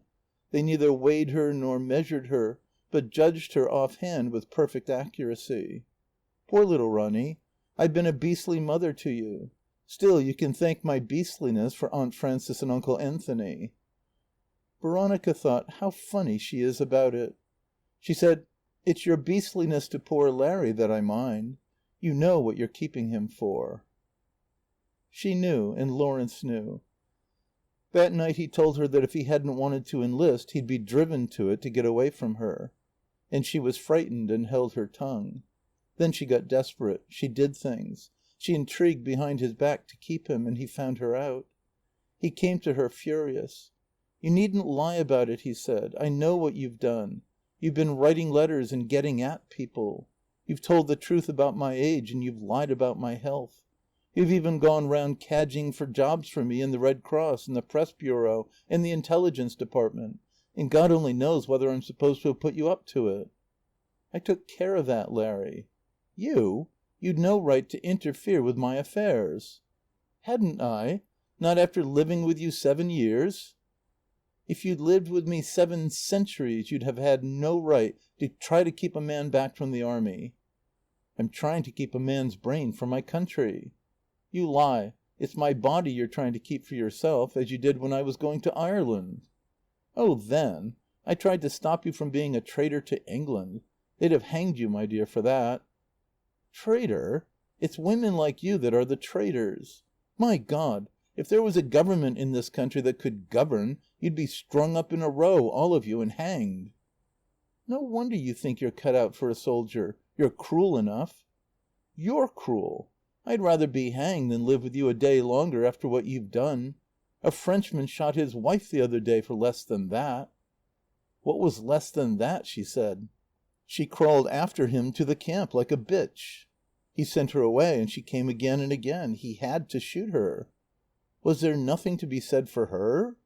"There was. She knew it was a big risk and she took it. You knew you were safe while you slimed my honour." "She loved him and he shot her. And you think that's a fine thing. How she must have loved him." "Men don't want to be loved that way. That's the mistake you women will make." "It's the way you've taught us. I should like to know what other way you ever want us to love you." "The way Veronica loves Nicky, and Dorothy loved Drayton, and Frances loves Anthony." "Dorothy? She ruined Drayton's life." "Men's lives aren't ruined that way, and not all women's." "Well, anyhow, if she'd loved him she'd have married him. And Frances loves her children better than Anthony, and Anthony knows it." "Veronica, then?" "Veronica doesn't know what passion is. The poor child's anemic." "Another mistake.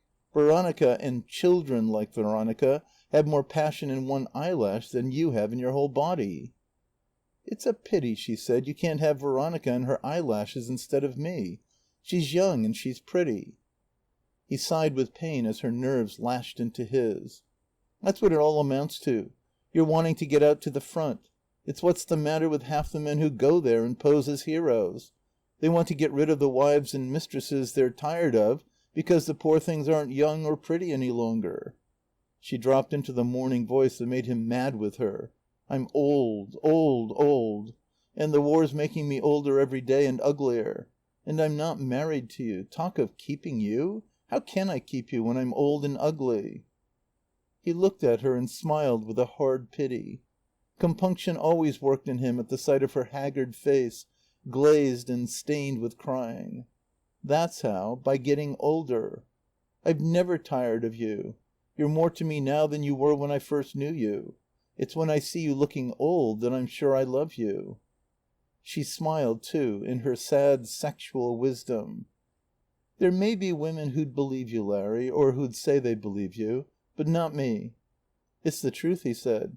"If you were young and if you were married to me, I should have enlisted months ago. Can't you see it's not you, it's this life we lead that I'm sick and tired of? I tell you I'd rather be hanged than go on with it. I'd rather be a prisoner in Germany than shut up in this house of yours." "Poor little house. You used to like it. What's wrong with it now?" "Everything. Those damned lime trees all round it and that damned white wall round the lime trees. Shutting me in. And those curtains in your bedroom shutting me in. And your mind trying to shut mine in. I come into this room and I find Phyllis Desmond in it and Orde Jones drinking tea and talking. I go upstairs for peace, and Michael and Ellis are sitting there talking, trying to persuade themselves that funk's the divinest thing in God's universe. And over there is the one thing I've been looking for all my life, the one thing I've cared for, and you're keeping me from it." They left it. But it began all over again the next day and the next. And Lawrence went on growing his moustache and trying to train it upwards in the way she hated. One evening towards dinner time he turned up in khaki, the moustache stiff on his long upper lip, his lopping hair clipped. He was another man, a strange man, and she was not sure whether she hated him or not. But she dried her eyes and dressed her hair and put on her best gown to do honour to his khaki. She said, "It'll be like living with another man." "You won't have very long to live with him," said Lawrence. And even then, sombrely, under the shadow of his destiny, her passion for him revived. His very strangeness quickened it to violence, to perversity. And in the morning the Army took him from her. It held him out of her reach. He refused to let her go with him to the place where he was stationed. "What would you do," she said, "if I followed you? Shoot me?" "I might shoot myself. Anyhow, you'd never see me or hear from me again." He went out to France 3 weeks before Nicholas. She had worn herself out with wondering when he would be sent, till she, too, was in a hurry for him to go and end it. Now that he had gone she felt nothing but a clean and sane relief that was a sort of peace. She told herself that she would rather he were killed soon than that she should be tortured any longer with suspense. "If I saw his name in the lists this morning I shouldn't mind. That would end it." And she sent her servant to the stationer's to stop the papers for fear lest she should see his name in the lists. But Lawrence spared her. He was wounded in his first engagement and died of his wounds in a hospital at Dunkirk. The Red Cross woman who nursed him wrote to Vera an hour before he died. She gave details and a message. 7:30. I'm writing now from his dictation. He says you're to forgive him and not to be too sorry, because it was what he thought it would be, he means the fighting. Only much more so. All except this last bit. He wants you to tell Michael and Nicky, that. He says, it's odd I should be first when he got the start of me. I think he means you're to forgive him for leaving you to go to the war. 8:30. It is all over. He was too weak to say anything more, but he sent you his love. Vera said to herself, he didn't. She made that up. She hated the Red Cross woman who had been with Lawrence and had seen so much, who had dared to tell her what he meant and to make up messages. End of Part 3, Chapter 22. Part 3, Victory. Chapter 23. Nicholas had applied for a commission, and he had got it, and Frances was glad. She had been proud of him because he had chosen the ranks instead of the officers' training corps, but she persisted in the belief that when it came to the trenches second lieutenants stood a better chance. For goodness sake, Nicholas had said, don't tell her that they're over the parapet first. That was in December. In February he got a week's leave, sudden, unforeseen, and special leave. It had to be broken to her this time that leave as special as that meant war leave. She said, well, if it does, I shall have him for 6 whole days. She had learned how to handle time, how to prolong the present, drawing it out minute by minute. Thus her happiness, stretched to the snapping point, vibrated. She had a sense of its vibration now as she looked at Nicholas. It was the evening of the day he had come home, and they were all in the drawing-room together.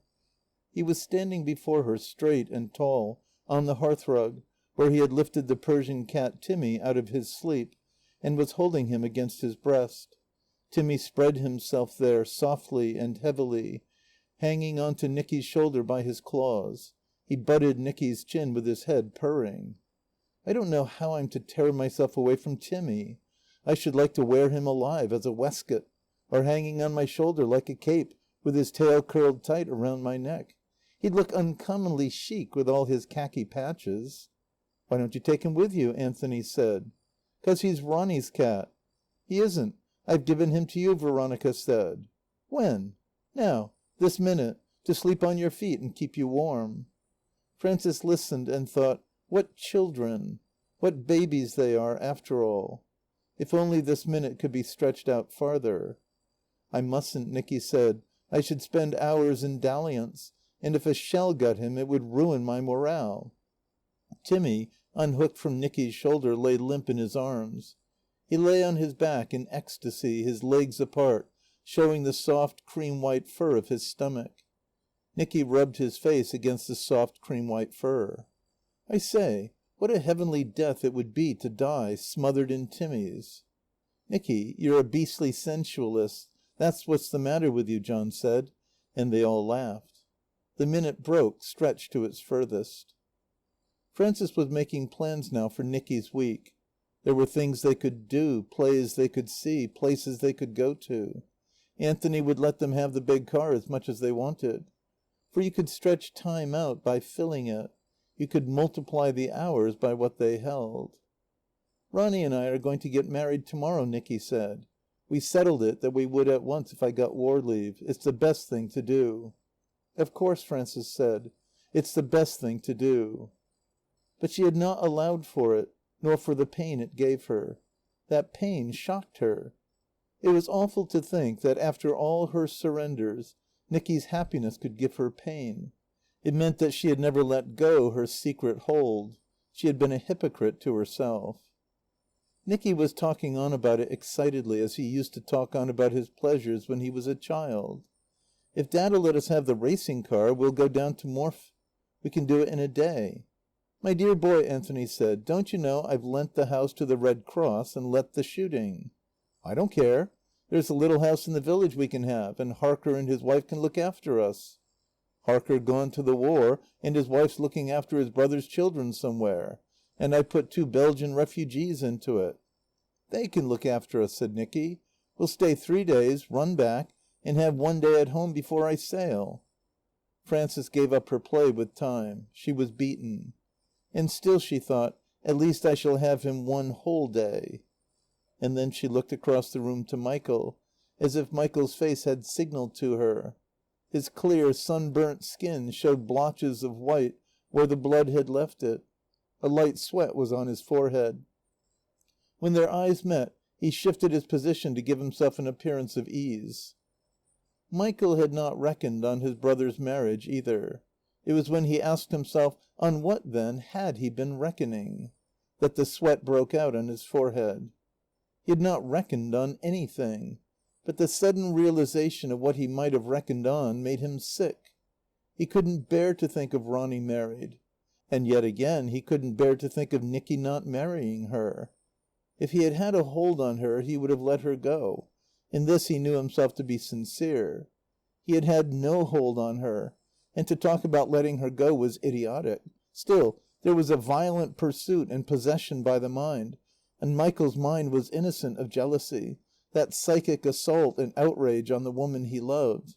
His spiritual surrender of her was so perfect that his very imagination gave her up to Nicky. He was glad that they were going to be married to morrow. Nothing could take their 3 days from them, even when the war had done its worst. And then, with his mother's eyes on him, he thought, does she think I was reckoning on that?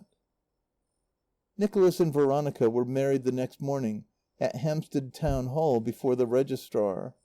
They spent the rest of the day in Anthony's racing car, defying and circumventing time and space and the police, tearing, Nicky said, whole handfuls out of eternity by sheer speed. At intervals, with a clear run before him, he let out the racing car to its top speed on the Great North Road. It snorted and purred and throbbed like some immense nervous animal, but lightly and purely as if all its weight were purged from it by speed. It flew up and down the hills of Hertfordshire and Buckinghamshire and out on to the flat country round Peterborough and Grantham, a country of silver green and emerald green grass and purple fallow land and bright red houses, and so on to the great plain of York, and past Reyburn up towards the bare hill country netted with grey stone walls. Nicholas slowed the car down for the winding of the road. It went now between long straight ramparts of hills that showed enormous and dark against a sky cleared to twilight by the unrisen moon. Other hills, round-topped, darker still and more enormous, stood piled up in front of them, blocking the head of Rathdale.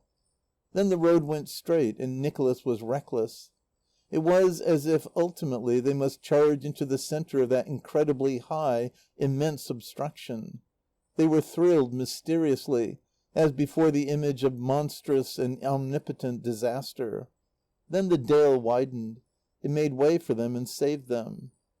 The lights of Morfe on its high platform made the pattern of a coronet and pendants on the darkness. The small scattered lights of the village below, the village they were making for, showed as if dropped out of the pattern on the hill. One larger light burned in the room that was their marriage chamber. Jean and Suzanne, the refugees, stood in the white porch to receive them, holding the lanterns that were their marriage torches. The old woman held her light low down, lighting the flagstone of the threshold. The old man lifted his high, showing the lintel of the door. It was so low that Nicholas had to stoop to go in. In the morning they read the date cut in the wall above the porch, 1665. The house was old and bent and grey. Its windows were narrow slits in the stone mullions. It crouched under the dipping boughs of the ash tree that sheltered it. Inside there was just room for Veronica to stand up. Nicholas had to stoop or knock his head against the beams. It had only 4 rooms, 2 for Nicholas and Veronica, and 2 for Jean and Suzanne. And it was rather dark. But it pleased them. They said it was their apple tree house grown up, because they were grown up, and keeping strict proportions. You had to crawl into it, and you were only really comfortable sitting or lying down. So they sat outside it, watching old Suzanne through the window as she moved about the house place, cooking Belgian food for them, and old Jean as he worked in the garden. Veronica loved Jean and Suzanne. She had found out all about them the first morning. "Only think, Nicky, they're from Termonde, and their house was burnt behind them as they left it. They saw horrors, and their son was killed in the war. Yet they're happy and at peace, almost as if they'd forgotten. He'll plant flowers in his garden." "They're old, Ronny, and perhaps they were tired already when it happened." "Yes, that must be it. They're old and tired." And now it was the last adventure of their last day. They were walking on the slope of Renton Moor that looks over Rathdale towards Greffington Edge. The light from the west poured itself in vivid green down the valley below them, broke itself into purple on Carva Hill to the north above Morfe, and was beaten back in subtle blue and violet from the stone rampart of the Edge. Nicholas had been developing in fancy the strategic resources of the country. Guns on Renton Moor, guns along Greffington Edge, on Sarrack Moor.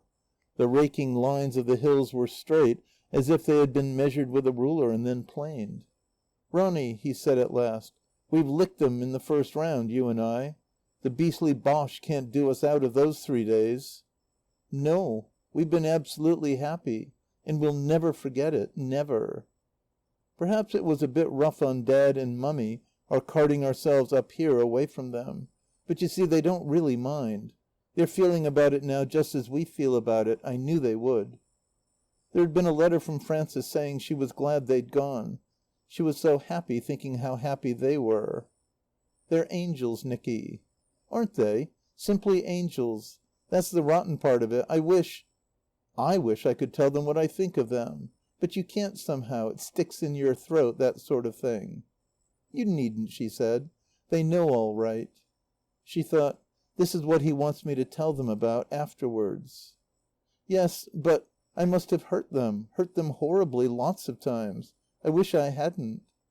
"But he went on. "They're funny, you know. Dad actually thought it idiotic of us to do this. He said it would only make it harder for us when I had to go. They don't see that it's just piling it on, going from one jolly adventure to another. I'm afraid, though, what he really meant was it was hard on you, because the rest of it's all my show." "But it isn't all your show, Nicky darling. It's mine and it's theirs, because we haven't grudged you your adventure." "That's exactly how I want you to feel about it." "And they're assuming that I shan't come back, which, if you come to think of it, is pretty big cheek. They talk and they think as though nobody ever got through, whereas I've every intention of getting through and of coming back. I'm the sort of chap who does get through, who does come back. And even if I wasn't, if they studied statistics, they'd see that it's 1,000 chances to 1 against the Boches getting me. Just me out of all the other chaps. As if I was so jolly important. No, don't interrupt. Let's get this thing straight while we can. Just supposing I didn't get through, didn't come back. Supposing I was unlike myself and got killed. I want you to think of that, not as a clumsy accident, but just another awfully interesting thing I'd done. Because, you see, you might be going to have a baby. And if you took the thing as a shock instead of what it probably really is, and went and got cut up about it, you might start the little beggar with a sort of fit and shake its little nerves up so it would be jumpy all its life." "It ought," said Nicky, "to sit in its little house all quiet and comfy till it's time for it to come out." He was struck with a sudden, poignant realization of what might be, what probably would be, what ought to be, what he had wanted more than anything, next to Veronica. "It shall, Nicky. It shall be quiet and comfy." "If that came off all right," he said, "it would make it up to Mother no end." "It wouldn't make it up to me." "You don't know what it would do," he said. She thought, "I don't want it. I don't want anything but you." "That's why," he went on, "I'm giving Don as the next of kin, the one they'll wire to, because it won't take him that way. It'll only make him madder to get out and do for them. I'm afraid of you or Mummy or Dad or Michael being told first." "It doesn't matter a bit who's told first. I shall know first," she said. "And you needn't be afraid. It won't kill either me or the baby. If a shock could kill me I should have died long ago." "When?" "When you went to Desmond. Then, when I thought I couldn't bear it any longer, something happened." "What?" "I don't know. I don't know what it is now. I only know what it does. It always happens, always, when you want it awfully, and when you're quiet and give yourself up to it." "It'll happen again." He listened, frowning a little, not quite at ease, not quite interested, puzzled, as if he had lost her trail, put off, as if something had come between him and her. "You can make it happen to other people," she was saying, "so that when things get too awful they can bear them. I wanted it to happen to Dorothy when she was in prison, and it did. She said she was absolutely happy there, and that all sorts of queer things came to her. And, Nicky, they were the same queer things that came to me. It was like something getting through to her." "I say, did you ever do it to me?" "Only once, when you wanted it awfully." "When? When?" Now he was interested. He was intrigued. He was on her trail. "When Desmond did that awful thing. I wanted you to see that it didn't matter. It wasn't the end." "But that's just what I did see, what I kept on telling myself. It looks as if it worked then." "It doesn't always. It comes and goes. But I think with you it would always come. Because you're more me than other people. I mean, I care more for you." She closed and clinched it. "That's why you're not to bother about me, Nicky. If the most awful thing happened and you didn't come back, it would come." "I wish I knew what it was," he said. "I don't know what it is, but it's so real that I think it's God." "And that's why they're so magnificently brave, Dorothy and Aunt Frances and all of them. They don't believe in it. They don't know it's there. Even Michael doesn't know it's there yet. And still they go on bearing and bearing, and they were glad to give you up." "I know," he said. "Lots of people say they're glad, but they really are glad." He meditated. "There's one thing. I can't think what you do unless it's praying or something. And if you're going to turn it on to me, Ronny, I wish you'd be careful. Because it seems to me that if there's anything in it at all, there might be hitches. I mean to say, you might work it just enough to keep me from being killed, but not enough to keep my legs from being blown off.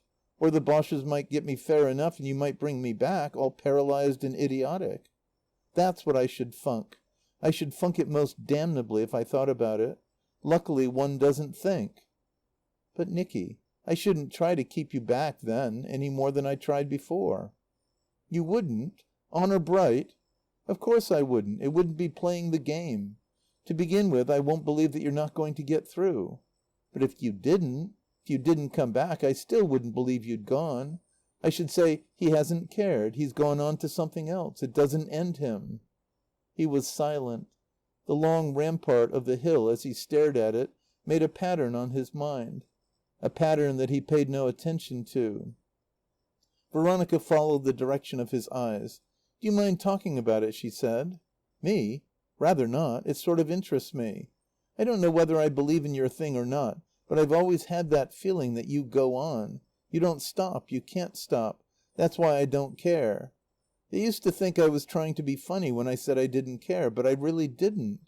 Things, most things, don't much matter, because there's always something else. You go on to it." "I care for you. You matter most awfully, and my people, but most of all you. You always have mattered to me more than anything, since the first time I heard you calling out to me to come and sit on your bed because you were frightened. You always will matter." "But Desmond didn't a little bit. You needn't have tried to make me think she didn't. She really didn't. I only married her because she was going to have a baby. And that was because I remembered you and the rotten time you'd had. I believe that would have kept me straight with women if nothing else did. Of course I was an idiot about it. I didn't think of marrying you till Vera told me I ought to have waited. Then it was too late." "That's why I want you most awfully to have a baby." "Yes, Nicky. I'll tell you what I'm going to do when I know it's coming. The cottage belongs to Uncle Anthony, doesn't it?" "Yes." "Well, I love it. Do you think he'd let me live in it?" "I think he'd give it to you if you asked him." "For my very own, like the apple tree house. Very well, he'll give it to me, I mean to both of us, and I shall come up here where it's all quiet, and you'd never know there was a war at all, even the Belgians have forgotten it. And I shall sit out here and look at that hill, because it's straight and beautiful. I simply won't think of anything that isn't straight and beautiful. And I shall get strong. Then the baby will be straight and beautiful and strong too. I shall try hard, Nicky, to make him like you." Frances's one day was not a success. It was taken up with little things that had to be done for Nicky. Always they seemed, he and she, to be on the edge of something great, something satisfying and revealing. It was to come in a look or a word, and both would remember it afterwards for ever. In the evening Grannie and Auntie Louie and Auntie Emmeline and Auntie Edie and Uncle Morrie and Uncle Bartie came up to say good-bye. And in the morning Nicholas went off to France, excited and happy, as he had gone off on his wedding journey. And between Frances and her son the great thing remained unsaid. Time itself was broken. All her minutes were scattered like fine sand. February 27th, 1915. B.E.F., France. Dearest Mother and Dad, I simply don't know how to thank you all for the fur coat. It's pronounced the rippingest, by a long way, that's been seen in these trenches. Did Ronny really choose it because it looked as if it had been made out of Timmy's tummy? It makes me feel as if I was Timmy. Timmy on his hind legs, rampant, clawing at the Boches. Just think of the effect if he got up over the parapet. The other things came all right too, thanks. When you can't think what else to send, let Nanna make another cake. And those tubes of chutney are a good idea. No, it's no earthly use worrying about Michael. If there was no English and no allies and no enthusiasm, and he had this war all to himself, you simply couldn't keep him out of it. I believe if old Mick could send himself out by himself against the whole German army, he'd manage to put in some first-rate fancy work in the second or two before they got him. He'd be quite capable of going off and doing grisly things that would make me faint with funk if he was by himself, with nothing but the eye of God to look at him. And then he'd rather God wasn't there. He always was afraid of having a crowd with him. The pity is he's wasting time and missing such a lot. If I were you two, I should bank on Don. He's the sensiblest of us, though he is the youngest. And don't worry about me. Do remember that even in the thickest curtain fire there are holes. There are more holes than there is stuff, and the chances are I shall be where a hole is. Another thing, Don's shell, the shell you see making straight for you like an express train, isn't likely to be the shell that's going to get you. So that if you're hit, you don't feel that pang of personal resentment, which must be the worst part of the business. Bits of shells that have exploded I rank with bullets which we knew all about before and were prepared for. Really, if you're planted out in the open, the peculiar awfulness of big shell fire, what is it more than the peculiar awfulness of being run over by express trains let loose about the sky? Tell Don that when shrapnel empties itself over your head like an old tin pail, you might feel injured, but the big shell has a most disarming air of not being able to help itself, of not looking for anybody in particular. It's so innocent of personal malice that I'd rather have it any day than fat German fingers squeezing my windpipe. That's an answer to his question. And Dorothy wanted to know what it feels like going into action. Well, there's a lot of it that perhaps she wouldn't believe in if I told her. It's the sort of thing she never has believed. But Stephen was absolutely right. You aren't sold. It's more than anything you could have imagined. I'm not speaking only for myself. There's just one beastly sensation when you're halfway between your parapet and theirs. Other fellows say they felt it too. When you're afraid the feeling, should fizzle out before you get there. But it doesn't. It grows more and more so, simply swinging you on to them, and that swing makes up for all the rotten times put together. You needn't be sorry for us. It's waste of pity. I know Don and Dorothy and Dad and Ronnie aren't sorry for us. But I'm not so sure of Michael and Mother. Always your loving Nicky. May, 1915, BEF, France. My dear Mick, it's awfully decent of you to write so often when you loathe writing, especially about things that bore you. But you needn't do that. We get the news from the other fronts in the papers more or less, and I honestly don't care a damn what Asquith is saying or what Lloyd George is doing or what Northcliffe's motives are. Personally, I should say he was simply trying, like most of us, to save his country. Looks like it. But you can tell him from me, if he gets them to send us enough shells out in time, we shan't worry about his motives. Anyhow, that sort of thing isn't in your line, old man, and Dad can do it much better than you, if you don't mind my saying so.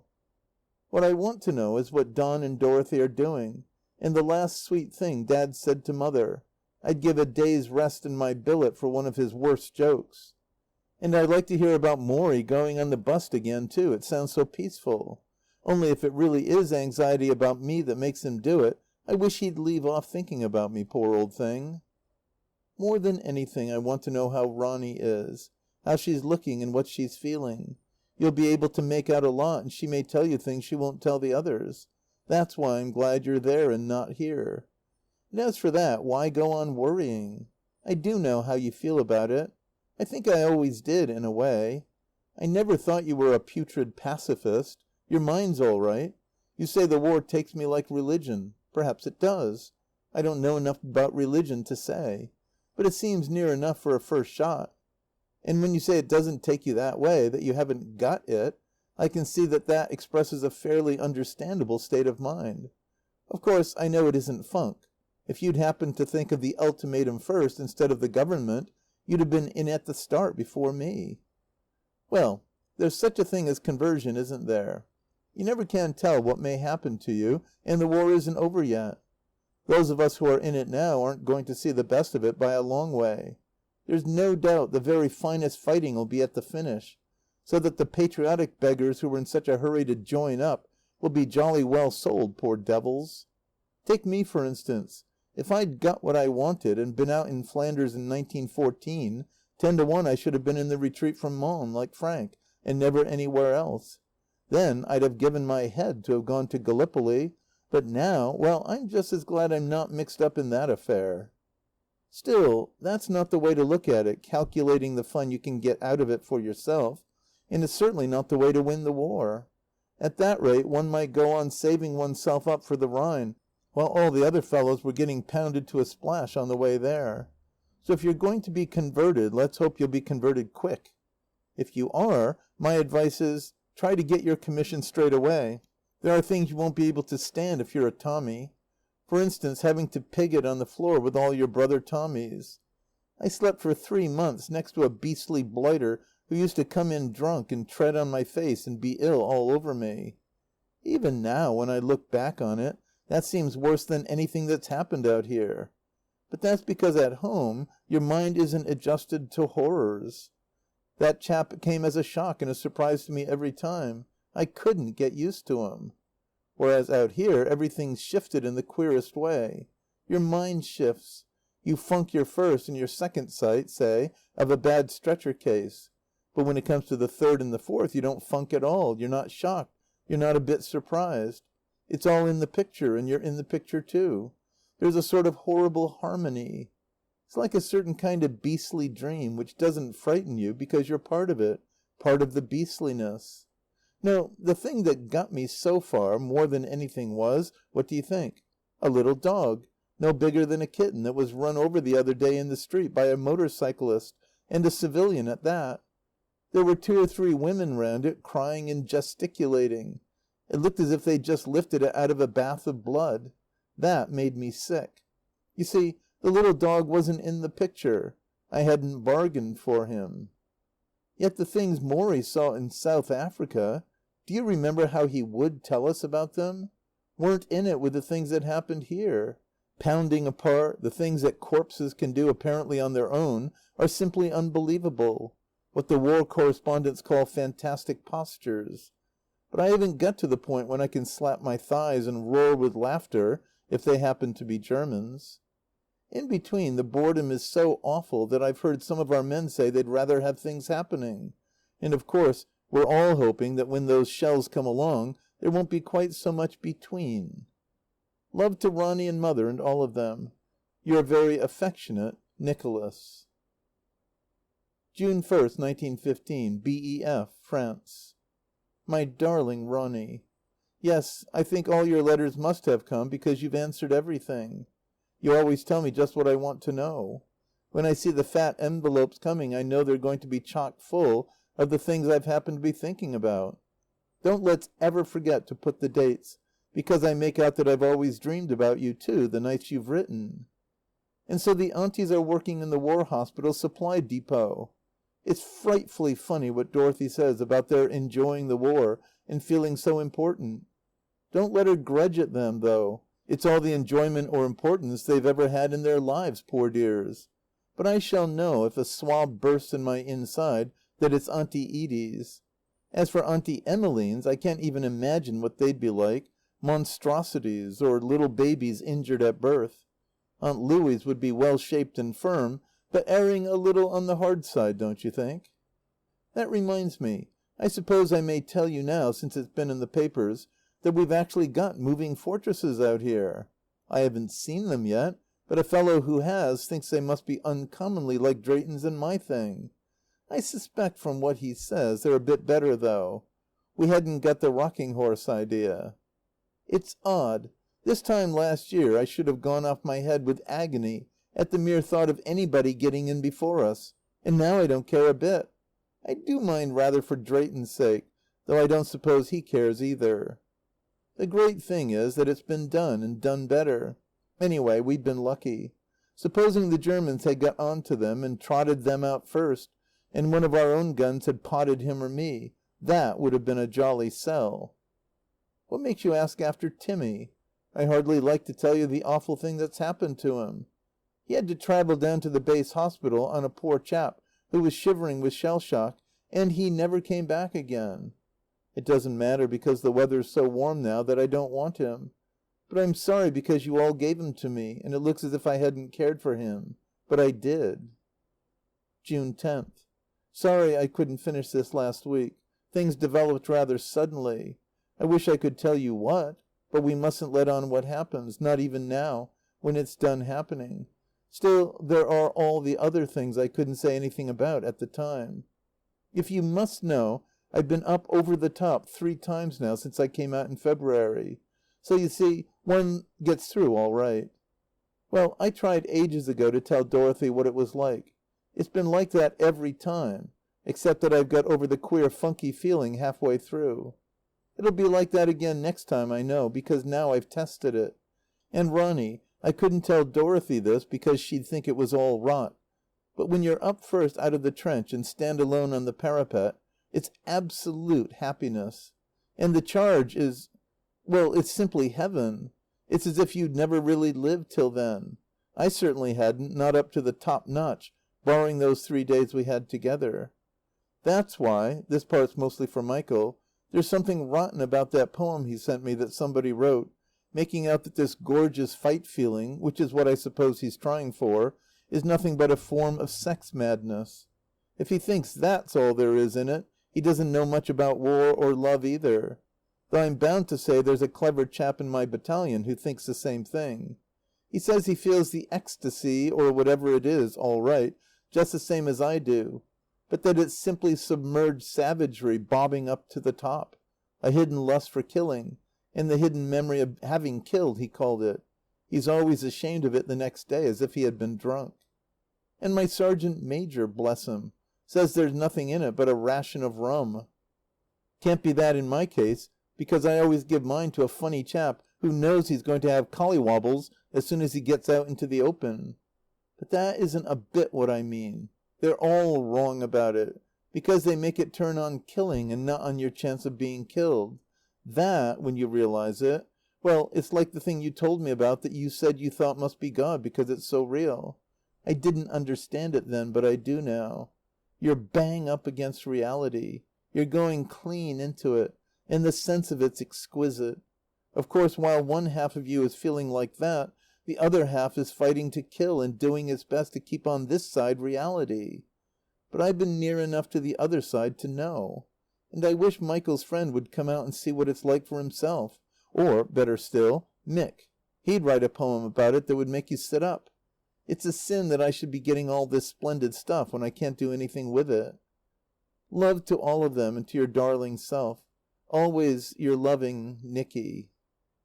P.S. I wish you'd try to get some notion of it into Dad and Dorothy and Mother.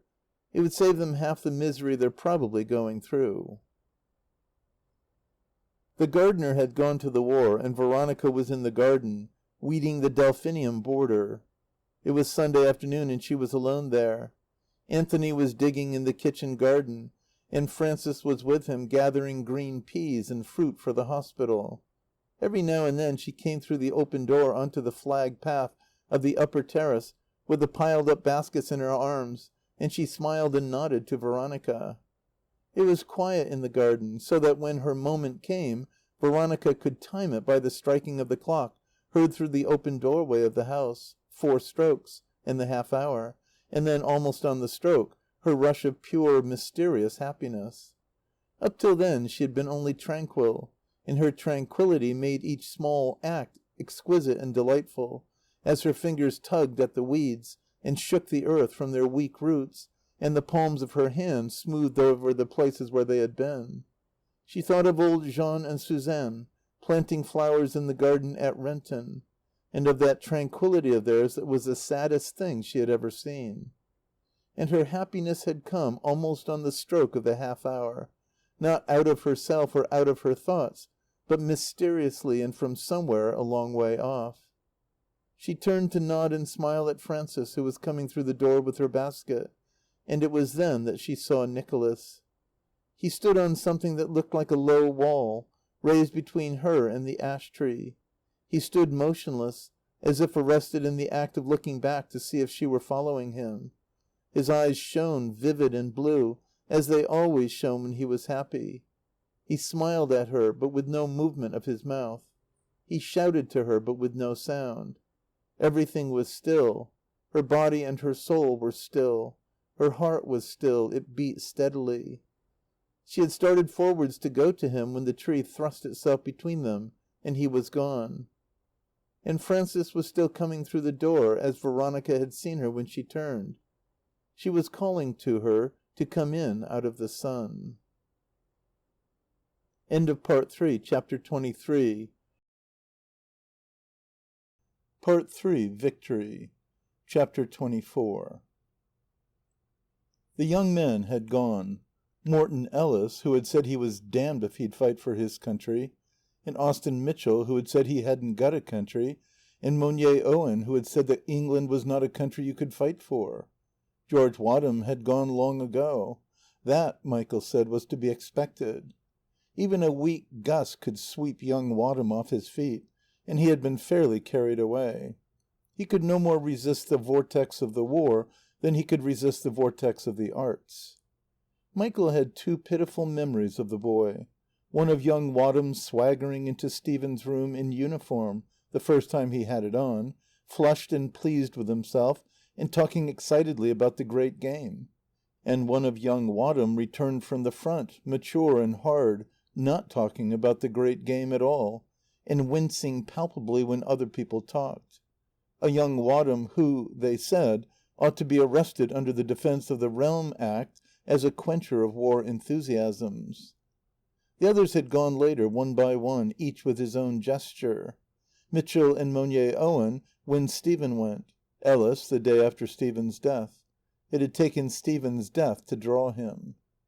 Only Michael remained. He told them they were mistaken if they thought their going would inspire him to follow them. It, and Stephen's death, merely intensified the bitterness he felt towards the war.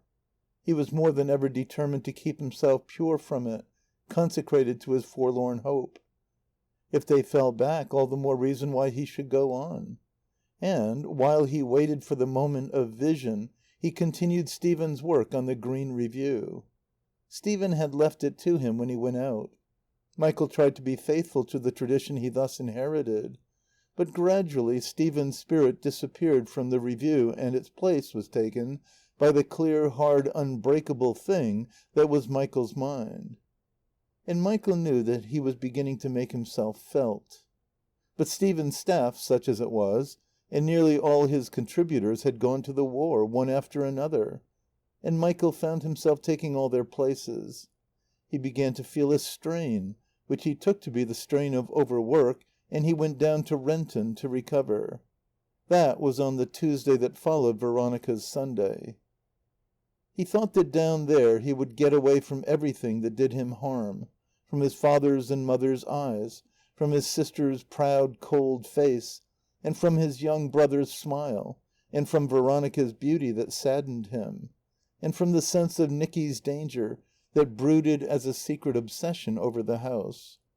He would fill up the awful empty space. He thought, for a whole fortnight I shall get away from this infernal war. But he did not get away from it. On every stage of the journey down he encountered soldiers going to the front. He walked in the park at Darlington, between his trains, and wounded soldiers waited for him on every seat, shuffled towards him round every turning, hobbled after him on their crutches down every path.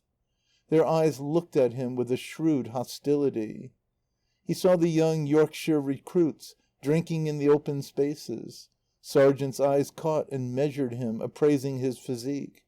Behind and among them he saw Drayton's and Réveillaud's and Stephen's eyes, and young Wadham's eyes, strange and secretive and hard. At Reyburn, Michael's train was switched off to a side platform in the open. Before he left Darlington, a thin light rain had begun to fall from a shred of blown cloud, and at Reyburn the burst mass was coming down. The place was full of the noise of rain. The drops tapped on the open platform and hissed as the wind drove them in a running stream. They drummed loudly on the station roof. But these sounds went out suddenly, covered by the trampling of feet. A band of Highlanders with their bagpipes marched into the station. They lined up solemnly along the open platform, with their backs to Michael's train and their faces to the naked rails on the other side. Higher up, Michael could see the breast of an engine. It was backing, towards the troop train that waited under the cover of the roof. He could hear the clank of the coupling and the recoil. At that sound the band had their mouths to their bagpipes and their fingers ready on the stops. 2 or 3 officers hurried down from the station doors and stood ready. The train came on slowly, packed with men who thrust their heads and shoulders through the carriage windows and knelt on the seats and stood straining over each other's backs to look out. men whose faces were scarlet with excitement, men with open mouths, shouting for joy. The officers saluted as it passed. It halted at the open platform, and suddenly the pipers began to play. Michael got out of his train and watched. Solemnly, in the grey evening of the rain, with their faces set in a sort of stern ecstasy, the Highlanders played to their comrades. Michael did not know whether their tune was sad or gay. It poured itself into one mournful, savage, sacred cry of salutation and valediction. When it stopped, the men shouted.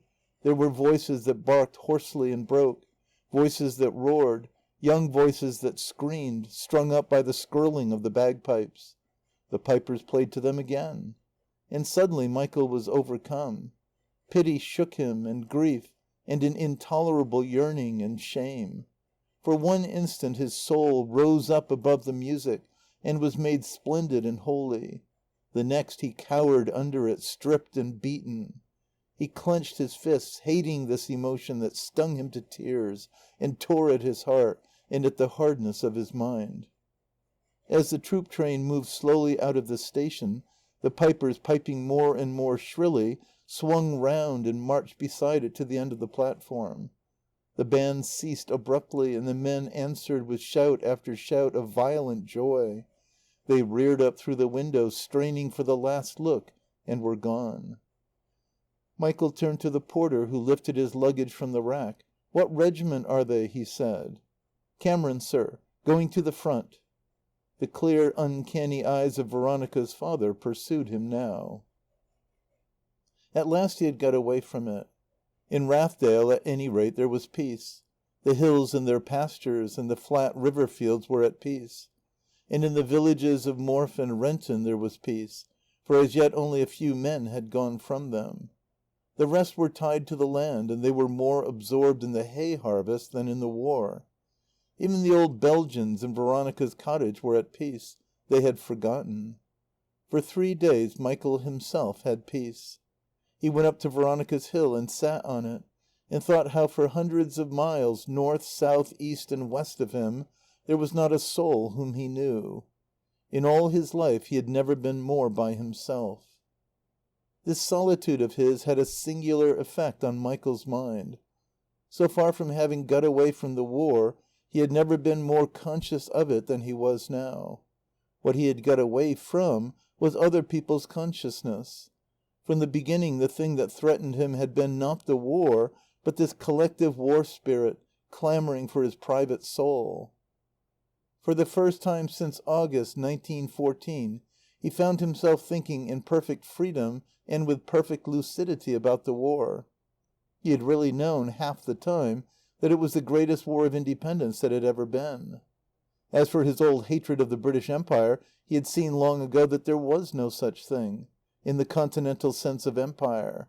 There was a unique thing, the rule, more good than bad, of an imperial people. He had seen that the strength of the Allies was in exact proportion to the strength and the enlightenment of their democracies. Reckoning by decades, there could be no deadlock in the struggle. The deadlock meant a 10 years' armistice and another war. He could not help seeing these things. His objection to occupying his mind with them had been that they were too easy. Now that he could look at it by himself, he saw how the war might take hold of you like a religion. It was the great war of redemption, and redemption meant simply thousands and millions of men in troop ships and troop trains coming from the ends of the world to buy the freedom of the world with their bodies. It meant that the very fields he was looking over, and this beauty of the hills, those unused ramparts where no batteries were hid, and the small silent villages, Morfe and Renton, were bought now with their bodies. He wondered how at this moment any sane man could be a pacifist. And, wondering, he felt a reminiscent sting of grief and yearning. But he refused resolutely to feel any shame. His religion also was good, and anyhow, you didn't choose your religion, it chose you. And on Saturday the letters came. John's letter enclosing the wire from the War Office, and the letter that Nicky's colonel had written to Anthony. Nicky was killed. Michael took in the fact, and the date. It was last Sunday. There were some official regrets, but they made no impression on him. John's letter made no impression on him. Last Sunday Nicky was killed. He had not even unfolded the Colonel's letter yet. The close black lines showed through the thin paper. Their closeness repelled him. He did not want to know how his brother had died, at least not yet. He was afraid of the Colonel's letter. He felt that by simply not reading it he could put off the unbearable turn of the screw. He was shivering with cold. He drew up his chair to the wide, open hearth place where there was no fire. He held out his hands over it. The wind swept down the chimney and made him colder, and he felt sick. He had been sitting there about an hour when Suzanne came in and asked him if he would like a little fire. He heard himself saying, "No, thank you," in a hard voice. The idea of warmth and comfort was disagreeable to him. Suzanne asked him then if he had had bad news, and he heard himself saying yes, and Suzanne trying very gently to persuade him that it was perhaps only that Monsieur Nicky was wounded. "No." "Then," said the old woman, "he is killed." And she began to cry. Michael couldn't stand that. He got up and opened the door into the outer room, and she passed through before him, sobbing and whimpering. Her voice came to him through the closed door in a sharp cry telling Jean that Monsieur Nicky was dead, and Jean's voice came, hushing her. Then he heard the feet of the old man shuffling across the kitchen floor, and the outer door opening and shutting softly, and through the windows at the back of the room he saw without heeding as the Belgians passed and went up into the fields together, weeping, leaving him alone. They had remembered. It was then that Michael read the Colonel's letter and learned the manner of his brother's death. Quote, "About 4:15 in the afternoon his battalion was being pressed back, when he rallied his men and led them in as gallant an attack as was ever made by so small a number in this war. He was standing on the enemy's parapet when he was shot through the heart and fell. By 4:45 the trench was stormed and taken, owing to his personal daring and impetus and to the affection and confidence he inspired. We hear it continually said of our officers and men that they're all the same, and I dare say as far as pluck goes they are. But, if I may say so, we all felt that your son had something that we haven't got." End quote. Michael lay awake in the bed that had been his brother's marriage bed. The low white ceiling sagged and bulged above him. For 3 nights the room had been as if Nicky and Veronica had never gone from it. They had compelled him to think of them. They had lain where he lay, falling asleep in each other's arms. The odd thing had been that his acute and vivid sense of them had in no way troubled him. It had been simply there like some exquisite atmosphere, intensifying his peace. He had had the same feeling he always had when Veronica was with him. He had liked to lie with his head on their pillow, to touch what they had touched, to look at the same things in the same room, to go in and out through the same doors over the same floors, remembering their hands and feet and eyes, and saying to himself, "They did this and this," or "That must have pleased them."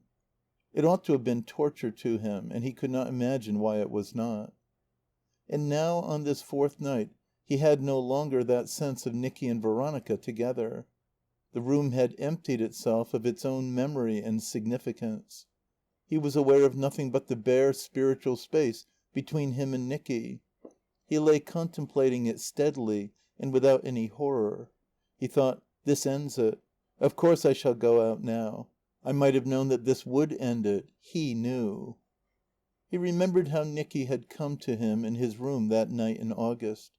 He could see himself sitting on the side of his bed half dressed, and Nicky standing over him talking. Nicky had taken it for granted even then that he would go out some time. He remembered how he had said, "Not yet." He thought, of course, this must have been what he meant. And presently he fell asleep, exhausted and at the same time appeased. It was morning. Michael's sleep dragged him down. It drowned and choked him as he struggled to wake. Something had happened. He would know what it was when he came clear out of this drowning. Now he remembered. Nicky was killed. Last Sunday, he knew that. But that wasn't all of it. There was something else that followed on. Suddenly his mind leaped on it. He was going out. He would be killed too. And because he was going out and because he would be killed, he was not feeling Nicky's death so acutely as he should have thought he would have felt it. He had been let off that. He lay still a moment, looking at the thing he was going to do, feeling a certain pleasure in its fitness. Drayton and Réveillaud and Lawrence had gone out and they had been killed. Ellis and Mitchell and Monier Owen were going out and they would certainly be killed. Wadham had gone out and young Vereker, and they also would be killed. Last Sunday it was Nicky. Now it must be he. His mind acknowledged the rightness of the sequence, without concern. It was aware that his going depended on his own will. But never in all his life had he brought so little imagination to the act of willing. He got up, bathed in the river, dressed, and ate his breakfast. He accepted each moment as it arrived, without imagination or concern. Then his mother's letter came. Frances wrote, among other things, "I know how terrible you will be feeling it, because I know how you cared for him. I wish I could comfort you. We could not bear it, Michael, if we were not so proud of him." He answered this letter at once. He wrote, "I couldn't bear it either if I were not going out. But of course I'm going now." As he signed himself "Your loving Michael," he thought, "That settles it." Yet, if he had considered what he meant by settling it, he would have told himself that he meant nothing. That last night had settled it, that his resolution had been absolutely self-determined and absolutely irrevocable then, and that his signature gave it no more sanctity or finality than it had already. If he was conscript, he was conscript to his own will. He went out at once with his letter, though he knew that the post did not leave Renton for another 5 hours. It was the sliding of this light thing and its fall into the letter box that shook him into realization of what he had done and of what was before him. He knew now why he was in such a hurry to write that letter and to post it. By those 2 slight acts, not dreadful nor difficult in themselves, he had put it out of his power to withdraw from the one supremely difficult and dreadful act. A second ago, while the letter was still in his hands, he could have backed out, because he had not given any pledge. Now he would have to go through with it. And he saw clearly for the first time what it was that he would have to go through. He left the village and went up to Renton Moor and walked along the top for miles, without knowing or caring where he went, and seeing nothing before him but his own act and what must come afterwards. By tomorrow, or the next day at the latest, he would have enlisted. By 6 months at the latest, 3 months, if he had what they called luck, he would be in the trenches, fighting and killing, not because he chose, but because he would be told to fight and kill. By the simple act of sending that letter to his mother, he was committed to the whole ghastly business. And he funked it. There was no use lying to himself and saying that he didn't funk it. Even more than the actual fighting and killing, he funked looking on at fighting and killing. As for being killed, he didn't think he would really mind that so much. It would come, it must come, as a relief from the horrors he would have to see before it came. Nicky had said that they were unbelievable. He had seemed to think you couldn't imagine them if you hadn't seen them, but Michael could. He had only to think of them to see them now. He could make war pictures for himself in 5 minutes, every bit as terrifying as the things they said happened under fire. Any fool, if he chose to think about it, could see what must happen. Only people didn't think. They rushed into it without seeing anything, and then, if they were honest, they owned that they funked it, before and during and afterwards and all the time. Nicky didn't. But that was only because Nicky had something that the others hadn't got. That he, Michael, hadn't. It was all very well to say, as he had said last night, "This ends it," or as their phrase was, "Everything goes in now." It was, indeed, as far as he was concerned, the end of beauty and the making of beauty, and of everything worth caring for. But it was also the beginning of a life that Michael dreaded more than fighting and killing and being killed. A life of boredom, of obscene ugliness, of revolting contacts, of intolerable subjection. For of course he was going into the ranks as Nicky had gone. And already he could feel the heat and pressure and vibration of male bodies packed beside and around him on the floor. He could hear their breathing. He could smell their fetid bedding, their dried sweat. Of course he was going through with it. Only, this was the thought his mind turned round and round on in horror at itself, he funked it. He funked it so badly that he would really rather die than go through with it. When he was actually killed, that would be his second death. Months before it could happen he would have known all about it. He would have been dead and buried and alive again in hell. What shocked Michael was his discovering not that he funked it now, which was natural, almost permissible, but that he had funked it all the time. He could see now that since the war began he had been struggling to keep out of it. His mind had fought every suggestion that he should go in. It had run to cover, like a mad, frightened animal, before the thoughts that hunted it down. Funk, pure funk, had been at the bottom of all he had said and thought and done since August 1914. His attitude to the war, his opinion of the Allies and of the government and of its conduct of the war, all his wretched criticisms and disparagements, what had they been but the very subterfuges of funk? His mother had known it. His father had known it, and Dorothy and John. It was not conceivable that Nicky did not know it. That was what had made the horror of the empty space that separated them. Lawrence Stephen had certainly known it. He could not understand his not knowing it himself, not seeing that he struggled. Yet he must have seen that Nicky's death would end it. Anyhow, it was ended. If not last night, then this morning when he posted the letter. But he was no longer appeased by this certainty of his. He was going out all right. But merely going out was not enough. What counted was the state of mind in which you went. Lawrence had said, victory. Victory is a state of mind. Well, it was a state that came naturally to Nicky and did not come naturally to him. It was all very well for Nicky. He had wanted to go. He had gone out victorious before victory. Michael would go beaten before defeat. He thought, if this is volunteering, give me compulsion. All the same, he was going. All morning and afternoon as he walked and walked, his thoughts went the same round. And in the evening they began again, but on a new track. He thought, it's all very well to say I'm going, but how can I go? He had Lawrence Stephen's work to do. Lawrence's life and letters were in his hands. How could he possibly go and leave Lawrence dead and forgotten? This view seemed to him to be sanity and common sense. As his mind darted up this turning, it was driven back. He saw Lawrence Stephen smiling at him as he had smiled at him when Réveillaud died. Lawrence would have wanted him to go more than anything. He would have chosen to be dead and forgotten rather than keep him. At night these thoughts left him. He began to think of Nicky and of his people. His father and mother would never be happy again. Nicky had been more to them than he was, or even John. He had been more to Dorothy. It was hard on Dorothy to lose Nicky and Drayton too. He thought of Nicky and Veronica. Poor little Ronny. What would she do without Nicky? He thought of Veronica sitting silent in the train and looking at him with her startling look of spiritual maturity. He thought of Veronica singing to him over and over again, London Bridge is broken down. Build it up with gold so fine. Build it up with stone so strong. He thought of Veronica running about the house and crying, Where's Nicky? I want him. Monday was like Sunday, except that he walked up Carva Hill in the morning and up Greffington Edge in the afternoon instead of Renton Moor. Whichever way he went, his thoughts went the same way as yesterday. The images were, if anything, more crowded and more horrible, but they had lost their hold. He was tired of looking at them.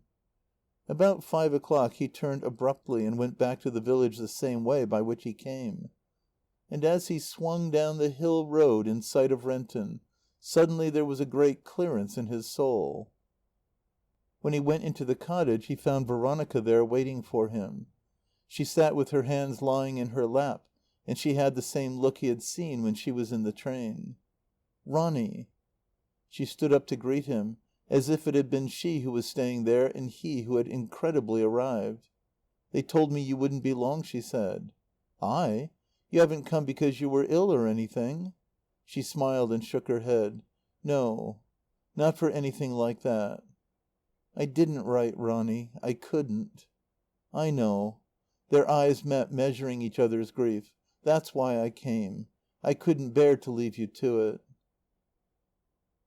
"I'd have come before, Michael, if you'd wanted me." They were sitting together now, on the settle by the hearth place. "I can't understand your being able to think of me," he said. "Because of Nicky? If I hadn't got Nicky it's all the more reason why I should think of his people." He looked up. "I say, how are they, Mother and Father?" "They're very brave. It's worse for them than it is for me," she said. "What they can't bear is your going." "Mother got my letter, then?" "Yes, this morning." "What did she say?" "She said, 'Oh, no. Not Michael.'" "It was a good thing you wrote, though. Your letter made her cry. It made even Dorothy cry. They hadn't been able to before." "I should have thought if they could stand Nicky's going " "That was different. They know it was different. Do you suppose I don't know how different it was? They mean I funked it and Nicky didn't?" "They mean that Nicky got what he wanted when he went, and that there was nothing else he could have done so well, except flying or engineering." "It comes to the same thing. Nicky simply wasn't afraid." "Yes, Michael. He was afraid." "What of?" "He was most awfully afraid of seeing suffering." "Well, so am I. And I'm afraid of suffering myself, too. I'm afraid of the whole blessed thing from beginning to end." "That's because you keep on seeing the whole blessed thing from beginning to end. Nicky only saw little bits of it. The bits he liked. Machine guns working beautifully, and shells dropping in the right places, and trenches being taken. And then remember, Nicky hadn't so much to give up." "He had you." "Oh, no. He knew that was the way to keep me." "Ronny, if Nicky had been like me, could he have kept you?" She considered it. "Yes, if he could have been himself, too." "He couldn't, you see. He never could have felt like that." "Well, I don't say he could." "Well, the awful thing is feeling like that. And the magnificent thing is feeling like that, and going all the same. Everybody knows that but you, Michael." "Yes," he said, "I'm going. But I'm not going to lie about it and say I don't funk it, because I do." "You don't really." "I own I didn't the first night. The night I knew Nicky was killed. Because I couldn't think of anything else but Nicky. It was after I'd written to Mother that it came on. Because I knew then I couldn't back out of it. That's what I can't get over. My having to do that, to clinch it, because I was afraid." "My dear, my dear. Thousands of men do that every day for the same reason. Only they don't find themselves out, and if they did they wouldn't care. You're finding yourself out all the time and killing yourself with caring." "Of course I care. Can't you see it proves that I never meant to go at all?" "It proves that you knew you'd have to go through hell first, and you were determined that even hell shouldn't keep you back." "Ronny, that's what it has been. Simply hell. It's been inconceivable. Nothing, absolutely nothing out there could be as bad. It went on all yesterday and to day till you came." "I know, Michael. That's why I came." "To get me out of it?" "To get you out of it. It's all over," she said. "It may come back out there." "It won't. Out there you'll be happy. I saw Nicky on Sunday the minute before he was killed, Michael, and he was happy." "He would be." He was silent for a long time. "Ronny, did Nicky know I funked it?" "Never. He knew you wouldn't keep out. All he minded was your missing any of it." She got up and put on her hat. "I must go. It's getting late. Will you walk up to Morfe with me? I'm sleeping there, in the hotel." "No, I say, I'm not going to let you turn out for me. I'll sleep at the hotel." She smiled at him with a sort of wonder, as if she thought, "Has he forgotten so soon?" And he remembered. "I can't stop here," she said. "That would be more than even I can bear." He thought, "She's gone through hell herself to get me out of it." May 1916. B.E.F., France. My dearest Mother and Father, yes, Captain, please. I can hardly believe it myself, but it is so. It was thundering good luck getting into dear old Nicky's regiment. The whole thing's incredible. But promotion's nothing. Everybody's getting it, like lightning now. You're no sooner striped than you're starred. I'm glad I resisted the adjutant and worked up from the ranks. I own it was a bit beastly at the time, quite as beastly as Nicky said it would be. But it was worth while going through with it, especially living in the trenches as a Tommy. There's nothing like it for making you know your men. You can tell exactly what's going to bother them and what isn't. You've got your finger on the pulse of their morale. Not that it's jumpier than yours, it isn't. And their knowing that they haven't got to stand anything that you haven't stood gives you no end of a pull. Honestly, I don't believe I could have faced them if it wasn't for that. So that your morale's the better for it as well as theirs. You know, if you're shot down this minute, it won't matter. The weediest Tommy in your company can carry on. We're a funny crowd in my billet, all risen from the ranks except my senior. John would love us. There's a chap who writes short stories and goes out very earnestly among the corpses to find copy. And there's another who was in the publishing business and harks back to it now and then in a dreamy, nostalgic way, and rather as if he wanted to rub it into us writing chaps what he could do for us, only he wouldn't. And there's a tailor who swears he could tell a mile off where my tunic came from, and a lawyer's clerk who sticks his cigarette behind his ear. We used to wonder what he'd do with his revolver till we saw what he did with it. They all love thinking of what they've been and telling you about it. I almost wish I'd gone into Daddy's business. Then perhaps I'd know what it feels like to go straight out of a shop or an office into the most glorious army in history. I forgot the Jew pawnbroker, at least we think he's a pawnbroker, who's always inventing things, stupendous and impossible things. His last idea was machine howitzers 14 feet high that take in shells exactly as a machine gun takes in bullets. He says, you'll see them in the next war. When you ask him how he's going to transport and emplace and hide his machine howitzers, he looks dejected and says, I never thought of that, and has another idea at once, even more impossible. That reminds me, I've seen the tanks, Nicky's moving fortresses, in action. I'd give my promotion if only he could have seen them too. We mustn't call them fortresses any more. They're most violently for attack. As far as I can make out, Nicky's and Drayton's thing was something between these and the French ones. Otherwise, one might have wondered whether their plans and models really did go where John says they did. I wish I could believe that Nicky and Drayton really had had a hand in it. I'm most awfully grieved to hear that young Vereker's reported missing. Do you remember how excited he used to be dashing about the lawn at tennis, and how Alice Latham used to sit and look at him and jump if you brought her tea too suddenly? Let's hope we'll have finished up this damned war before they get little Norris. Love to Dorothy and Don and Ronnie. Your loving Mick. When Frances read that letter, she said, I wonder if he really is all right. He says very little about himself. And Anthony said, then you may be sure he is.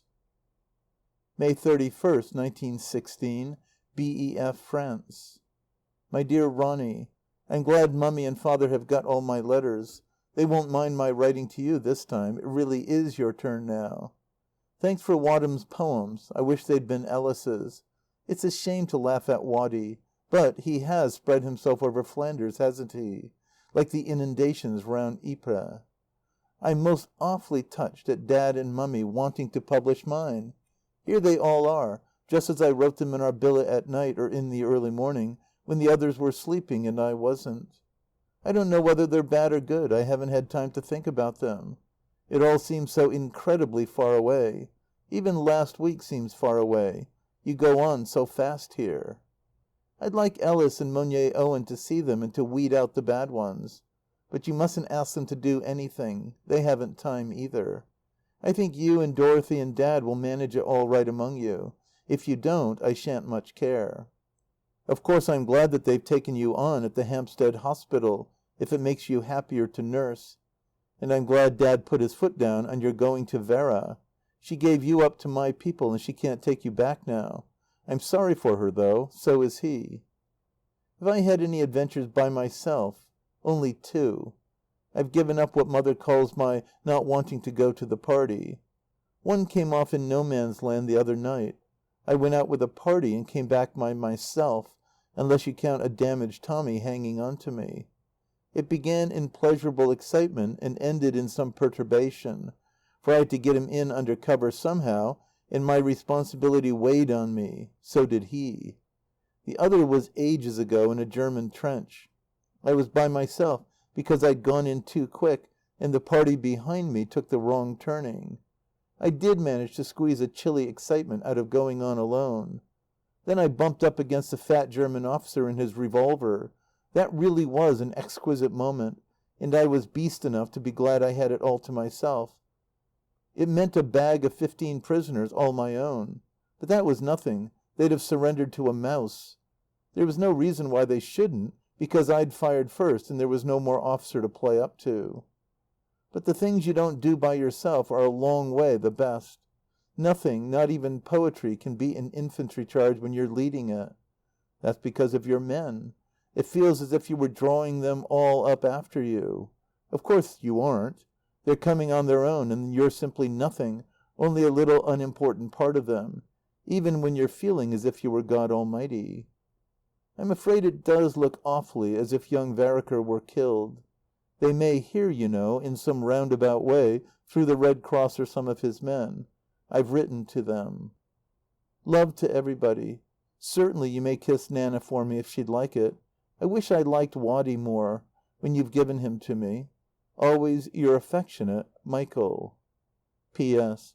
I don't sound pleased about the publication, but I am. I can't get over their wanting to do it. I thought they didn't care. Ronny, I've been such a beast to them. When Father tried to read my stuff, bless him, and couldn't. I used to wish to God he'd leave it alone. And now I'd give anything to see his dear old paws hanging on to it and twitching with fright, and his eyes slewing round to see if I'm looking at him. June 14th, 1916. BEF, France. My dear Ronny, I'm glad you like them, and I'm glad Father thinks he understands Michael's poems this time, and I'm glad they've made Mother and Dorothy feel happier about me. But they must get it out of their heads that they're my message, or any putrescent thing of that sort. The bare idea of writing a message, or of being supposed to write a message, makes me sick. I know it's beastly of me, but really I'd rather they weren't published at all, if there's the smallest chance of their being taken that way. But if Ellis is doing the introduction, there isn't the smallest chance. Thank God for Ellis. There, I've let off all my beastliness. And now I'll try to answer your letter. Yes, the ecstasy in the last 2 poems is Nicky's ecstasy. And as Ellis says, it strikes him as absolutely real. I take it that some of Nicky's reality has got through. It's hard on Ellis that he has to take his ecstasy from me, instead of coming out and getting it for himself. But you and Nicky and Lawrence are right. It is absolutely real. I mean, it has to do with absolute reality, with God. It hasn't anything to do with having courage or not having courage. It's another state of mind altogether. It isn't what Nicky's man said it was. You're not ashamed of it the next day. It isn't excitement. You're not excited. It isn't a tingling of your nerves. They don't tingle. It's all curiously quiet and steady. You remember when you saw Nicky how everything stood still, and how 2 times were going on, and you and Nicky were in one time, and Mother was in the other. Well, it's like that. Your body and its nerves aren't in it at all. Your body may be moving violently, with other bodies moving violently round it, but you're still. But suppose it is your nerves. Why should they tingle at just that particular moment, the moment that makes animals afraid? Why should you be so extraordinarily happy? Why should the moment of extreme danger be always the exquisite moment? Why not the moment of safety? Doesn't it look as if danger were the point of contact with reality, and death the closest point? You're through. Actually, you lay hold on eternal life, and you know it. Another thing, it always comes with that little shock of recognition. It's happened before, and when you get near to it again, you know what it is. You keep on wanting to get near it, wanting it to happen again. You may lose it the next minute, but you know.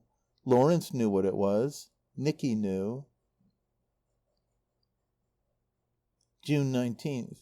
I'm coming back to it after that interruption, because I want to get the thing clear. I have to put it down as I feel it. There's no other way.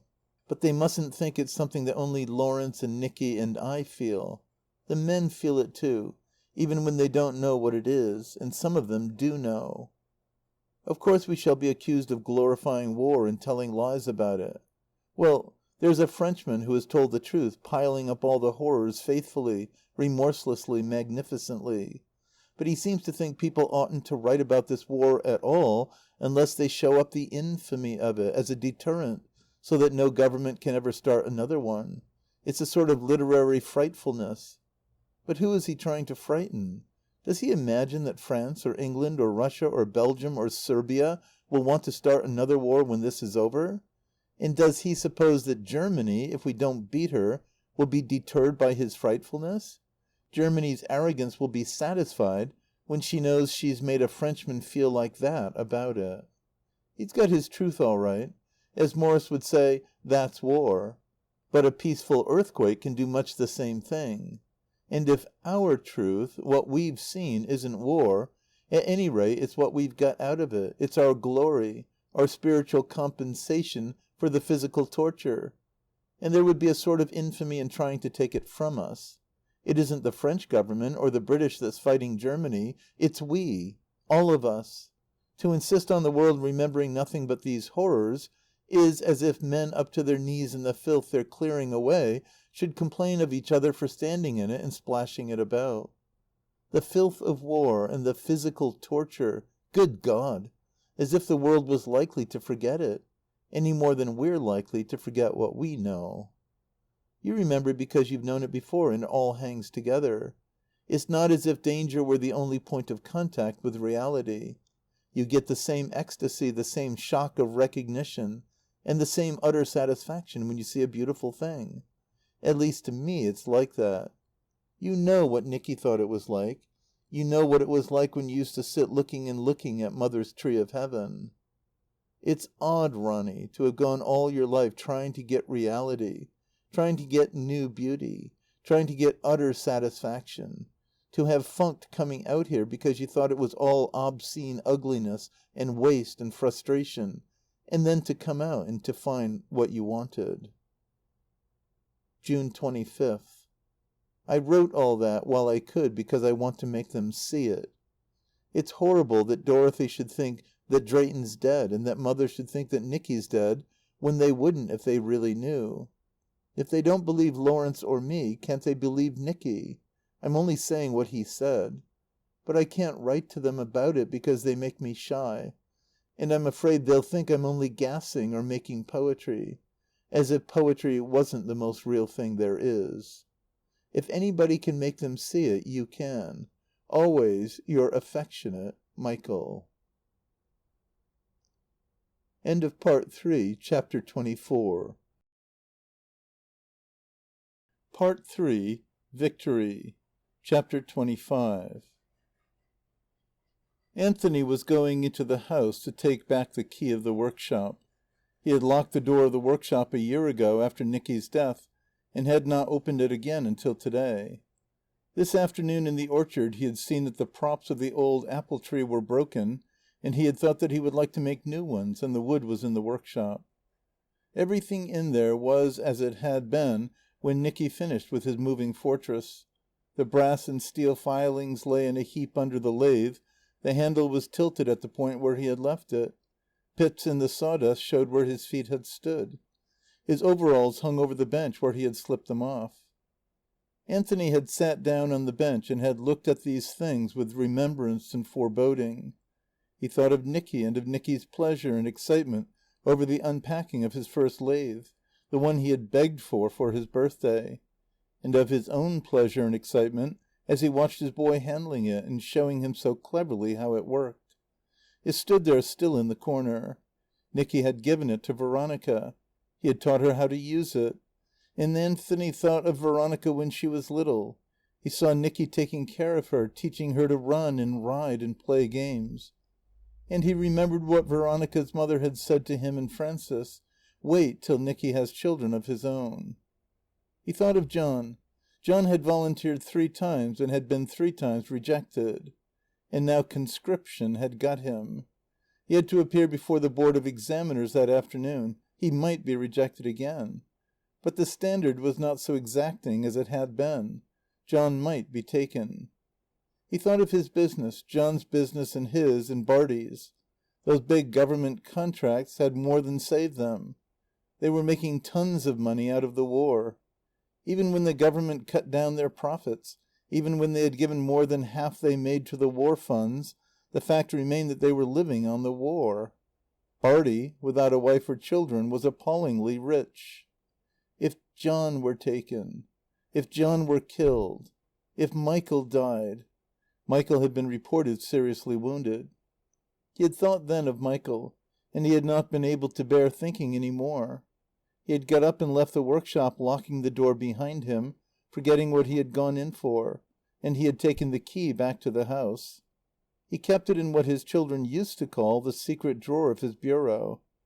It lay there with Nicky's last letter of June, 1915, and a slab of Coromandel wood. It was when he was going into the house with the key that John met him. "Have they taken you?" "Yes." John's face was hard and white. They went together into Anthony's room. "It's what you wanted," Anthony said. "Of course it's what I wanted. I want it more than ever now. The wire's come, Father." Mother opened it. It was 5 days now since they had heard that Michael had died of his wounds. Frances was in Michael's room. She was waiting for Dorothea and Veronica to help her to find his papers. It was 8:00 in the evening, and they had to be sorted and laid out ready for Morton Ellis to look over them tomorrow. Tomorrow Morton Ellis would come, and he would take them away. The doors of Michael's and of Nicky's rooms were always kept shut. Frances knew that if she were to open the door on the other side of the corridor and look in, everything in Nicky's room would welcome her with tenderness, even while it inflicted its unique and separate wound. But Michael's room was bare and silent. He had cleared everything away out of her sight last year before he went. The very books on the shelves repudiated her, reminded her that she had never understood him, that he had always escaped her. His room kept his secret, and she felt afraid and abashed in it, knowing herself an intruder. Presently all that was most precious in it would be taken from her and given over to a stranger whom he had never liked. Her mind turned and fastened on one object, the stiff, naked wooden chair standing in its place before the oak table by the window. She remembered how she had come to Michael there and found him writing at his table, and how she had talked to him as though he had been a shirker and a coward. She had borne Nicky's death, but she could not bear Michael's. She stood there in his room, staring, hypnotized by her memory. She heard Dorothea come in and go out again, and then Veronica came in. She turned to Veronica to help her. She clung to Veronica and was jealous of her. Veronica had not come between her and Nicky as long as he was alive, but now that he was dead she came between them. She came between her and Michael, too. Michael's mind had always been beyond her. She could only reach it through Veronica and through Veronica's secret. Her mind clutched at Veronica's secret and flung it away as useless, and returned, clutching at it again. It was as if Veronica held the souls of Michael and Nicholas in her hands. She offered her the souls of her dead sons. She was the mediator between her and their souls. "I could bear it, Veronica, if I hadn't made him go. I came to him here in this room and bullied him till he went. I said horrible things to him that he must have remembered. He wasn't like Nicky. It was infinitely worse for him, and I was cruel to him. I had no pity. I drove him out to be killed. And I simply cannot bear it." "But he didn't go then. He waited till he was free. If anybody could have made him, Nicky could, but it wasn't even Nicky. It was himself." If he'd been killed as Nicky was, but to die like that, in hospital, of those horrible wounds. He was leading a charge, just as Nicky was. And you know he was happy, just as Nicky was. Every line he's written shows that he was happy. It only shows that they were both full of life, that they loved their life and wanted to live. "It's no use, Ronny. You're saying you know they're there. I don't. I'd give anything to believe it. And yet it wouldn't be a bit of good if I did. I don't want them all changed into something spiritual that I shouldn't know if it was there. I want their bodies with me just as they used to be. I want to hear them and touch them and see them come in their old clothes. To see Nicky standing on the hearthrug with Timmy in his arms. I want things like that, Ronny. Even if you're right, it's all clean gone. Her lips tightened. I'm talking as if I was the only one, but I know it's worse for you, Ronny. I had them all those years, and I've got Anthony. You've had nothing but your poor 3 days. Veronica thought, how can I tell her that I've got more than she thinks? It's awful that I should have what she hasn't. She was ashamed and beaten before this irreparable mortal grief. And it's worse, Frances said, for the wretched mothers whose sons haven't fought. For her pride rose in her again, the pride that uplifted her supernaturally when Nicky died. You mustn't think I grudge them. I don't. I don't even grudge John. The silence of Michael's room sank into them. It weighed on their hearts, and they were afraid of each other's voices. Frances was glad when Dorothy came and they could begin their work there. But Michael had not left them much to do. They found his papers all in one drawer of his writing table, sorted and packed and labelled, ready for Morton Ellis to take away. One sealed envelope lay in a place by itself. Frances thought, he didn't want any of us to touch his things. Then she saw Veronica's name on the sealed envelope. She was glad when Veronica left them and went to her hospital. And when she was gone she wanted her back again. I wish I hadn't spoken that way to Veronica, she said. She won't mind. She knows you couldn't help it. I could, Dorothy, if I wasn't jealous of her. I mean, I'm jealous of her certainty. If I had it, too, I shouldn't be jealous. She wants you to have it. She's trying to give it you. Mother, how do we know she isn't right? Nicky said she was, and Michael said Nicky was right. If it had been only Nicky, he might have got it from Veronica. But Michael never got things from anybody, and you do know things in queer ways. Even I do. At least I did once when I was in prison. I knew something tremendous was going to happen. I saw it, or felt it, or something. I won't swear I knew it was the war. I don't suppose I did. But I knew Frank was all mixed up with it. And it was the most awfully real thing. You couldn't go back on it, or get behind it. It was as if I'd seen that he and Lawrence and Nicky and Michael and all of them would die in it to save the whole world. Like Christ. Only that they really did die and the whole world was saved. There was nothing futile about it. Well? Well, they might see their real thing the same way, in a flash. Aren't they 1,000 times more likely to know than we are? What right have we, sitting here safe, to say it isn't when they say it is? But if there's anything in it, why can't I see it as well as you and Veronica? After all, I'm their mother. Perhaps that's why it takes you longer, Mummy. You think of their bodies more than we do because they were part of your body. Their souls, or whatever it is, aren't as real to you just at first. I see, said Frances bitterly. You've only got to be a mother and give your children your flesh and blood to be sure of their souls going from you and somebody else getting them. That's the price you pay for being mothers. Was Frank's soul ever more real to you, Dorothy? Yes, it was, once, for just 1 minute. The night he went away. That's another queer thing that happened. It didn't satisfy you, darling, did it? Of course it didn't satisfy me. I want more and more of it, not just flashes. You say it's the price we pay for being mothers. Yet if Veronica had had a child... You needn't be so sorry for Veronica. I'm not. It's you I'm sorriest for. You've had nothing. From beginning to end you had nothing. I might at least have seen that you had it in the beginning. You, Mummy? Yes, me. You shall have it now, unless you want to leave me. I wouldn't leave you for the world, Mummy ducky. Only you must let me work always and all the time. Let you? I'll let you do what you like, my dear. You always have let me, haven't you? It was the least I could do. Poor Mummy. Did you think you had to make up because you cared for them more than me? I wonder, said Frances thoughtfully, if I did. Of course you did. Who wouldn't? I never meant you to know it, Dorothy. Of course I knew it. I must have known it ever since Michael was born. I knew you couldn't help it. You had to. Even when I was a tiresome kid I knew you had to. It was natural. Natural or unnatural, many girls have hated their mothers for less. You've been very big and generous. Perhaps, if you'd been little and weak, but you were always such an independent thing. I used to think you didn't want me.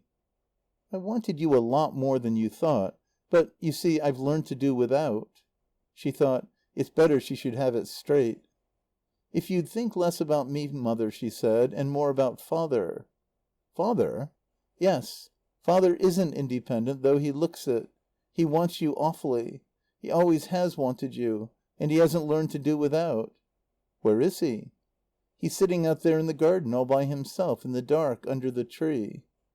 Frances went to him there. I wondered whether you would come to me, he said. I was doing something for Michael. Is it done? Yes, it's done. 5 months passed. It was November now. In the lane by the side door Anthony was waiting in his car. Rain was falling, hanging from the trees and falling. Every now and then he looked at his watch. He had still a quarter of an hour before he need start, but he was not going back into the house. They were all in there saying good-bye to John, old Mrs. Fleming and Louie and Emmeline and Edith and Maurice and his brother Bartie. The door in the garden wall opened and they came out, the 4 women in black, the black they still wore for Michael, and the 2 men. They all walked slowly up the lane. Anthony could see Bartie's shoulders hunched irritably against the rain. He could see Morrie carrying his sodden, quivering body with care and an exaggerated sobriety. He saw Grannie going slowly under the umbrella, very upright and conscious of herself as wonderful and outlasting. He got down and cranked up his engine. Then he sat sternly in his car and waited, with his hands on the steering wheel, ready. The engine throbbed, impatient for the start. John came out very quickly and took his seat beside his father, and the car went slowly towards the high road. Uncle Morrie stood waiting for it by the gate at the top of the lane. As it passed through, he straightened himself and put up his hands in a crapulous salute. The young man smiled at him, saluted, and was gone. End of Part 3, Chapter 25. Recording by Expatriate in Bangor, Maine. End of The Tree of Heaven by May Sinclair.